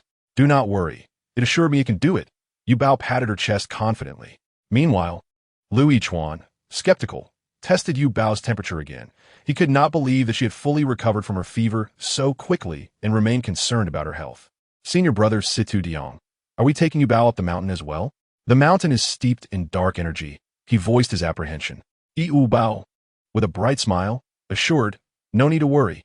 Yuba is healthy." The back mountain was entirely filled with Situ family's medicinal herb fields. Some seedlings thrived in the shade of tall trees, while others preferred the sun on the grasslands or the moisture by the river. However, at present, these seedlings appeared desiccated and in poor condition. "Senior brother, no matter how we tend to them, they won't survive," Situ Diang exclaimed, fearing that Situ Jiang might misunderstand their carelessness. "It is not your fault," Situ Jiang replied. "Lu Gij, let me down," as Yubao's feet touched the ground. She felt a surge of dark energy dissipate around her, only to be startled as it rushed back towards her, nearly causing her to stumble. Unlike before, when the energy had simply vanished, she wondered if there was too much dark energy here, converging to attack her. Yet, the anticipated pain did not manifest. Instead, she observed her inner seedling absorbing these dark elements, swaying contentedly. "Not enough, still not enough," the seedling communicated after its absorption. Thus, Yuba began to dash through the herb fields. "Hey, be careful not to fall," Situ Diang shouted, his heart aching for the fragile seedlings that he had nurtured. He truly would feel sorrow if Yuba trampled them. Closing his eyes, he chose not to witness the potential destruction, silently labeling Yuba as a mischievous child. "My goodness, how miraculous! Why has it suddenly revived?" Suddenly, the surrounding brothers became animated. Situ Diji, with a round face, nudged the eyes-closed Situ Diang, urging, "Senior brother, look." Upon opening his eyes, Situ Diang was astonished to see the formerly dying seedlings flourishing as if reborn. "How can this be?" He rubbed his eyes in disbelief. Without the medicinal herbs, no esteemed medical family could survive. He had mentally prepared to tighten his belt for a life of hardship, yet here they were. After Yuba completed a circuit, purifying several carts of seedlings, she felt fatigued. She walked over, panting, while Lu Yichuan promptly lifted her, rubbing her little legs. And Situ Jiang opened a prepared bottle of water, extending a straw to her lips. Yuba took a sip and complained, "Senior brother Situ, your mountain is far too vast, even larger than the back mountain of our school." The brothers examined the herbs on the cart, exclaiming in astonishment, "This quality is extraordinary." Situ Diang gazed at Yuba, his eyes sparkling, seeking an explanation from Situ Jiang. Yuba was aware that her brothers preferred to keep her abilities concealed from outsiders. But surely this was Situ Gij's home, and she could be herself here. Situ Jiang and Lu Yichuan exchanged glances and declared, "This is Yubao's unique affinity for plants." The two spoke nonchalantly, their faces betraying no sign of embarrassment. "Affinity?" Situ Diang furrowed his brow, having presumed it to be purifying power. However, considering that Yuba was a citizen of the Beastman Federation, how could she possess purifying abilities? Moreover, even top-tier purification could not achieve such results. Thus, they found no more reasonable explanation and accepted the notion. "You must keep this a secret," Situ Jiang insisted gravely. Such formidable power, if discovered by the Xian Yao sect, could lead to attempts to seize her. The disciples nodded in agreement, promising to maintain confidentiality. The seedling within you, Bao, let out a satisfied burp, and she echoed the gesture. As chapter 68 unfolds, embrace me. Situ, Yao descended from the upper floor and noticed that the already quiet courtyard had grown even more subdued. The disciples were absent from the classroom, the alchemy room, and the library. She frowned, wondering if they had all run off. Just then, a small disciple, around 7 years old, dashed down from the mountain. Situ Yao seized his collar. Master, what brings you here? The little disciple asked, looking quite pitiful. Dahong, where have you all gone? Off to slack, are you? Not at all. Senior brother took you Bao up the mountain, the young disciple replied. Up the mountain? Situ Yao exclaimed, incredulous that they would take the recovering child to such a place. Is the mountain a playground? Before the little disciple could finish, Situ Yao hurriedly made her way up the mountain. Upon arrival, she was greeted by a chorus of cheers. She had heard rumors about the inexplicable wilting of the Situ family's medicinal herbs, likely due to the Feng family undermining the Situ clan to bolster their own endeavors. She was curious to see what the Feng family was up to and did not mind stirring the pot if things got out of hand. As she approached, she spotted Yu Bao being tossed into the air. Have you all lost your minds? Situ, Yao commanded, and the previously jubilant brothers quickly stood in line, while Louis Chuan deftly caught Yu Bao midair. Grandma, what are you doing here? Stzing inquired. What kind of nonsense is this? Bringing a female child to such a place? Situ Yao sensed a subtle change in the atmosphere. She was a level, purifying master and could perceive the growing density of dark mist on the mountain, yet it was too overwhelming for her to contend with. Before she could analyze further, Situ Diang tugged at her sleeve, exuberantly exclaiming, Master, look at these seedlings. They are alive. In his excitement, he pulled Situ Yao around, while the other disciples regarded him with admiration. Indeed, Situ Yao was astonished, realizing the encasing dark mist had vanished. Could it be? She glanced at Yu Bao. The surrounding disciples fervently nodded, affirming her speculation. Yu Bao, whose appearance bore a striking resemblance to Situ Yao, felt an irresistible urge to draw closer. Gasps echoed around them. It was said that Situ Yao had an aversion to children, even avoiding holding her only daughter, preferring her partner to do so. Yet Yu Bao extended her hand, gazing up with innocent, slightly drowsy eyes. Situ Yao relented. Given her assistance to our Situ family, I suppose it is permissible. She accepted Yu Bao into her arms, who nestled in comfortably and soon dozed off. Louis Chuan remarked, This is quite the burden for you, esteemed elder. Situ Jiang pondered, What?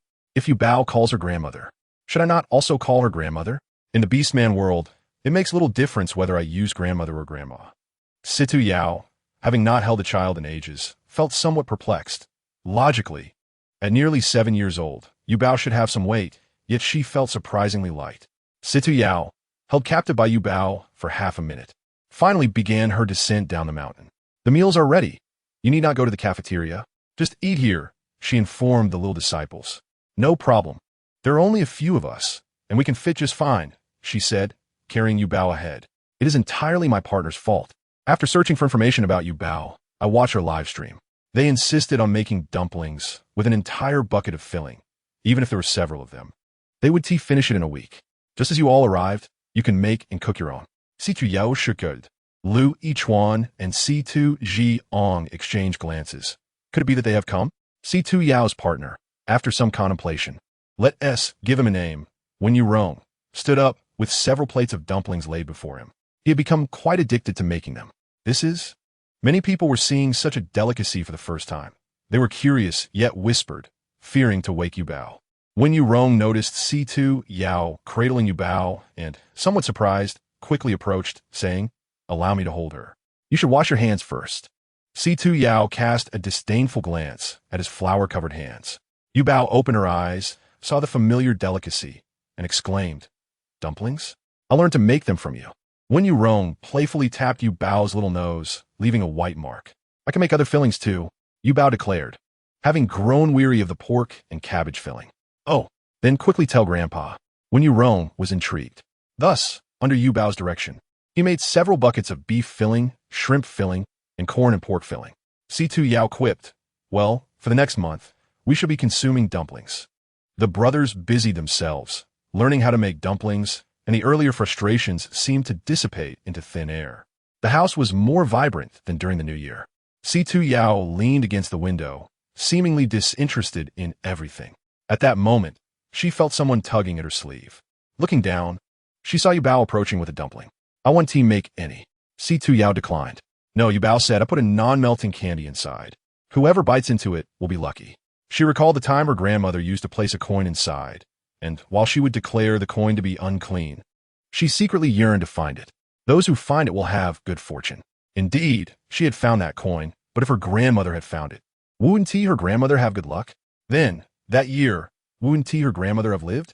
Yuba fashioned 2 bunny ears on it, saying, "Grandma, you must eat this." "Can a candy and meat be tasty?" C2 Yao couldn't help but ask. "Perhaps it won't tea taste good." Yuba lowered her head. A wave of guilt surged within C2 Yao, yet she opened her mouth without offering any words of comfort. When the dumplings were served, she desperately searched for the one with the 2 bunny ears. But with so many dumplings on the table, how could she possibly find it?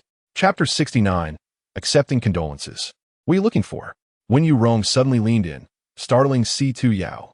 "You aren't eating these dumplings, just picking and choosing." Wen Yurong pointed to his plate, which was filled with the dumplings C2 Yao had selected. "What do you know? I want to find one that looks good." C2 Yao hastily concocted a reason to deflect, stealing a glance at Yuba, who was drooping her head, appearing somewhat lacking in appetite. She pondered whether her tone had been too harsh and frightened her.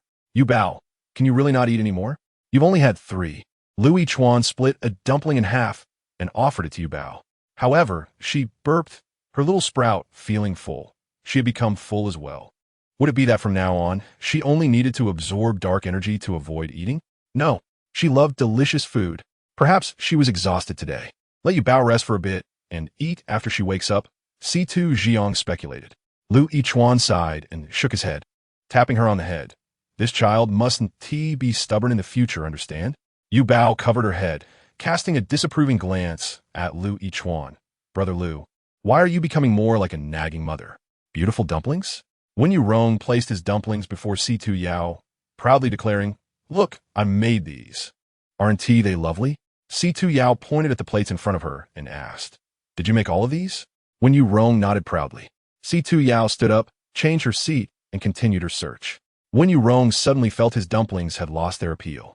Persistance payoff. C2 Yao finally found the dumpling in someone else's plate. C2 Diong picked it up with serving chopsticks, exclaiming, "This dumpling looks a bit strange." C2 Yao offered her plate. C2 De Yong's chopsticks trembled, and the dumpling landed safely on C2 Yao's plate. Colorful candies burst forth from the meat filling, and C2 De Yong shouted, "Master, you are too cunning. That lucky candy was originally mine." C2 De Yang's loud exclamation caught Yubao's attention. "Wow, did Grandma get the candy?" C2 Yao proudly nodded and popped the candy into her mouth. It was overly sweet and not tasty at all. "Since I got the candy, Yuba must obediently take her medicine," C2 Yao said, taking out a vial of medicine. "Senior, didn't Yubao's high fever already subside? That vial of dark liquid looks unpleasant to drink. Are you the doctor, or am I?" C2 Yao replied mercilessly. "Continuous use for a week will enhance her constitution and improve her sleep," C2 Yao explained. C2 Jiang had prepared a room for Yuba. After he finished his tasks, he discovered his holographic communicator had been bombarded with calls from Shen Luoyan. He had activated the Do Not Disturb mode. No wonder he didn't receive any calls. Shen Luoyan exclaimed, "Ezi tu Jian. Didn't you say you would report on Yuba as conditioned to me? I was feeding Yuba. I forgot to inform you." C2 Jiang and the others had asked Yuba to convey a message to her friends, but had forgotten to tell Shen Luoyan. "It's Sister Yin." Yuba, under C2 Yao's care, finished her bath and ran over in a soft little nightgown. "Sister Yin, will you come play with me tomorrow?" Yuba asked. Lu Chuan, worried about Yubao's recovery and feeling uneasy about her bathing alone, entrusted C2 Yao to keep an eye on her, thinking Yuba would be shy. To his surprise, Yuba seemed to enjoy being around C2 Yao. "I want to help the little one bathe." C2 Yao moved a chair and sat far from Yuba. Yuba could wash herself. Yuba efficiently undressed behind the screen and entered the bathtub. Lu Chuan had adjusted the temperature a bit warmer than usual, just enough to let Yubao's sweat evaporate. She exhaled a sigh of warmth as she relaxed. Through C2 Yao, Yuba recalled her grandmother, while C2 Yao, too, remembered her own daughter through Yuba, the one who was wholly consumed by love. Leaving for another planet with a male after giving birth to C2 Ji on Grandma C2, Yuba said somewhat shyly, "Do you have a bathrobe?" "Yes, I do." C2 Yao picked up a bathrobe from the side. "Then I'll come in?" Seeing Yuba softly affirm, C2 Yao walked in with a bathrobe. With her eyes closed, she dried Yuba and wrapped her up. Seeing Yuba bundled up like a little zongzi, C2 Yao couldn't help but laugh. Reflecting on the time she had wished for Yuba to become her grandson's wife when she grew up, C2 Yao felt a pang of guilt. Thankful that Yuba had been unconscious at the time and hadn't heard her words. "Do you like Grandma's home?" C2 Yao asked. "We're tomorrow. I'll have Sister Yin bring it for you," Lu Yichuan said, tucking Yuba in bed. "Good night, Yuba." Watching Yuba obediently close her eyes, Lu Yichuan finally closed the door. Little did he know, Yuba couldn't sleep. She played with the holographic communicator in the middle of the night. Oh, unexpectedly, after feeling faint, she could actually purify the internet. Some individuals, still possessing a hint of conscience, believed that the recent online bullying had caused Yubao's illness and obediently deleted their posts to apologize. Yubao's fans flocked to her posts to express their concern, all inquiring about her health. Yuba Mei, regardless of whether you have spiritual power or not, you will always be our beloved little fortune. Yuba, you must get better. I want to learn to make little cakes with you. YBO recalled that she had posted a step-by-step tutorial for a small cake in her dynamic. However, her fans lamented that it was far too difficult. With none achieving success, YBO promised to host a live stream to teach them. Thinking of the many fans worried about their struggles, she considered posting a picture of herself to reassure them. Yet, she feared being caught by her brothers for staying up late. As she scrolled further, she unexpectedly came across a post from Fing LNN. It seemed that Fing LNN had recently gained considerable attention, leading many to be notified of her post. However, numerous individuals expressed confusion about its meaning. At the same time, Fing LNN was being chastised by her mother. "I told you to express concern for that female cub. What is this post?" The fragility of the female cub was universally acknowledged. After a day of burning, she should have perished. Her well-being is of no concern to us, but if something were to happen to her, the commoners from the Beastman Federation might unjustly take their anger out on our Fing family, Fing Jia explained. "That is why I urged you to say a few words of sympathy. If anything were to truly happen to her, we would not be able to absolve ourselves of responsibility." Fing LNN, however, remained unconcerned, a mere commoner. Yet, this very commoner had garnered immense affection from many, even being adopted by the L family and supported by the ST family. Fing Jia narrowed her eyes. "Since you do not wish to be a subordinate of the Fing family, do not blame me when I uproot your millennial-old foundation." In her youth, Fing Jia had used a pseudonym in the entertainment industry, retiring after winning the prestigious B.I.Hu Award, much to the public's dismay, only to later reveal her identity as the eldest daughter of the Fing family. With beauty and strength, she was hailed as a goddess, with countless suitors vying for her attention. Fing Jia's visibility far surpassed that of her brothers, making her the foremost heir of the Fing family. She understood well that the power of the masses could both uplift and destroy. Now that her daughter had awakened her phoenix bloodline, gaining even more public favor, her status was further solidified. Yet, this was far from sufficient. "Listen, you must awaken more than 80% of your phoenix bloodline," Fing Jia urged. Grasping her daughter's hand, Fing LNN pouted in dissatisfaction. "How long will that take? I haven't even reached 1% yet." "Your awakening at less than 1% has already granted you advanced mental strength. Imagine the might of the phoenix." Her gaze was intense as she looked at her daughter. "Do you not wish to trample that female cub underfoot? Do you not want LNMFN to regret his foolish choice?" Remembering how LNMFN followed YBO without a glance in her direction, Fing LNN's resolve grew stronger. "I want to." Initially, Fing LNN had not cared for LNMFN. In fact, she was indifferent to everyone. Her mother had subtly indicated that she was destined to become a queen, ruling over both humans and beastmen. Thus, she looked down upon all. Thankfully, the female cub was often labeled as spoiled. No matter how she threw tantrums, there would always be those to flatter her, even offering their left cheeks after being slapped on the right. The royal princes would not dare act so brazenly, would they? Feeling the affection of her majesty, Fing LNN grew proud, even dubbing herself a princess, with her majesty smiling indulgently, seemingly unfazed. Yet, when she had merely kicked LNMF north on the road, he had walked away, avoiding her ever since. Consequently, FNG elle non vividly remember LNGMF nes appearance. Experiencing such a minor setback in her otherwise smooth life was quite novel for her. At that moment, Fing LNN stumbled upon YBO's post. I am feeling better from my cold. Thank you all for your concern. The soft and sweet little cub even shared a picture of herself in pajamas, making a heart sign. Her slightly squinted eyes endeared her to many, except for Fing LNN. A plethora of comments expressing how adorable she was further provoked Fing LNN's sense of rivalry. Mummy, I want to awaken my bloodline. Take me to the forbidden grounds. This was the first time Fing LNN had proactively made such a request. Fing Jia smiled with satisfaction, but before proceeding, she had another matter to address. Xiao Qing, I recall you took excellent care of Fing LNN. She beckoned. Xiao Qing lowered her head, showing great respect, while internally pondering whether the madam intended to raise her salary. I remember you have a little bird? Fing Jia inquired with a smile. Is it obedient? Yes, it only listens to me, Xiao Qing replied. She speculated about Fing Jia's intentions. Very well, bring it to me.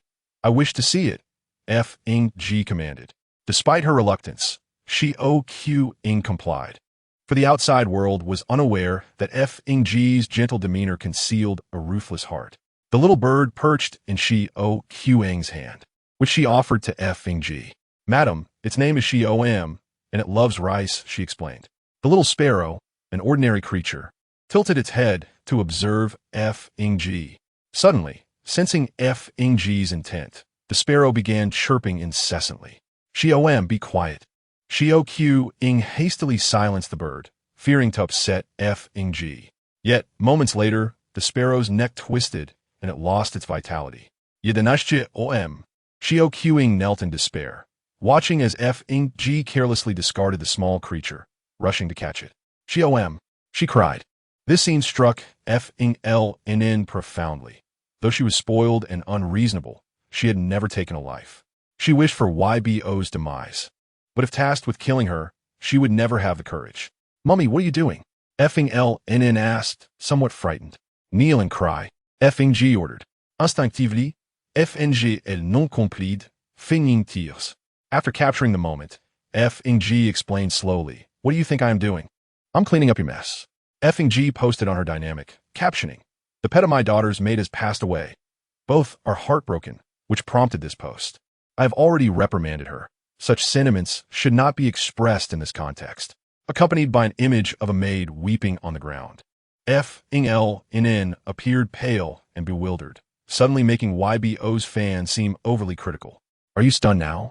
It is you who are the most despicable for maliciously speculating on the intentions of a 7-year-old girl. The maid is so heartbroken over the pet's death. Fing LNN is truly a kind-hearted child. Fing Jia further commented, she has always cared for Fing LNN. They have long been friends. After posting, Fing Jia shut down her device. Seeing Xiao Qing's sobs gradually subside, she finally spoke, I truly apologize. Though Xiao Qing did not grasp Fing Jia's intentions, she could only swallow her grievances. I would never forget the madam's life-saving grace. You are also a female. Although you lack purifying and mental powers, and your bloodline is not pure, you are still a female. And you have seen the status that females enjoy in the Interstellar era. Xiao Qing knelt. I have no such thoughts. Since you are so understanding, I shall bestow upon you the Fing surname and grant your family the title of distant relatives of the Fing clan. Is that agreeable? Fing Jia offered a sweet promise following a sharp reprimand. A little bird in a life of luxury. She believed Xiao Qing would know how to choose, even though she had lost her agency. Thank you, madam. However, I will not forget my identity and will continue to serve the young lady and you with utmost care. Xiao Qing replied, trembling with fear as she knelt, expressing her loyalty. Fing Jia nodded in satisfaction. Feng Lina felt a twinge of guilt toward Xiao Qing, a sensation that had eluded her for 7 years, all due to a careless remark. Xiao Qing, from now on, you shall be my elder sister, she said, tugging at Xiao Qing's sleeve and beaming with delight. How wonderful! Feng Jia observed her daughter's smile, and subtly shook her head, acknowledging the naivety of youth. Feng Lina, this is the price of weakness, she remarked, gesturing towards the lifeless sparrow cradled in Shaoqing's hands. Feng Lina nodded, trailing behind her mother as they ventured towards the forbidden ground. The forbidden ground lay deep within the back mountains of the Feng clan, where the chirping of insects could once be heard, but as they progressed further, the cacophony faded into an eerie silence. Shrouded in darkness, as the moonlight was obscured by the dense foliage, she harbored a profound aversion to such places.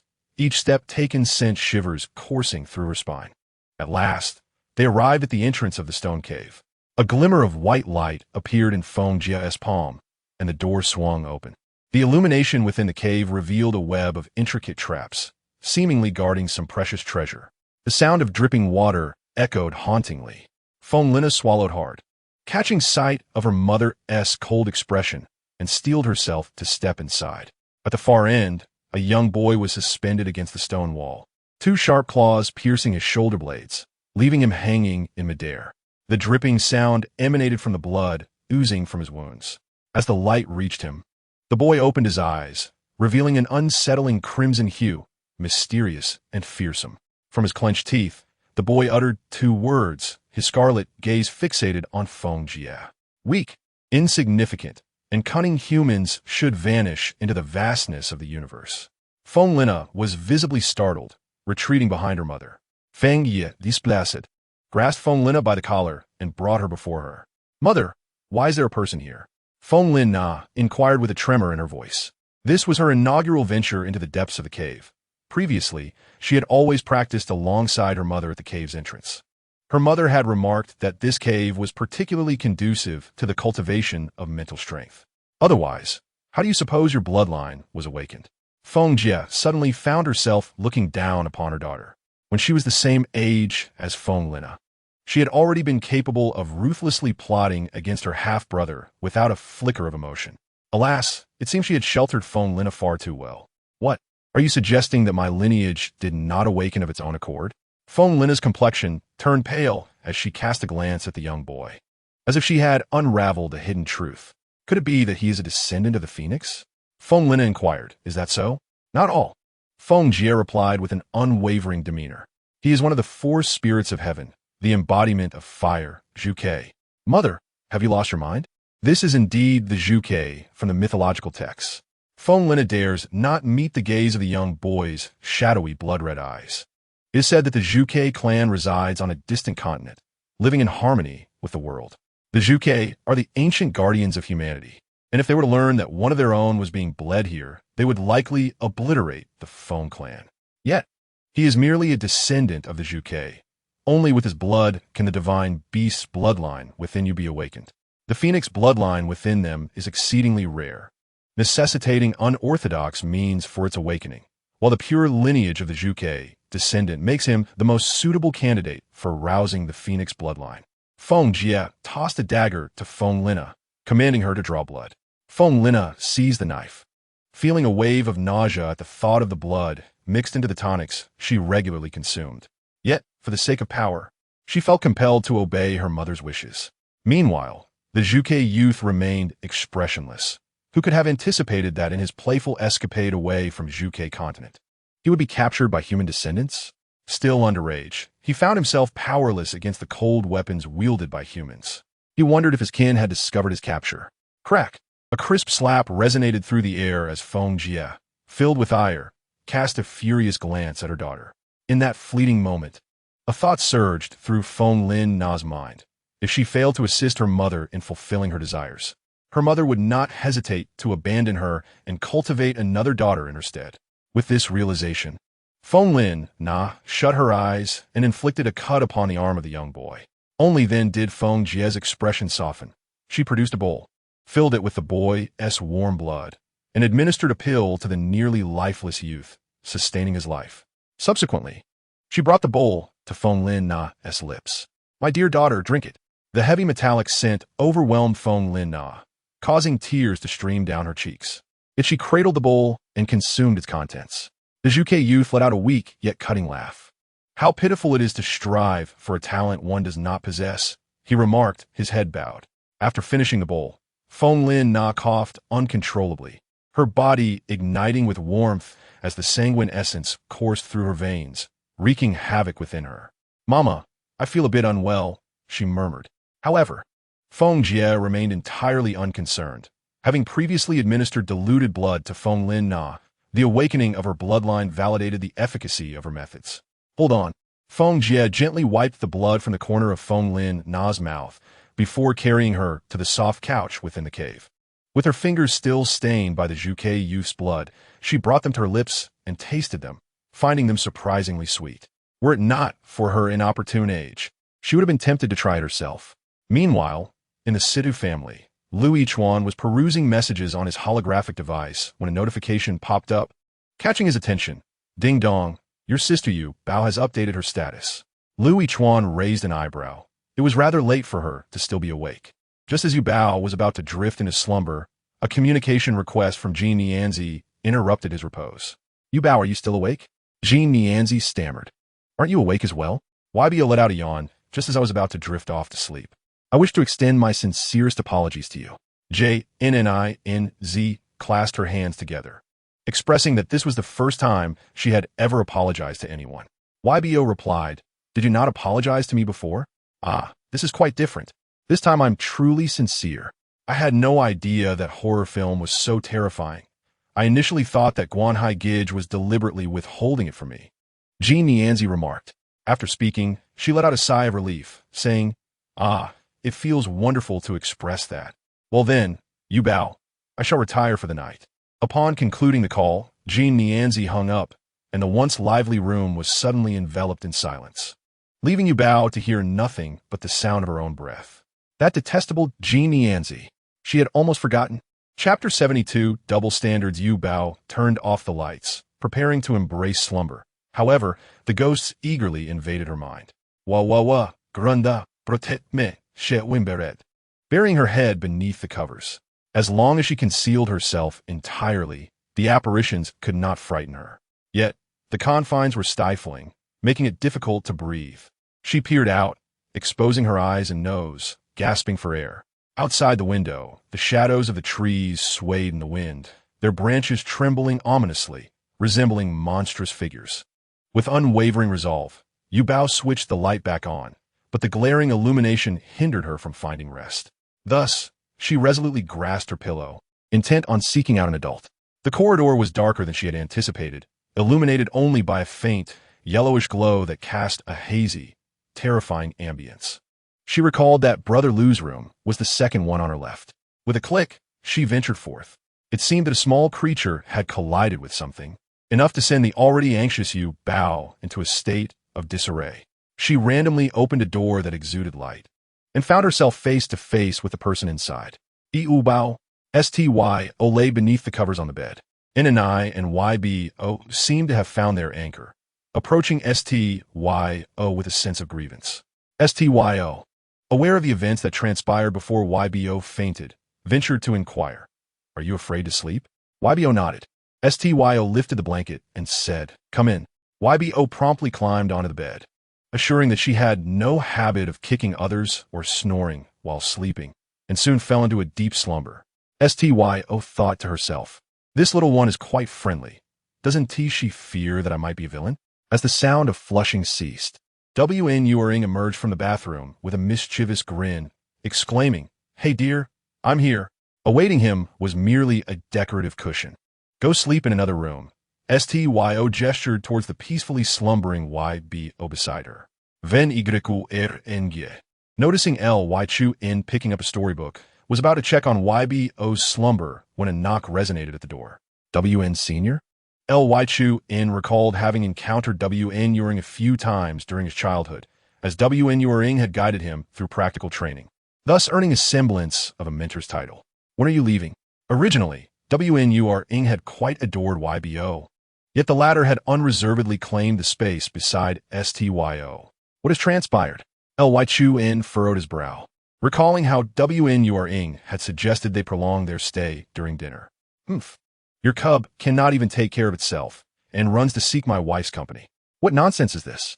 With that, WN clambered onto LY bed, making the nearly 2-meter-wide bed feel a tad cramped. Let them sleep together tonight, but this shall not become a habit. WNURNG audacieusely lay down beside LYCHUN. A hint of vengeance in his gesture. LYCHUN felt utterly discomfited. WN Senior, what is this? He inquired. I merely recalled how you used to cry for me to stay beside you when you were little. WN Yuring beamed, causing LYCHUN to feel uneasy. WN Yuring and LYCHUN's uncle were stark contrasts. One was amiable, while the other was as cold as ice. Residing alone in a grand villa, LYCHUN had proposed this arrangement to WNURing after a night of training. WNURing had readily agreed, but soon after, LYCHUN regretted it. Who could withstand WNURing's snoring? LYCHUN felt a wave of despair and promptly contacted STYO. Meanwhile, STYO, nestled beside YBO, listened to the gentle rhythm of YBO's breaths and felt as though something was amiss, tossing and turning in bed. Upon seeing LYCHUN's message, she instantly surmised that WNURing might be causing a disturbance. With a resigned shake of her head, she permitted LYCHUN to take YBO away. Pardon the intrusion, LYCHUN said calmly as he lifted YBO, contemplating that the warmth of her blanket had likely dissipated, and he proceeded towards his room. After LYCHUN departed, WNURing swiftly leapt onto the bed. Despite your age, you still behave like a monkey, STYO remarked.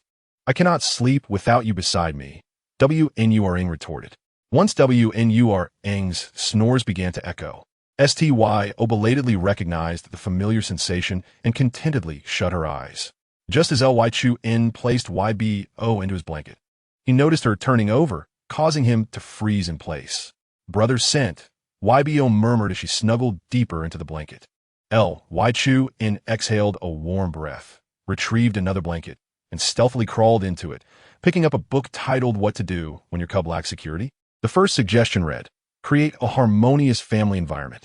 LYCHUN pondered YBO's familial setup, with only 3 guardians. And Luan frequently absorbed in the laboratory. The presence of 2 guardians seemed insufficient. He contemplated who could assume the role of YBO's guardian. Duke Luan was too elderly and had a high risk of losing control, which rendered him unsafe. CHNX was too aloof and might overlook YBO's feelings. Cuisine was excessively enthusiastique, posing a threat to his standing in YBO's heart. XS who appeared to lack presence, having exchanged few words with YBO. On the other hand, SCHNX had been persistently hovering around YBO, privy to her secrets, yet that individual was too cunning. What if she led YBO astray?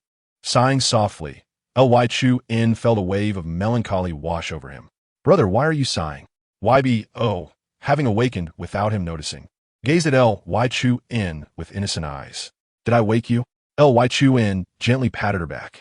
You're still reading? YBO didn't question why she had been moved to LYCHUN's room. Instead, she reached out to grasp his finger. Brother, do you think there are ghosts in the world? What do you think? He replied, if there are, will my grandmother come see me? Would she be worried when I'm bullied? Iveo speculatif. But I believe my grandmother would turn into a ghost. She must have become an angel. With that, YBO drifted into a dreamy state, as if speaking in her sleep. Ghosts would never wish to harm our YBO. LYCHUN reassured her, gently patting her back with his other hand. YBO continued to hold his finger, softening his heart, making him yearn to present all the beauty of the world before her. A double standard mail. Chapter 73. The production of Little Dumplings is about to begin. The ST household had not been this lively in ages. SH and Luan arrived with Shi Ohu Ing, accompanied by the governor and an unfamiliar male.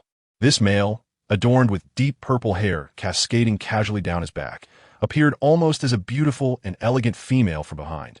YBO rushed to greet SH and Luan, only to catch a glimpse of the purple-haired male turning, his head tilted as he conversed with the governor. In contrast to the imposing 2-door refrigerator, the normally sized purple-haired human looked quite diminutive. YBO's eyes widened. Could be the governor's partner? LYCHUN also noticed YBO's astonishment and clarified, this is the richest individual among the human race. The richest individual among humans? Is he from the Fing family? YBO instinctively thought of the disdainful Fing LNN. Fing tribe? Chu shook his head, introducing. His name is Shiozi. Allow me to introduce myself and Miss YBO. The purple-haired man approached with a smile. Just as YBO was about to call him sister, his voice rendered her speechless for 3 seconds. A male? YBO nervously fidgeted with her fingers, astonished that a male could be so exquisitely handsome. Hee. The purple-haired man chuckled softly, seemingly amused that YBO mistook him for a female. Zinagul. Pretty brother, YBO smiled. Granny is still asleep. I can't see you, YBO, Stzing said, unable to resist the urge to caress YBO's delicate face. However, upon noticing Chu's frosty demeanor, he quickly redirected his hand. You came to see me? Iveo inguayir, her surprise evident. Let us sit and discuss. YBO is unwell. After all, Stzing. Adopting a demeanor colder than Chuan, startled YBO. Brother St. What's wrong? She cautiously tugged at his sleeve. Realizing his appearance might have frightened the young cub, Stzing set aside personal grievances, casting a cold glance at Stzing before smiling at YBO. I didn't sleep well. He lifted YBO, preparing to enter the conference room. Hey, what are we discussing? YBO is underage. I am her guardian and should be present. Luan interjected. Stzing nodded to her. Guardian should indeed be present. Only then did Luan hastily gather Ing and follow suit. The governor pondered his position. Upon reflection, he realized he was the one with the least connection to YBO, relegated to the role of a guardian's guardian. Just as Styo, freshly awakened, observed the influx of guests, she thought it fortuitous, as they could help her finish the several buckets of dumplings. In a conference room, YBO occupied the main seat. Stzing stated, let me be straightforward. I wish to collaborate with you to acquire your culinary recipes and launch little dumplings and dumplings for sale. For every sale, you shall receive a commission. Stzing had stumbled upon YBO's live stream, and, upon catching a whiff of her creations, his eyes had lit up, and his stomach had betrayed him with growls of hunger. Your recipe could even be patented, allowing us to assist in its sale. Huh, I never considered making money from this, YBO admitted, lowering her head in sudden shyness. These are merely ordinary dishes from Stzing. I share the steps in my updates. Anyone who wishes can replicate them, YBO explained. I have compiled some data for you to review, Stzing added, handing her a document.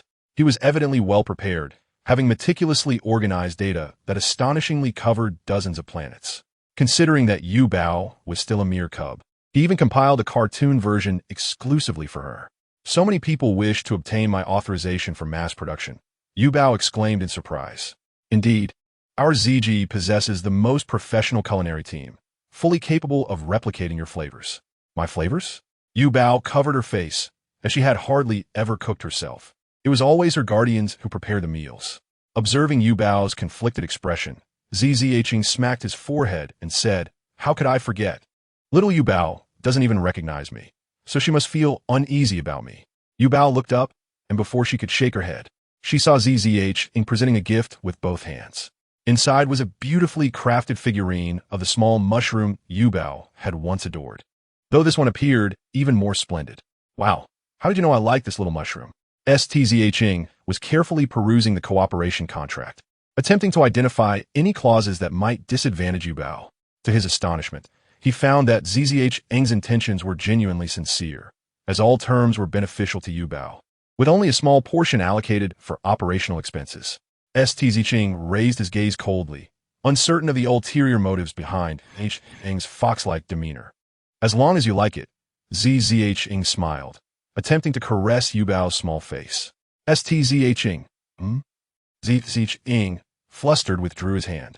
By the way, this is a dish prepared by our chefs according to the recipe you provided. Please do taste it. Stzing handed her a thermal box filled with the delicacies that had appeared in Yubao's livestream. Yuba felt somewhat touched by Stzing's sincerity and reflected on the considerable time he must have invested in conducting surveys and drafting the contract. If everyone is eager for us to collaborate, I have no objections, Yuba said, munching thoughtfully, but the price cannot be too high, and if you have any other requests, please do not hesitate to mention them. Zh readily replied.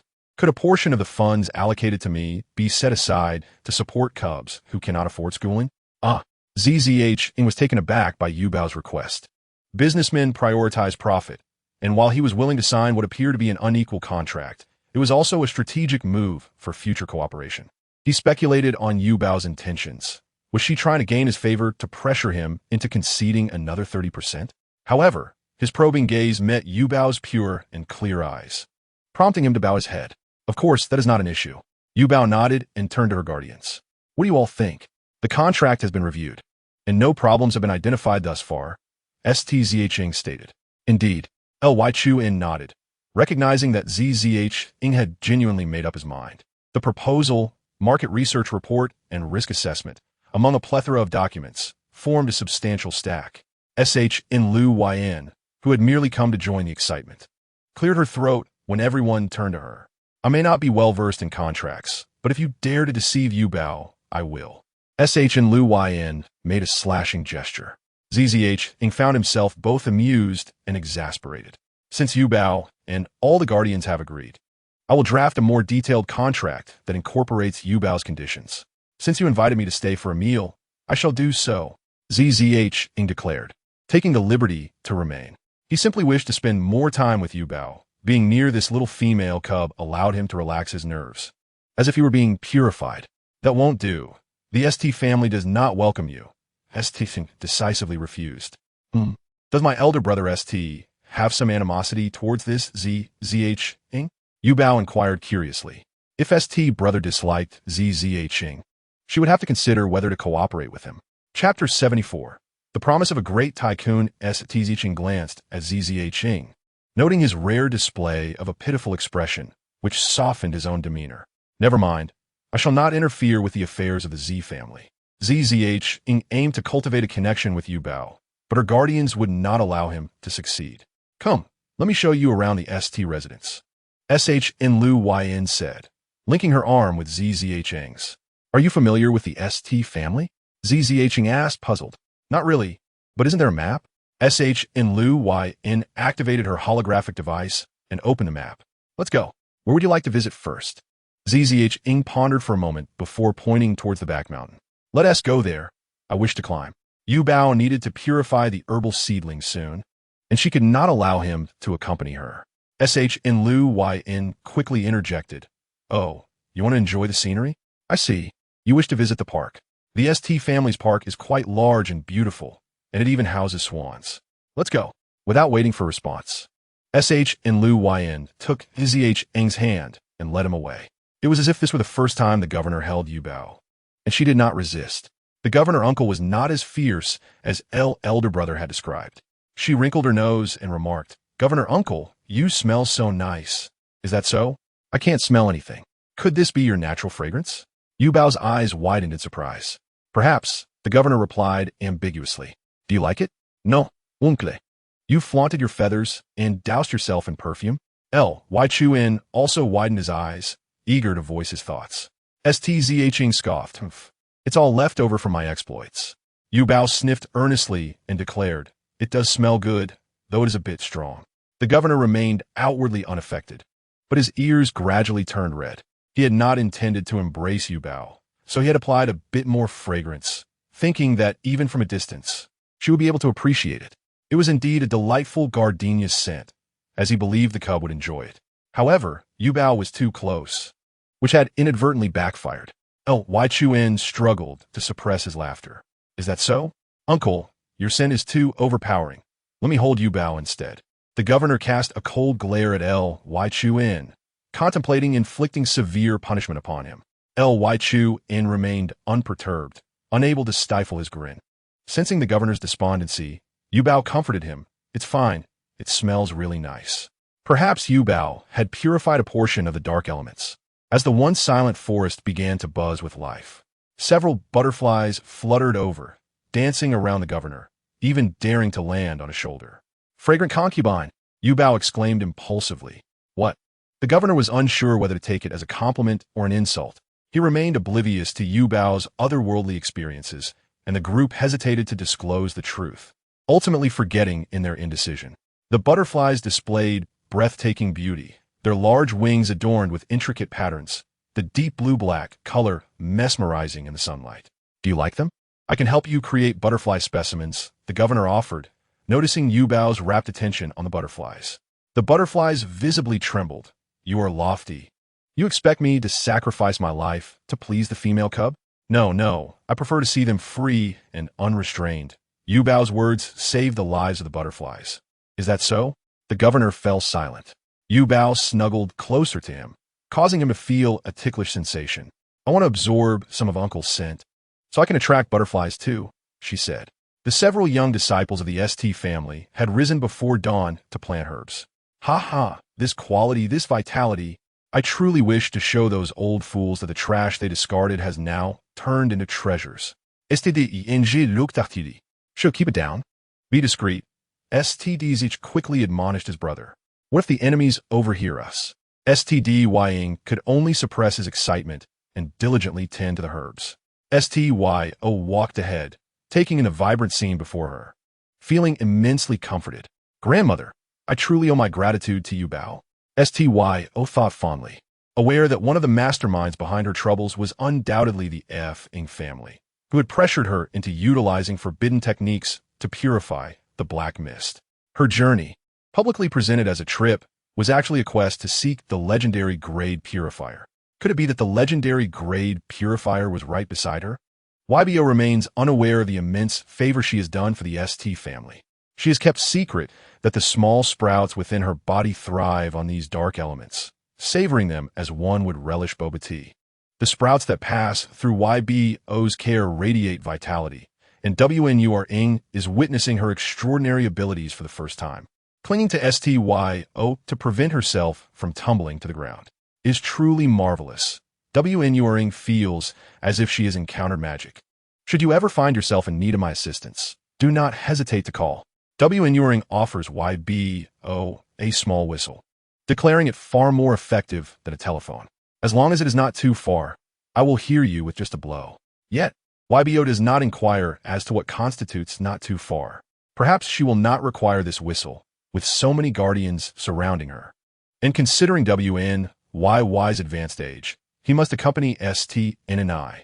Thank you, WNYY, YBO replies, placing the whistle into her spatial button, seemingly unaware that WNURing is one of the few formidable figures in existence. Once the herbs have been purified, YBO's task concludes. STYO wishes to treat YBO to a grand feast, yet upon tasting various dishes, she finds that none compare to the culinary creations of YBO herself. Let us finish the dumplings first, STYO suggests. The most exhilarated among them is Zjing, who experiences his inaugural taste of YBO's dumplings. Observing Zjing's expression, as if he has just been released from imprisonment, YBO cannot help but glance quizzically at Yuan. Are you certain he is a billionaire? Zjing is indeed an astute businessman. Upon formalizing the contract with YBO, he even contemplates inviting her as a brand ambassador. The Guardians entrust the decision-making to YBO as they begin to review the contract. Wait, this contract surprisingly offers even greater benefits. And they have established the YBO Foundation specifically to assist underprivileged young ones. They have even granted YBO a minuscule share of 0.1%. Although this may seem insignificant, it represents a fraction of the wealth of the galaxy's richest individual. A mere drop from his vast fortune could sustain an entire planet's populace. What could his intentions be? Suspicion arises within STZH. Is he aiming to become YBO's guardian? Chapter 75. A star's outing, is there an issue with the contract? YBO inquires, noticing the guardian's silence. How could there possibly be? Zianaga Moses. Recalling the myriad of shareholder doubts he faced when drafting the agreement. What? You intend to gift shares to that female cub?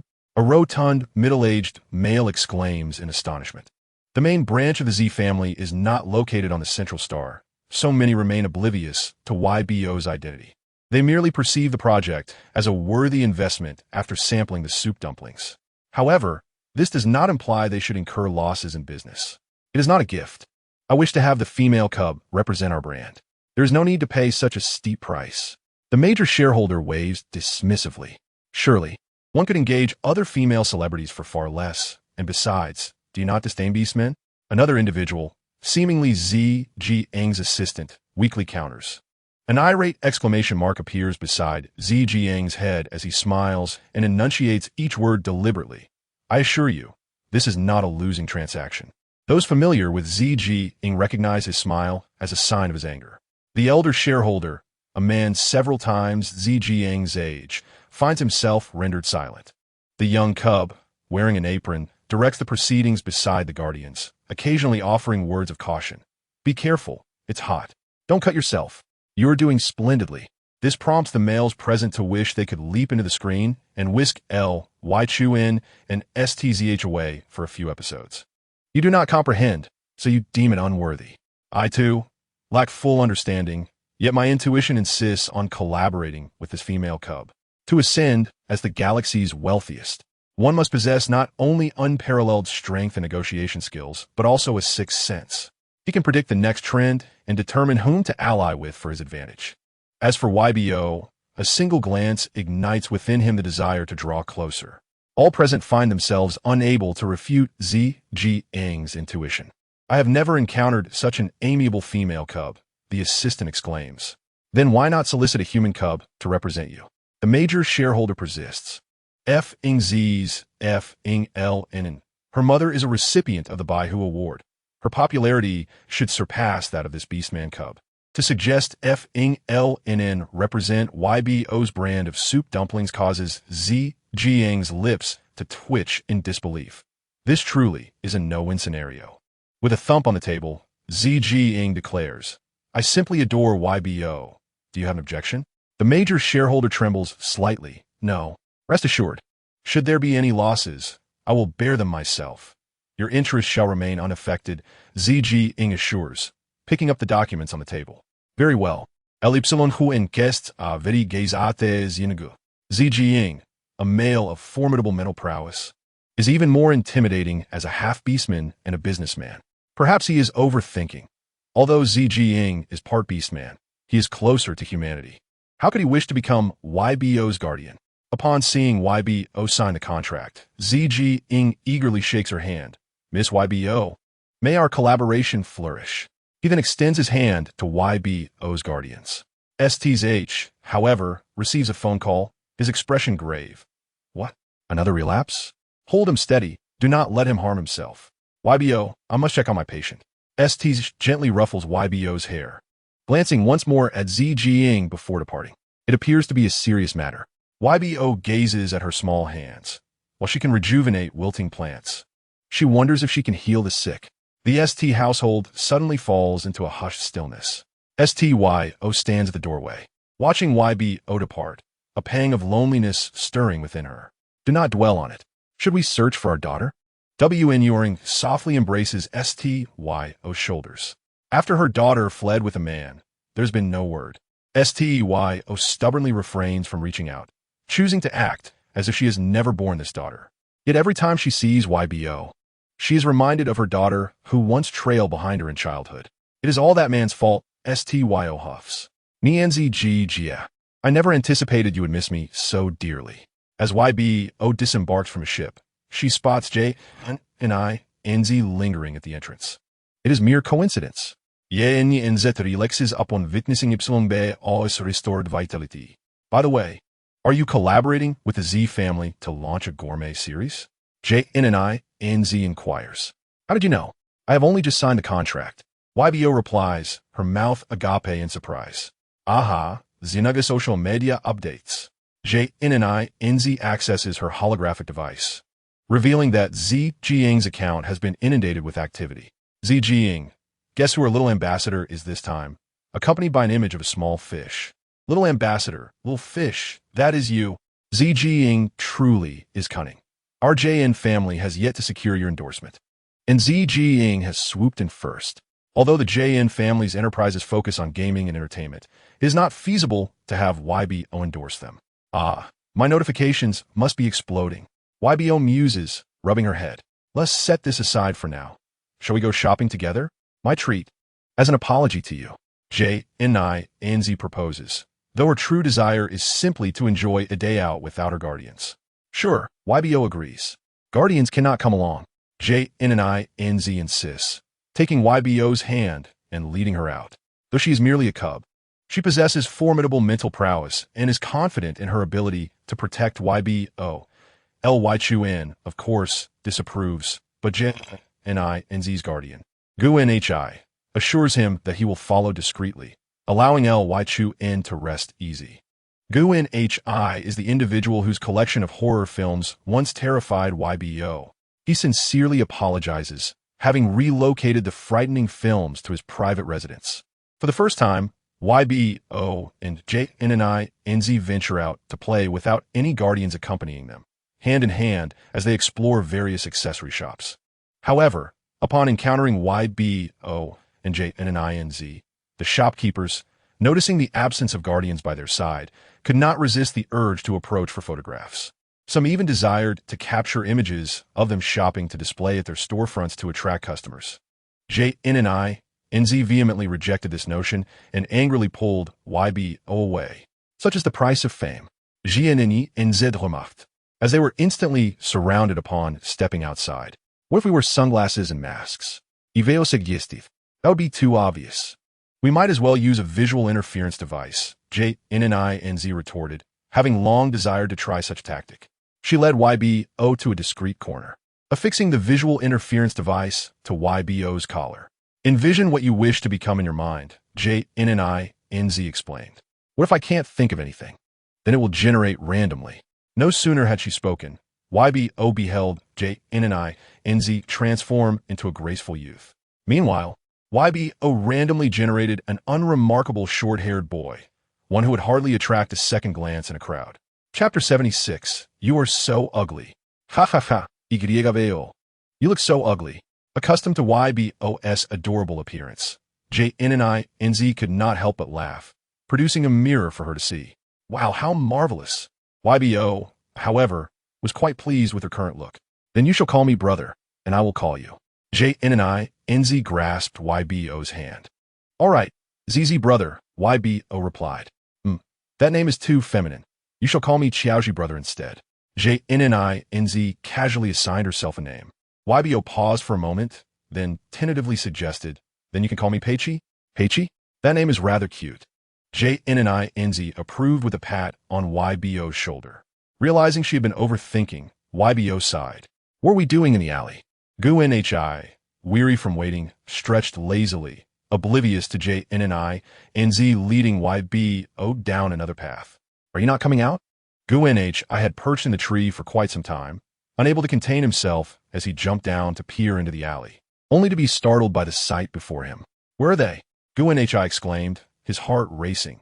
Had they been abducted by a ghost? Calm down. Guan Hi, this is the real world, not a horror film, and it is broad daylight. There are no ghosts here. Guan Hi muttered to himself.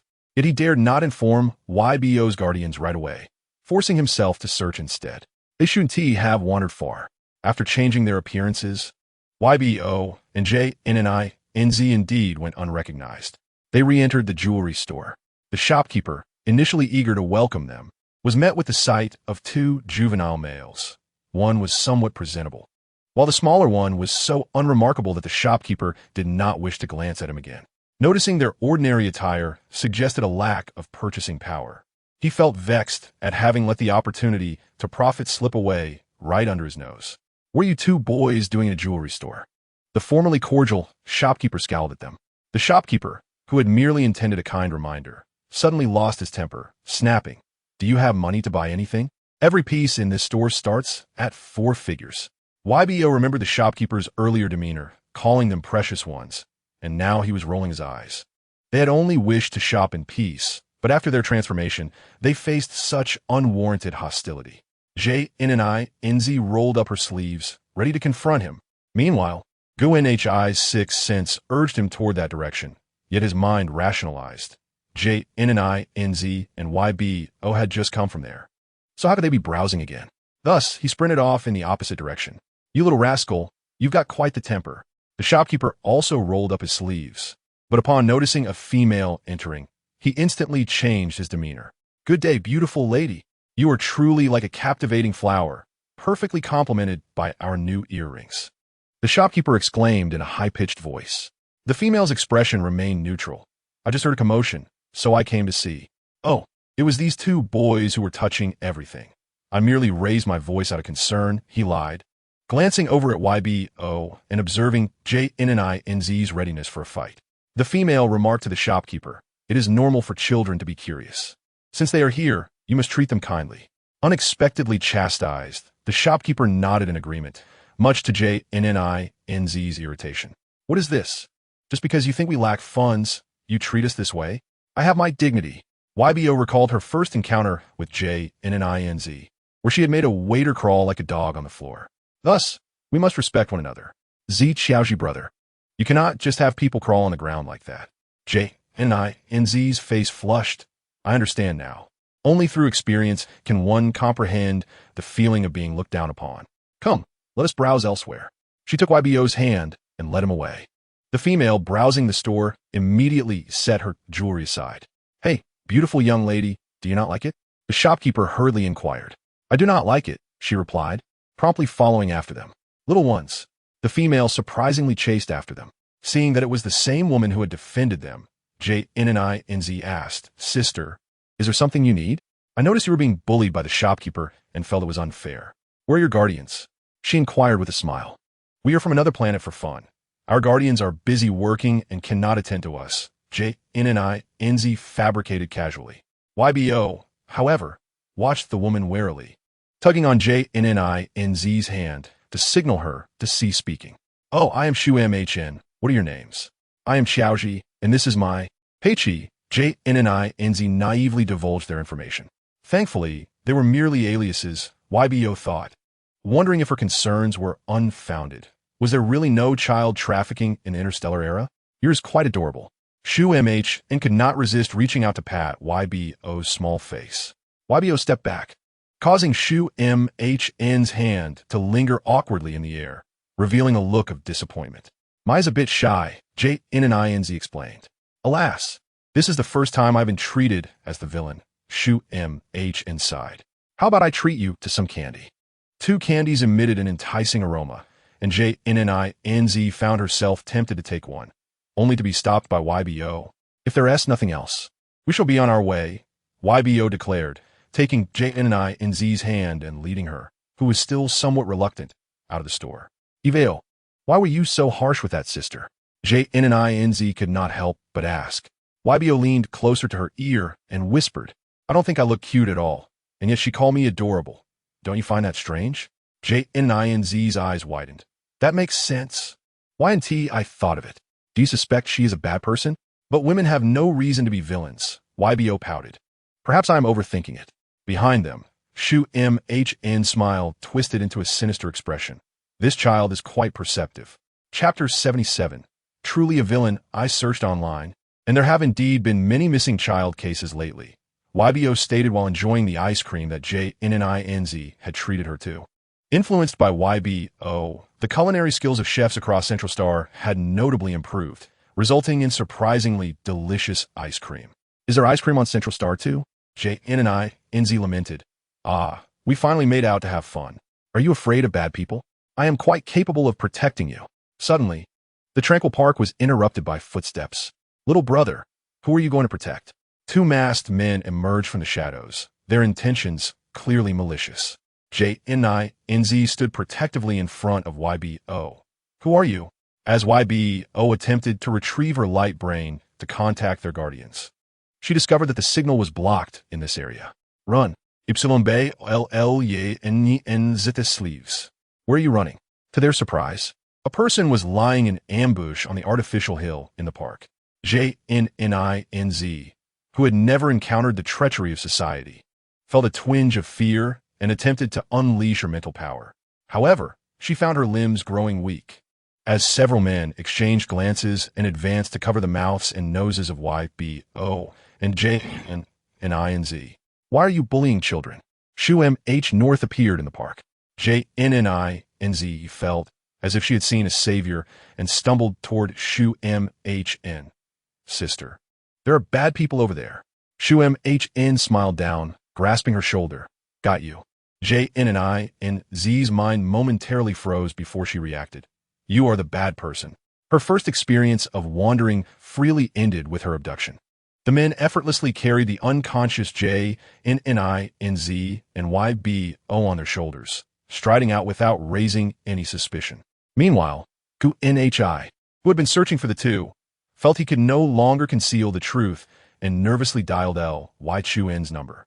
Something happened. I don't know if something happened, but I've lost track of them. Does your cub's light brain have no location tracking? ZZ didn't want us to follow and turn it off. While on the call, Chuan checked YBO's location and felt relieved to find that the tracking remained active. They're at the northern suburban park. After thanking Guan, he hurried over. If only he hadn't stretched that damned lazy stretch. However, upon arriving at the northern suburban park, he found it deserted. This park had been neglected for quite some time, overgrown with weeds and attracting a few wild rabbits. Perhaps J, N, and I, and Z had run here with YBO to see the rabbits. Z, where are you? Guan shouted. A few rabbits hopped out from the corner, watching him. Have you seen two girls, one tall and one short? Guan gestured at the rabbits. The rabbits exchanged glances before hopping away. Did you find them? Chuan soon arrived. Guan I forced a smile that was more painful than tears. Are they playing hide and seek with us on purpose? J, N, and I, and Z had often hidden before, enjoying their frantic search. When did you lose track of them? About an hour ago. No sooner had he spoken than he received a punch to the nose from SH and Luan. An hour? Why didn't you say so earlier? Chuan silently relaxed his clenched fist and turned to search for YBO using the tracking. However, the location indicated YBO was beneath the spring. Without hesitation, he jumped in, only to retrieve two damaged light brains.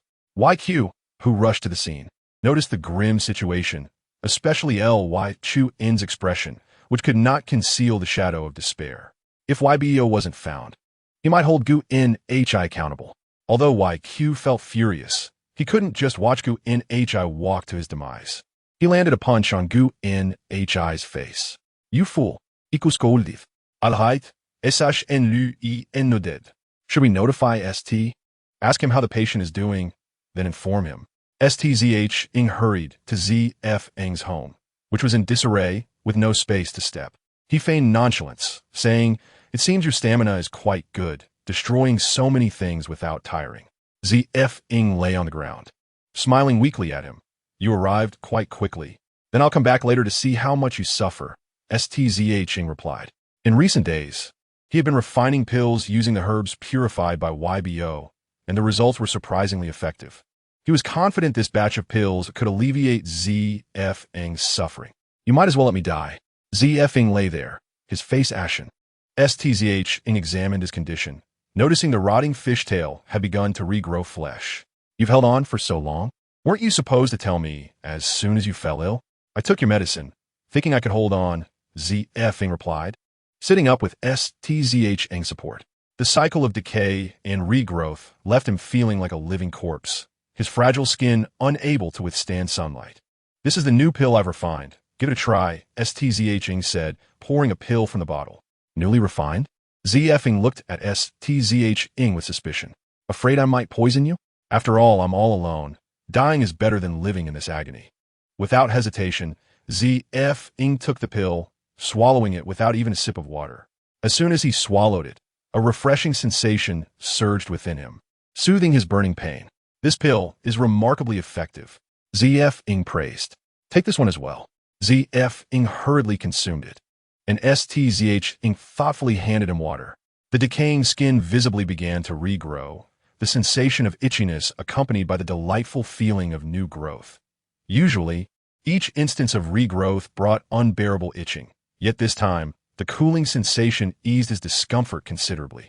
ZFing was astonished and speechless. Although he had lost hope for a complete cure, if his pain could be alleviated, there was still a chance for him to survive.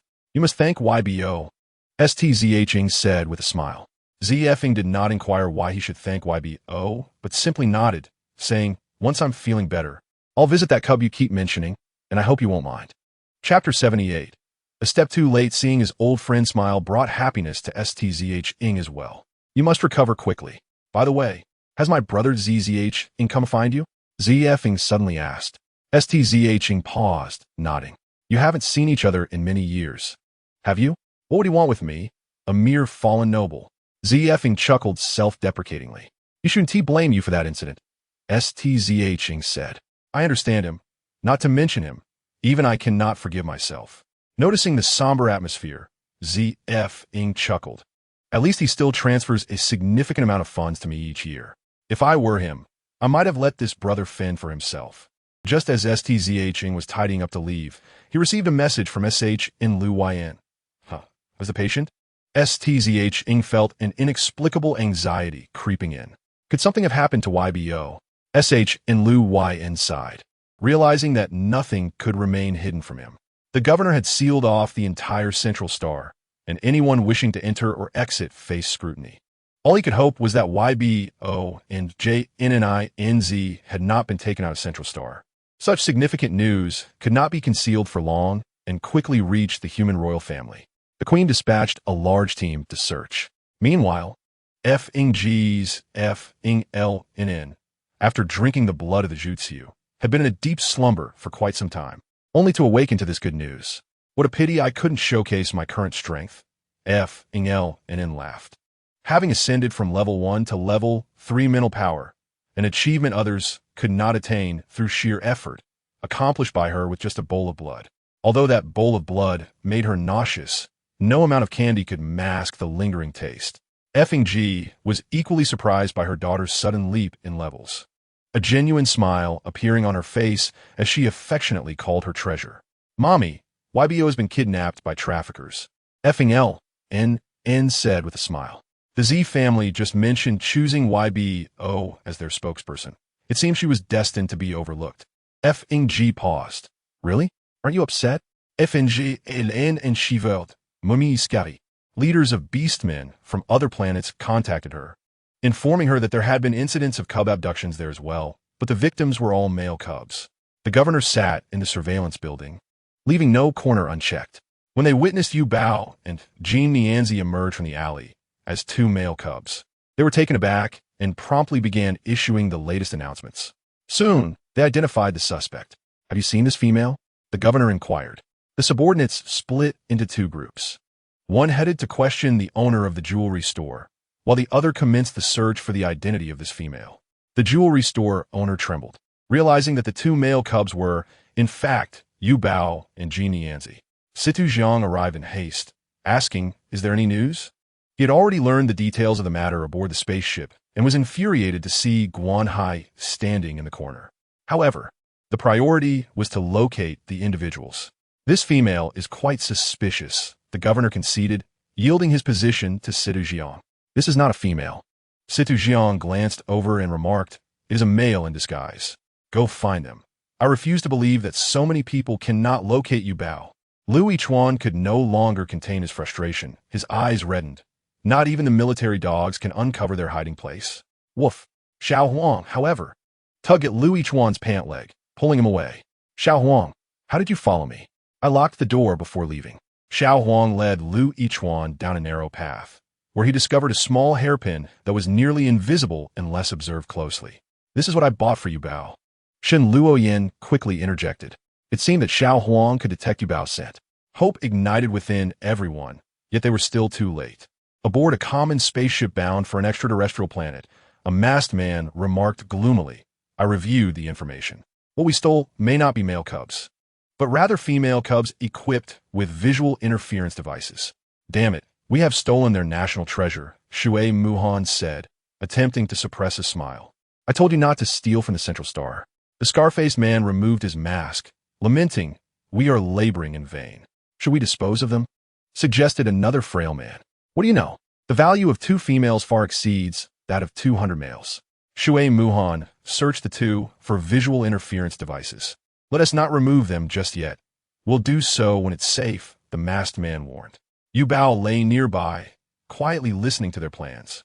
She had only been unconscious for a brief period when the seedlings within her purified her body, allowing her to awaken swiftly. The men clearly did not anticipate her to regain consciousness so quickly. She contemplated calling for help, but was concerned for Genezi's safety, should the traffickers act recklessly. there was a significant probability that the unconscious Genezi could be harmed. Moreover, she remembered the news of those kidnapped cubs who had yet to be located. Perhaps this was an opportunity to eradicate these traffickers entirely. With this in mind, Yuba feigned unconsciousness once more. After a tumultuous journey, the spaceship landed on a windy planet, predominantly covered in desert and devoid of life. Yuba felt the pain of the sand whipping against her face. The traffickers, displaying an unsettling kindness, draped a piece of clothing over her face. "We must protect the female's face from being scratched. It could fetch a good price," Shui Muhan stated. The masked man bellowed, and the winds parted, revealing an underground cavern. They entered with a sense of purpose. "Let us finish this job and call it quits," the frail man suggested weakly. "Ha, you coward," Shui Muhan retorted, shedding the pretense of femininity, his voice deepening. "I still want to marry. The galaxy is vast, and I will surely find a female I fancy." The frail man added, "You, an outsider, wish to marry?" Yuba was not unfamiliar with the term outsider. Yet this was her first encounter with one.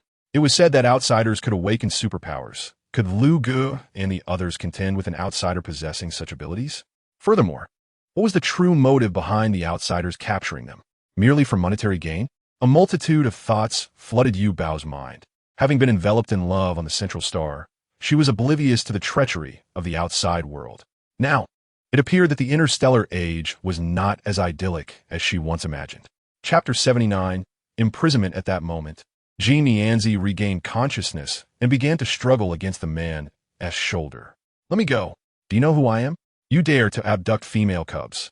You must be tired of living," Genezi threatened, baring her teeth. "Little sister, I truly did not know you were female cubs. Just as you were unaware of my male identity," Shui Muhan replied with a smile, tossing aside his wig to reveal a buzz cut that looked utterly mismatched. Even the typically arrogant Genezi felt a surge of fear. He genuinely seemed capable of killing her. Previously intent on unleashing her mental powers, Genezi suddenly deflated. Observing her reaction, Shui Muhan gently caressed her face, saying, "Be good. As long as you don't cry or make a fuss, we won't harm you." As he caressed her cheek, he discovered her clothing and removed the interference device, revealing a girl resembling a porcelain doll before them. They had been so focused on fleeing that they had not considered the significance of the two females they had captured. However, upon seeing Genezi's attire, they realized that this time, their success could either lead to fortune or demise. "The galaxy is vast. I refuse to believe they can find us," the masked man asserted, placing Yuba down and mimicking the process of removing her visual interference device. A petite girl, akin to a porcelain doll, tightly closed her eyes, causing everyone to momentarily hold their breath. If placed in an auction, she would surely fetch an astronomical price. Genezi hurriedly crawled over to Yuba and embraced her. "What have you done to my sister? Why hasn't she awakened yet?" Genezi's eyes brimmed with tears. "Are you certain this is your sister? You bear no resemblance to each other," Shui Muhan remarked incredulously. "It seems we have captured the daughters of two prominent families." Before the scar-faced man could finish, the frail man expressed his trepidation. The frail man's concerns held merit, and after some contemplation, Shui Muhan decided to have the masked man confine them in the cellar. Upon opening the cellar, Yuba was greeted by a strong stench of excrement in the air. Genezi retched, crying out, "I refuse to go in." "Miss, do you still consider yourself a lady? Blame yourself for not listening and coming out to play." The masked man shoved Genezi roughly, causing her to fall hard on her backside. Shui Muhan quickly interjected, "Be careful not to injure her. We received word that these two females could command a high price, as many are eager to bid for them as fire sources." The masked man nodded, placing Yuba on the ground and opening a small window above to allow ventilation, letting the foul odor dissipate gradually. "Should we separate the fire source? After all, their status is far superior to these males whose organs we supply." "Fire source?"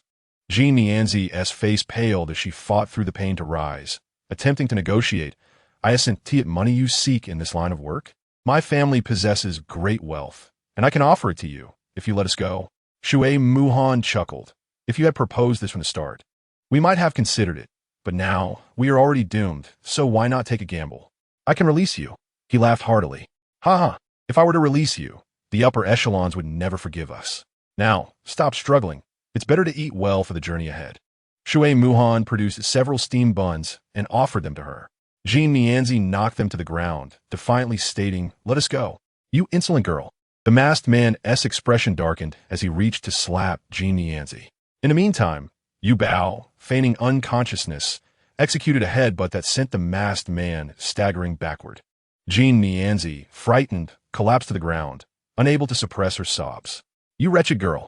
Inform the higher-ups not to come too early. I plan to teach this little brat a lesson and let her starve for a few days," the masked man fumed. Shui Muhan pulled the irate masked man away, tossing a few buns to Yu Bao as they exited. "Do take care of your sister.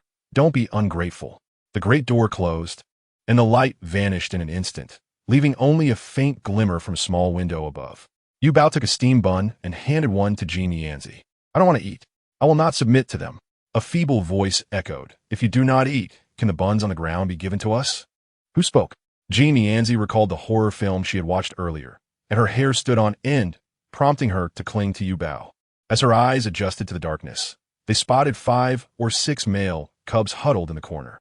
"If you do not eat, can the buns on the ground be given to us?" inquired the largest male cub. "Take them," Jean Nianzi replied. Having never experienced hunger before, she was unaware of how rare it was to have access to white steamed buns in this place. The 4 buns on the ground drew the male cubs, who approached without fighting, beginning to divide them. "Big brother, you and the little brother can each have one, and the 4 of us will share the remaining 2, suggested a green-haired male cub. The others nodded in agreement. The eldest often took care of them and bore the brunt of the captor's tempers, so he deserved a bun, while the youngest was far too small to withstand hunger. "Since you all call me big brother, I am not hungry. I can eat less." Jean Nianzi stopped crying and, while sobbing, inquired about their situation. "You have not eaten even buns?" The eldest, Chu Xiaoran, sighed with resignation. "We haven't had food for 3 days. They took the cubs 3 days ago and left us with no water." Jean Nianzi momentarily forgot her tears, softly exclaiming, "That is so tragic. Do not divide them. I have 4 more here. I will give you 2. As Yu Bao approached, Chu Xiaoran gasped and jumped back. Female. What? You just realized?" Jean Nianzi retorted, feeling annoyed. "I was too hungry to notice," Chu Xiaoran replied, his face reddening, as their focus shifted to the white buns that had fallen to the ground. They took the buns, each devouring them ravenously, their throats dry and choking on the dough, but they swallowed it down nonetheless. Yu Bao reached for the hidden space button, yearning to retrieve the food and water stored inside, but the risk was too great. "They are audacious enough to dare to sell female cubs," Chu Xiaoran exclaimed after finishing his bun, his voice filled with indignation. "From which planet do you hail?" he asked. Chu Xiaoran sprang up, indicating that his strength had nearly returned. "Central Star, where are your guardians? If something happens to the female cubs, the guardians will be implicated first." Jean Nianzi realized this point. If she and Yu Bao were indeed in peril, their guardians would also suffer. Chapter 80.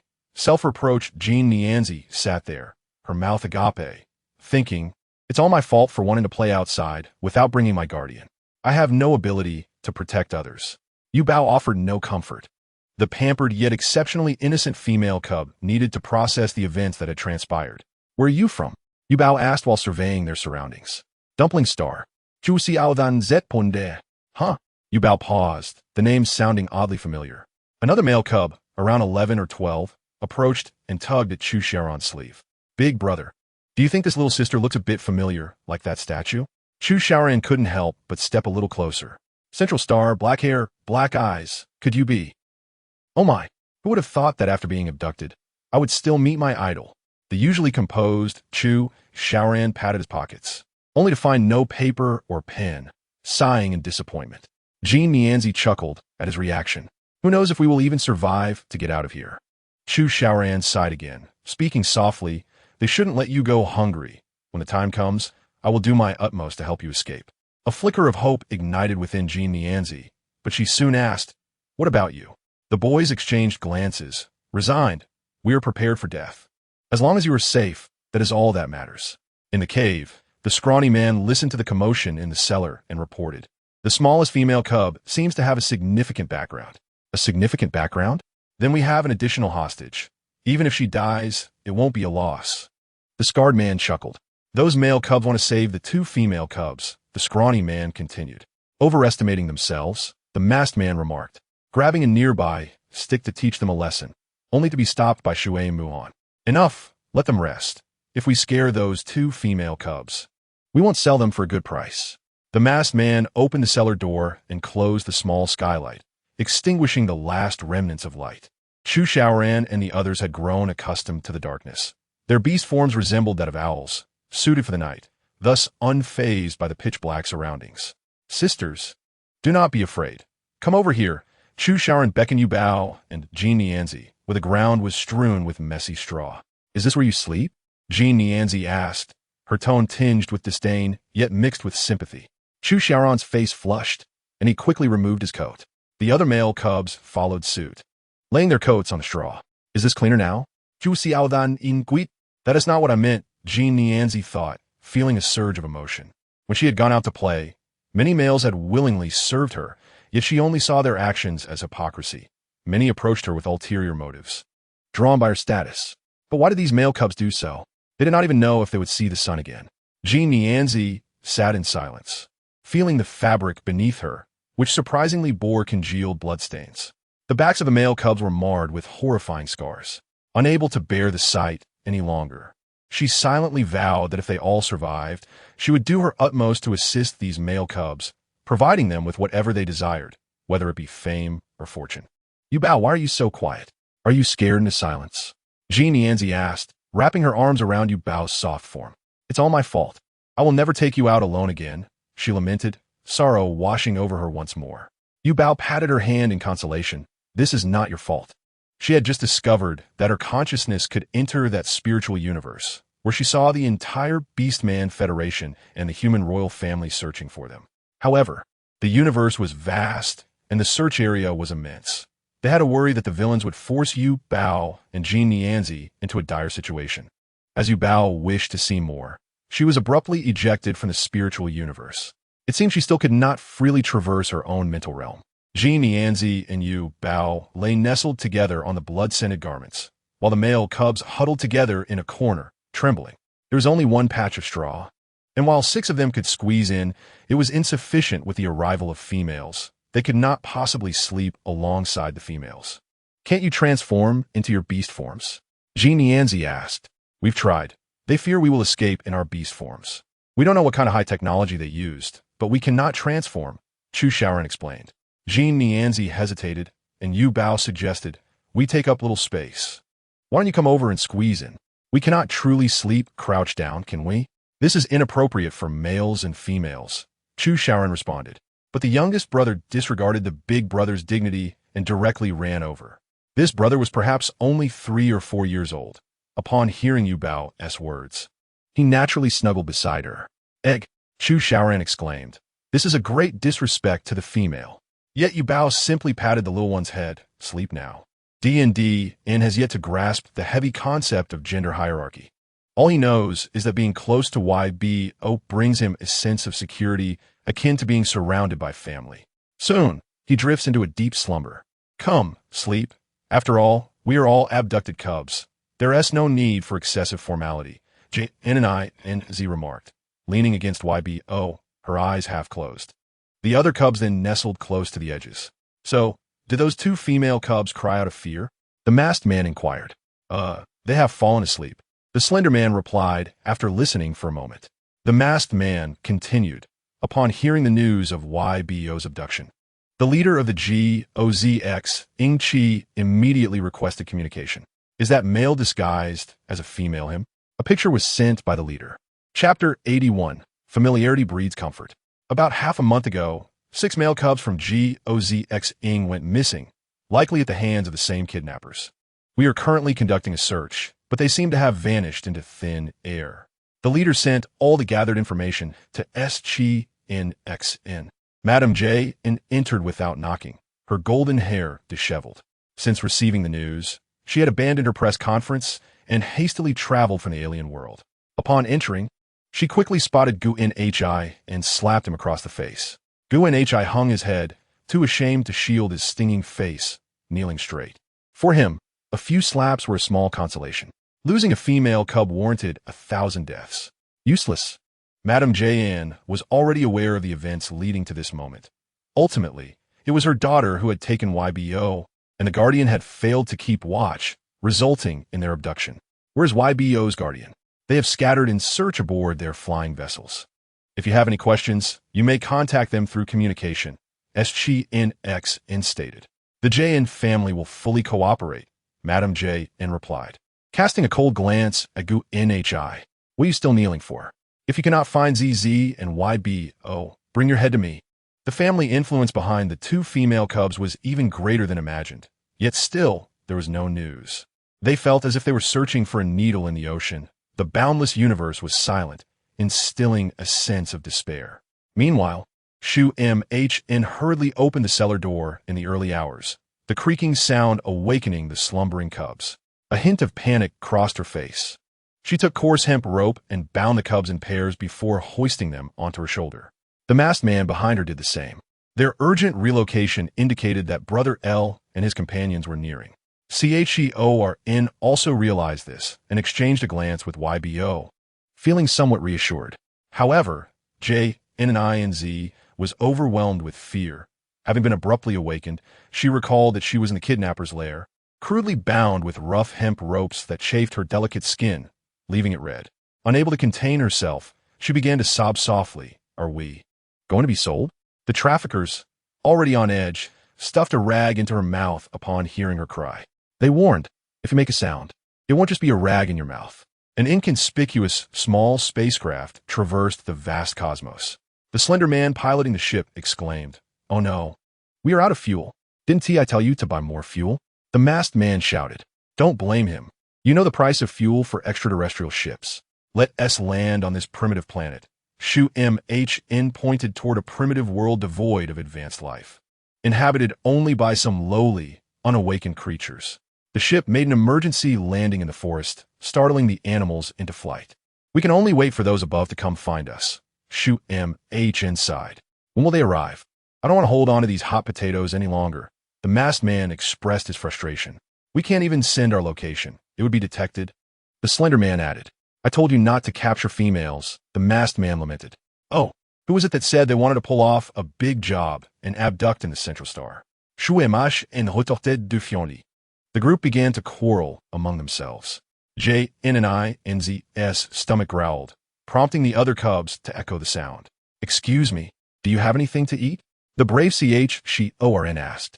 They were accustomed to hunger, but the female cubs could not go hungry. Moreover, considering they had provided the female cubs with plenty of steamed buns yesterday, it seemed they did not intend to starve them. The scarred man, taken aback, wondered why this batch of goods was so familiar with their captors. You want food? He approached CHEORN menacingly. I have nothing to eat. And you expect to eat? He struck CHEORN's head, causing a dull thud. CHEORN nearly lost consciousness from a blow. Stop. YBO's gaze met the scarred man's, causing him to feel momentarily dazed and step back. Damn it, he muttered, shaking his head and retrieving a ration from his convenience bag. It seemed he hadn't eaten in a while. Perhaps he was suffering from low blood sugar. YBO understood that the spatial button was likely not a common item. Quiet. I hear the sound of ship landing. The slender man interrupted. JNNINZ's eyes brightened as she nudged YBO with her shoulder. Could it be our guardians come to rescue us? A small spacecraft descended slowly, startling the animals into a frenzy once more. The group recognized the owner of the ship, each exhaling in relief. A plain-looking male descended from the vessel, and the once arrogant kidnappers now displayed deference. Yet the male wore an expression of displeasure. Do you know the commotion this abduction has caused? If it weren't for an insider, you'd all be dead. Their survival was secondary. It was crucial that their upper echelons were not implicated. It was our oversight. The masked man quickly replied. Brother, regarding this batch of goods, Shu MHN smirked, leading the male to the cubs. The male's eyes gleamed. Excellent, excellent. These are top-quality goods.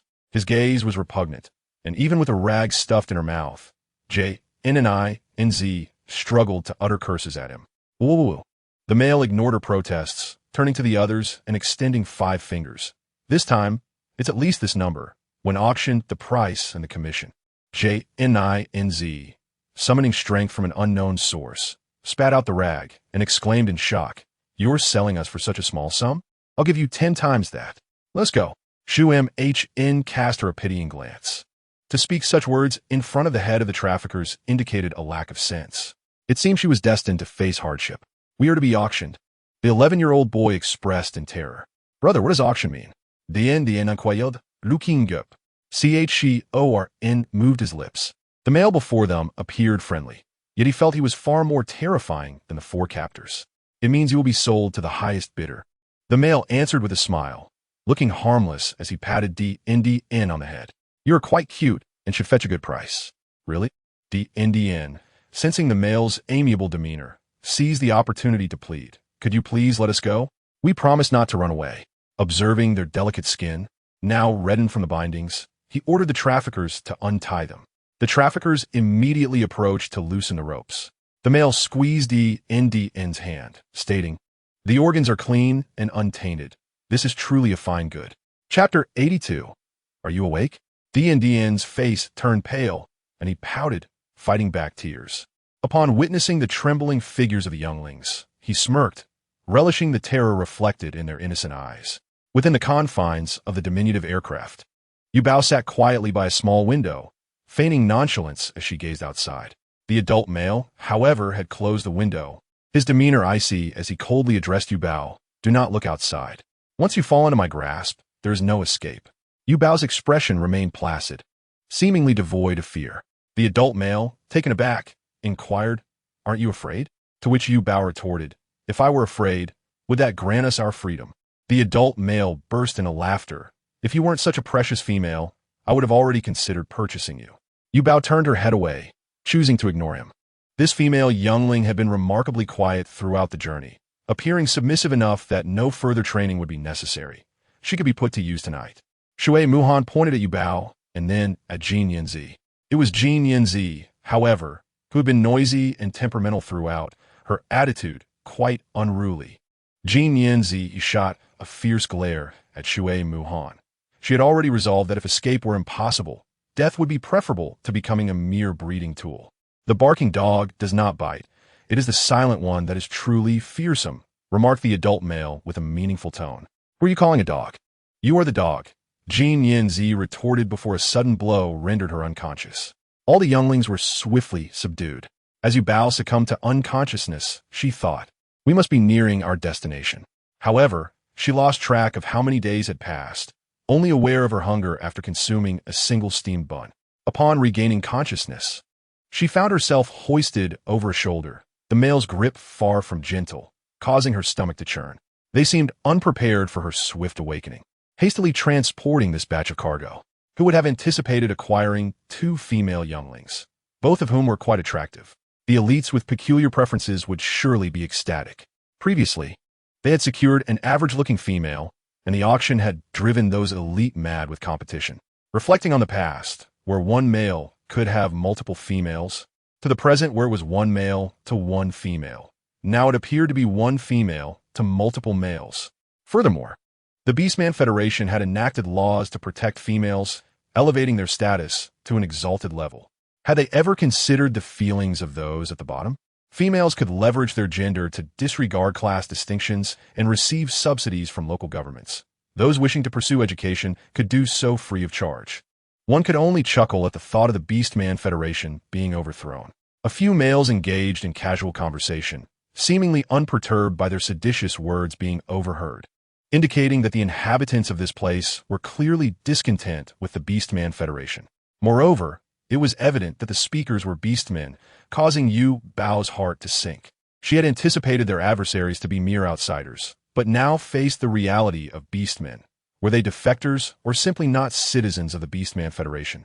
The atmosphere of this planet permeated with a sense of wealth, blood, and violence, rendering her exceedingly uncomfortable.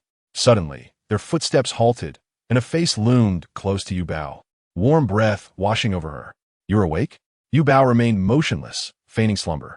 Brother Lu Yang, you worry too much. Are you lacking confidence in your own strength? The male carrying Yuba remarked. Let us hurry. We can't keep those elites waiting, or we will be in trouble. Do not underestimate her. Lu Yang narrowed his eyes. I shall carry her. Oh, the male placed Yuba into Lu Yang's arms. Instantly, she felt a looming threat of death. Her guardian was the youngest major general of the Beastman Federation. Luan drew a knife closer to Yubao's neck, inching nearer until the cold blade pressed against her skin. What? You have abducted his youngling. The male appeared frightened. Yet another male coldly chuckled. Once his youngling becomes a breeding tool, we shall send him a photograph. I long to witness Major Lu's anguish. Yubao remained unmoving, even as Lu Yang tossed her to the ground, where she rolled a few times in accordance with instinct, silent as ever. Be careful not to damage her. She is quite valuable, one male cautioned. It seems I was overly concerned. Lu Yang gently lifted the limp Yubao, his movements considerably softer. Ah, female younglings. An elderly voice called out. Granny Tang, I entrust these 2 female younglings to you, Lu Yang said respectfully. Rest assured, Granny will ensure they are beautifully adorned, she replied. Lu Yang and his group carried away the male younglings. Yu Bao's heart raced with anxiety, fearing the male younglings would be disemboweled. Granny Tang gently patted the small faces of Yu Bao and Jin Yanzi, softly urging, awaken. Jin Yanzi startled. Where am I? Yu Bao followed suit, her eyes darting around in terror. Bloodstains that could not be washed away marred wooden stake crosses, and various implements of torture loomed ominously nearby, silently warning them not to entertain thoughts of escape, lest they become the next victims. Ha! I have not encountered female younglings in a long time. Granny Tang's hand reached toward Yu Bao. No psychic power? What a pity. You can only serve as a breeding machine. Granny Tang could discern whether a beastman possessed psychic power with a mere touch. Level psychic power. This little girl has a promising future. Ha! Jin Yanzi spat at Granny Tang. Kill me if you dare. I fear nothing. Granny Tang smiled, wiping away the spit, but her gaze suddenly hardened. You possess level psychic power. I dare not harm you. However, your sister is not as fortunate. Jin Yanzi's expression darkened as she quickly shielded Yu Bao. If you dare to lay a hand on us, I will ensure your demise is most unpleasant. Chapter 83, Dragging Down. Granny Tang ignored Jin Yanzi's threat, casually tossing Yu Bao onto a chair that, with its special mechanisms, secured her firmly. Jin Yanzi crawled over, desperately clutching Granny Tang's arm, pleading, Granny, I will be obedient. Please do not harm my sister. Granny Tang smiled benevolently. If I do not harm your sister, how can I ensure your compliance? As the currents surged through her body, Yu Bao could not suppress a scream. The intense electricity twisted her psychic universe, causing the small sprout at the center to curl itself tightly with its leaves, trembling helplessly. Granny, I beg you, I bow before you. Jin Yanzi had never felt so desperate. In her past self, she would not have cared for the lives of others. Granny Tang looked at Jin Yanzi with pity, lifting her up. Look at you. Your eyes are all swollen from crying. It is unbecoming. If you appear unattractive, they will not treat you gently. The higher a female's psychic power, the greater her ability to soothe, yet the lower her chances of conception. Coupled with her age and delicate features, many males would surely go mad seeking to keep her as a prized pet. Granny Tang was careful not to inflict physical pain on Jin Yanzi, opting instead to torment her sister to enforce compliance. Yu Bao felt pain, but beyond a certain threshold, she sensed her once foreign psychic universe merging with her own. Perhaps it was due to a common enemy. As she could distinctly perceive the alignment of her psychic universe with her being, their compatibility steadily increasing. Yet, at that moment, Granny Tang seized the current. Yu Bao, are you all right?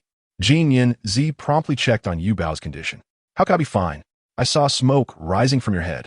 Jin Yanzi wailed, covering her face with tears. She felt she had exhausted her lifetime's worth of tears over these past few days. I am indeed fine. I can endure, Yu Bao replied, casting a challenging glance at Granny Tang. Granny Tang's expression nearly faltered. She swatted Jin Yanzi aside, muttering, You little rascal, you are the first to provoke my ire. Jin Bao, are you insane?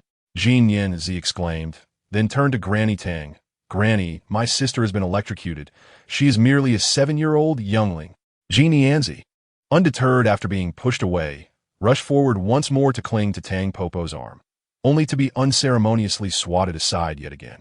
The power was escalated, and the mental universe warped once more. Observing that the female cub managed to suppress her cries, Tang Popo disregarded all reservations and adjusted the power to its maximum. Only then did Yu Bao let out a scream. Oh! Nianzi's wail, however, surpassed that of Yuba, and then her body went limp, losing consciousness. Tang Popo turned her head. After all, she was not the one being punished. Shortly thereafter, Tang Popo felt a fierce mental wave emanating from behind her, followed by a chilling sensation at her neck. Glancing down, she discovered her throat had been slit. Say farewell to your body. The electric chair shattered into fragments as Yuba emerged from the pile of wood shavings. Her expression remained emotionless, as if she could not perceive the gruesome scene before her. Fortunately, this room had been specially treated to mitigate mental power, so Yubao's mental fluctuations did not attract the attention of those outside. Tang Popo, have you managed the goods? A knock at the door startled Yuba. Her originally icy gaze blinked, and she looked down to see Tang Popo's blood seeping out. For a fleeting moment, her mind went blank. Did I just commit murder? Yuba pouted, covering her eyes, unable to bear the sight. Boo-hoo! She did not intend to kill Tang Popo. Is she dead? The knocking from outside grew more urgent, threatening to break down the door. Yuba kicked the door fiercely, prompting those outside to hush immediately. I shall not disturb you further. The auction is set to begin in 5 minutes. It has been stated that today a female cub will be auctioned off first, and another will follow in a few days. Farewell, Tang Popo. The individual outside, clearly frightened, hurriedly departed. It seemed that Tang Popo held a high status in this place.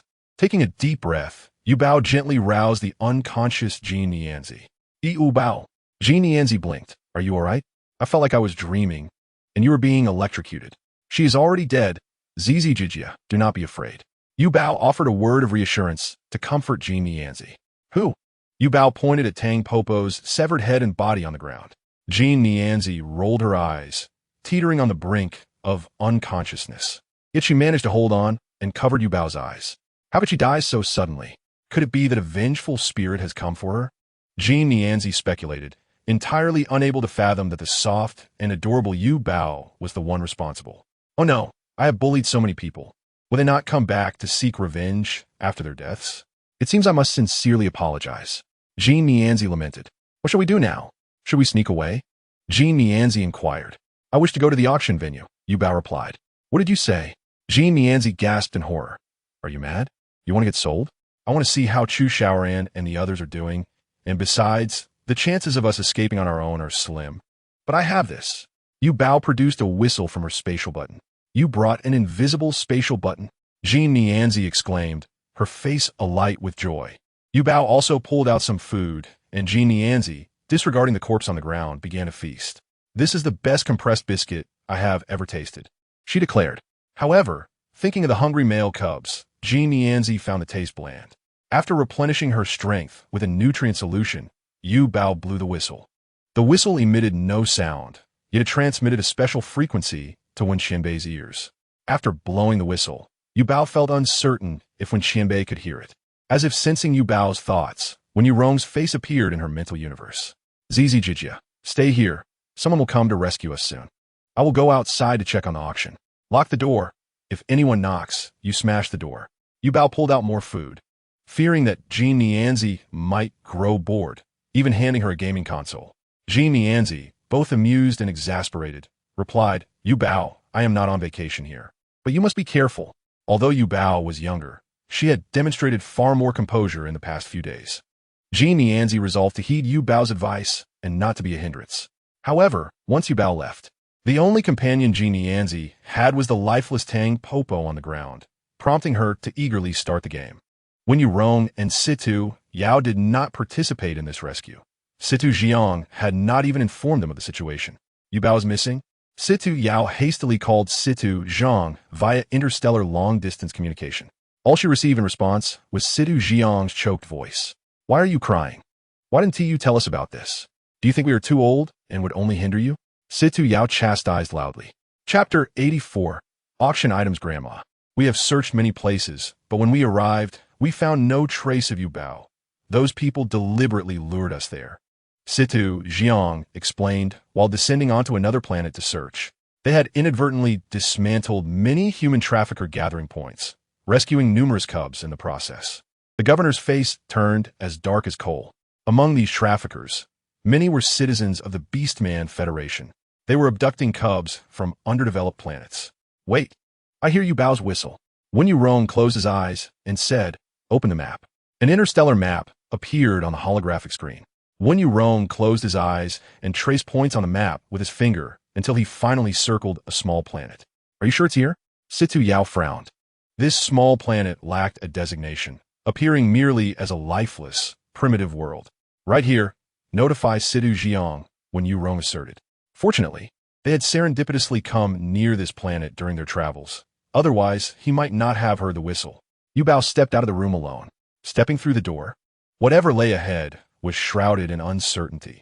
She still wished to observe the screen within the mental universe. However, the mental universe responded, indicating that she had attacked just moments ago and now required rest to recharge. "You truly disregard your master's well-being." Yet, after killing Tang Popo, she experienced a brief moment of weakness, followed by astonishment and then fear. Had she truly taken a life? Had she truly killed someone? But upon seeing the dried blood on the cross, evidence of countless females who had suffered at Tang Popo's hands, she felt that perhaps she had avenged those females. "Kulme, miss, I shall lead you." A familiar voice spoke to Yu Bao. "Gu Huaisheng?" Yu Bao looked up, her astonishment surpassing even her shock at Tang Popo's demise. "Yu Bao, what are you doing here?" Gu Huaisheng was equally startled. Despite wearing a mask, a crack appeared in his expression. The original guide had passed the responsibility to him, as it seemed Tang Popo had thrown another fit, and no one wished to provoke a wrath. A being with mental power at the level of a mutant was not to be trifled with. Should she become enraged, even death would not bring retribution. "Clearly, I am the auction item this time. Does it not appear so?" Yu Bao twirled around and remarked. "But how did you end up here? This does not seem like a place for you to be." In Yu Bao's mind, Gu Huaisheng was dignified and self-reliant. How had he come to be here as a guide? Gu Huaisheng's expression was somewhat bitter. "It's a long story. To put it simply, I am here to work." Those beings had offered him a sum of money to come here. Initially, he thought it would merely involve light chores, but he ended up at an auction, performing menial tasks. Born on a garbage planet, he had witnessed many informal auctions, often involving the sale of slaves, and he had nearly become one himself. However, after working for 2 days, he discovered that this auction was even more brutal. In a harrowing scene, live young creatures were auctioned off, some of whom had endured prolonged abuse, appearing on the verge of death. In a gruesome display, they were eviscerated on the spot, emitting unbearable cries that enlivened the atmosphere of the auction.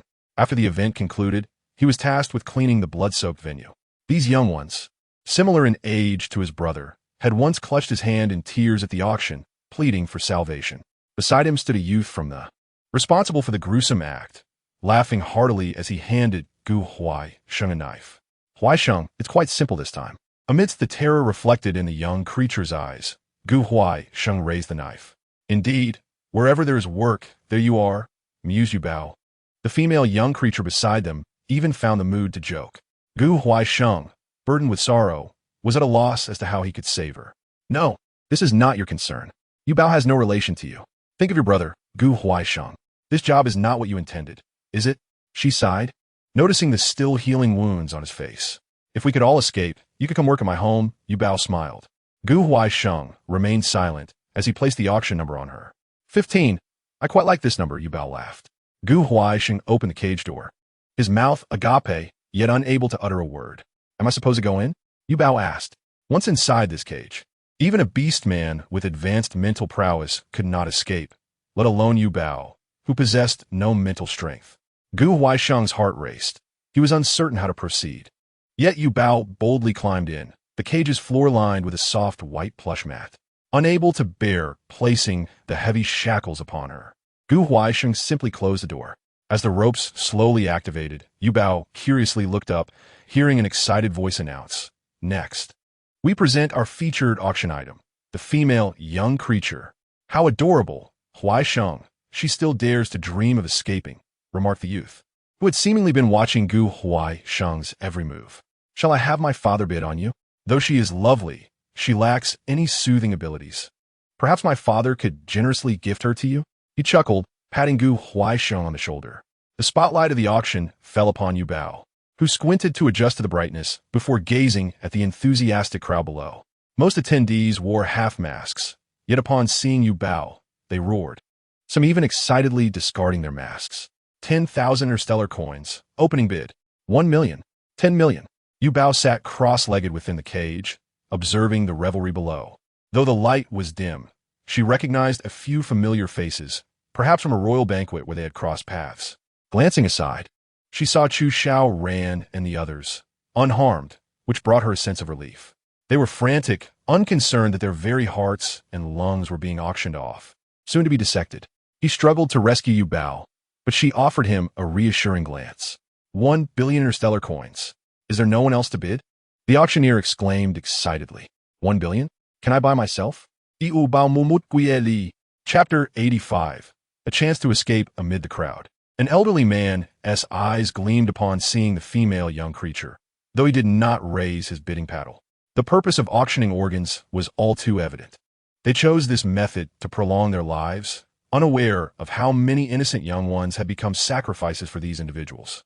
This thought filled Yuba with rage, causing her to tremble.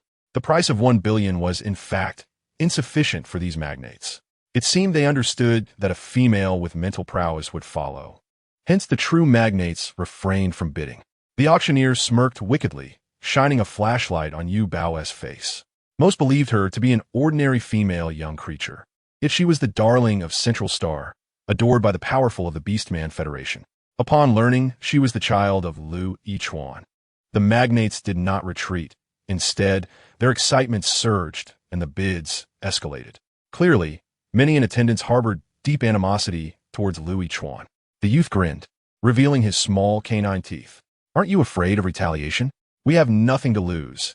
If there is to be revenge, it is you who should fear it, he scoffed. Just then, the auction hall trembled. What is happening? An earthquake?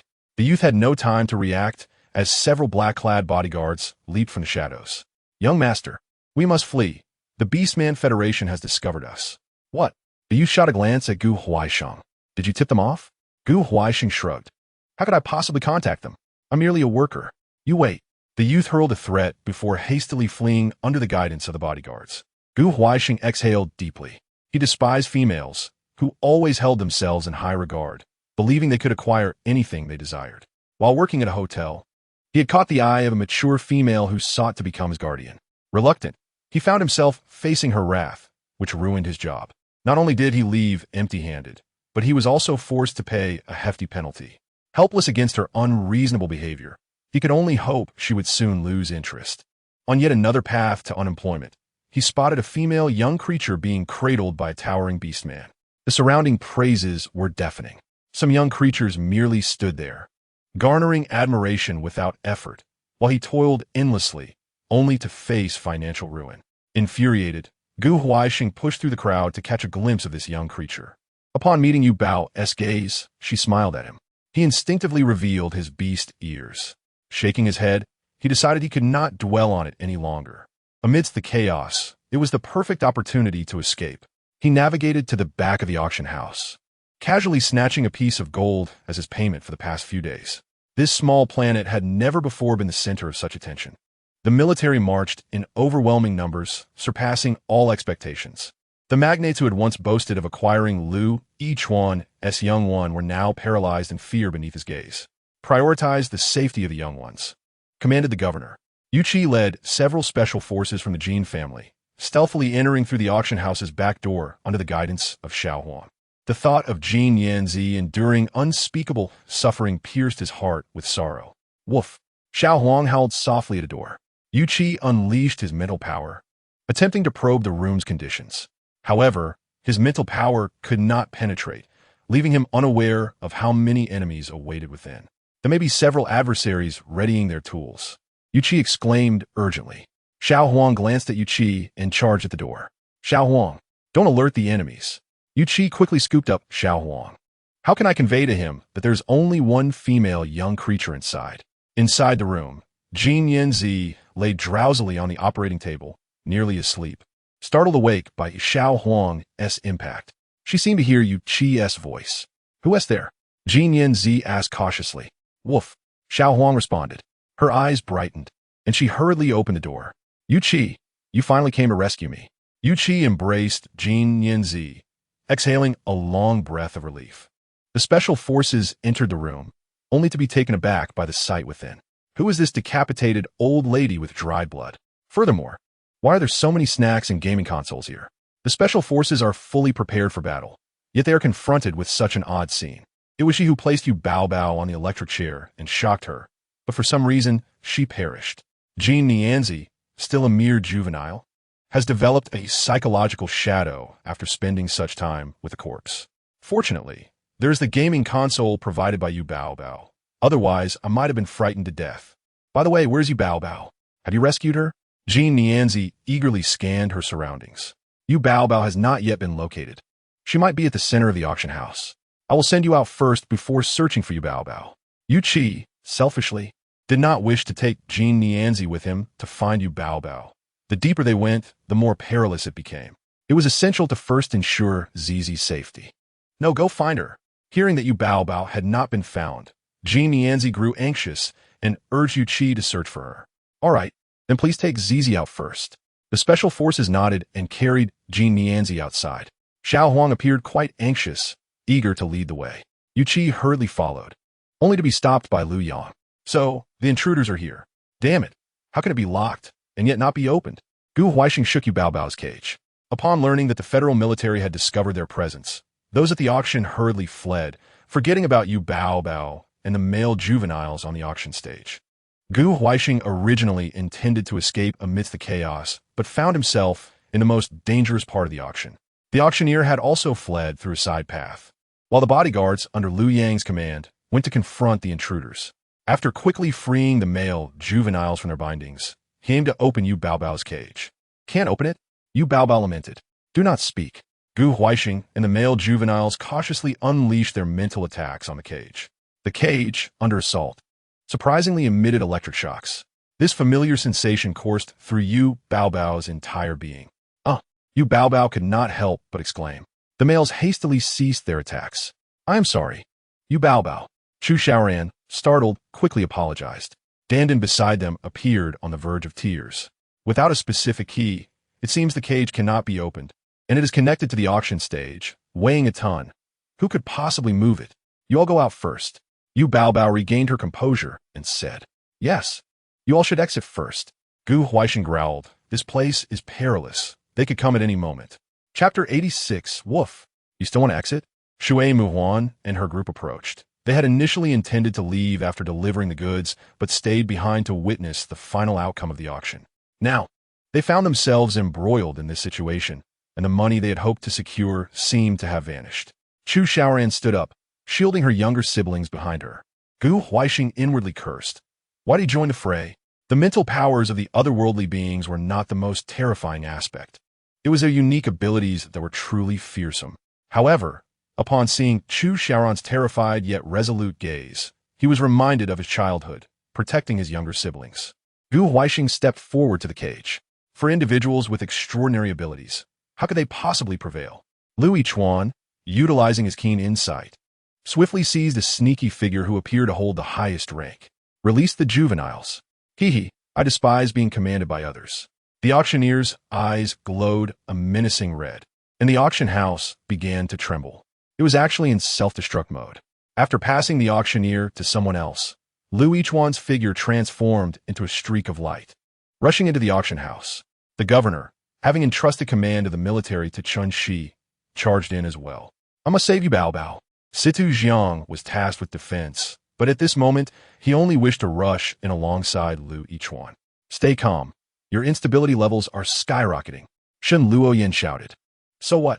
What can I do? What good is it to enhance my physical abilities? There is nothing you can do. Shen Luoyan produced a newly developed pill, uncertain of its effects, and warned him to be cautious. Situ Zhang swallowed the pill, feeling his instability gradually subside. After expressing his gratitude, he too dashed into the crumbling auction house. Shui Muhuan's eyes glowed with an eerie blue light, controlling Gu Huaixing's body and relentlessly squeezing him inward. Gu Huaixing was in such agony that he could not even cry out. The male juveniles were left in stunned silence. Is this the power of otherworldly beings? Release him. Amidst the chaos, Yu Bao's long hair danced in the absence of wind, and a powerful mental force surged forth from her being. Yu Bao's mental universe had finally gathered enough energy. Upon encountering Yu Baobao's mental force, Shui Muhuan and her companions, like Tang Popo before them, were severed in half. What kind of ability is this? Shui Muhuan thought in disbelief as she faced her demise. The male juveniles in Gu Huaixing, however, were jolted into semi-consciousness and sent sprawling onto the grass outside by the mental shockwave. These are the 6 juveniles lost by Jiao Zaxing. The leader of Jiao Zaxing, who had been watching the live broadcast, exclaimed with excitement. Thank you, Beastman Federation. Thank you, Human Empire. Even Yu Qi, who was embroiled in fierce combat, and the newly arrived Lu Yichuan were also expelled from the scene. Lu Yichuan, the governor, and Situ Jiang. What was that energy just now? They couldn't even resist. Ignoring his own physical pain, Yu Qi searched frantically. Where is Xiao Huang? Why haven't I seen it? This pet of Yu Baobao's had been incessantly mentioned by her, and now, with Yu Baobao still unaccounted for and Xiao Huang missing, how could he explain this to the entire family? Yu Qi was truly on the verge of tears. Having reached safety, Jin Nianzi saw Yu Qi covered in blood and grew extremely anxious. Yu Qi Gij, where's Yu Baobao? The cage that held her had also been shattered. Her mental force had saved numerous juveniles, but she alone had not managed to escape. It seemed her energy had been depleted once more. Yu Baobao barely managed to conjure a protective shield around herself. The auctioneer could not suppress a laugh. My auction house is constructed from special materials. He had originally planned to kill Yu Baobao first, but before he could act, he was seized. Now, it appeared the outcome was nearly the same. Instability levels skyrocketing. Chun Shi, Su Sihua, quickly incapacitate them. Shen Luoyan was also in pain, yet she had to remain composed. No need. Lu Yichuan transformed into his beast form and swiftly headed towards the ruins. He could sense that Yu Baobao was still alive. As the dust settled, a golden-haired youth was crouched on the ground, cradling Yu Baobao, surrounded by a golden protective shield. Lu Yichuan paused. Wait, who is he? Just before losing consciousness, Yu Baobao heard a familiar bark. She saw Xiao Huang racing towards her, glowing with a yellow light. Hurry, you fool. Yu Baobao lay weakly on the mat, urging, Master, I have come to protect you. Xiao Huang astonishingly transformed into a naked, semi-adult youth, embracing her. Yu Baobao finally succumbed to exhaustion and fainted. The youth's face resembled that of an angel, yet he was entirely unclothed. The reporters hastily shifted their cameras away, interrupting the live broadcast. Upon seeing that Yu Baobao was unharmed, the vast online audience finally breathed a sigh of relief. They then turned their attention to this extraordinarily beautiful youth, prompting the reporters to shut off their cameras one by one, inciting discontent among the viewers. Is this an angel? An angel has descended to save Yu Baobao. Why did they cut the live broadcast? How infuriating. As long as Yu Baobao is safe, I can finally sleep peacefully. Chun Baobao and the others were equally concerned for Yu Baobao's safety, although their families had prohibited them from attending the scene. They had dispatched personnel to participate in the rescue. Long Mufan had not slept well for several days, pondering whether if he were physically stronger or could awaken his dragon bloodline, he might be able to protect Yu Baobao. Luo Lan sat in the back control center, fixated on the screen. His instability levels were now too high to re-enter the battlefield. Her Majesty, the Queen, also sat in the rear, surveying the individuals restrained by the military. Surprisingly, several familiar faces appeared, prompting Her Majesty the Queen to issue a decree punishing the families behind those individuals. The families, initially reveling in the spectacle, hastily severed ties, claiming ignorance and expressing a willingness to cover the costs of the rescue. However, the populace was utterly disgusted. The disappearance of so many young ones had revealed their tragic fate as mere instruments for the powerful to prolong their lives. For the first time, humans and beastmen united in solidarity to resist those families involved in the auctions. The surviving young ones received medical care, while the guardians of Yu Bao quickly scooped him up. Situ Zhang took Yu Bao for treatment, and Lu Yichuan, observing the slender youth before him, inquired, May I ask who you are? The boy scratched his head and kicked his legs, seemingly unfamiliar with his own limbs. Woof, he exclaimed, affirming his identity. Lu Gij is so nice, he stammered, attempting to mimic Yu Bao's affectionate term for brother. Please refrain from speaking for now. Let me gather my thoughts, replied Lu Yichuan. Did Sita not say that Xiao Huang is a genuine pet dog? How has he transformed into a human? Chapter 87. Severing ties, Xiao Huang donned Lu Yichuan's long robe. swaying the oversized sleeves. He was perplexed as to why he had become human. All he knew was his desire to protect Yuba, much like when Yuba had rescued him from drowning in a well. "Is my master all right?" Xiao Huang trailed behind Lu Yichuan. At home, he would often follow Lu Yichuan around, watching him cook ribs and braised meat, sometimes managing to snag a piece or two. However, now that he had taken human form, Lu Yichuan found it difficult to appreciate the situation. "A beastman? I am a dog, a native dog," Xiao Huang stated earnestly. Meanwhile, the parents of the male young ones anxiously awaited news on Central Star. Ever since their offspring had gone missing, they had not ceased their search, losing significant weight in the process. Upon hearing that the young ones were safe, they could no longer hold back their tears. Although Dandin was quite young and had nearly lost his life, his brothers had cared for him during the ordeal, leaving him with minimal psychological scars. Upon reuniting with his parents, he fell into a deep sleep. Madame Jean cupped her daughter's face, intending to comment on her weight loss, only to find herself grasping at a handful of flesh. "Eh, have you eaten the kidnapper out of house and home?" Madame Jean exclaimed incredulously. "Yubao's sister left me a room full of snacks, and I finished them all." Jean Nianzi replied, a hint of pride in her voice. "So, you were just eating snacks in the house?" Madame Jean asked. Yes. This was the first time Jean Nianzi had seen her mother in such a down-to-earth manner, prompting her to chatter excitedly. "Chu Shaoran has been very kind to me. He even took off his coat for me to sleep with." "Mom, can we invite them to Central Star?" "Sure, and when Yuba wakes up, you must express your gratitude. If it weren't for you, they wouldn't have endured so much hardship." Madame Jean reproached her daughter gently, poking her forehead. Upon learning that the Jean family intended to assist them in relocating to Central Star, the 6 families were somewhat bewildered. "Thanks to your son's care," Madame Jean remarked. Understanding the circumstances, several parents decided to leave the decision to Chu Shaoran and his companions. However, Chu Shaoran declined Madame Jin's invitation. Jiaoza Star is still developing. It is beautiful, and our dream is to build Jiaoza Star. Why would they give up such a good opportunity? This is an olive branch extended by the Jean family. Could they not grant me this chance? These young ones are not only connected to the Jean family, but Yuba surely has an affinity for them. How could they let such a splendid opportunity slip away? The young ones might miss home, unaware of the wonders of Central Star. Do the adults not know either? Netizens urged Chu Shaoran and his friends to reconsider.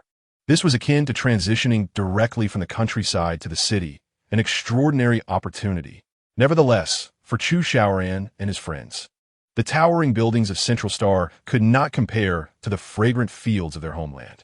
Moreover, Jiaoza Star was on a rise, with substantial support from the federal government for its development, promising ample opportunities if they remained. Madame Jean glanced at Chu Shaoran's parents, who were ordinary rural folk with nearly non-existent mental fortitude. Their faces bore simple smiles. "Since Shaoran has made this decision, we have no objections." Jean Nianzi's expression turned to one of disappointment.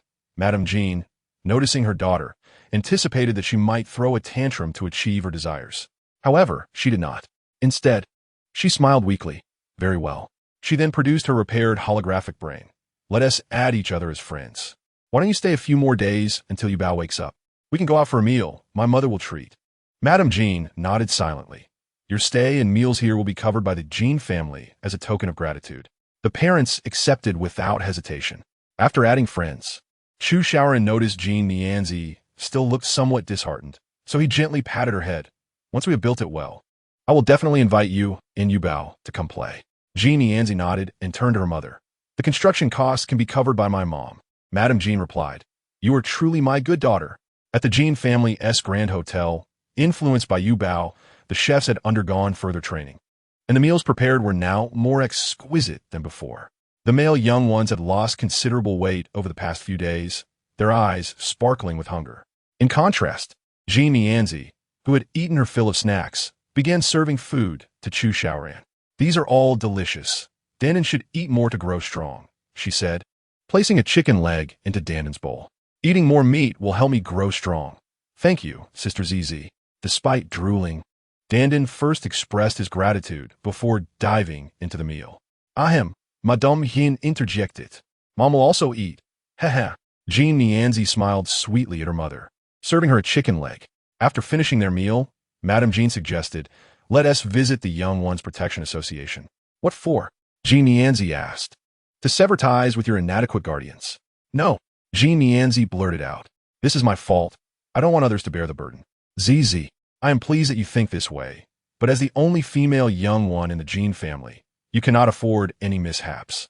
They have not cared for you properly, and, according to the law, they must be punished. Yubao's guardians cannot escape this either. Severing ties is the lightest consequence. It's all my fault, Genezi said, tears welling in her large eyes. I overestimated my abilities and took Yuba out to play. Why are you crying? And how can you say it's your fault? Which female young one doesn't make mistakes? If we must assign blame, it should fall on those kidnappers, Madame Jean said, somewhat flustered. She had never anticipated her daughter would feel sorrow over severing ties with her guardians. In the star system, there was no shortage of adult males. Finding others will be simple. How about I find you 10 more guardians? Madame Jean proposed. No, I only want Guan Hai and Yuchi. Chapter 88. Purifying the Beastmen? In the lounge of the Young Ones Protection Association, Guan Hai and Yuchi were already awaiting them. It's all my fault. I've implicated you. Guan Hai said to Yuchi, what good does it do to say that now? Madame Jean was lenient, sparing them from imprisonment, but insisting on severing ties with her daughter. Yuchi sighed. The other guardians had their own duties. While Yuchi had resigned to devote himself to accompanying Genezi, he observed how the young one had evolved from being unreasonable and quick to resort to punitive measures to someone who now cared about others' feelings, gradually becoming more sensible. To be honest, he felt a strong urge to give Yuchi a good beating, but it was too late for that. A beating wouldn't change anything. Soon, Madame Jean arrived at the Protection Association with a visibly distressed Genezi, and the staff promptly prepared wet wipes, water, and snacks. It is my fault. Please punish ZZ, Guan Hai pleaded, kneeling on the ground, disregarding the gazes of those around him. His knees have been suffering alongside him these past few days. Genezi has also learned about Guan Hai's misplacement of himself and Yuba, yet she refrains from attributing blame to Guan Hai. Instead, she states, you are unaware that I employed a visual interference device. I should have communicated this to you beforehand. Guan Hai lifts his head, rendered speechless by shock. ZZ, it is truly a relief that you are unharmed. Yuchi immediately interjects. Faced with these two males, Madame Jean, devoid of patience, coldly commands, hasten to dissolve the arrangement. However, such a dissolution is not a straightforward endeavor. The procedure for termination is far simpler than the application, requiring merely a gesture from staff. And both Guan Hai and Yuchi would lose their guardian status. ZZ, you must grow up well. Yuchi's eyes glisten with tears as he reaches out to stroke the female cub's head, only to withdraw his hand. He has severed all ties with ZZ. Guan Hai hangs his head low, denied even the opportunity to converse with the female cub. Madame Jean waves her hand, urging them to leave promptly. Yuchi and Guan Hai turn to exit, while Genezi bows her head, fiddling with her light brain. Ding dong. Genezi extends an invitation to Yuchi to become her guardian. Ding dong. Genezi extends an invitation to Guan Hai to become her guardian. Both Guan Hai and Yuchi halt mid-stride, nearly stumbling. The individuals present instinctively pause, directing their gaze toward Guan Hai and Yuchi. Madame Jean wears an expression of betrayal, glancing at Genezi. ZZ, your mother, Genezi, is pouting. We have already severed our relationship. Indeed, the law does not seem to state that once dissolved, it cannot be reinstated, yet there has never been a precedent for reinstating a severed relationship. When did you conceive of this plan? Faced with her daughter's coaxing, Madame Jin's anger dissipates. Yuchi and Guan Hai remain uncertain whether to accept or decline, as they have never encountered such a situation. I have heard that the assessment for female cub guardians has become more challenging. Should you fail, do keep your distance, Madame Jean warns. Thank you, Madame Jean. Guan Hai and Yuchi hastily rush forward to undertake the guardian assessment. Thank you, Mama. ZZ will study diligently from now on and will not drive the teacher away again. Genezi assures. Only the staff member remarks, what is this? Dissolution and then reapplication. It seems we're the only ones working hard. Could it truly be that Yuba has initiated this? But Yuba is human, and a purebred human with formidable purifying abilities at that. Could it be that Yuba belongs neither to the beastmen nor to humanity, but to another race altogether? Luga, come play frisbee with me. Xiao Huang whines into Lu Ichuan's ear, rendering it difficult for him to concentrate. I have a task for you. Yay. Xiao Huang immediately sits obediently. Go pull the weeds in the backyard. Got it. I promise to complete the task. Grandma, although Yubao's pulse is weak, it is stable. She appears to be sleeping. Yet she has not awakened. Could it be that she is in a coma again? Situ Jiang inquires, for whenever Situ Yao is present, he lacks confidence in his medical skills and seeks her confirmation on everything. You just said Yubao is asleep. She is indeed asleep. Situ Yao suppresses the urge to roll her eyes, resting her hand on Situ Jiang's shoulder. However, her grandson has unwittingly grown nearly to 1.90 meters. So she can only urge him to bend down. Be confident. You are a renowned physician. Have faith in yourself. Situ Jiang responds with gratitude. Grandma, you used to only point out my faults. This is the first time you have acknowledged me. Of course, you are my Situ Yao's pride. Situ Yao says while tidying her belongings. All right, once Yubao awakens, ensure she has a good meal. She has grown thin. Before departing, Situ Yao glances at Situ Jiang. Has her instability index risen again? Not only has Situ Jiang's risen, but Lu Yichuan and others have also experienced varying degrees of increase. Situ Jiang smiles slightly. Do not worry, Grandma. The latest medication developed by the Luoyan team can stabilize the rapidly rising instability index. Situ Yao shakes her head helplessly. Oh, do as you wish. After all, it is your chosen path. Just hope you do not outpace me. Meanwhile, Yubao squats within her spiritual universe, lamenting the shattered whistle. Elderwin did not mention that this was a one-time use. The little sprout sways its 2 leaves. Have you grown a bit taller? Is it because my spiritual universe has merged with you, allowing you to thrive better? The little sprout nods. Yubao caresses the leaves of the little sprout, musing aloud. You say I can purify plants now. Might I also purify the instability index of beastmen in the future? This sudden thought burst forth from Yubao's little head, and if others were to learn of it, they would surely mock her fanciful dreams. Should she be able to purify the instability index, then those endowed with purifying abilities would be elevated to great heights. The little sprout sways blissfully. If you can understand my words, then is it not rather dull for you to remain here? Yubao inquires. The little sprout ceases its swaying and connects with the spiritual universe. A screen then appears within the spiritual universe. The screen displays the outside scene, with Situ Jiang anxiously wiping her face, while Lu Yichuan and Yubao are busy in the kitchen, and Shen Luoyan is immersed in the laboratory, exhausting herself to the point of sleep before pinching her thigh. Su Qianxin and Chun Shi are interrogating the criminals apprehended this time. Then can you also see me when I bathe? Yubao quickly hugs herself. The little sprout sways, and a tender voice echoes in Yubao's mind. I am you.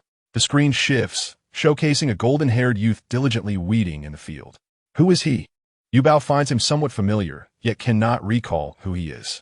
The youth seems to possess boundless energy, effortlessly pulling half a plot of land free of weeds. You are not pulling weeds. Those are vegetables. Yubao, you have finally awakened. Do you feel any discomfort in your body? Situ Jiang exclaims with delight. Brother Situ, do not worry about me. Our vegetables are in peril. Yubao exclaims, shaking Situ Jiang's arm. Huh. Chapter 89. Shrimp Dumplings in the Living Room. Xiao Huang sits dejectedly on the carpet, while a small nest prepared for him lies beside the sofa. Upon reaching the backyard, Yubao and her companions are met with a scene of devastation, eliciting a piercing scream from her. However, the nest is too small, and he accidentally tramples it to pieces. He then squats on the carpet, weeping for his beloved nest now in tatters. While surprised by Xiao Huang's transformation into a human, Yubao feels profound sorrow for the vegetables that are thriving, yet now face utter destruction. It is my fault. Lu Yichuan never anticipated Xiao Huang's destructive capability to be so great. The small creature would occasionally nip at plants, but its tiny teeth could only inflict minor damage. Who would have thought that in human form, his combat prowess would multiply several times?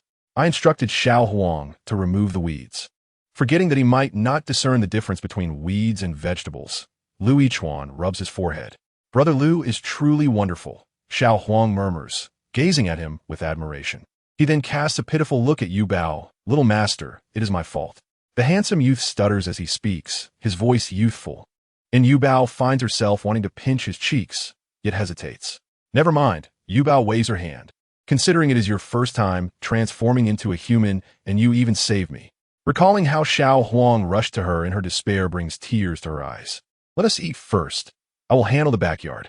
Luan declares, his culinary skills and gardening abilities having greatly improved. Yuba takes a seat, and Xiao Huang, as usual, lies at her feet, awaiting her to toss him some food. He enjoys scavenging for scraps under the table. You become human now. Come sit and eat. Situzhang gestures to the chair beside him before peeling shrimp for Yuba. Luan also picks crab meat for her and places it in her bowl. These were sent by Jia. She said to let you taste something fresh.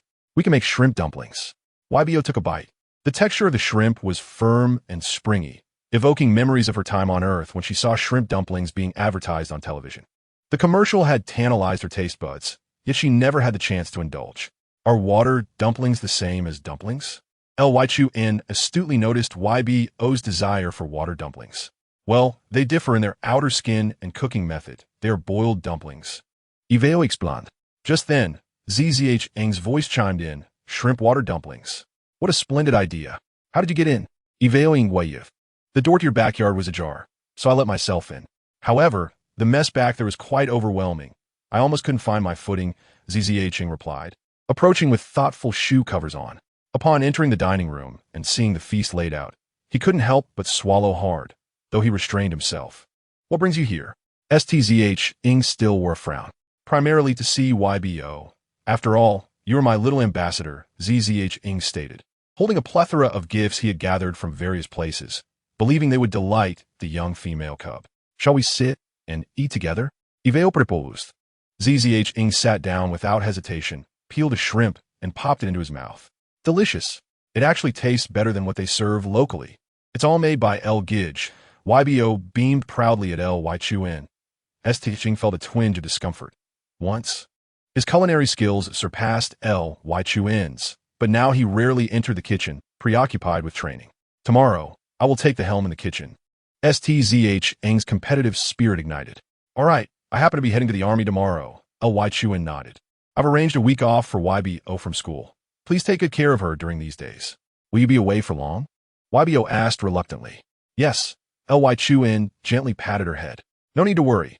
Wait until Gij is finished. Luan, your departure to become a major general is truly a loss for the culinary world. Zhang mused after swallowing a large shrimp. Gij is amazing. Xiao Huing lifted his face from the plate, stammering praises. Oh my, is this one person? Zhang turned to Xiao Huing. I am Zhang, and you are? Xiao Huing's mouth was stuffed. His little claws seemed incapable of the intricate task of peeling.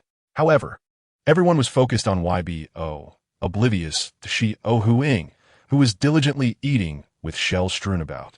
Gij, I think Huing Gij needs more care than I do. Yuba nudged Stzing's hand.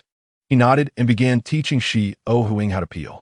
Yet, Xiao Huing struggled to control his 5 fingers.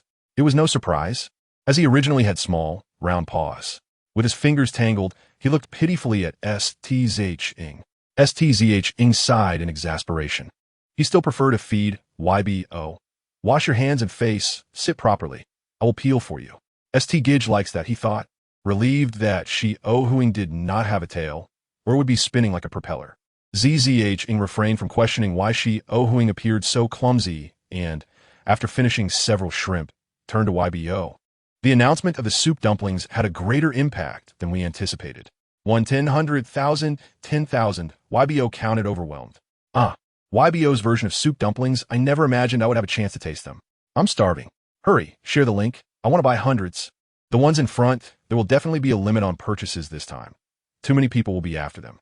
It's really convenient. Just heat and eat. Students from the early shift are ecstatic. Although I'm not particularly craving these little buns since Yuba endorses them, I must rush to get them.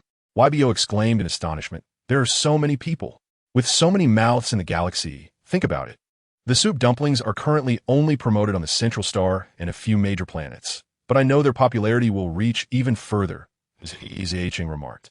Oh, you are so confident about the soup dumplings.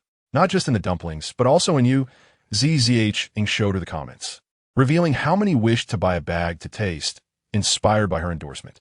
Of course, there were some unfriendly comments, such as, isn't this just a white flour bun with a bit of meat? What is so delicious about that? If you want to eat it, just make it yourself. With so many buyers, how could they possibly produce something that tastes good? It's just internet celebrity hype. Wasn't YBO's live stream on making soup dumplings just a scheme profit? Even more absurd were speculations that YBO might be a robot, reasoning that no cub could be so perfect, adorable, and gentle. Naturally, these comments were folded away. Iveo, do you think they will be sold through a lottery or a rush purchase? ZHNG inquired. Huh, do we have to rush for them? YBO felt conflicted. Having to rush for soup dumplings seemed too harsh. Of course, even for a celebrity concert, you need to rush for tickets, especially with so many wanting to buy. Moreover, these are all handmade by the chefs, no machines involved. Even if the chef is an octopus, he couldn't make that many soup dumplings. You all decide. YBO is merely the spokesperson. Ly preferred to keep YBO away from such matters for as long as possible.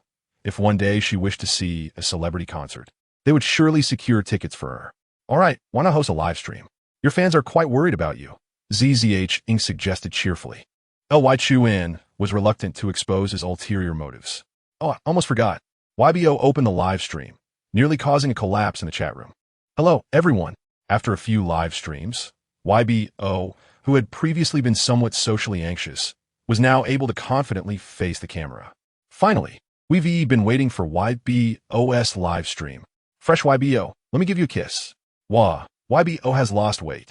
L Major General and ST Doctor, hurry and feed YBO some more. After expressing their longing for YBO, the audience began to praise her performance.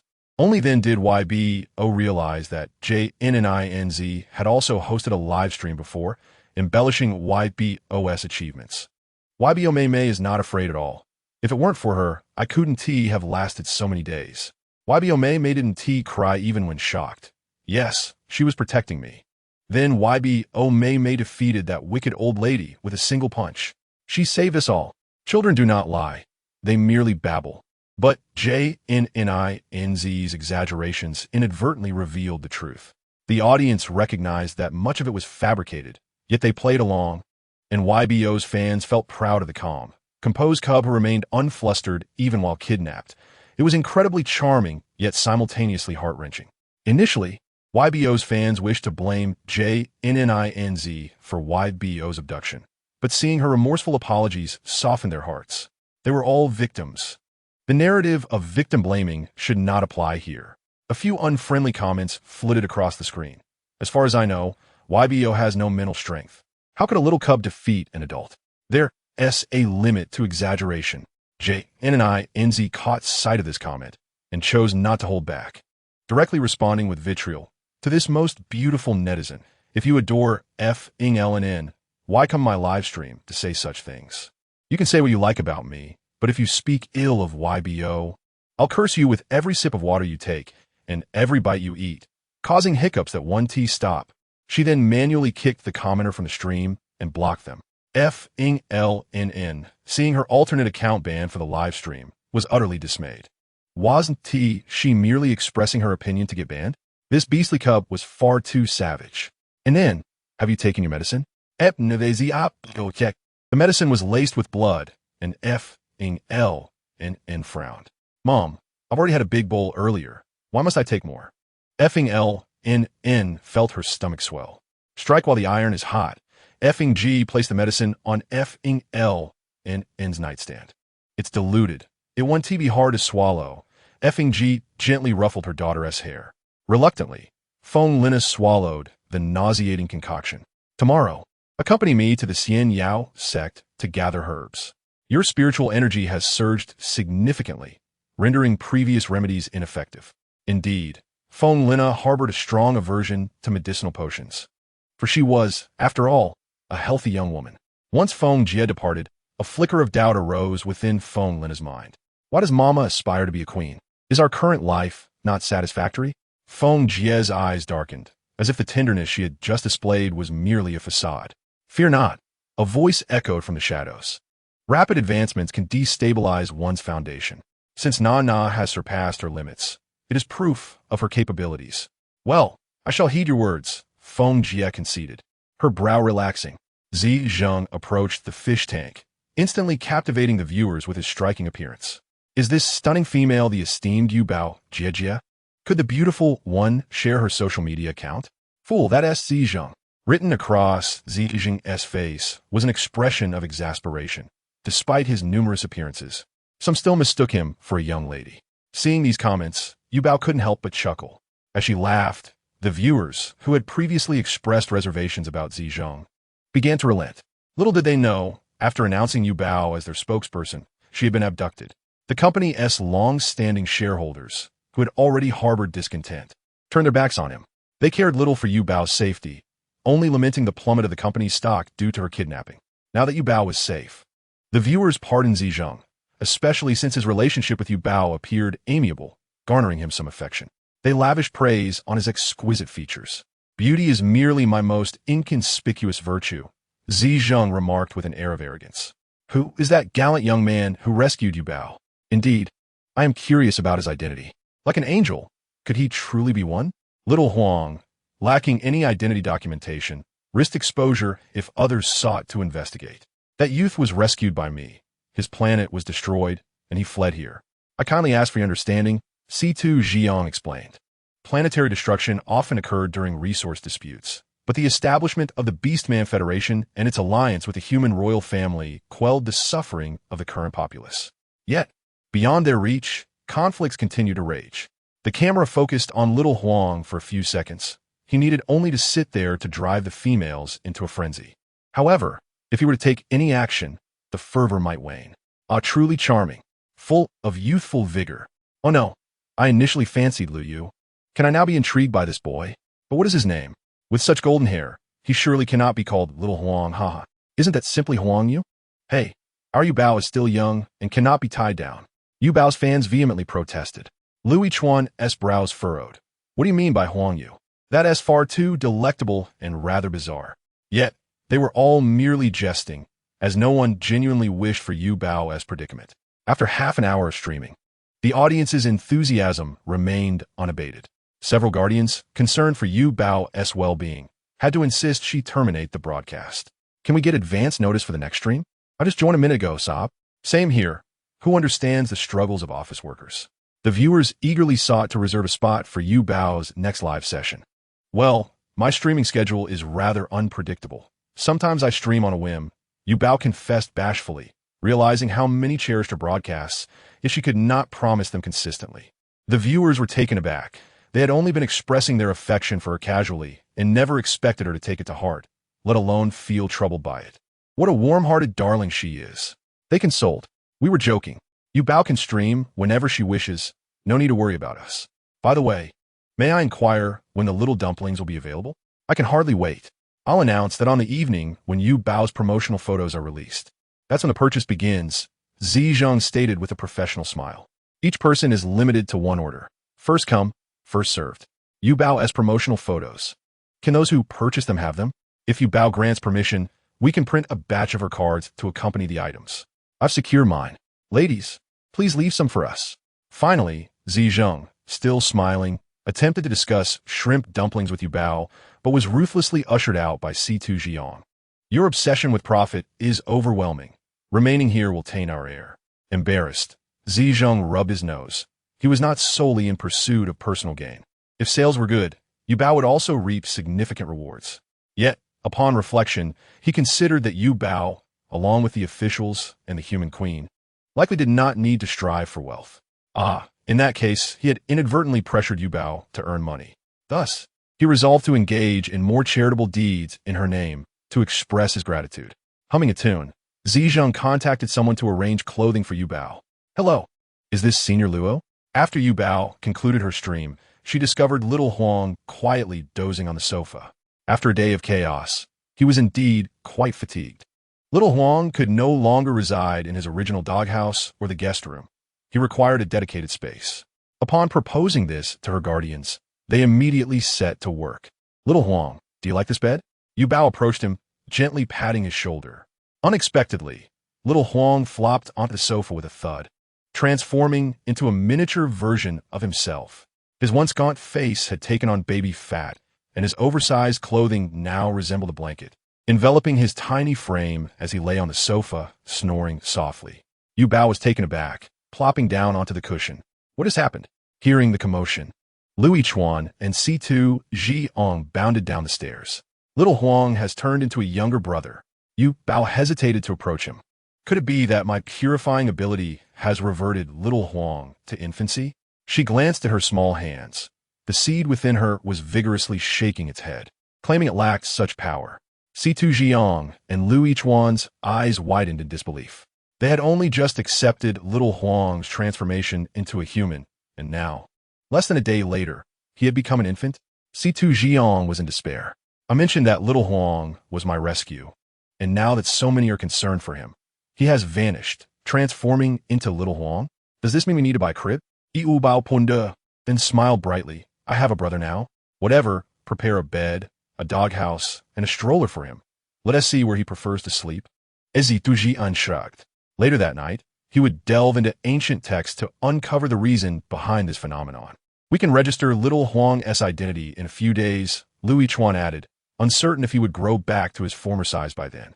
After a brief slumber, Little Huang awoke, perhaps due to the intensity of everyone's gazes. Rubbing his eyes, he emerged from his dreams. What is happening? He inspected his little hands, squeezing them, pleased with their manageable length. Little Huang hopped off the sofa, eager to grasp some chopsticks for practice. Watch out for your clothes, Lu Yichuan exclaimed. In the next instant, Little Huang tripped over his oversized clothing and, despite the carpeted floor, tumbled, wailing in pain as he rolled about. Yu Bao rushed to embrace him, her soft touch making her reluctant to let go, and she couldn't resist playfully squeezing his face. Did you hurt yourself? Let me soothe it. Feeling Yu Bao's concern, Little Huang halted his cries and gazed up at her.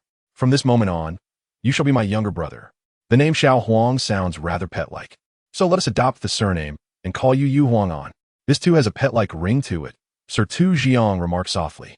As a beastman, Shen Luoyan readily accepted the transformation of Xiao Huang into a human.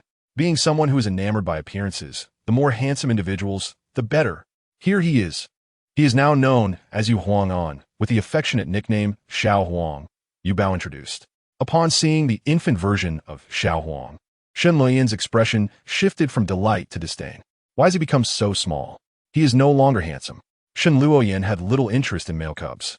She poked Yu Huang An's chubby cheeks, finding them surprisingly springy. However, Yu Huang An promptly bit down on Shen Luoyan's finger. He had discerned her tone of disdain. Oh, this little one can actually comprehend my words. Although Yu Huang An's bite was gentle and did not injure Shen Luoyan, Yu Bao admonished Yu Huang An, that is not acceptable. Yu Huang An obediently nodded. Cradling Yu Huang An, she experienced the sensation of caring for an infant for the first time, despite being a child herself. Cool me. Sister will give you a nice bath. When Yu Huang An was a puppy, Yu Bao often bathed him, and though Xiao Huang was mischievous, he was always well-behaved during bath time. Unbeknownst to Yu Bao, when Lu Yichuan and Sir Tu Jiang bathed Xiao Huang, he would cause a ruckus, splashing water all over his caretakers. If you make a fuss, we can overlook it, but if you disturb Yu Bao, we shall have to punish you, Lu Yichuan threatened. Thus, when Yu Bao bathed Xiao Huang, Lu Yichuan stood behind him with a rope, ensuring Xiao Huang behaved. Woof woof, thought Xiao Huang. He would never splash water on his little master. Have you encountered such a phenomenon before? Sir Tu Jiang inquired. Never. Let's refer to it as a return to youth. Shen Luoyan casually named it, and then asked, are you planning to take him for identity registration? Chapter 92. A minor parting Yu Huang An still had some weight to him, and even Yu Bao, who had been training with weights, felt a bit fatigued after holding him for too long. The moment Lu Yichuan noticed Yu Bao's expression change, he immediately took Yu Huang An from her. Yu Huang An fidgeted restlessly. The scent of his sister was delightful. In the bathroom, Yu Bao had prepared the water. Lu Yichuan shielded Yu Bao's view, undressing Yu Huang An before placing him in the bathtub. A delicate layer of rose petals floated atop the water, obscuring Yu Huang An's modesty. How about I buy you 2 little ducks? Yu Bao suggested, and some little clothes. Then I shall go buy them, while I help bathe Yu Huang An. How's that sound? Lu Yichuan offered. Sounds great. Thank you, Brother Lu. Yu Bao exclaimed. Hooray! At last, my plentiful Interstellar coins will be put to good use. Yu Bao happily purchased a plethora of tiny infant clothing, which soon arrived after being sterilized. The half-enclosed crib was positioned beside the large bed, and Yu Huang An compliantly allowed Yu Bao to dress him. With his rosy cheeks adorned with a sleep cap, he mumbled, Sister, hug me. Oh, how adorable. Yu Bao could not resist cradling Yu Huang An and took numerous photographs. Shall I tell you a story to help you sleep? Yes, please. Lu Yichuan momentarily lost himself in thought, recalling Yu Huang'an's previously tender voice alongside his face. It felt somewhat incongruous, though now it appeared more harmonious. Yu Bao's attention was entirely focused on Yu Huang'an, so much so that she did not notice when Lu Yichuan brought her warm milk. With a sigh, Lu Yichuan thought that once he grew smaller, he too would like Yu Bao to tell him stories. Yu Bao, taking care of Yu Huang'an is an adult's responsibility. You should go to sleep now. Lu Yichuan handed the milk to her. I will sleep right here. Yu Bao lay down. I will sleep here too. Yu Huang'an mimicked Yu Bao and lay down beside her. Lu Yichuan's melancholy was evident and caught Yu Bao's attention. Brother Lu, stay with us, the female cub invited. Happiness has come too suddenly. Lu Yichuan stood frozen, slowly flushing. After all, should the two cubs be together, what if Yu Huang'an had an unpleasant sleeping posture? Lu Yichuan concocted an excuse for himself, quickly finishing his wash and then taking a blanket to find Yu Bao. Yu Bao retrieved a third-grade human textbook gifted by Long Mu Fan, asking Lu Yichuan to teach her. This also provided an opportunity to teach Yu Huang'an some literacy. As they studied, Lu Yichuan found himself lying between Yu Bao and Yu Huang'an, with the two cubs clutching his arms. Although he could not move, his heart was thoroughly softened. Sir-Tu Jiang opened the door, helplessly covering them with a blanket. Considering Lu Yichuan's imminent departure, he decided not to hold it against him. Then he proceeded to Shen Luoyan's room. What are you doing? You can't just enter without knocking. We aren't that familiar yet. Shen Luoyan hastily closed her holographic computer, her eyes darting, her hands and feet awkward, and she shouted defensively. Sir-Tu Jiang, resigned, opened his holographic computer and initiated a chat box. Sir-Tu Jiang, I will come to your room at 10 tonight. Shen Luoyan, I know you're watching videos of attractive males. With your looks, you could easily find a few handsome males to serve as your spouse in a virtual realm, Sir-Tu Jiang teased. What do you know? A flower at home cannot compare to a wildflower. Shen Luoyan haphazardly deflected. Your study has abundant resources. May I borrow some? Sir-Tu Jiang asked, bowing slightly. Go ahead. Shen Luoyan shooed him away. Her study connected to her room, filled with professional books. Be sure to leave quietly tonight. Don't disturb my sleep. And do not sneak a peek at me while I sleep. Though I am quite beautiful, if you harbor any improper thoughts, you will be in big trouble. Shen Luoyan warned, poking his eyes with 2 fingers. Sir-Tu Jiang hurried inside to peruse the books. He could not contend with Shen Luoyan. As night deepened, Sir-Tu Jiang's hair had become a tangled mess. Finally, he stumbled upon a short story in an ancient text. Many years ago, a loyal Chinese rural dog, in a bid to protect its injured master besieged by wolves, transformed into a human and fought against the wolf pack, ultimately saving its master. The master wept for 3 days and nights, and the heavens, moved by their bond and the dog's unwavering loyalty, granted the dog rebirth and bestowed divine power upon it. With this divine power, the dog's descendants were given the opportunity to mature. The illustrations in the ancient text vaguely depicted a dog-esque form, remarkably resembling Xiao Huang. Could it be that Xiao Huang is a descendant of this dog? Yet, this was merely a fable, and Sir-Tu Jiang did not take it too seriously. The clock's hands slowly pointed towards 3 o'clock. He stealthily emerged from Shen Luoyan's room and encountered Lu Yichuan, who was equally cautious. They exchanged glances, both acknowledging the weight of secrecy in their actions. You're leaving this early? Sir-Tu Jiang communicated silently with Lu Yichuan through mental energy. And you emerged from Duxin's room? Lu Yichuan silently inquired. That is of little consequence. However, are you not concerned about Yu Bao crying if she does not see you tomorrow? Alas, there is no choice. I have received orders to deal with the remaining debris. Lu Yichuan replied. Please take care of Yu Bao while I am away. What do you mean by that? I am also Yu Bao's guardian. Sir-Tu Jiang nearly jumped in protest, bewildered by the implication of taking care of her. Lu Yichuan did not retort, instead smiling as he began to organize his belongings. Your work should not be urgent. At least one person must remain to care for Yu Bao, Lu Yichuan insisted. He sighed inwardly, longing to bring Yu Bao along during his work, but his duties were perilous and unique, making it impossible to involve a young cub in such dangers. Lu Yichuan packed his belongings into a spatial pouch and quietly approached the door of Yu Bao and Yu Huang'an's room. He placed his hand on the doorknob, his fingers trembling slightly. Why did this minor parting evoke such a profound sadness within him? Should you wish to gaze once more, I lit some fragrant incense for you upon my evening arrival. The little one, Yu Bao, is in a deep slumber and will not awaken, remarked Zhang. At long last, Lu Yichuan opened the door and stepped inside, casting a glance at Yuba. Yet feeling unsatisfied, he extended his hand to caress her delicate face and smooth her tousled hair.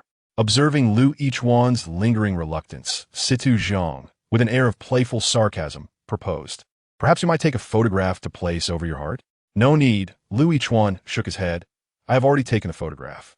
Zhang placed a tender kiss upon Yubao's forehead before turning away to depart. The door was gently closed, plunging the room into darkness. As Yubao opened her eyes, she realized that Lu Yichuan, who had been by her side all along, had truly left. A wave of sorrow washed over her, and tears fell silently from her eyes. She rose to draw back the curtains, only to catch a fleeting glimpse of Lu Yichuan's aircraft as it soared away. Why did he not bid her farewell before leaving? Ybo placed a hand over her mouth, stifling her cries. Stzing closed the door. Pausing at the threshold of her room, Ybo hurriedly lay down, kicking the blanket aside. Stzing was aware that Ybo was in a growth spurt, and her limbs were restless during the night.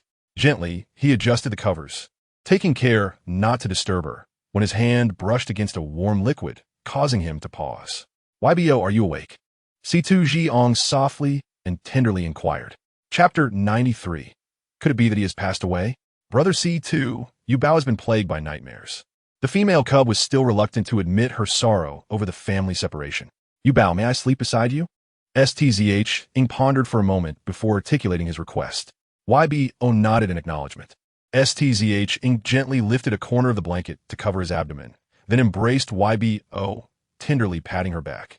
Ybo felt a surge of emotion, her nose tinged with bitterness, despite the kindness shown to her by everyone. It was Chuan who had spent the most time by her side. He left without a word, she lamented in a hushed voice.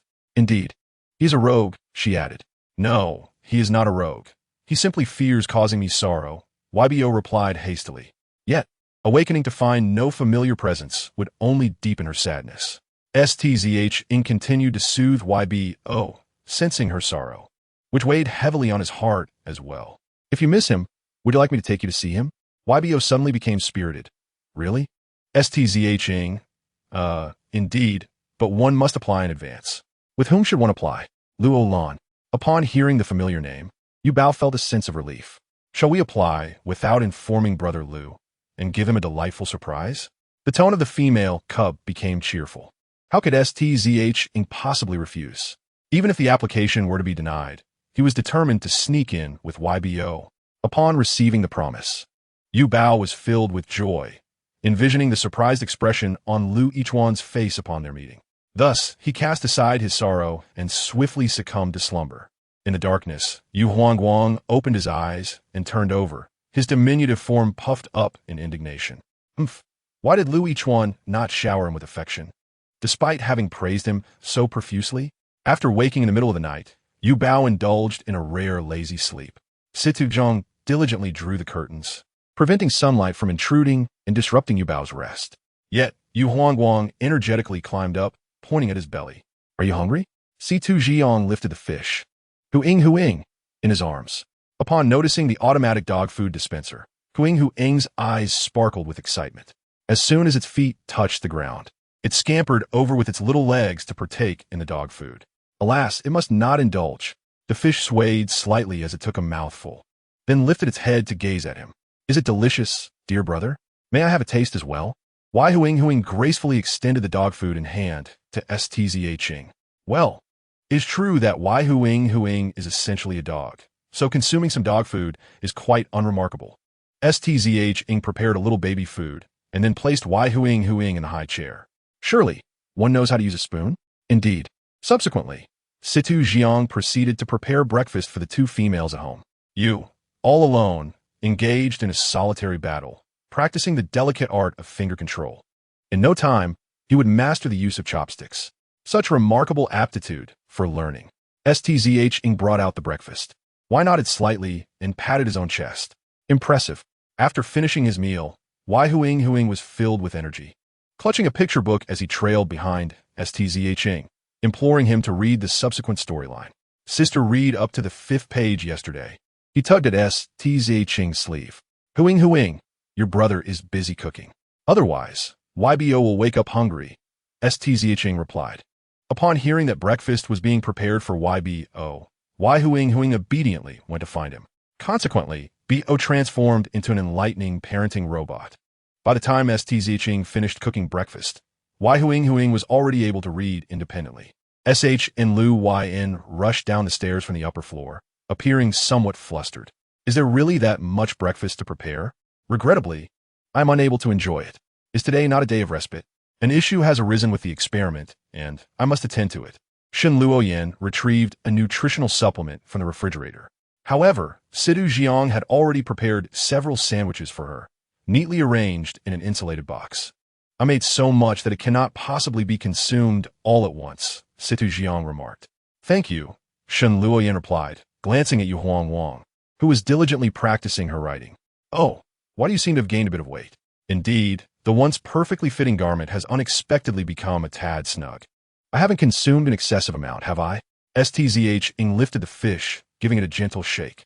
A faint sound emanated from upstairs, prompting Stzing to set down the fish and say, You play by yourself for a moment. I shall attend to YBO. With swift steps, he ascended the staircase, while Huing struggled to climb with its short legs. He suddenly found himself reminiscing about the time when he had grown taller. By the time he reached the top of the stairs, Stzing had already descended, cradling YBO in his arms. Oh, Huing can climb the stairs on its own now. Yuba exclaimed with delight.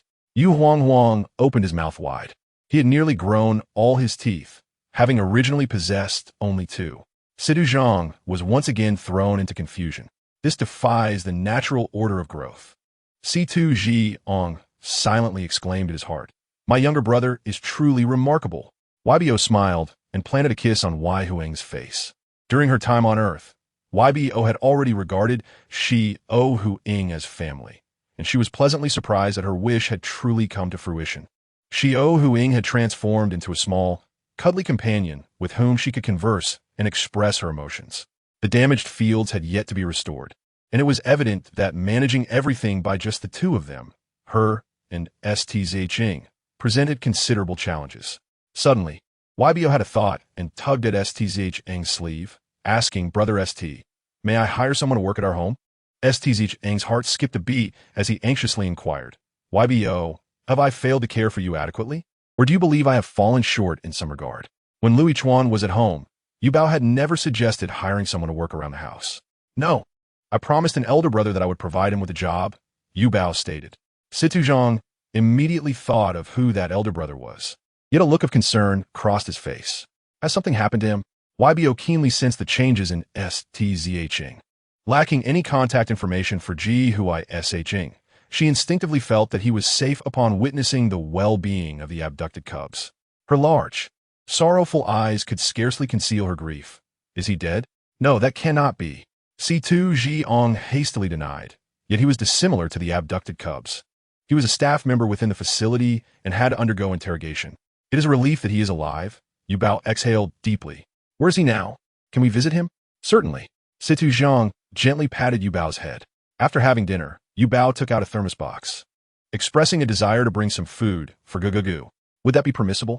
As the meal was painstakingly prepared by Stzing, YBO decided to first seek the opinion of her elder brother. The cautious nature of the young female cub seemed to remain unchanged. She need not be so considerate. She could indulge in her whims and express her desires freely, discarding any food she found unpalatable or opting out of school whenever she wished. Yubao's politeness made him feel that he had yet to step into her heart and become someone she could trust. In Chapter 94, he expressed, of course, I can do this for you. Feel free to share it with whomever you wish. Situ Jiang assisted Yuba in filling a container with an array of breakfast items, including a sandwich. Although Yuba had never mentioned the method to prepare a sandwich, Situ Jiang must have discovered this delicacy in ancient texts and replicated it. The sandwich was delicious, prompting Yuba to give an enthusiastic thumbs up, generously offering her praise. Really? Situ Jiang could not suppress the grin spreading across his face. One day, I want to make sandwiches with Brother C2. Shall we bring some to Brother Lu? Situ Jiang nodded. Then Brother Lu will surely be overjoyed. Yuba dashed upstairs to change her clothes. Followed closely by Yu Huan, who wished to join her but was promptly lifted by C2 Jiang's sister. Yu Bao is changing. What do you intend to do? I want to change too, Yu Huan replied matter-of-factly. No, you must stay at home, C2 Jiang stated firmly.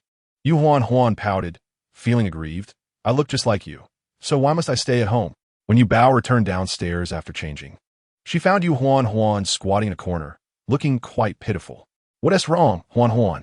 Upon hearing Yu Bao's voice, Yu Huan rushed over and hugged her leg, gazing up with innocent eyes. I want to go outside too. Yu Bao turned to C2 Jiang, who explained. Huan has not yet registered her identity. She cannot visit places like the police station. Then let us register her information first. After contemplating, C2 Jiang agreed, realizing it posed no significant issue despite Yu Huan's unique constitution. Yu Huan joyfully ran off to change clothes again. However, her jacket would not button up, leaving her round belly exposed. Yu Bao laughed heartily and decided to buy her a few new outfits. The members of the Young Cubs Protection Association, upon seeing C2 Jiang holding Yu Bao with the little one swiftly keeping pace behind him, quickly arranged for refreshments. The onlookers could not help but speculate. Could this be Dr. C2's child? But Dr. C2 has no wife. How could he have a child?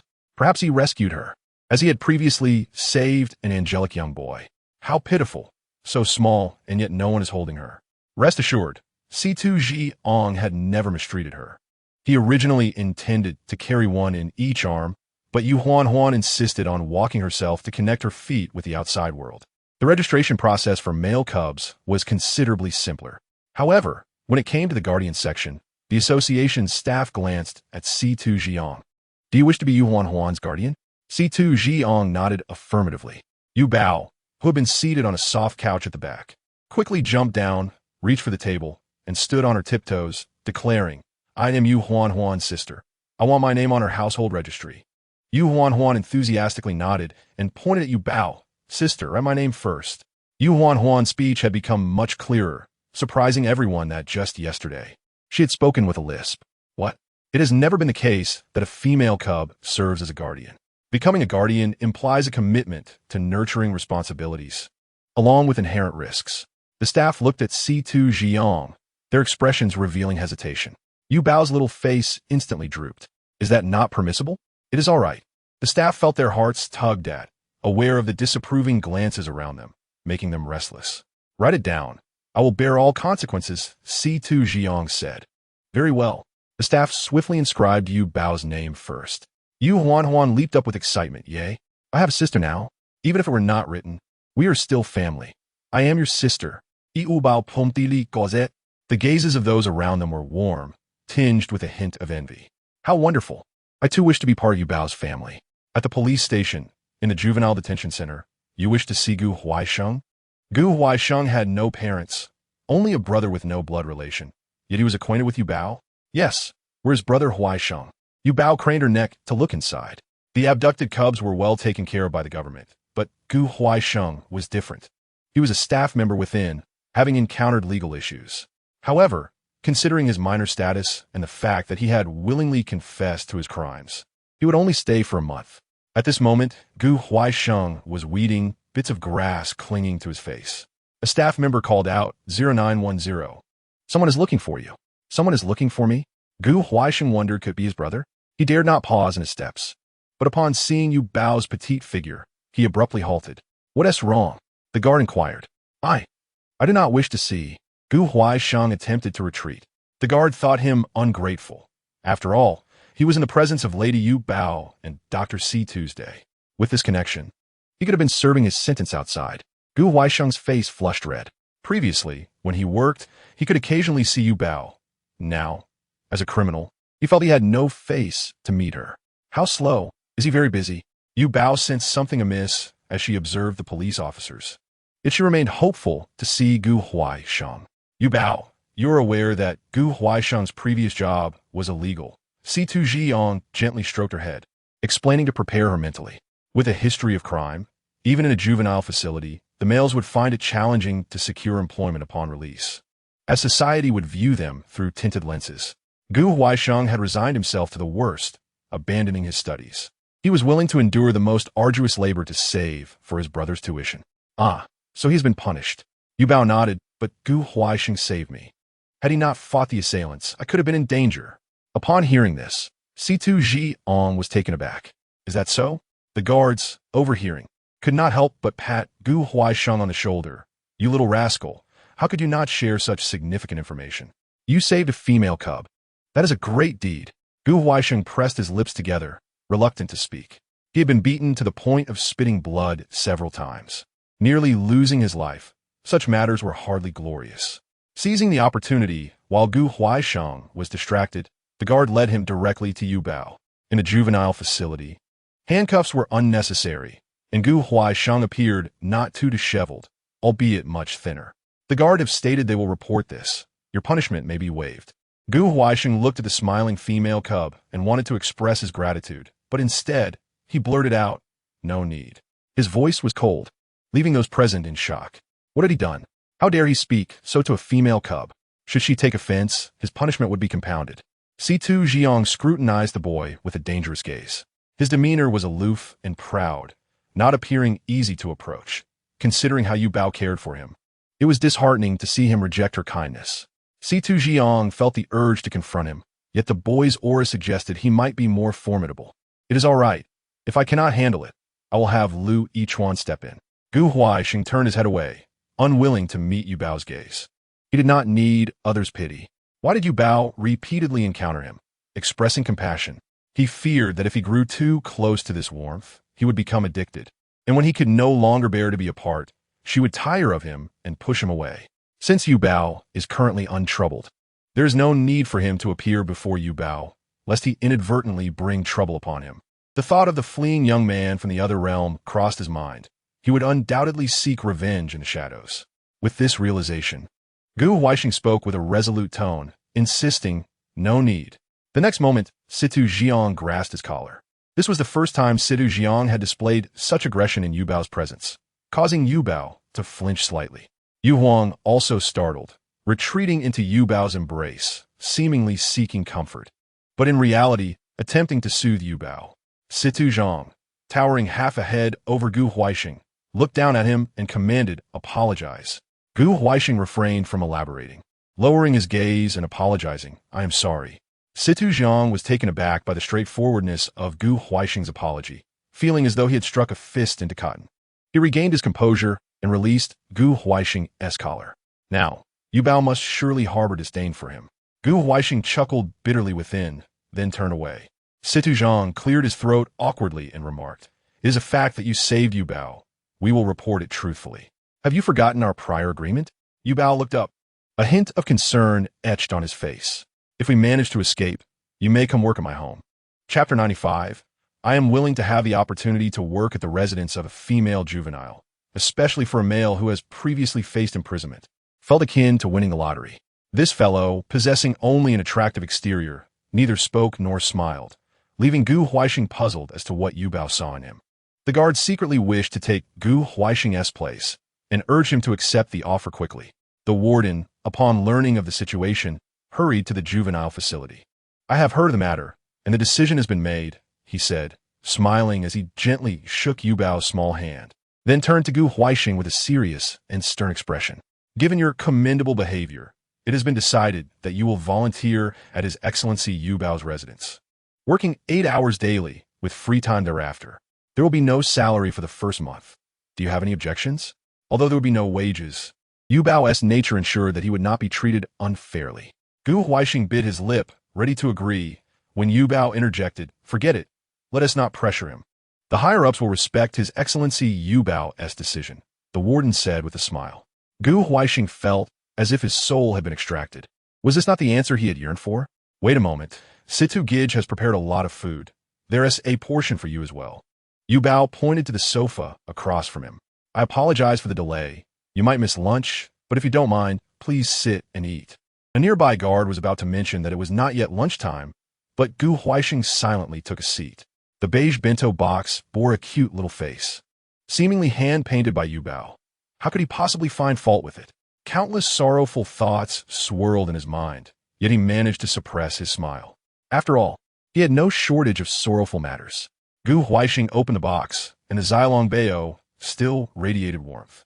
"This is Xylong Bao," This is steamed dumplings, this is soy milk. It is best to finish these now. This is a sandwich, which can be saved for the afternoon. It will remain warm in the thermos, Yuba kindly explained. The young guard stood upright, but discreetly glanced at Gu Huaixing's bento.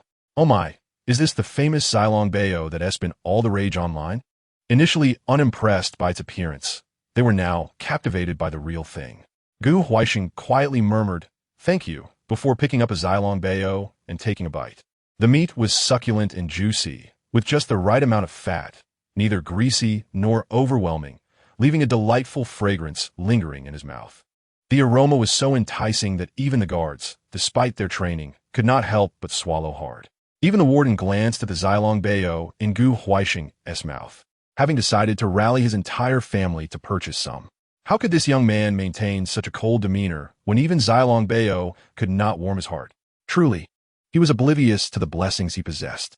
The warden, unusually contemplative, was struck by the irony of Gu Huaixing's situation. Yet Gu Huaixing, seemingly unaware of his good fortune, found the Xilong Bao difficult to swallow, his throat constricting painfully. This was the first time someone had brought him a bento, and his emotions were profoundly complex. He felt like a traveler in a desert, parched and accustomed to deprivation, suddenly catching sight of a vast oasis and a spring of water. Was it merely a mirage, fleeting and ephemeral? Yu Bao rested his chin on his hands, expressing some distress. Is it not tasty?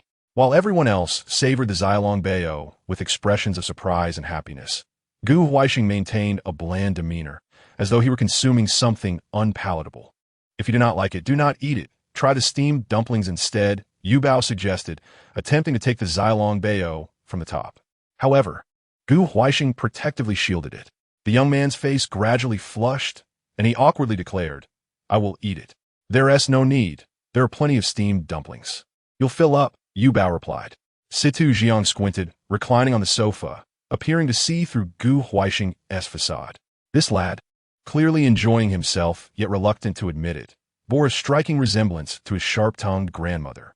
Gu Huaixing continued to guard the plate of Xilong Bao, pressing his lips tightly together, his azure eyes betraying a hint of shyness. Yu Bao suddenly realized, "Oh, you really like it." The roots of Gu Huaixing's ears turned crimson as he lowered his head and softly affirmed. Gu Huaixing deliberately ate slowly, transforming what could have been a single bite into 3, savoring each morsel. Yu Bao, unhurried, rested his chin on a pillow, watching him eat. After finishing, Gu Huaixing tidied the bento box, but when Yu Bao reached to take it, he tucked it into his embrace. "I will wash it for you." "There is no need for that," Situ Jiang interjected. "I will handle the bento box." "No," Gu Huaixing insisted, his fingers gripping the box tightly, as if vowing never to let go. "I am willing to work at Yu Bao's home." Upon uttering those words, Gu Huaixing felt a wave of relief wash over him. If abandonment were to come, so be it, for at least he could remain by Yu Bao's side for now. "Great," Yu Bao exclaimed with a smile. "It would be best if you could come today." Yu Bao thought of the seedlings yet to be saved and wondered if they could wait until tomorrow. "Certainly, Gu Huaixing. You should go prepare," the warden instructed. The wind rustled his hair as he smiled, his eyes soft and gentle, as if they could produce water. The thought of enduring the scorching sun to undertake laborious tasks over the next few days made him feel resentful. He had always found Gu Huaixing displeasing, but now, both old grievances and new animosities would be accounted for. "I thought you might not come, but since you have, do not think about leaving," the brown-haired youth declared. And as soon as he finished speaking, the door was firmly shut. Fighting was strictly prohibited in the juvenile facility. Gu Huaixing typically maintained a low profile, enduring the provocations from Shi Ling without uttering a word. Shi Ling, finding it dull, left with his underlings. "The warden must answer to my father. Do you think they dare to control me?" Gu Huaixing cast a glance at the surrounding young males. "Are you here to recruit underlings?"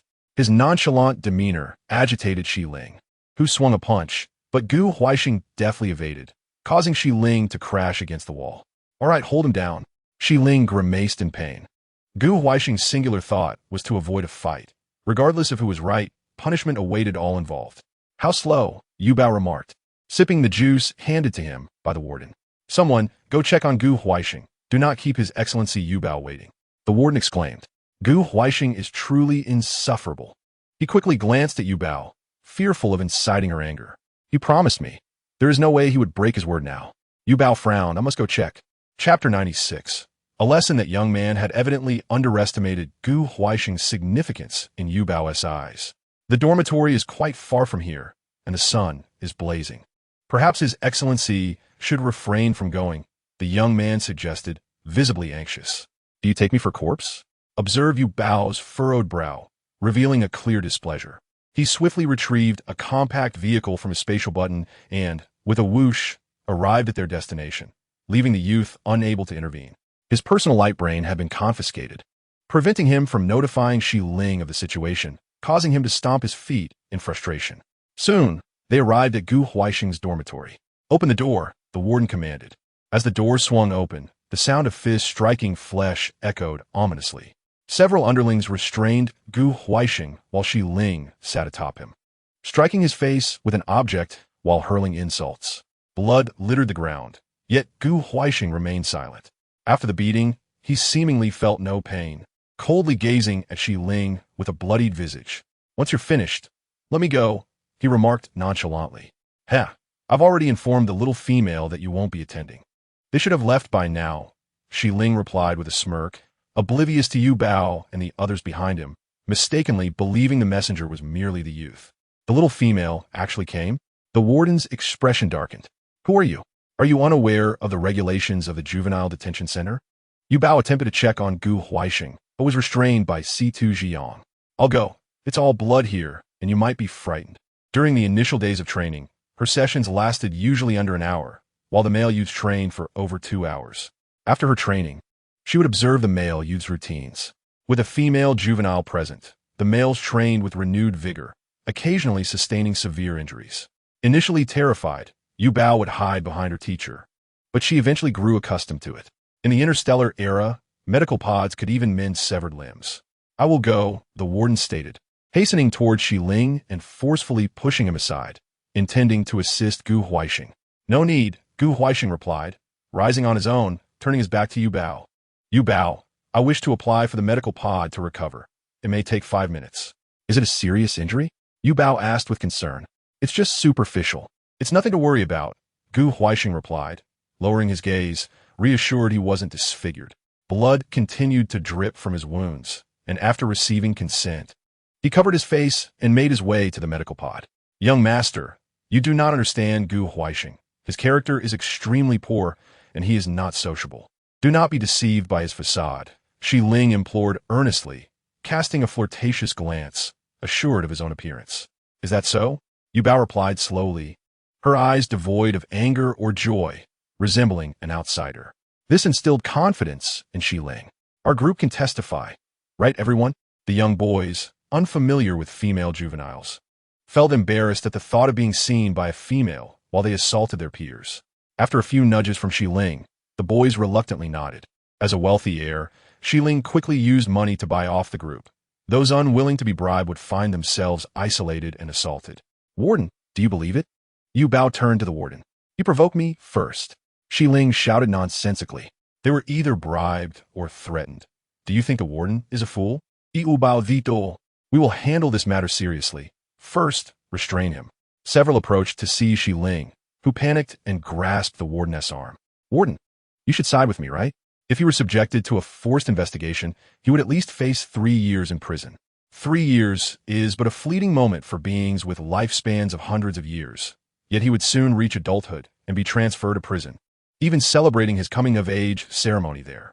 At that moment, the warden, visibly alarmed, pushed Shi Ling away. Why would I side with you? Who are you to me? Though Shi Ling's family had indeed greased some palms, it was insufficient to bribe the warden. In a moment of desperation, Shi Ling pointed to his own face. He hit me too. This is mutual assault. In cases of mutual assault, both parties would face detention and punishment. If he had to suffer, Gu Huaixing should not emerge unscathed. I did not strike him, Gu Huaixing stated, now healed but still stained with blood, a sight that remained alarming. They destroyed my belongings. I have nothing left to gather, he said, lowering his gaze, droplets of water clinging to his long eyelashes, trembling slightly. It must hurt, Yu Bao extended her hand, wishing to touch Gu Huaixing's face. However, her height prevented her from reaching. Gu Huaixing bent down, brushing his face against her palm. Stzing cast a wary glance at Gu Huaixing, noting how the presence of a female juvenile caused every male to cast a tinted gaze. Gu Huaixing, you're so adept at feigning pity. How well you act. Shi Ling shouted in anger. Gu Huaixing wiped away the droplets on his face. Feign? Do I even need to? I will keep a close eye on this matter and hope the warden provides a reasonable explanation. It would be best not to encourage such behavior. Yu Bao's voice, though still youthful, commanded respect as she hailed from Central Star. Understood. The warden personally placed handcuffs on Shi Ling. He will eventually lead to your demise, Shi Ling remarked, gazing at Yu Bao with a hint of foreboding. He had heard of Gu Huaixing's interactions with the otherworldly, beings regarded as aberrant and ominous, ostracized by society. Let us depart. I have plenty of toiletries, Yu Bao said, taking Gu Huaixing's hand. When she attempted to withdraw, he held on her tightly. Thank you. Gu Huaixing met Yu Bao's astonished gaze. I want to hold hands too. The previously neglected Yu Huan bounced excitedly, firmly grasping Yu Bao's left hand. All right, hand-holding. Yu Bao held Yu Huan with her left hand and Gu Huaixing with her right, leaving only Stzing trailing behind. Chapter 97. What's wrong with a little kitten making mistakes? Genezi, squatted by the door, no longer adorned in a frilly princess dress, but dressed in casual attire. Her golden hair tied into a high ponytail. Yu Bao. Genezi rushed over to embrace her, excitedly pecking her cheek. Scanning the surroundings, she inquired, Hey, where's Lu Yichuan? Who is this? Genezi scrutinized Gu Huaixing. He seems young and somewhat handsome, but his expression screams do not approach.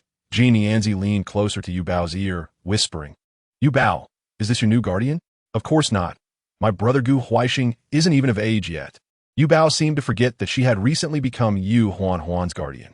I didn't mean a guardian like Brother Lu. I meant a different kind of guardian. In a way, Genezi was quite perceptive for her age. What kind? Yu Bao scratched her head. Sister Zizi, your speech is like a riddle. But you're just in time. I really need you. Hearing Yu Bao say she needed her, Genezi eagerly followed her into the house. Are you coming in? Stzing glanced back. A robust figure emerged from behind a tree. I hid so well, yet I was still discovered. An imposing man, standing at 8 feet tall, stepped forward. He is my guardian, forced upon me by my mother. Genezi pouted. He only listens to my mother's orders, never leaving my side, even waiting outside the door while I use the restroom. Truly, the most pitiful female juvenile in the world. What about Yu Qi and Guan Hai? Yu Bao inquired. They, along with my other 8 guardians, were taken by my mother for training. Their fates remain uncertain. Genezi exaggeratedly shook her head. I'm called Lian Dudu. The towering man approached and bowed to Yu Bao in introduction. Dudu? That name contrasts quite a bit with your demeanor. Haha. Yu Bao chuckled, scratching her head. Lian Dudu possesses a handsome appearance and a well-built physique, radiating an aura of integrity. However, he does not conform to Genezi's aesthetic preferences.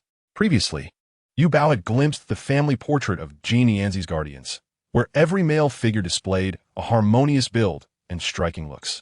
Yu Bao had playfully remarked that Genezi only fancied youthful, attractive men. You, too, are a gentleman, Dr. Situ, gentle and refined, a dreamboat for many females.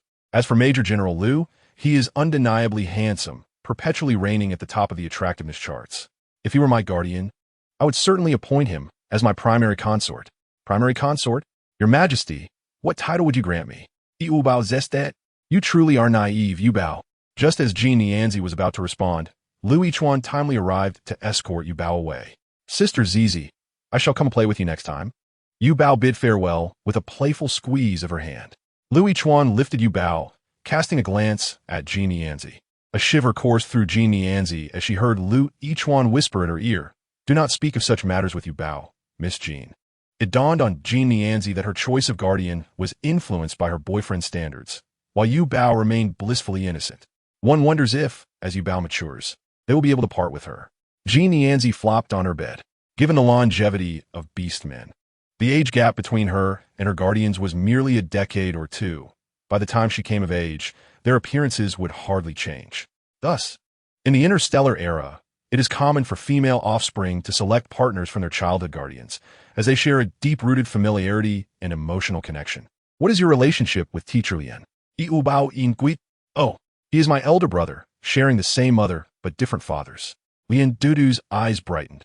He has always been my idol. Miss Yu Bao, do you know my brother? He is my main physical education instructor, Yu Bao replied with a smile.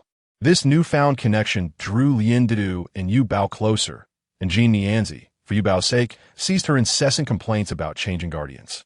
Please, have a seat for a while. Yu Bao gestured toward the sofa.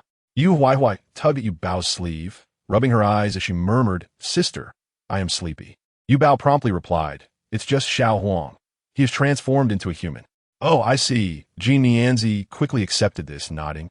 I was a cat when I was young too, transforming at this age. Ah, gut. Yu Bao's eyes sparkled. She had no resistance against anything furry. Indeed, Yu Bao, you were unaware. Why did you not mention that you were a little kitty? With her pure white fur, she turned out to be a Persian cat. And even Genezi's former arrogance and stubbornness were softened through Yu Bao's lens. What harm is it if a little kitty makes a mistake? One merely needs to educate it properly. Yu Bao, what is your beast form? Genezi suddenly asked, lifting her head. Yu Bao paused. Could it be a fish? She nodded thoughtfully. Perhaps. I lost my memory before waking up as a human. Gu Huaisheng stood awkwardly at the door. The floor here was cleaner than his bed, and he hesitated to step inside, glancing at his shoes. Do not be afraid. We shall not bully you, Sidu Jiang chuckled. I am somewhat dirty. Dirty or clean. Cleanliness is paramount, the fastidious Bao declared, brandishing cleaning tools as she inspected Gu Huaisheng. All clean now. Please come in, guest, Bao invited. Such remarkable technology. Gu Huaisheng finally stepped inside, but remained hesitant to sit on the sofa, merely standing, awaiting Yu Bao's instructions. Relax. Yu Bao is likely the most easygoing among the female offspring, Genezi reassured. However, Gu Huaisheng did not spare Genezi a glance. His gaze solely fixed on Yu Bao. How dull, Genezi pouted. By the way, she crouched at the door as if she had something to discuss with Yu Bao. What could it be?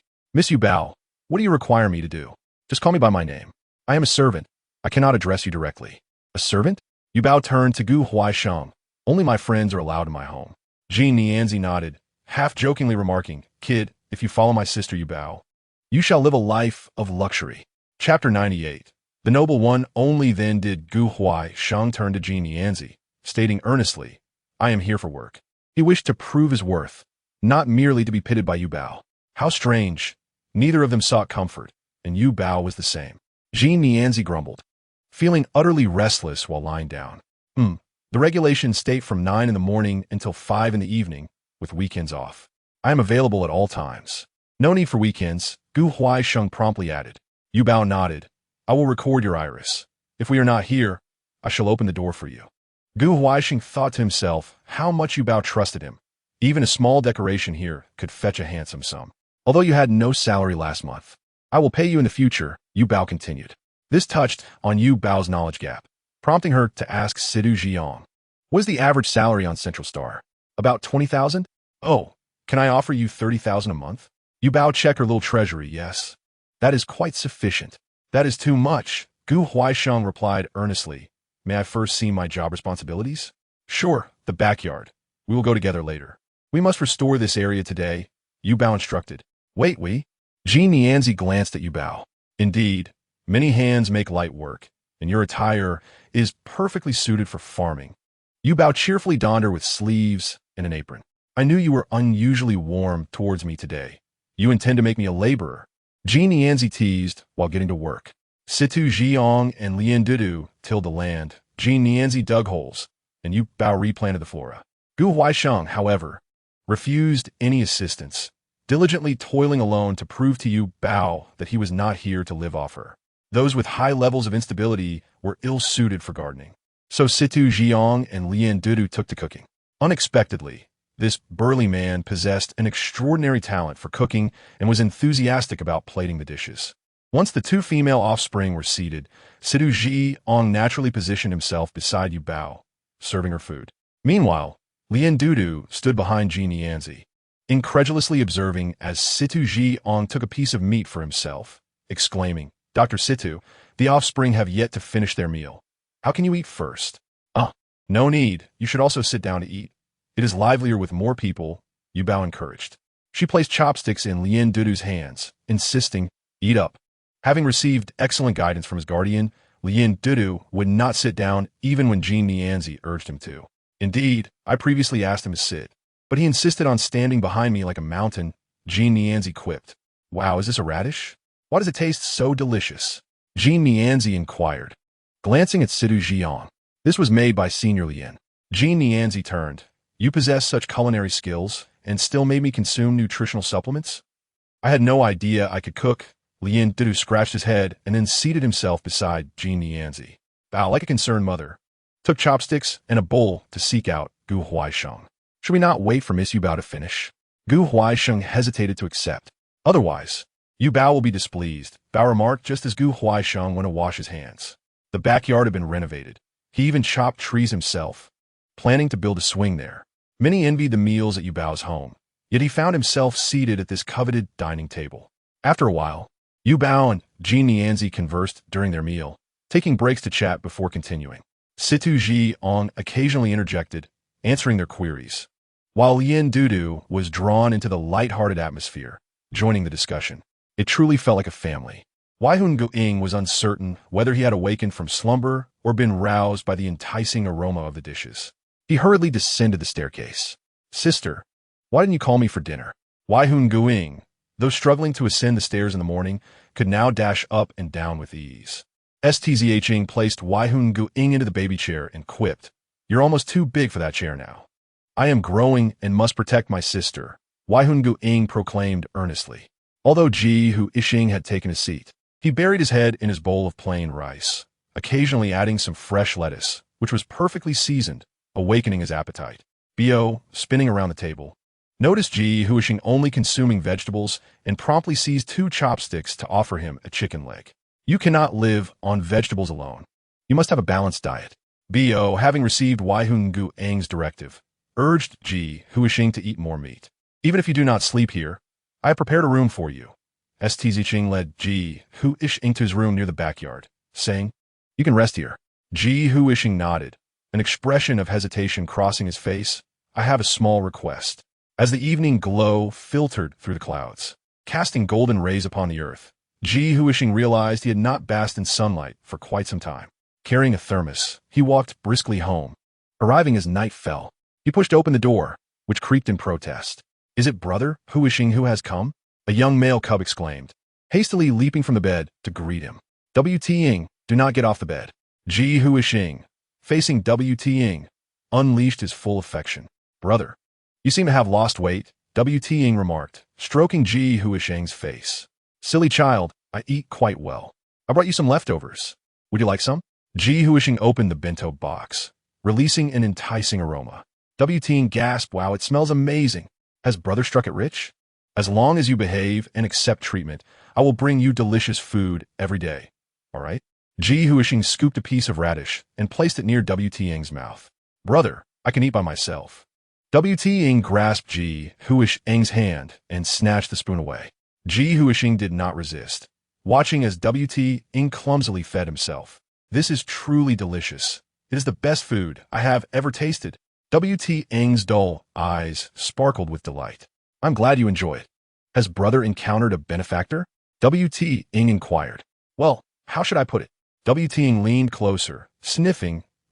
Brother smells of someone else. Chapter 99. Only foolishness remains. There is also a hint of blood. A myriad of images flashed through W.T.ing's mind.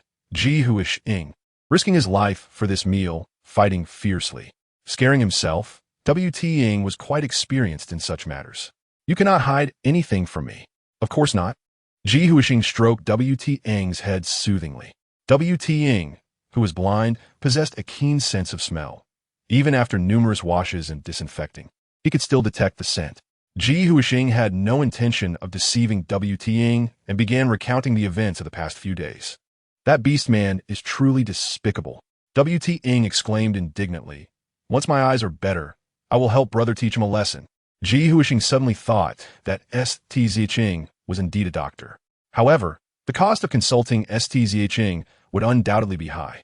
He resolved to ask for his assistance in treating his brother once he had saved enough money. W.T.ing was not completely blind. His vision was obscured by a veil of darkness, allowing him to make out rough outlines only when very close. Otherwise, Ji Huisheng could not bear to leave him alone at home.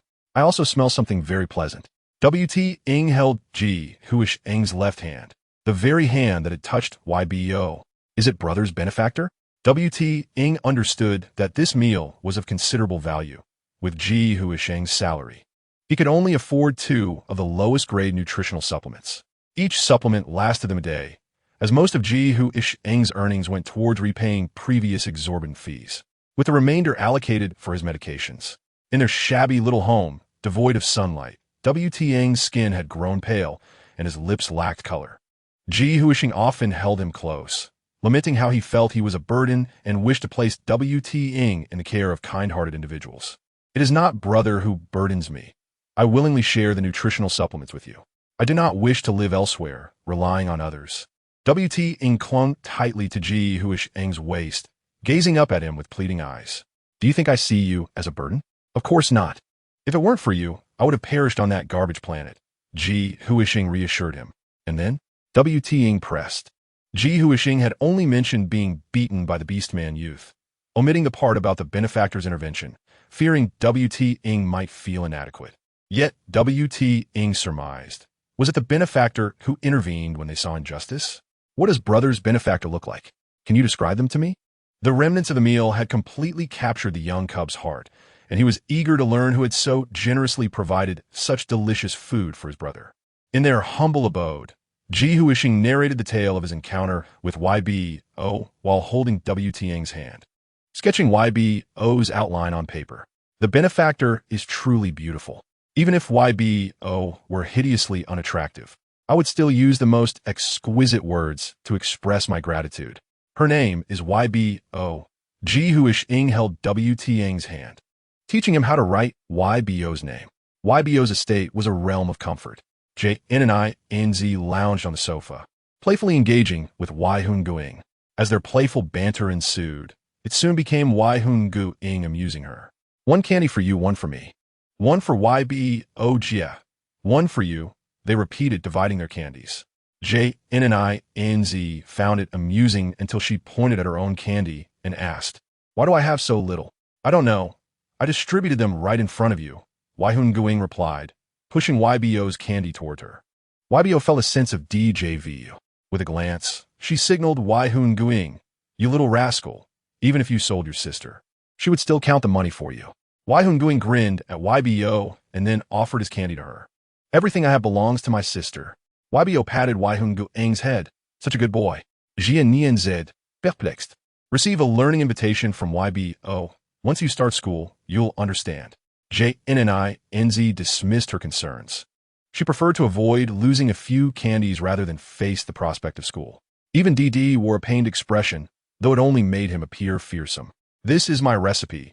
YBO pulled out a copy of her handwritten recipe from her space button. This is too precious. I cannot accept it. The value of a recipe created by YBO was immeasurable. You are willing to share such a treasure? JNNINZ eagerly accepted the recipe from YBO, flipping through it and unable to suppress her drooling. This isn't even remarkable.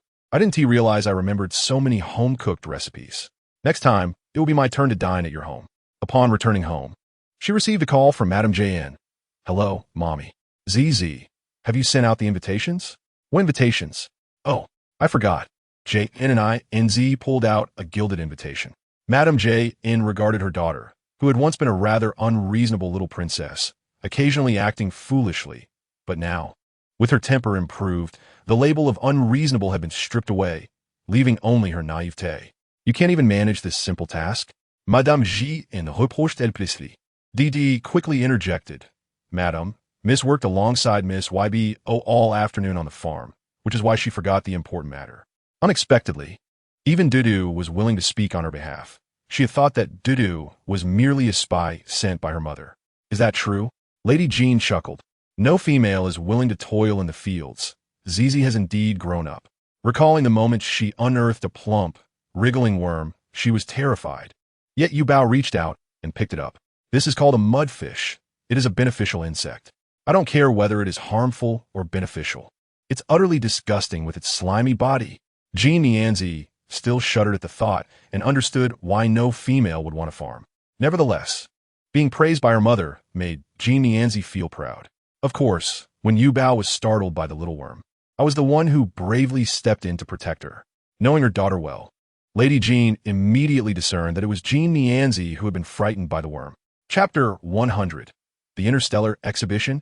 An invitation was delivered to Yuba, and Genezi emphasized that Chu Shaoran and the others were all invited guests this time. The Jean family S-Game launch event resembled an exhibition on Earth, where individuals could dress as princesses or beggars. On this day, it was permissible to stroll down the street dressed as a mushroom, granting a high degree of freedom. Originally scheduled to take place, the game launch was postponed due to a kidnapping incident. Yuba had managed to obtain the game's mainboard through connections in advance, and following this launch, the game would soon be available for play, allowing everyone to experience an incredibly realistic, immersive game. How intriguing! Yuba perused the invitation. What will you dress up as, Sister Zizi? Me? Naturally, I shall don the attire of a princess. Genezi would never disguise herself as a beggar. This response was anticipated. However, Yuba did not wish to appear as if attending a royal banquet. Brother Sidhu, what character do you think I should dress as? Yuba inquired. You would look beautiful in anything, Situ Jiang replied, gently patting Yubao's small head.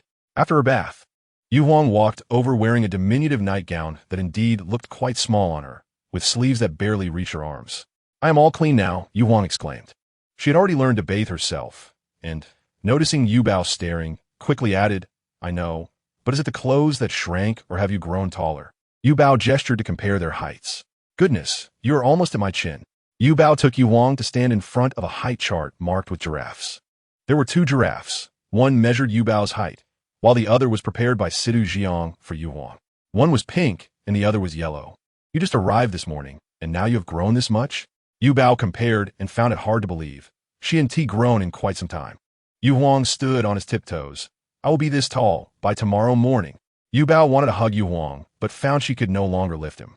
Brother Situ, Yu Huang is growing too quickly. It defies logic. Yuba tugged at Situ Jiang as they walked inside. I have already examined him.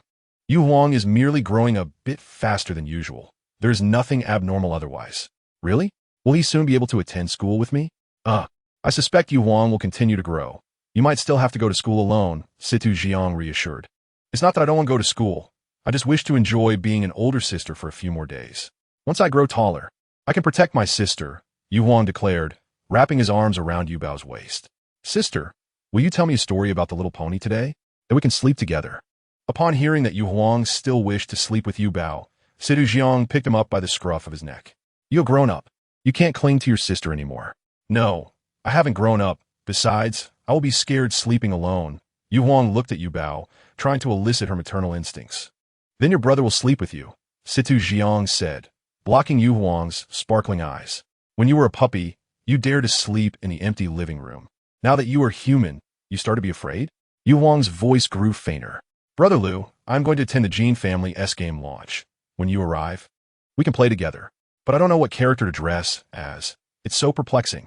After waiting for a while, without receiving news from Lu Yichuan, Yuba instead heard from Long Mufan. Yuba, are you attending the Jean family S-Game launch? Yes, Zizi invited me. Are you going too? Long Mufan glanced at Long Mujue, who was tugging on his hand, swaying side to side. All right, I will accompany you. Yay, six brother, you are the best. After the initial excitement, Long Mujue sensed something was amiss. He had just been resisting, and now he quickly changed his mind. It wouldn't be because Yuba was also going, would it? If you keep shouting, I want to accompany you. Long Mufan blushed as he covered Long Mujue's mouth. I know, your brother supports you.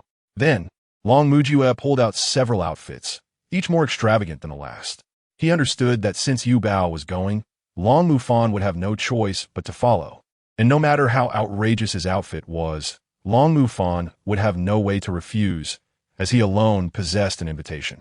Are you really going to wear these bizarre outfits out? Long Mufan's lips twitched. Help me choose an outfit? Long Mufan silently sifted through the options, finally pointing to a cockroach costume. You should wear this. 8 legs make you quick. Military context. Lu Yichuan's light brain was secured in a safe. To avoid damaging the light brain, they wore military-specific communication devices during missions. At this moment, Lu Yichuan was on a planet far from the central star.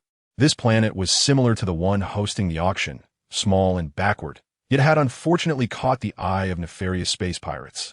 Report: the interior has been destroyed. The interstellar pirates have long since departed. When it came to space pirates, everyone avoided them. They thrived on plunder, acquiring wealth and resources without regard for gender or interstellar laws, committing heinous acts throughout the galaxy.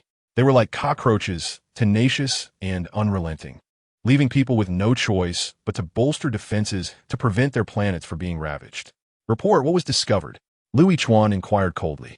The skulls of juvenile creatures, totaling 10, one of which is female. Was it the work of the pirates?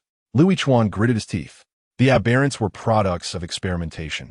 Yet now they turned upon the weak, harming innocent young ones. Whether this was revenge or a part of a larger scheme remained uncertain. Gather evidence and proceed to the next location.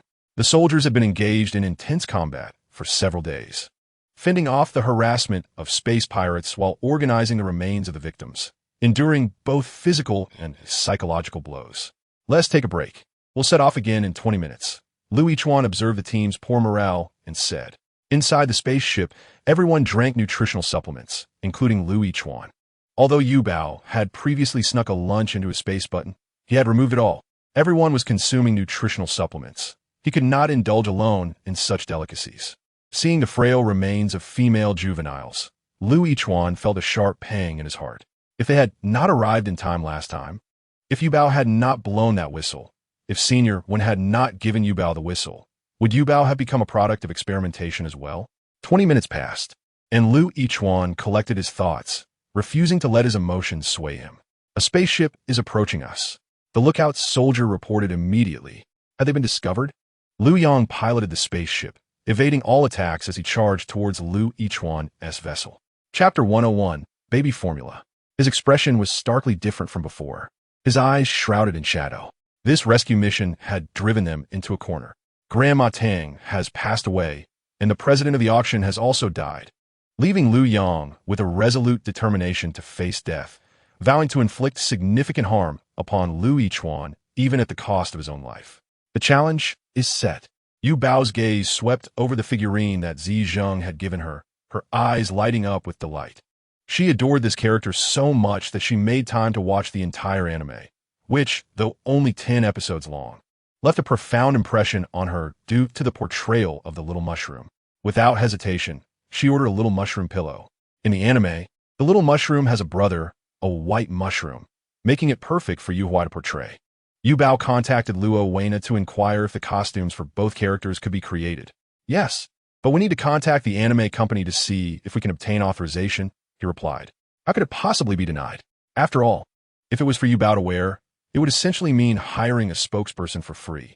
I'll reach out, and I'll keep you posted, he assured her. Are you referring to the Yu Bao who has recently gained fame and single-handedly promoted Interstellar Cuisine?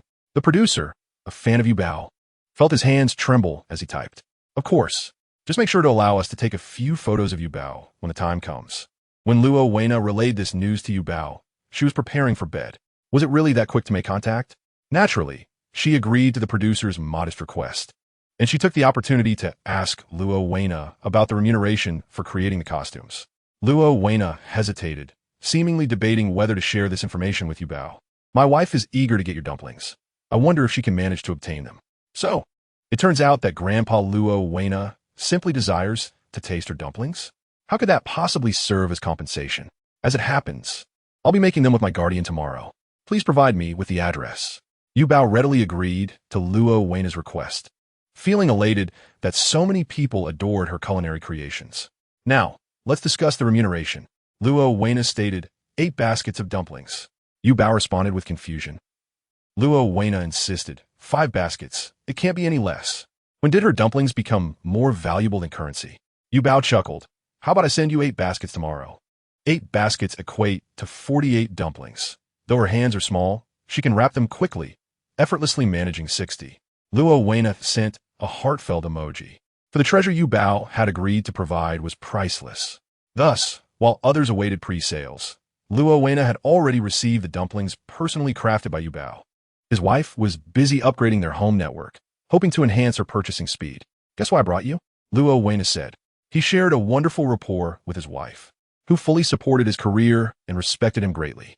However, having been engrossed in design work, they had not spent time together alone in quite a while, and their interactions had become more akin to those of friends. "Don't block my way." His wife shot him a sidelong glance, indicating she was too preoccupied to look at gifts right now. Luan opened the box, revealing a plethora of pristine dumplings exuding an enticing aroma. His wife lost her composure, gasping in excitement as she grasped Luan's hand. "Is this really?" "Yes, and they were personally made by Yuba." "Personally?" His wife was overwhelmed with joy, collapsing onto the bed in bliss, for there were indeed 10 baskets of dumplings. Thanks to the assistance of Genezi and Lian Dudu, their production efficiency had significantly increased. They chatted and made dumplings together, and Guan couldn't help but join in. Before they knew it, they had prepared a great many. Consequently, Yuba sent 10 baskets to Luan, and upon learning that Guan had a younger brother, included 2 baskets for him as well. "Wait, you know Yuba?" His wife leapt from the bed. "Ah, I've been making clothes for Yuba recently," Luan replied, baffled that she was unaware. His wife's internet speed was evidently slow. Everyone else was in the know, while she was left in the dark. She had never shown interest in the fashion world, always opting for comfort over style, and had never requested Luan to design clothes for her. "I missed out on a fortune," she lamented, thinking that when Luan next visited Yuba, she must accompany him to ask for a photo together. "This is more than enough for you to enjoy. Don't be disheartened if you can't secure some when the time comes," Luan advised. Little did he know, after tasting one, his wife's eyes sparkled with determination as she resumed fiddling with her internet connection. "I must secure some. 10 baskets? Hardly sufficient." The plump little dumplings ignited an endless stream of inspiration within Luan as he sketched design drafts. Soon, a vivid, anthropomorphized version of the dumpling appeared on the paper. Imagining how Yuba would look in it, he smiled tenderly, pondering how many hearts it would captivate. Genezi had initially planned to attend the release event with Yuba, but Madame Jean intended to groom her daughter for a leadership role, keeping her at the venue.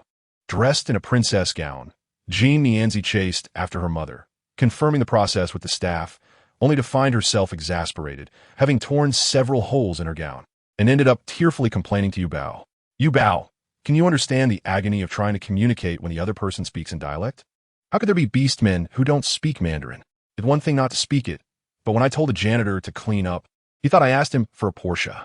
I was flabbergasted." Yuba chuckled. "Porsche, such a familiar term. When I inquired about how much wine to prepare, the person actually became irate, claiming I cursed him to an early demise."